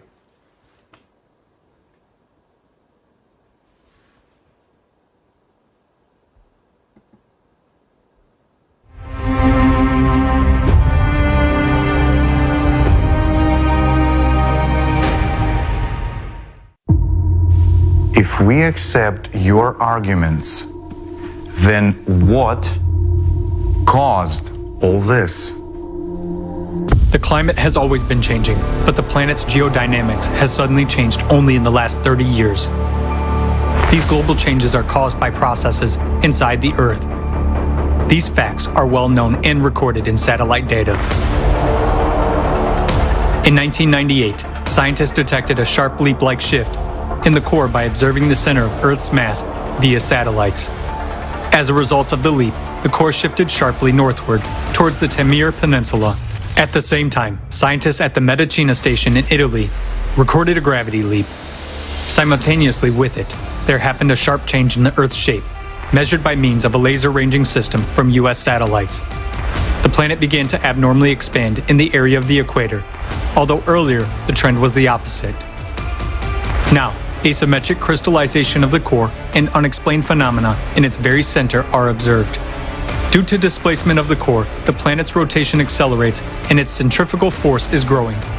For this reason, magma sources in the mantle began to sharply rise to the surface, undermining and heating the lithosphere from the inside.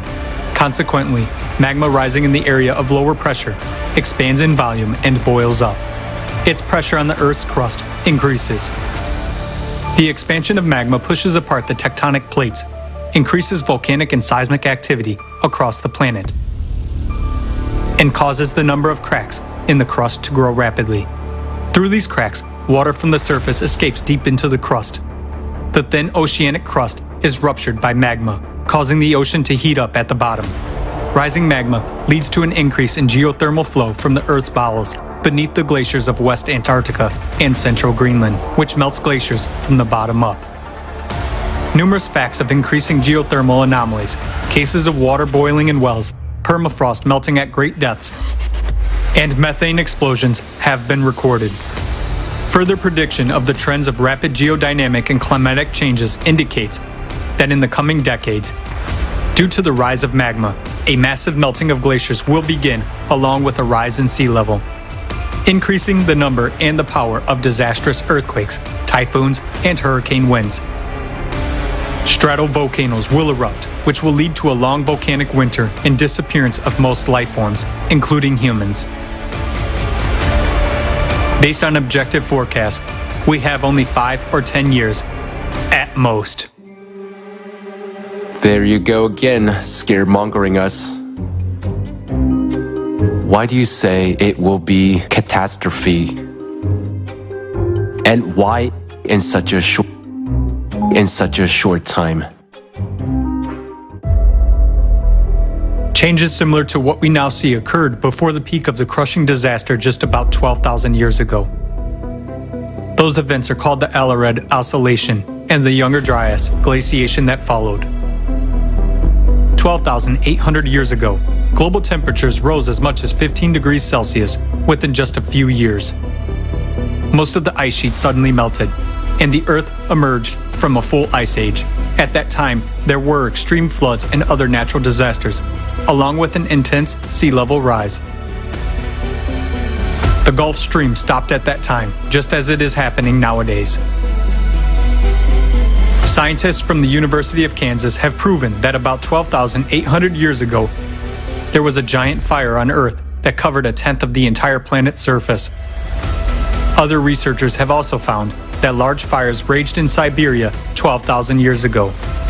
Similarly, nowadays there are more and more large-scale fires that cannot be extinguished. Based on an analysis of satellite images, scientists have discovered that 10 to 13,000 years ago, the largest known dunes formed in the Sahara Desert and other regions, indicating the enormous strength of winds during the Younger Dryas. A short-term intensification of winds during that period has also been documented from Greenland ice cores data and research in Alaska.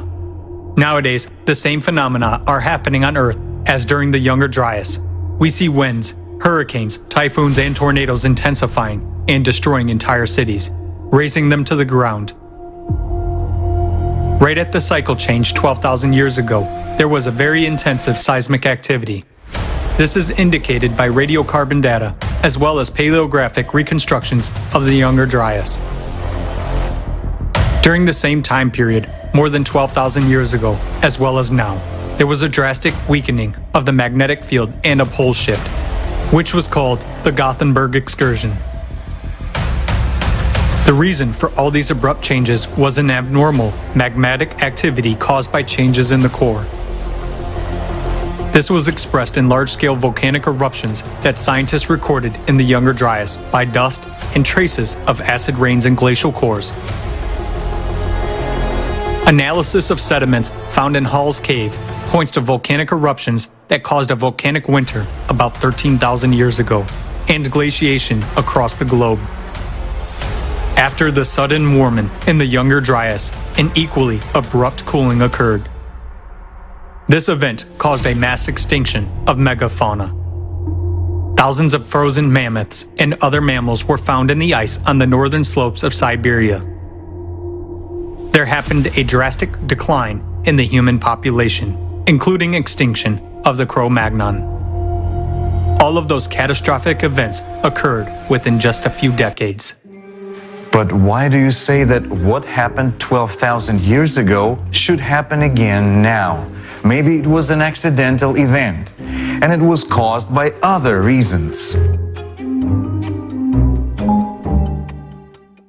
The same catastrophic events occurred on the planet not only 12,000 years ago, but also earlier. Taking into account errors in dating, this cycle is very well traced in the geological data. Catastrophists among scientists wrote about it independently of each other in their books and works. Vladimir Bubnenkov, Vitaly Bushyev, Alexander Baturin, Igor Kopolov, Nikolai Petrov, Maynard White, Douglas Vogt, and many other scientists have come to understand the cyclicity of global cataclysms on Earth with a period of approximately 12,000 years. In geology, paleontology, and archaeology, there is numerous evidence of past disasters of this cycle.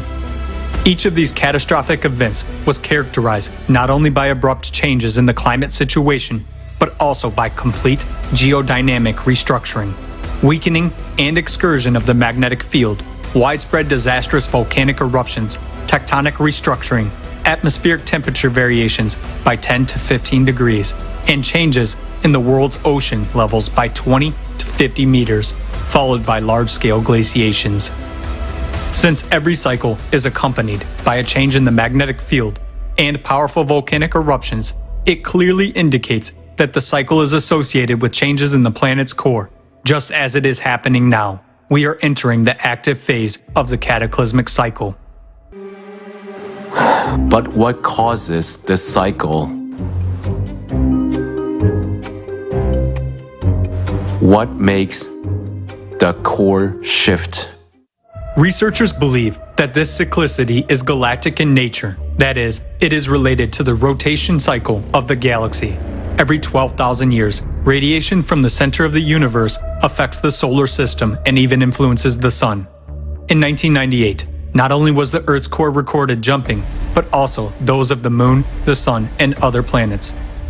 In recent decades, scientists began to record drastic climate changes on all planets and satellites of the solar system. An increase in the number of giant storms and hurricanes, abnormal temperatures, an increase in volcanic and seismic activity. Now, an increased flux of cosmic radiation due to the low activity of the sun is detected on Earth.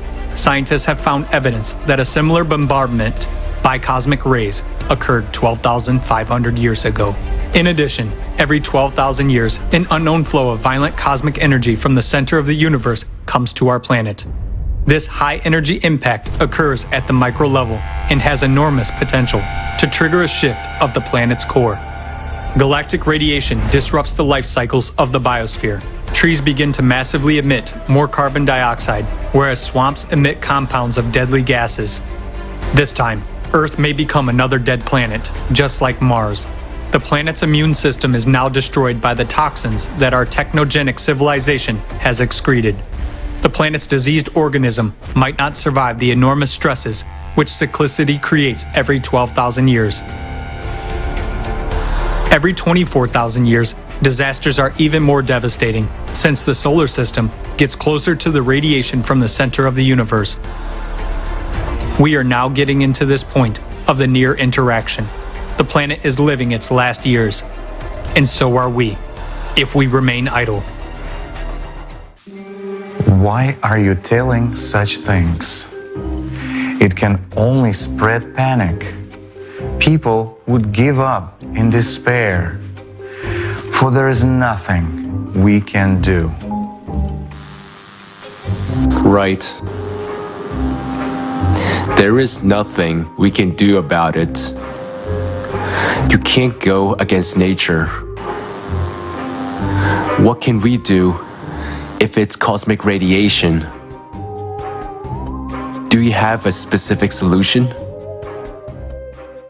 We can find this solution because there is always a counteraction to any action. A high-energy flow is approaching our planet, and we can put up a defense if we understand what kind of force and in what capacity we should counteract it with. It is necessary to unite all honest, conscientious researchers from various fields of science, technical experts, engineers, practitioners, and theorists who are ready for new discoveries because the task is multidimensional and multi-level.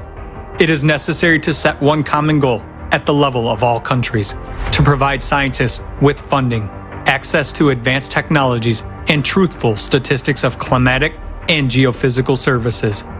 Even with our current technology, it is quite possible to counteract cosmic radiation. If the goal is one and society prioritizes preservation of civilization in every human life, then humanity will be able to find a solution on how to manage this high energy flow. But we have very little time to find the solution. It is possible to unite the scientific potential of conscientious researchers only with the absolute support of the entire society and all countries. There can be no place for competition, private interest, and lust for profit. Openness of information for research may be available only in the creative society format, where there is no reason for wars and conflicts. In order to establish such a format of society, unification of all 8 billion people is indispensable. Creative society? What is creative society? Sounds like some utopian idea. Is this communism?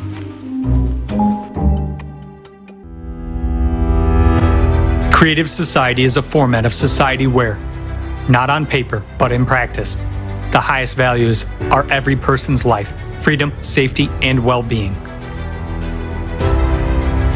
It's a society where there is no power of one person over another, where people themselves make decisions on key issues without shifting responsibility to a few individuals. All conditions are created for the development of one's personal potential for the benefit of all people, and the whole society takes care of every person. It's a world without wars, poverty, violence, or power. Such a society is beneficial to everyone. Unlike communism, the creative format cannot be built by force or via a revolution. Creative society is an opportunity to peacefully bring our civilization to a new stage of evolution within the shortest time possible. All legal, economic, and social mechanisms are available for that. But this requires true unification of people. This doesn't mean uniting our wallets or refrigerators, but uniting based on the values of humaneness, kindness, mutual help, and respect. We are 99% of the planet's population. We want to live as human beings. People all over the world are already uniting and acting to build the creative society. What can we do right now? What can I do? Where do I start? You can join the Creative Society platform that already exists. Invite your friends, scientists, and all thinking people. You can tell the truth about climate change and the way out honestly and without smoothing over the rough spots. Through mass media, you can spread information about what is really going on, not to sow panic or fear, but to share the solution. People do not want to hear the truth because they are simply scared until they know there is a way out. Now, everything depends on each person, on you, my friend. Right now, you can tell all your friends, acquaintances, and relatives about what you learned and understood at the forum. Global crisis. We are people. We want to live. We should act now, while we still have time, so that we don't painfully regret later for not finding the right words and not being able to warn about the trouble. Creative Society is not a political or commercial organization. It's an association of ordinary people from all over the world who, despite any circumstance, act to save all of humanity. These are true heroes, just like you. Join us. We can do anything together with you. Look here.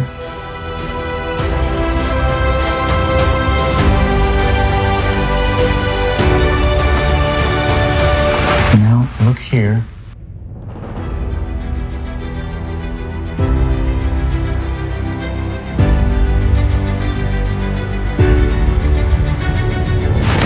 We can do this. It's realistic. Yes, of course. I'm calling the director of the Institute of Volcanology. Good idea.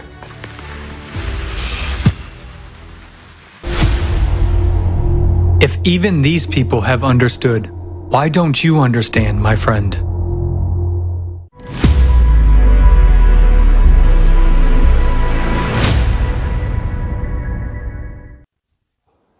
Isn't it so, friends, if even these two scientists could get along, then why cannot we? Why cannot we start taking action today to make sure that we can live safely tomorrow? And the action starts from very simple steps, sharing the information, because only notified people who know what is happening can make decisions, can influence our future in the positive way. So share these links on your social media. Make sure everyone knows. Make your own video with understandings and send it to us on our website, creativesociety.com, on our email, and also post it on your Instagram, TikTok, Facebook, Twitter. That's the best thing you can do. And of course, join the Creative Society. Join volunteers who make this research, getting to know scientists from so many different fields and bringing together all the pieces of the puzzle of this picture of what is going on our Earth. And those who have been doing this already understand, and hopefully you too, that there are some very serious cataclysms ahead of us. And there is very little time left to prepare. Even now, it is necessary to understand in detail the cosmic impact, to know what are we dealing with and how can we counteract it. Giancarlo will tell us about the effects of intergalactic rays on our planet and what fundamental changes we are already seeing today. Jan will tell us about the danger of cosmic rays and the effect that they have on our planet. Please go ahead, Jan.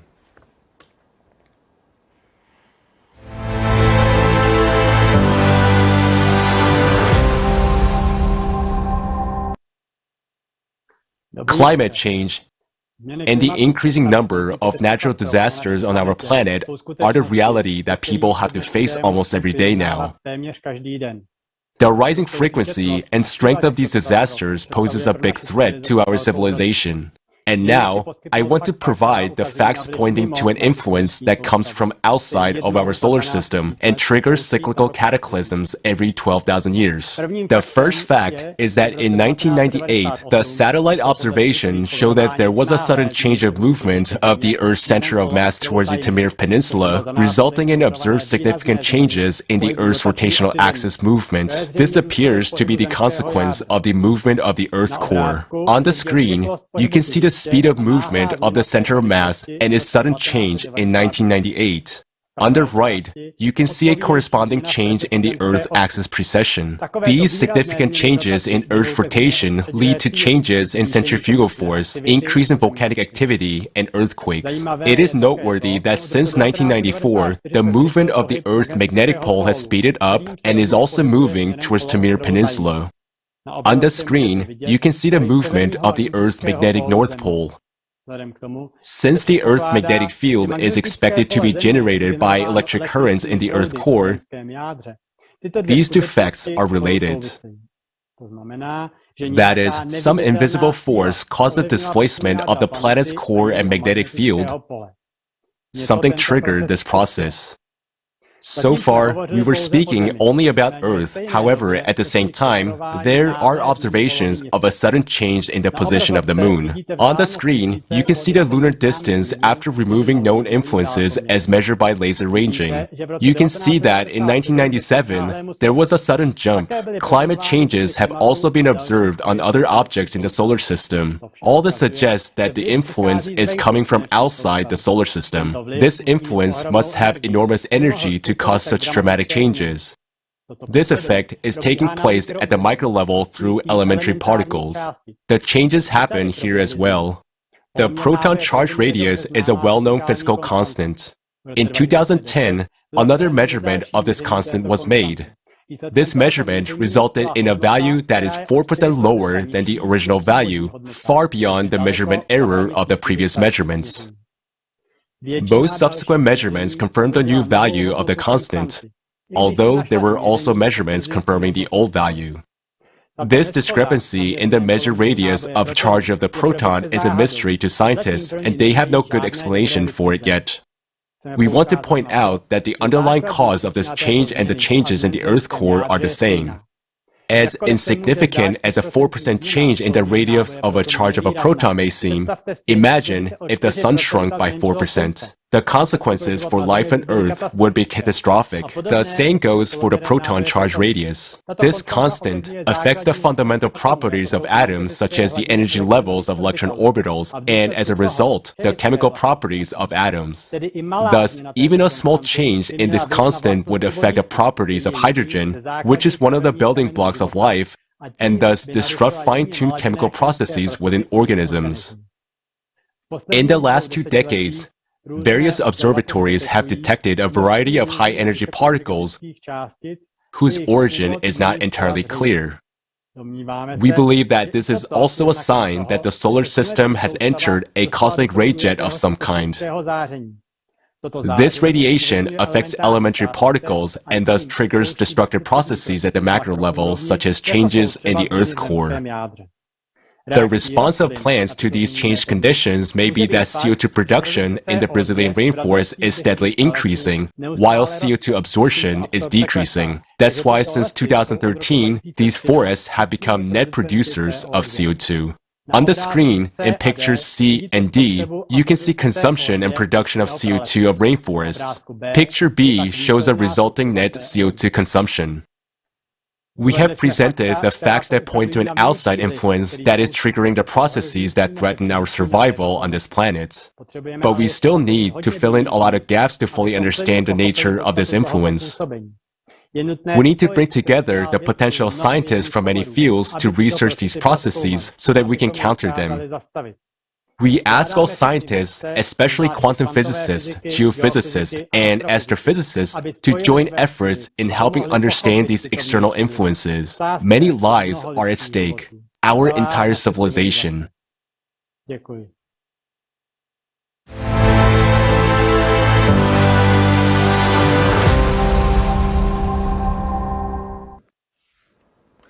Thank you so much, Jan. Indeed, galactic radiation is a serious and yet unexplored problem for humankind.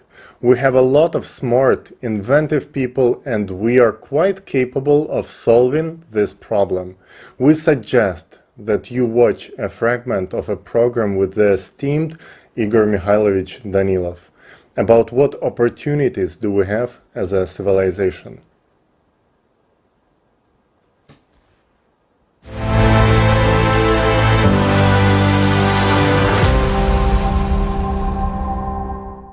And if we gather all smart people, properly approach it, and start using the resources of our consciousness in the right way, it is not consciousness that will control us, but we will control it.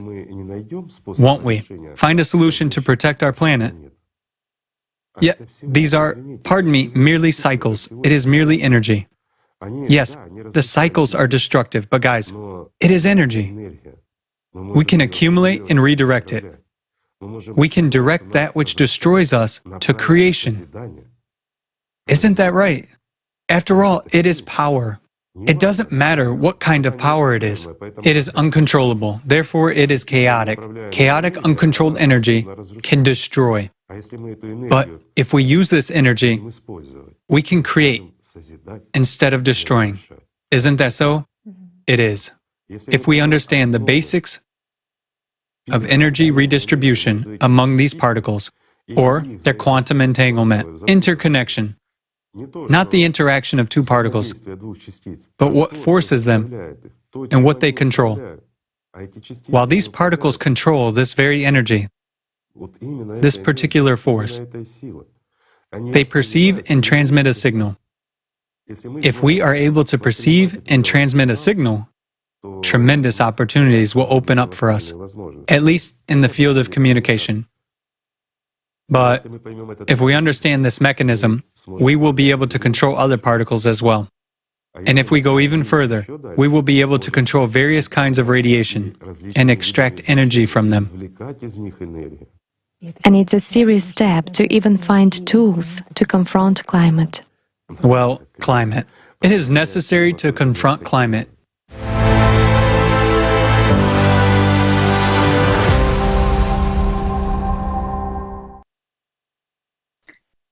Спасибо огромное, уважаемому Игорю Михайловичу Данилову, за озвученную бесценную информацию. Huge thanks to esteemed Igor Mikhailovich Danilov for this precious information. Dear friends, you have many times heard today that the salvation against imminent catastrophe during 12,000-year cycle is unification of scientific potential. But this is possible only in a creative society. You might have a thought, how would this help at all? Is this solution? Why is it only possible to unite scientists in a creative society? You could just give a grant to solve this issue, but leave the consumeristic format.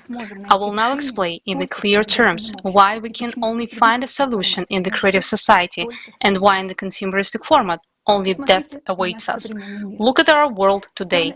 Countries are disunited, fighting and trying to hurt each other as much as possible. The most advanced laboratories and research are owned by military and therefore classified. The smartest people in the world are busy creating bombs and supersonic missiles to destroy us. Us, humanity, on the other side of the planet, more qualitatively. Satellites, instead of monitoring the climate, control the bomb flights. All countries hide from each other. What are the real situation of climate change on their territories?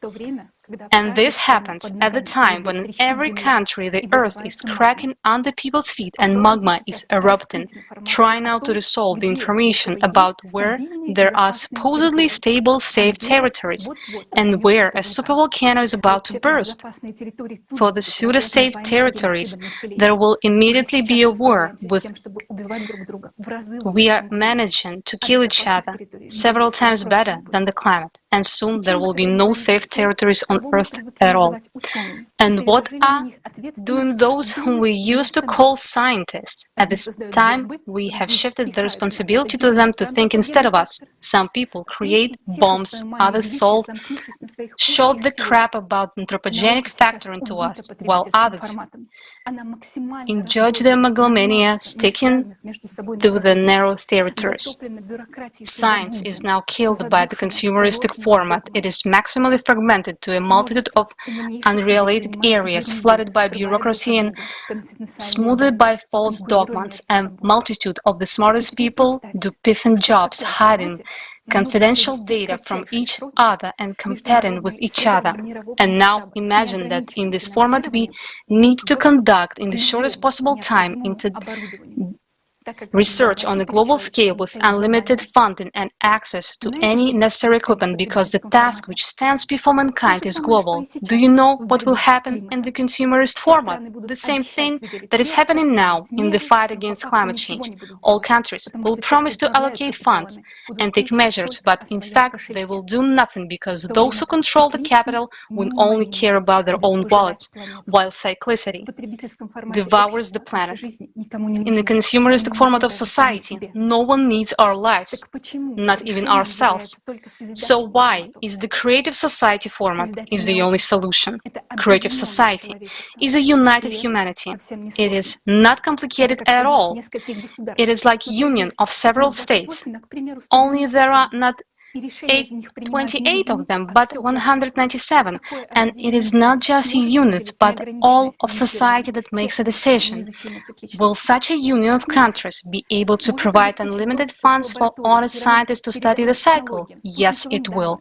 Can it provide access to laboratories, advanced technology, satellite data, and equipment? It can. Why? Because we are people and we want to live. We are interested in life on Earth because it is our life and love of our children, each and every one of us. We need to set our one common goal for honest scientists from different countries. This goal is to understand the processes and influence that from cyclical planetary cataclysms, to find adaptation mechanisms and to prevent the global disaster, to save billions of human lives. It should be as interdisciplinary research as possible. An international team of conscientious scientists from different fields of science, engineers, practitioners, and theorists, united by a single potential, amplified many times by each participant. Those who doubt will only get in the way, so we need only conscientious honest and responsible specialists. We need climatologists and meteorologists to study the real processes that are now rapidly changing the atmosphere beyond the rays of negligible concentrations of CO2. We need oceanologists, volcanologists, and seismologists to assess the realities of magma rates, volcano activation, and earthquakes. We need geophysicists, geologists, earth physicists who study the subsurface, the magnetic field, the core, the rotation of the planet, who can model all the processes. We need astrophysicists, paleontologists, solar physicists to understand where the radiation comes from, how it works. We need quantum physicists, elementary particle physicists who study changes in the micro world to assess the strength of the impact of high energy radiation, its properties, its nature, to understand what force must be countered, and a lot of other directions and specialists should be united into one potential. Then we will be able to stop cyclic cataclysms occurring on our planet every 12,000 years. After all, there will be always counteraction to any action. With our level of even today's technology, it is possible to resist cosmic radiation. We need collective brainstorming. If we understand what this cycle is and what impact this radiation has, then we can understand how to counteract it. The first thing that will happen during the transition to a creative society is support for science, support for real scientists, not those who spend billions on obscure things. We need to act, and we can't waste time because these are human lives. That's why scientists will be on the front lines in the creative society. This will be the main front. If we bring together true scientists who are willing to face challenges and make new discoveries, we can take our science into skies and beyond. We will be able to make high-precision advanced forecasts to all kinds of cataclysms even during transition phase. We will be capable of terraforming the elements so that no human lives are lost or left homeless. We will not only be able to study the cyclicity, but to get out of it forever, for future generations of humankind, to learn to control those high-energy radiation and direct them for peaceful purposes, providing mankind with free energy anywhere in the world. We will be able to explore outer space, fly to other galaxies, and discover new planets. Combined scientific potential can bring the level of human development of such heights which we can only now dream of. It is more than real, and all we have to do is to act. We need a united humanity. What does it mean to unite? It means to act towards one common goal. So, is there a more noble and unifying goal than building the creative society?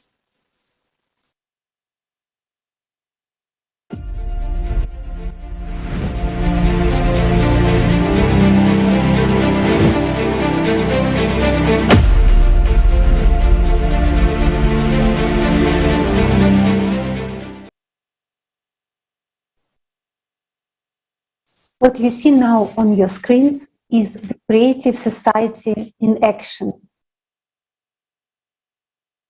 It would take a long time to list all the things that have been done by the participants and the ones which will be done by the participants of the project for its implementation.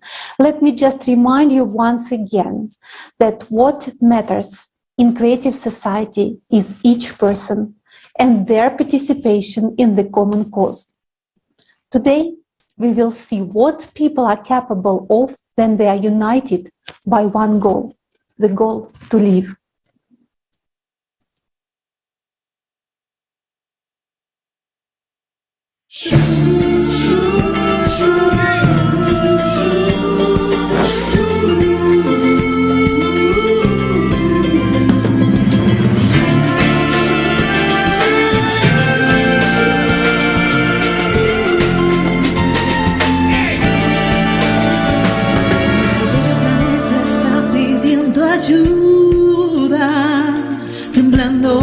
Ardiendo en llamas, no quieren decirte esta verdad tan cruda, ahogándote en vacías proclamas, que nunca muestra sus crueles espinas,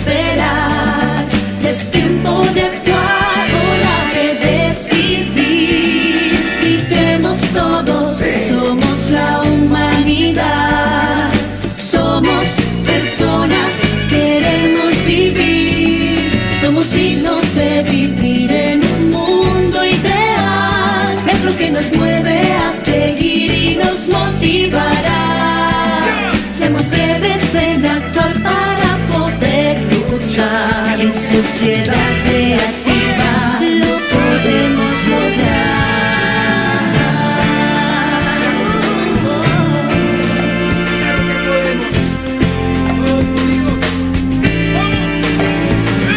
Ya esto está claro y no se puede esperar. Darle ventaja al que nos pueda matar. Lo que vale es tu opinión, no seas carne de cañón. Nuestra fuerza es la amistad, nuestra fuerza es la unión. El clima está matando a nuestro único enemigo. Eso podemos superarlo y lo haremos contigo. Con la fuerza de tu mano, muestra al mundo tu actitud. Vamos por esa victoria. El héroe eres tú. Y no podemos salvar esto. No es el final, tenemos la oportunidad de unir nuestro potencial. Es hora de ser parte de una nueva sociedad. Todos unidos venceremos por toda la humanidad. Si no te detengas, nunca me llorarás tus días. Si no es nuestro enemigo, si nos quiere destruir. Y yo unido por lo mismo tuyo, sabe lo que te digo. Tío, formamos el destino tuyo del mismo camino. Es hora de la verdad, ya no se puede esperar. Es tiempo de actuar, hora de decidir. Gritemos todos, somos la humanidad. Somos personas, queremos vivir. Somos dignos de vivir en un mundo ideal. Es lo que nos mueve a seguir y nos motivará. Somos breves en actuar para poder luchar en sociedad creativa. Sociedad de la verdad, ya no se puede esperar. Es tiempo de actuar, hora de decidir. Gritemos todos, somos la humanidad. Somos personas, queremos vivir. Somos dignos de vivir en un mundo ideal. Es lo que nos mueve a seguir y nos motivará. Ser breves en actuar para poder luchar. Sociedad creativa. Sociedad creativa. Queremos vivir en sociedad creativa. Lo podemos lograr.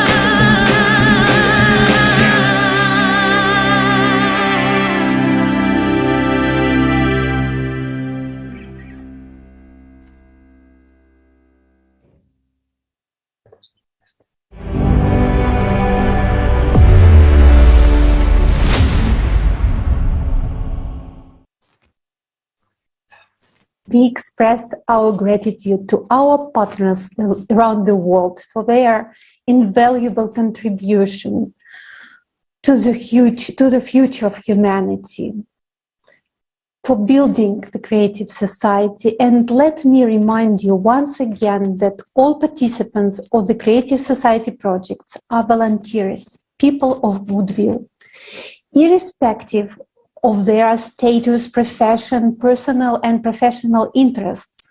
They are first of all people who are ready to act for the sake of saving our civilization. The Creative Society project is open for sponsorship and informational support. Anyone who shares the views of the project can help and become its active participant.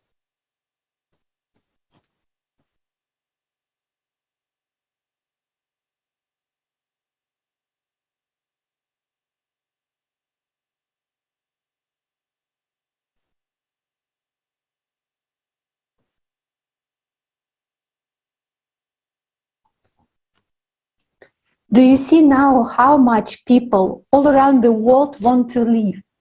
They know that 99% of people want to live in the creative society. And in order to share this information with you, volunteers are doing everything possible and impossible, including their talents, to create songs, such as the one we listened to. The basis of the Creative Society are the 8 foundations, 8 pillars. They should be implemented in every state. Our next speaker, Almira Nailova, an attorney from Kazakhstan, will go deeper into this topic.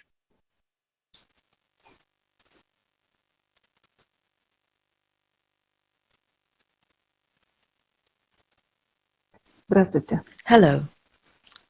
The facts presented at this forum confirm that the consumerist format of society is a threat to a human's life. But any normal person wants to live in a safe society without war and violence, with confidence in the future. The way people live in society depends on who makes the decisions. There are two variants. The first one is when only a few make decisions. And this is the existing consumerist format. But this is the format of inhumanity. This is the way to everybody's death. We have already seen this. The second option is when the decision about how people should live is made by all people. This is creative society. The creative society is a society which protects everyone's life, where power really belongs to the people. According to legal science, an integral part of any state is people. Without people, respectively, there is no state. So, the state is we, people. Society is we, people. If we look at the laws of any country, we see that in one form or another, power belongs to the people. We just need to start exercising our right to decide for ourselves what kind of society do we want to live in, a consumer society or a creative one. We, as people, now exercise our power through public opinion. What does public opinion mean? It is when all or most of us declare what we want or don't want. For example, when in 1999 in Bolivia, a few people in power decided that people should pay not only for water, but even for rain, the majority of people disagreed, and the decision was overturned. Another example, in 2009, a referendum was held in Iceland under the pressure of public opinion, where the people of Iceland refused to pay the debts of bankrupt banks. As we can see, the will of the people is a huge force in determining what kind of life you and I will have, and we all want a creative society. If we want something, we need to start actively expressing our opinion, thereby shaping public opinion. We need to form an electoral demand for building the creative society. That is why it is very important that you tell each and everyone, your families, friends, colleagues, and even strangers. In Kazakhstan, we actively wrote to politicians, civil servants, and deputies about the Creative Society project. And we received answers that our initiative to introduce the principles of the creative society in all aspects of society is supported. Already today, changes are taking place in the political, economic and social life of the country aimed at increasing the role of people in the governance of the state, including through electoral processes.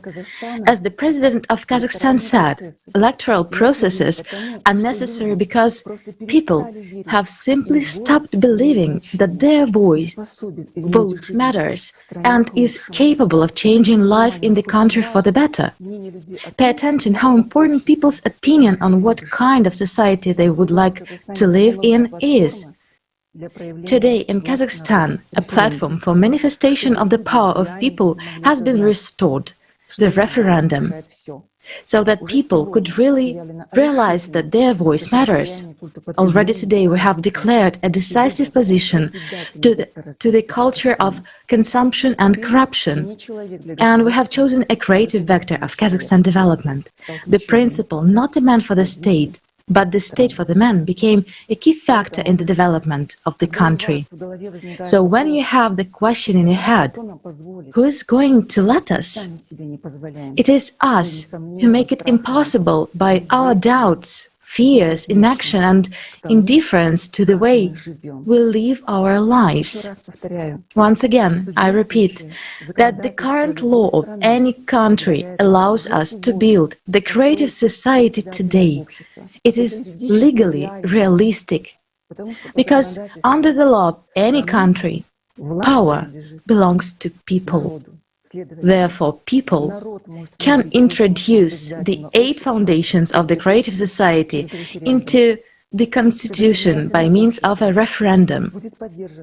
When the creative society is supported by more than 50% of the population, our representatives, presidents, deputies, and even monarchs cannot ignore the will of the people, because without support of people, there is no politics. Thus, anything is possible if we just take action. The reason why we have not yet built the creative society is because of us. This means that we are not working enough, not communicating the information, or doing it very slowly. It is necessary to take the initiative of people who already support the creative society and to keep informing in every country.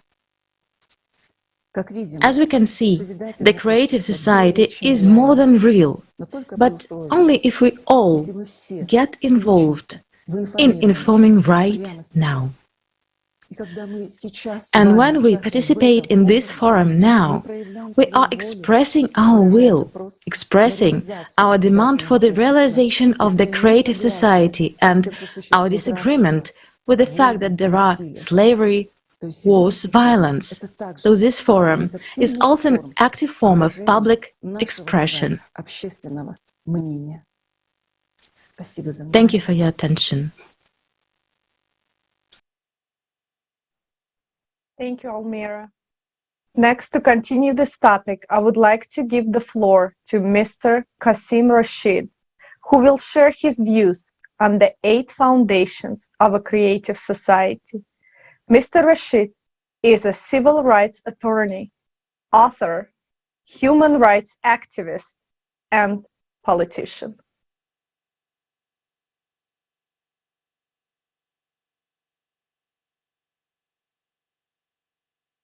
I'm a human rights lawyer. I'm practicing here in the United States, and my work focuses on civil rights. We talk about human life, human freedom, human safety.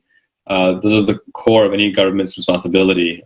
Transparency and openness of information. The creative ideology, innovation is the the lifeline of human progress, of building new technologies and new medicines. And then obviously development of personality, justice and equality, and self-governing society. It speaks to these elements of ensuring that we have governments powered by people, as opposed to by autocrats or dictators or fascists or anything of that nature. So no, I think those principles, these 8 foundations, really well integrate to legal precedent and to what the law should require. Now it's just a question of making sure that governments and those in power are held accountable to the people, as opposed to ruling over the people with an iron fist. If we want a government that truly reflects the will of the people, then the people need to create that by being involved and engaged. And because at the end of the day, if we have a government by, of, and for the people, that's not, that empty statement remains an empty statement unless we act upon it. It becomes an active statement when we implement it in our daily lives. And every change we've seen throughout American history, throughout world history, began with somebody saying, this is wrong. And we deserve better. So do you think that the creative society where human life is the highest value is possible to build? I don't think it's only possible. I think it's necessary. I mean, it's not just a matter of possibility. It's a matter of this is a necessity. If we don't prioritize human life, we're facing existential crises. There's a potential for world war breaking out any day now. There's a potential for another pandemic if we don't get this one under control. There's the all but certainty of climate catastrophe coming, and if people are worried about the number of migrants right now, I think the number is 80 million now worldwide of refugees. Once the climate crises become even more severe, that's going to get into the billions. So it's not a question of is it possible or not. it's necessary. And you know, there's a shift in how we need to think about these things. That it's not a question of want; it's a question of need. And if we don't take action immediately, personally, and actively, then this is going to get even worse. So I think it's going to require more than simply politicians doing political things. It's going to require a mass movement of individuals to say, we are going to build a society built truly on justice, where people have freedom of worship, people have freedom of expression, but we do so in a way that truly respects one another as well. And so when we can talk about moving forward, we need to talk about how do we guarantee these things? Because once people are fed and they're clothed and they're educated and they have healthcare, then you see true innovation happen. Then you see true economies prosper. Then people can invent the next great widget, or they can invent the next great idea and be successful in it and reap the rewards of their success because they've been given this foundational basis that guarantees their humanity. That's, in my view, the real path forward, where we can guarantee the humanity of people and allow them to flourish and be who they truly are. Thank you very much, Mr. Rashid. Thank you. And creative society is absolutely necessary. I would like to next introduce Mr. Saran Akminyan, President of Armenian Creation Council, NGO member of the Prosperous Armenia Party, who will share more about the creative society. Սրտանց ողջունում եմ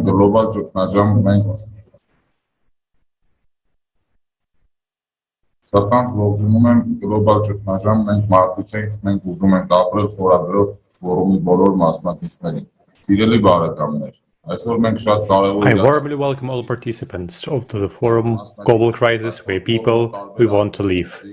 Dear friends, today we are participants in a very important event. Today's forum is the volition of people of different nationalities, religious views, and social statuses. It is expressed will of united humanity. It is an honor for me to be a participant in this forum, to witness that you and I are making the strategic step towards the salvation of our civilization. Dear friends, today, together, we have seen the terrible crimes against humanity. The most important thing for us is to understand this is, as long as we live in the consumer society, the war in Armenia, and what is now happening in Ukraine, and in hotspots around the world, will all continue. Some individual terrorists will be succeeded by the others. They will continue to divide us via different principles and to force us into fighting one another. People all around the world will continue to die. Things can't be in any other way in the present format of society. It's our duty to stop and forever prevent this lawlessness. We are fed up with wars, deaths, and suffering. The only way out of this darkness is to start building peace among people. The only way out is a society in which the first priority is to improve the quality of each person's life. It is a society in which there will be a peaceful labor and continuous development. It is a society in which the value of human life is the highest value for everyone in the world. All this is possible for every person only in the creative society. Creative society is the salvation for the entire civilization and even for Armenia. My dear friends, it is a great honor for me to represent the Armenian people at this forum.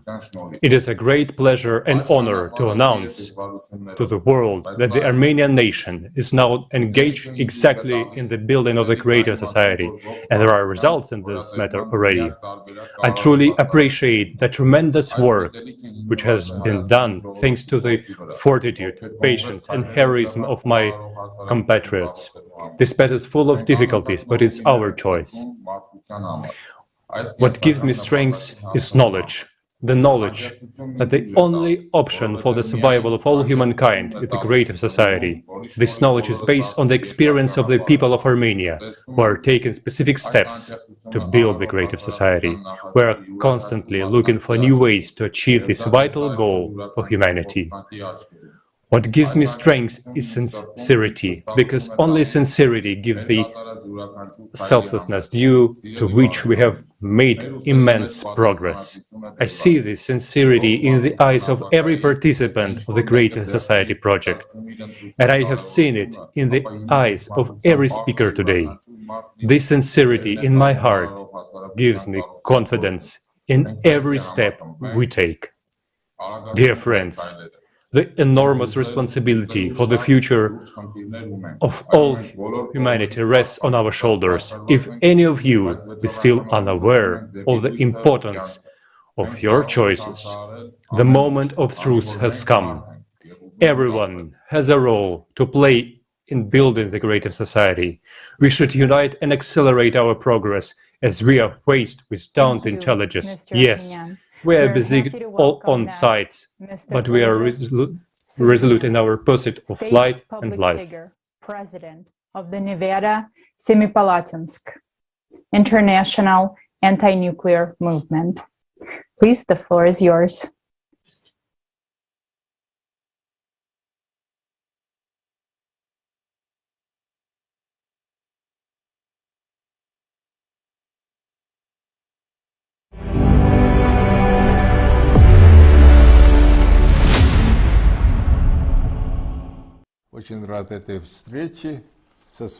I am very glad to have this meeting with my colleagues and like-minded people at the International Forum Global Crisis. Now, these topics of consumption or creation are the central question. And I am very glad that you're raising this question and creating this dream of ours, that the entire world will become the society of creation. It is necessary to actually create and think about the future for people. And it is very important that politicians become imbued with this ideology. Politicians in all countries, in fact, so that they would think more about this somewhat forgotten concept of creation.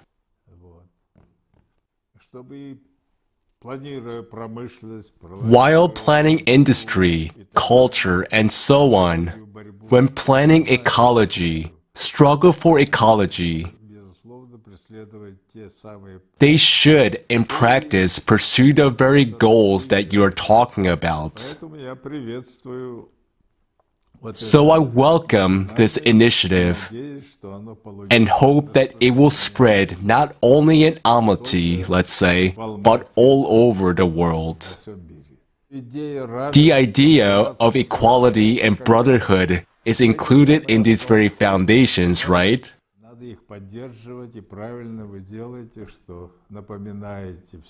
We should support them. You are right to remind everyone. Let us create. Creation is part of these very foundations that you introduced too. Indeed, human safety also depends on it. That is why information and the culture of humankind should be more open, so that it is not a whisper, but so that it is voiced openly. If we think not merely about survival, but about life in such a broad and multifaceted sense. Because the life of one person is one thing, but when we're talking about everyone's life, because unfortunately, we often see, especially in our politics, when the life of one person has become more important than the lives of the majority. That's what we are fighting against. I support the real development of this movement, especially in our country, so I salute you. Way to go, let's work together.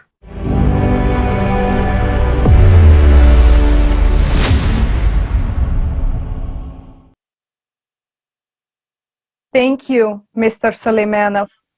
The next speaker is Baket Jamal Aspanova, Director of the National Library of the Republic of Kazakhstan and President of the Library Association of Cultural Workers. In 2021, she was awarded a special medal, the Best Woman of Kazakhstan.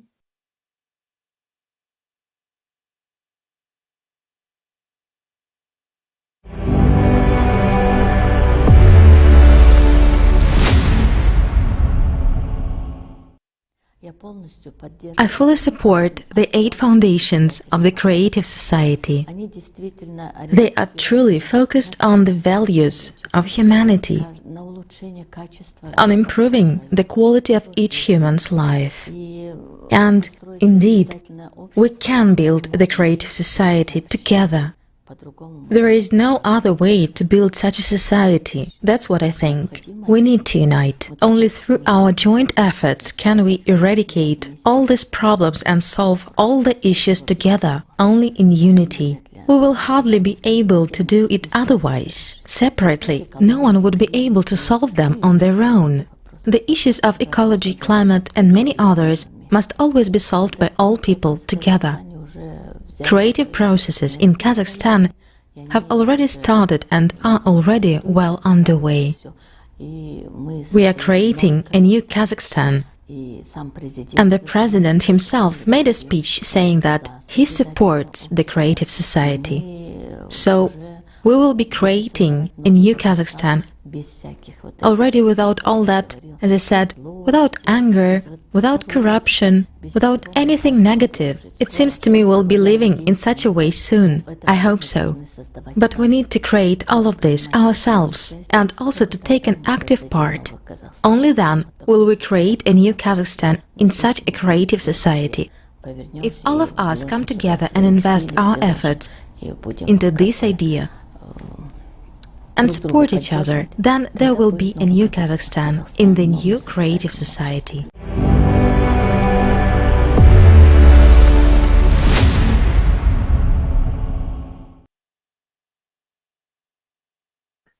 Я благодарю всех.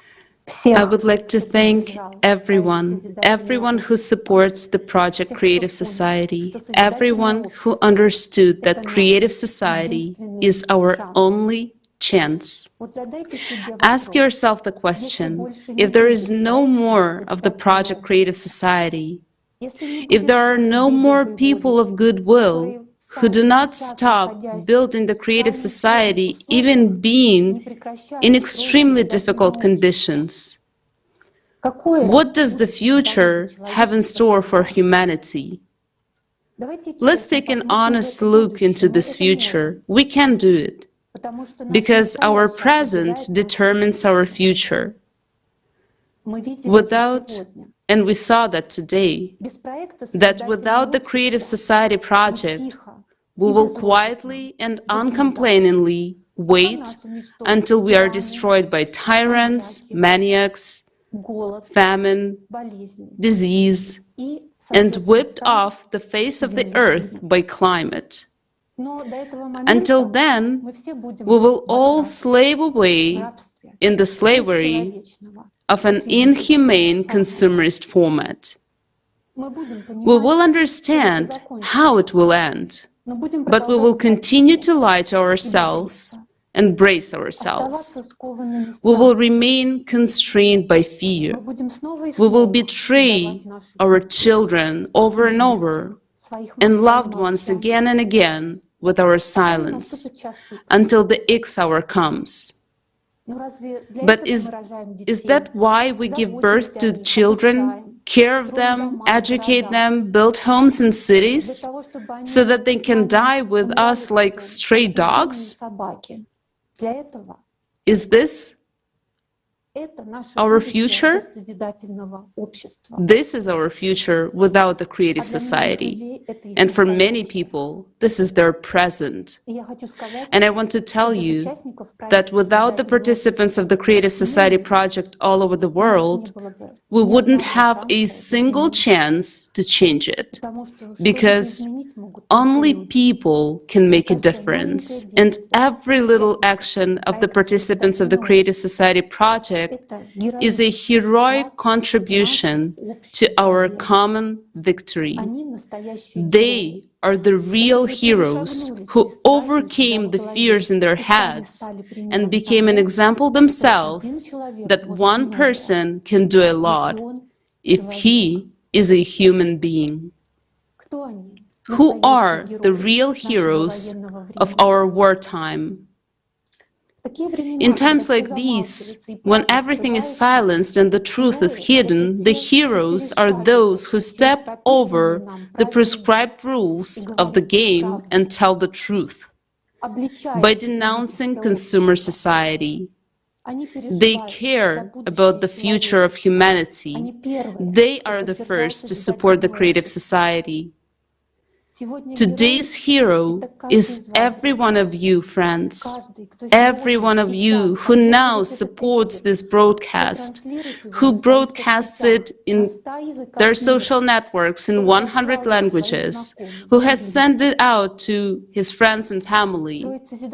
Building a creative society means fighting for every life. It is not easy, because often our calls to unite are not even understood even by our own dear and beloved ones. After all, they are also people living in a consumer society, and they are too afraid to look in the truth in their eyes. That is why your example is so important. Knowing what awaits us all for the sake of people you love and for the sake of all people, you are not silent. Every day you devote your free time to bring in the truth to people. You simply act no matter what. In the most adverse circumstances, you don't give up. You live as a creative society. Your faith in victory, your faith in unity, your faith in the creative society and people is our only chance. Without all of you, we would have no future. There would be no future for my children, our children. Thank you for everything. You know, we have no time to sit and hesitate. We only have time to act. What you are doing is priceless for humanity. The real heroes of today are not the ones we see in the movies. It is not the one who destroys, but the one who builds. A real hero does not act in the name of fame or fortune, not on someone's orders, but on the call of the heart. True patriotism is to fight not against someone, but to fight for the life of every person. Among us today are those who continue to act under the blast of bombs, those who believe in the human and in us, humanity, even seeing with their own eyes what atrocities human beings are capable of in a consumerist format. But they did not give up. They did not stop building the creative society. This film is about them, about real heroes.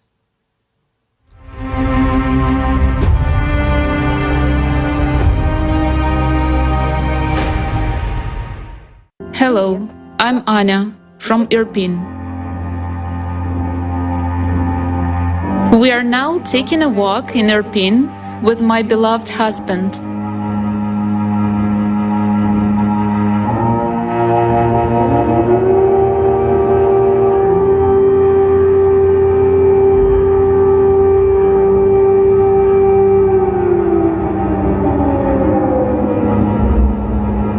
And this is the second war I'm facing in my life, from which I'm running away along with my entire family. Tell me, who needs all this? What is it all for?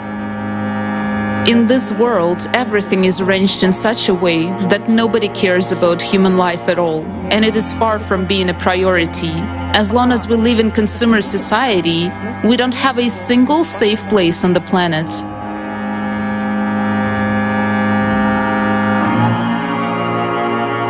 People, answer this question. Do you want to live in such a society? As for me, I don't. The only thing that kept my spirit up all this time was not to give up under any circumstances.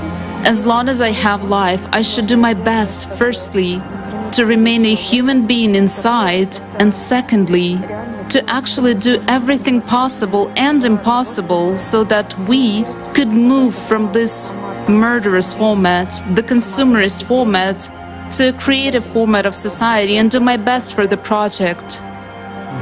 Explosions were getting closer and closer. We evacuated the girls because only women and children could be evacuated. They were shooting and bombing from all sides, while we, women and children, were standing like cannon fodder in the middle of the train station.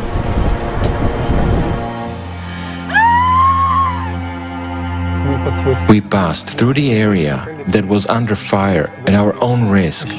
I felt that I was on the verge of a breakdown. At some point, I wanted to scream.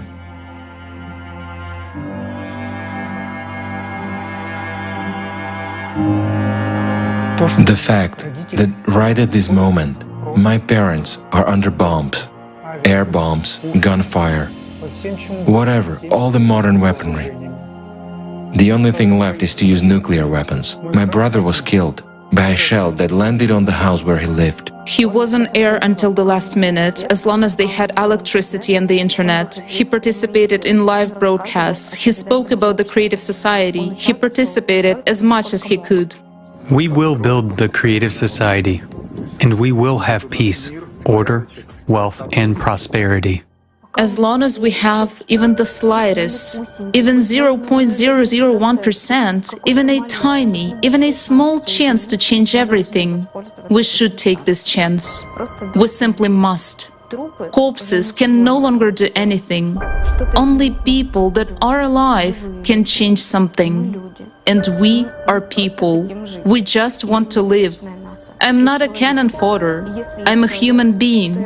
And if I'm a human being, I must do everything I can to change the current situation. People, I want to live in the creative society. I want to appeal to you, people from all over the world. I believe in us. As long as we have each other, as long as we are people, we can change everything.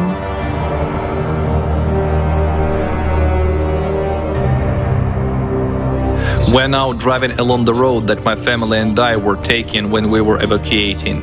There are so many cars on both sides of the road that were shot, burned, or ran over by tanks. Those pieces of human bodies or what's left, all this is terrifying. It mustn't be like that. Please hear me, it mustn't be like this. We're a human society. We must build a society where your life, my life, the life of our friends, relatives, and any other individual should be valued as one's own. Otherwise, we are not a society, truly. Believe me, human life is the most important. All this can be rebuilt and repaired. Human life cannot be restored. When it was announced that there was an opportunity to evacuate, the first thing we said was yes. When we were driving, everywhere around there were shelled cars. A woman and a man whose children were sitting in another car fell on their knees, folded their hands and said, "Please take us." We had 2 vacant seats left in our car. We quickly opened the doors and they jumped into the car. We were not only saving our lives, but at that moment, we clearly understood that another person's life is just as important as yours. I think if there had been the Creative Society, nothing like this would ever have happened. I mean, there wouldn't be anything like that in any corner of the world. I lived in the city of Kharkiv until recently. It was impossible to imagine anything like that, even in our worst nightmares.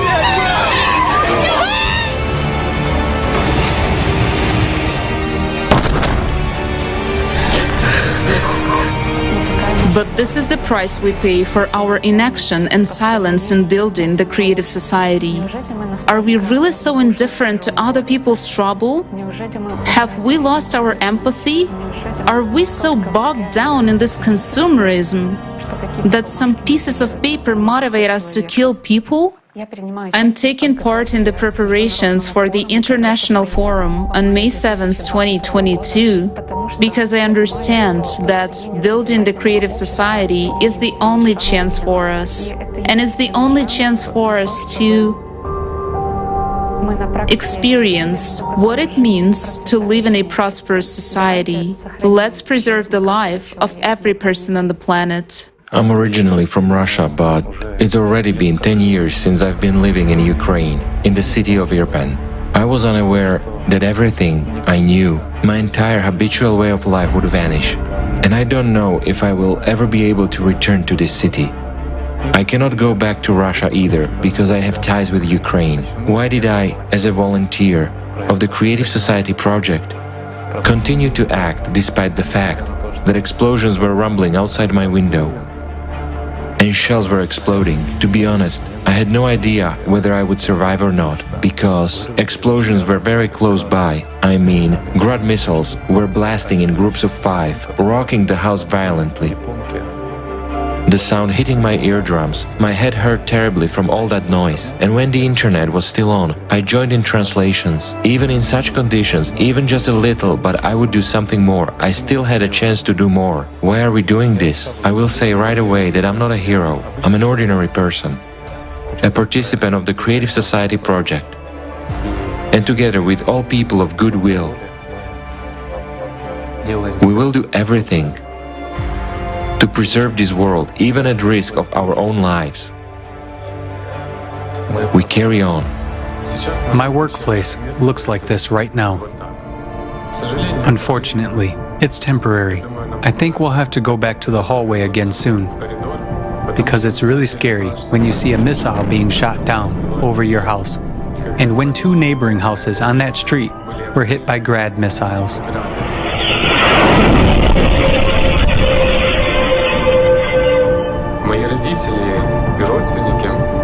My parents and relatives were at the epicenter of tragedy in Mariupol. It was really scary when we lost contact with them, when we had to search for some news, watch videos to see a familiar face among the living, and to find out that they were alive.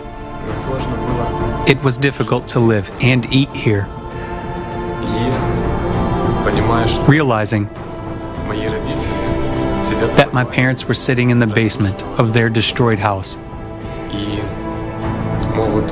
and could lose their lives at any moment. My uncle was shot at by a sniper just because he went to pick up humanitarian aid. He could not get up because the sniper was mocking him. For every move he made, he was shot. It wasn't easy to find the strength under such pressure to continue preparations for the forum. But at some point, when the entire situation had already reached its apogee, the forum and the preparation for it became for me such an inspiring event. Like a guidance, a vector that gives at least some hope for the best. I found time to communicate with friends to continue the development of the Creative Society website. I do not know yet whether I will have the internet or whether I will have an opportunity to participate in the forum. So we are building our collaboration in such a way that people from other countries would be able to pick up the task and our common cause will not be affected.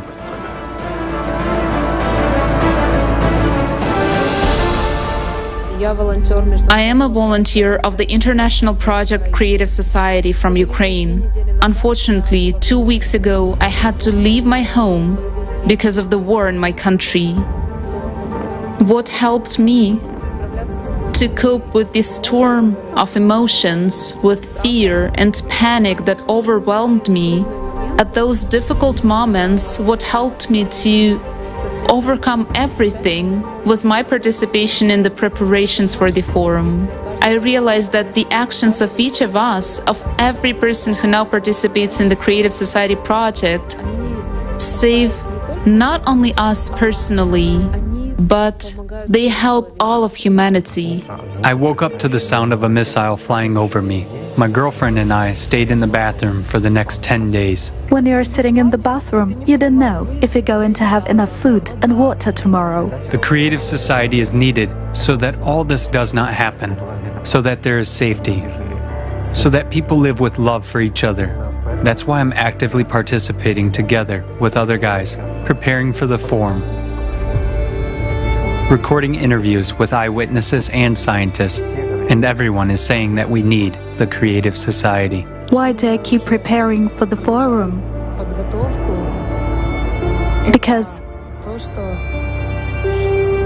I'm not alone. I'm not the only one who wants to live. I'm not the only one who wants to bring good, creative, positive things into the world. I'm not the only one who wants to bring the value of life into the world. I wanted to spread this information and truth to the whole world. I looked out the window and saw a huge missile free-falling 500 meters from us. To be honest, I really said goodbye to my life. I realized that I'm the luckiest person in the world because I remained alive.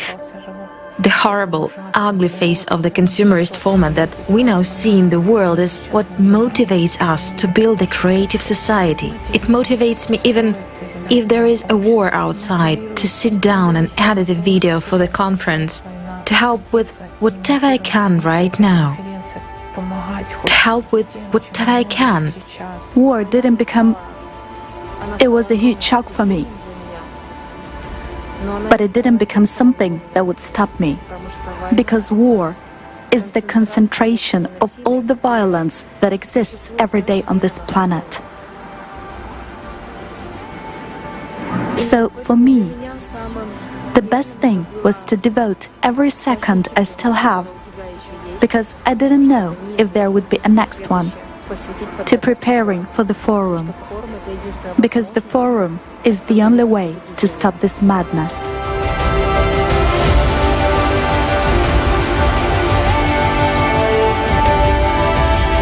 Looking at the situation that is now happening in my country, looking at how people are suffering, I understand that there is no time for inaction, and I don't want to be idle. That's why I continue to take part in the preparation for the forum.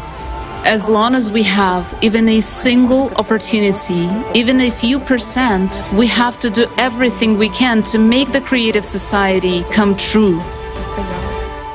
Because it's our future.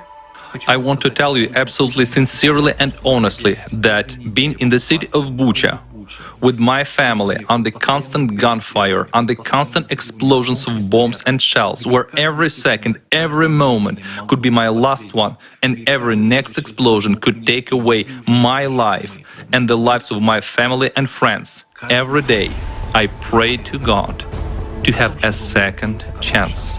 And I'm truly grateful that He gave me that second chance, that He enabled me today to be involved in the preparation and organization of this forum, that He gave me a second chance to be involved in building the Creative Society.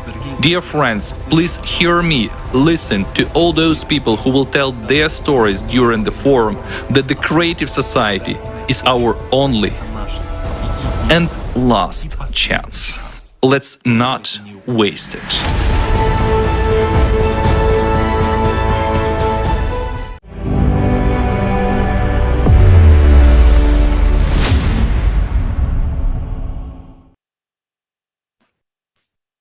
Today, the whole world is afraid of a nuclear bomb, a nuclear holocaust. But the worst bomb is a callous heart that doesn't care about other people's lives.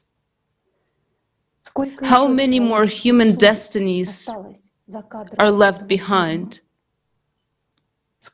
How many we have already lost on the fronts of consumer society? It is so painful and difficult to realize how many beautiful people we will never get back. It's not just wars that do this. It's all the ugliness of the consumerist format of society. For these people, our loved ones, our friends, we are too late. We have had no time to build the creative society. This feeling that we didn't have time to save them will stay with us. But for sake of those who are alive, we have an obligation to act. Our heroes all over the world, participants of the Creative Society project, today are doing the impossible to start the hearts of the heartless, to start the beating of the human heart, even in those who have it dead, morally dead, carrying out the reanimation of humanity. And people are standing up all over the world because truth and the will to live drive these heroes. These are the ones who are on the front lines right now. These are all of you.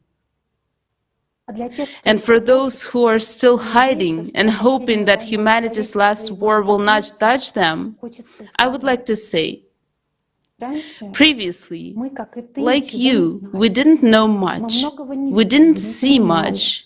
Just like you, we thought more about our stomach and our selfishness. But let's be honest, you see everything, you just don't see a way out. And we wanted to know the truth and find a way out. And when you know the bottom line, you open your eyes and you start to see other things, things that you didn't see before. You begin to see life, you begin to appreciate life, every life, and then you make your choice. You make it right now. You either turn off this broadcast and continue to live in consumerism, as if nothing is happening and you haven't heard anything today, or you make a choice right now and stand with those heroes who are giving themselves the word that they will do everything in their power to build a creative society, a society where you are a human with the capital letter H, not a cannon folder. Tell me, what have you done for life, for the human future, for our children? What have you done today that disaster will not come to your house tomorrow? And you can do a lot. Because when we are together, when we are for life, we understand that not a single chance must be missed. We act, and every action brings us closer to the creative society. When life is at stake, the most pressing question is, what have I done for us to survive? I remember a quote by Martin Luther King Jr. Everybody can be great because anybody can serve. You don't have to have a college degree to serve. You don't have to make your subject and verb agree to serve. You only need a heart full of grace, a soul generated by love. I bow down to all the heroes, thanks to whom we will live in the creative society. I bow down to all the participants of the Creative Society project in the *ALLATRA International Public Movement from all over the world. Thank you. Without you, we don't have a chance to live.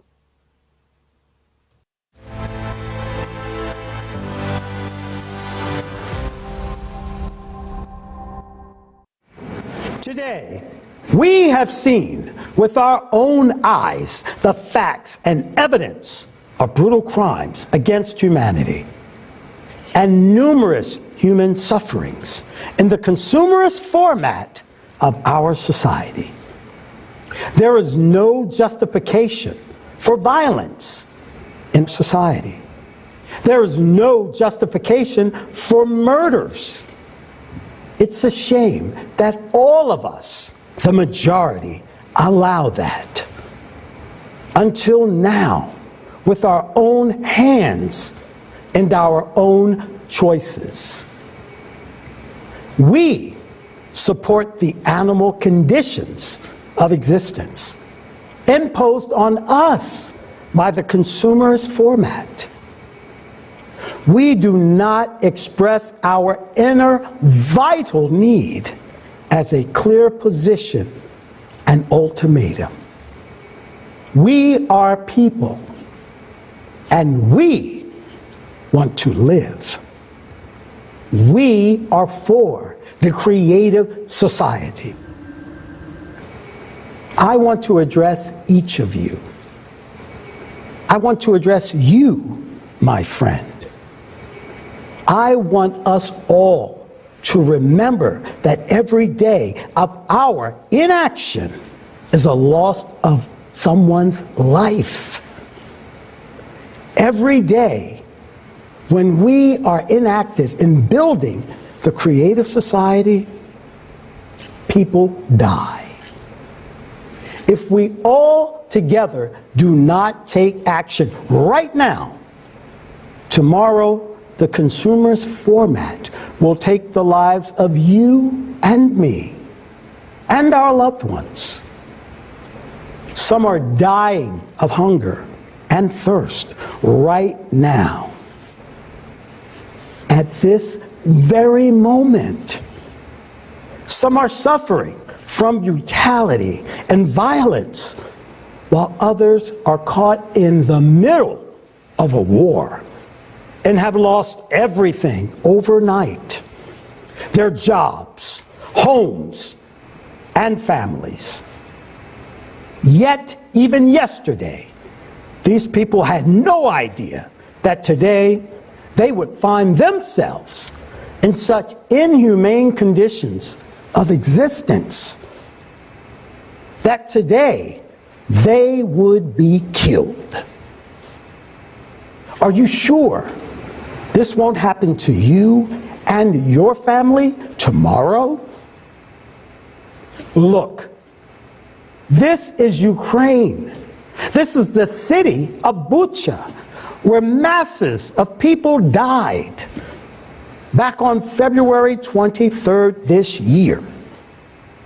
They were making life plans and building prospects. But on February 24th, early in the morning, a war came to them. Are you sure that tomorrow a war will not come to you, to your home, and take the lives of your family and friends? Are you sure a war won't take your life too? Are you sure of that in our consumer society where human life is not worth anything? The idiocy and absurdity is that the cause of these horrors and the ruined destinies of millions of people is the result of the ambitions of a few psychopaths who have gained power over us in the consumerist format. Let's take 1 million people. They are all wonderful people, except for just a handful of individuals. But these few individuals, because of their extreme greed and tyranny, use the rest of people for their own selfish, despicable interest.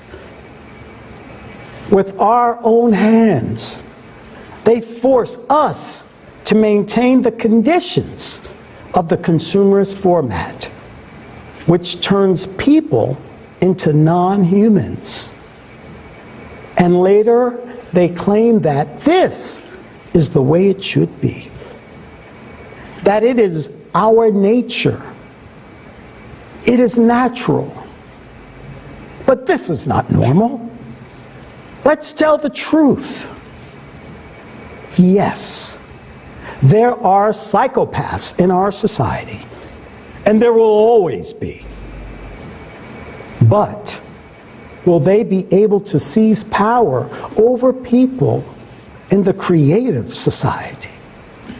No, because power in the creative society belongs solely to the people. In the creative society, psychopaths will not be able to wage wars and destroy millions of us. They will not be able to brainwash us through their corrupt media. They will not be able to be the rightful owners of all human and resource potential. But most importantly, they will not be able to satisfy their own ambitions with our blood at the cost of our lives. Today, in the consumerist format, psychopaths are not locked in asylums. They are at the top of power over us. That is why the genocide of mankind continues every day. And our world is overflowing with the human grief and suffering. We have no right to leave such a world to our children. We need to change the conditions and build the creative society with our own hands. We are constantly divided because it is easier for them to control us. That way, the pit us against each other like dogs, forced to quarrel and hate one another. Are you familiar with a situation when people ask you, whom do you support? These people or the others? Do you support the left or the right? Who do you belong to? That party or the other? That religion or the other? Are we cattle or things that belong to someone? Even when such questions are asked, we are left with no chance of being united, of being one peace-loving humanity. But today, even when attempts are made to artificially set us at odds and separate us from one another, our position in life is clear and unambiguous. We answer all the questions from the corrupt media and collaborationists. We are people. We want to live. We are for the creative society. And only this position is our future. A person with a consumerist worldview cannot understand the sincerity of people, their selfless motive to live and act for the sake of the future of all mankind, not just for themselves. All the more so in our time, when humanity is under the threat of destruction, when we are attacked by the most ruthless enemy, the climate. The consumerist format is cruel, but it is nothing compared to the global climate change that brings devastating cataclysms. There are heroes who see the global threat and the entire absurdity of the consumerist format. And they are not silent. They are active. After all, we all understand the world is a big place. And although it is difficult to inform everyone, it is possible. We understand that the world mass media are now working for the collaborationist. Everything is in private hands. The corrupt media will do nothing to alert people to the global threat of an undeclared climate war and the need to save people through unification and building the creative society. It can only be done by us, people themselves, who realize the importance of this moment and the importance of informing everyone right now, while we still have some time. You see, no one but us. These heroes are ordinary people. True heroes are those who, despite the fact that their own lives are in real danger of death, despite all fears and risks, they continue to act, to take care of others, to knock on other people's doors, even to those who are heartless, because they are also people. The heroes act for the sake of all humanity, knowing that every second may be their last. Participants of the Creative Society Project, the people of Alatra, are the true heroes. They, like all of us, are scared. They are scared to sit under bombardments in basements. But they act. They inform. They are scared for their lives, of their near and dear ones. But they act. They are afraid of what will happen to them in a minute. War, famine, crisis. But they inform, because they have the meaning of life, to save people's lives, to save the future of humanity, because they have a higher goal that prevails over their own fear. These are the true heroes, and we are proud that we have such people in the world.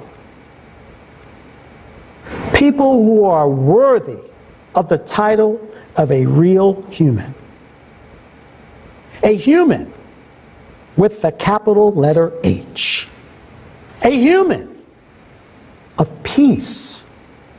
A hero is the one who is able to overcome his own fear and act for the sake of the future of all humankind.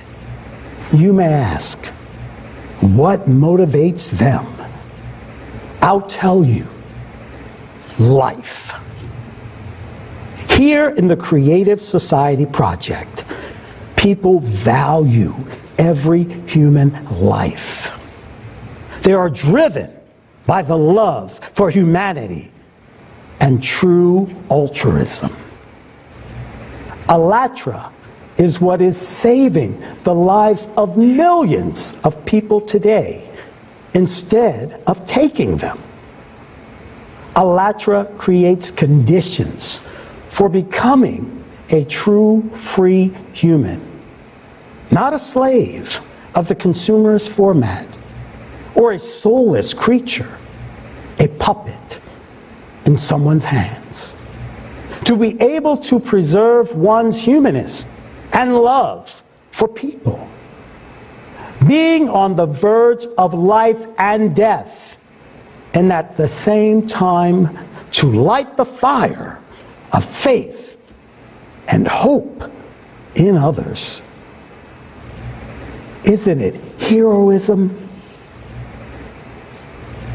Many of our participants, having escaped the horrors of war, came out grateful for everything they had endured because they didn't give up. They helped everyone around them and continued participating in the Creative Society Project as best as they could. While others were falling into despair and panic, participants of the Creative Society Project clearly understood and realized the purpose and meaning of life, the value of time and attention. And most importantly, they became particularly convinced of the great power of unity and solidarity when people help each other selflessly, honestly, and with their own hearts open. Isn't this the dream of each of us? To live in a world of love and friendship? The hardest part of building the Creative Society is to explain so that people understand that it benefits everyone, for each and everyone. It's the only salvation, the only chance to survive and gain real life. After all, the Creative Society opens up tremendous prospects and frontiers for all of humanity. Now, our weapon is the word. There's nothing stronger than words. Wars begin and wars end with words. Words can destroy, divide, and kill, or they can create, unite, and save. We have been brainwashed into thinking that we are stupid, worthless, and incapable of anything. But this is not true. We are the ones on whom the entire consumerist format is based. But we are also the ones who can change it.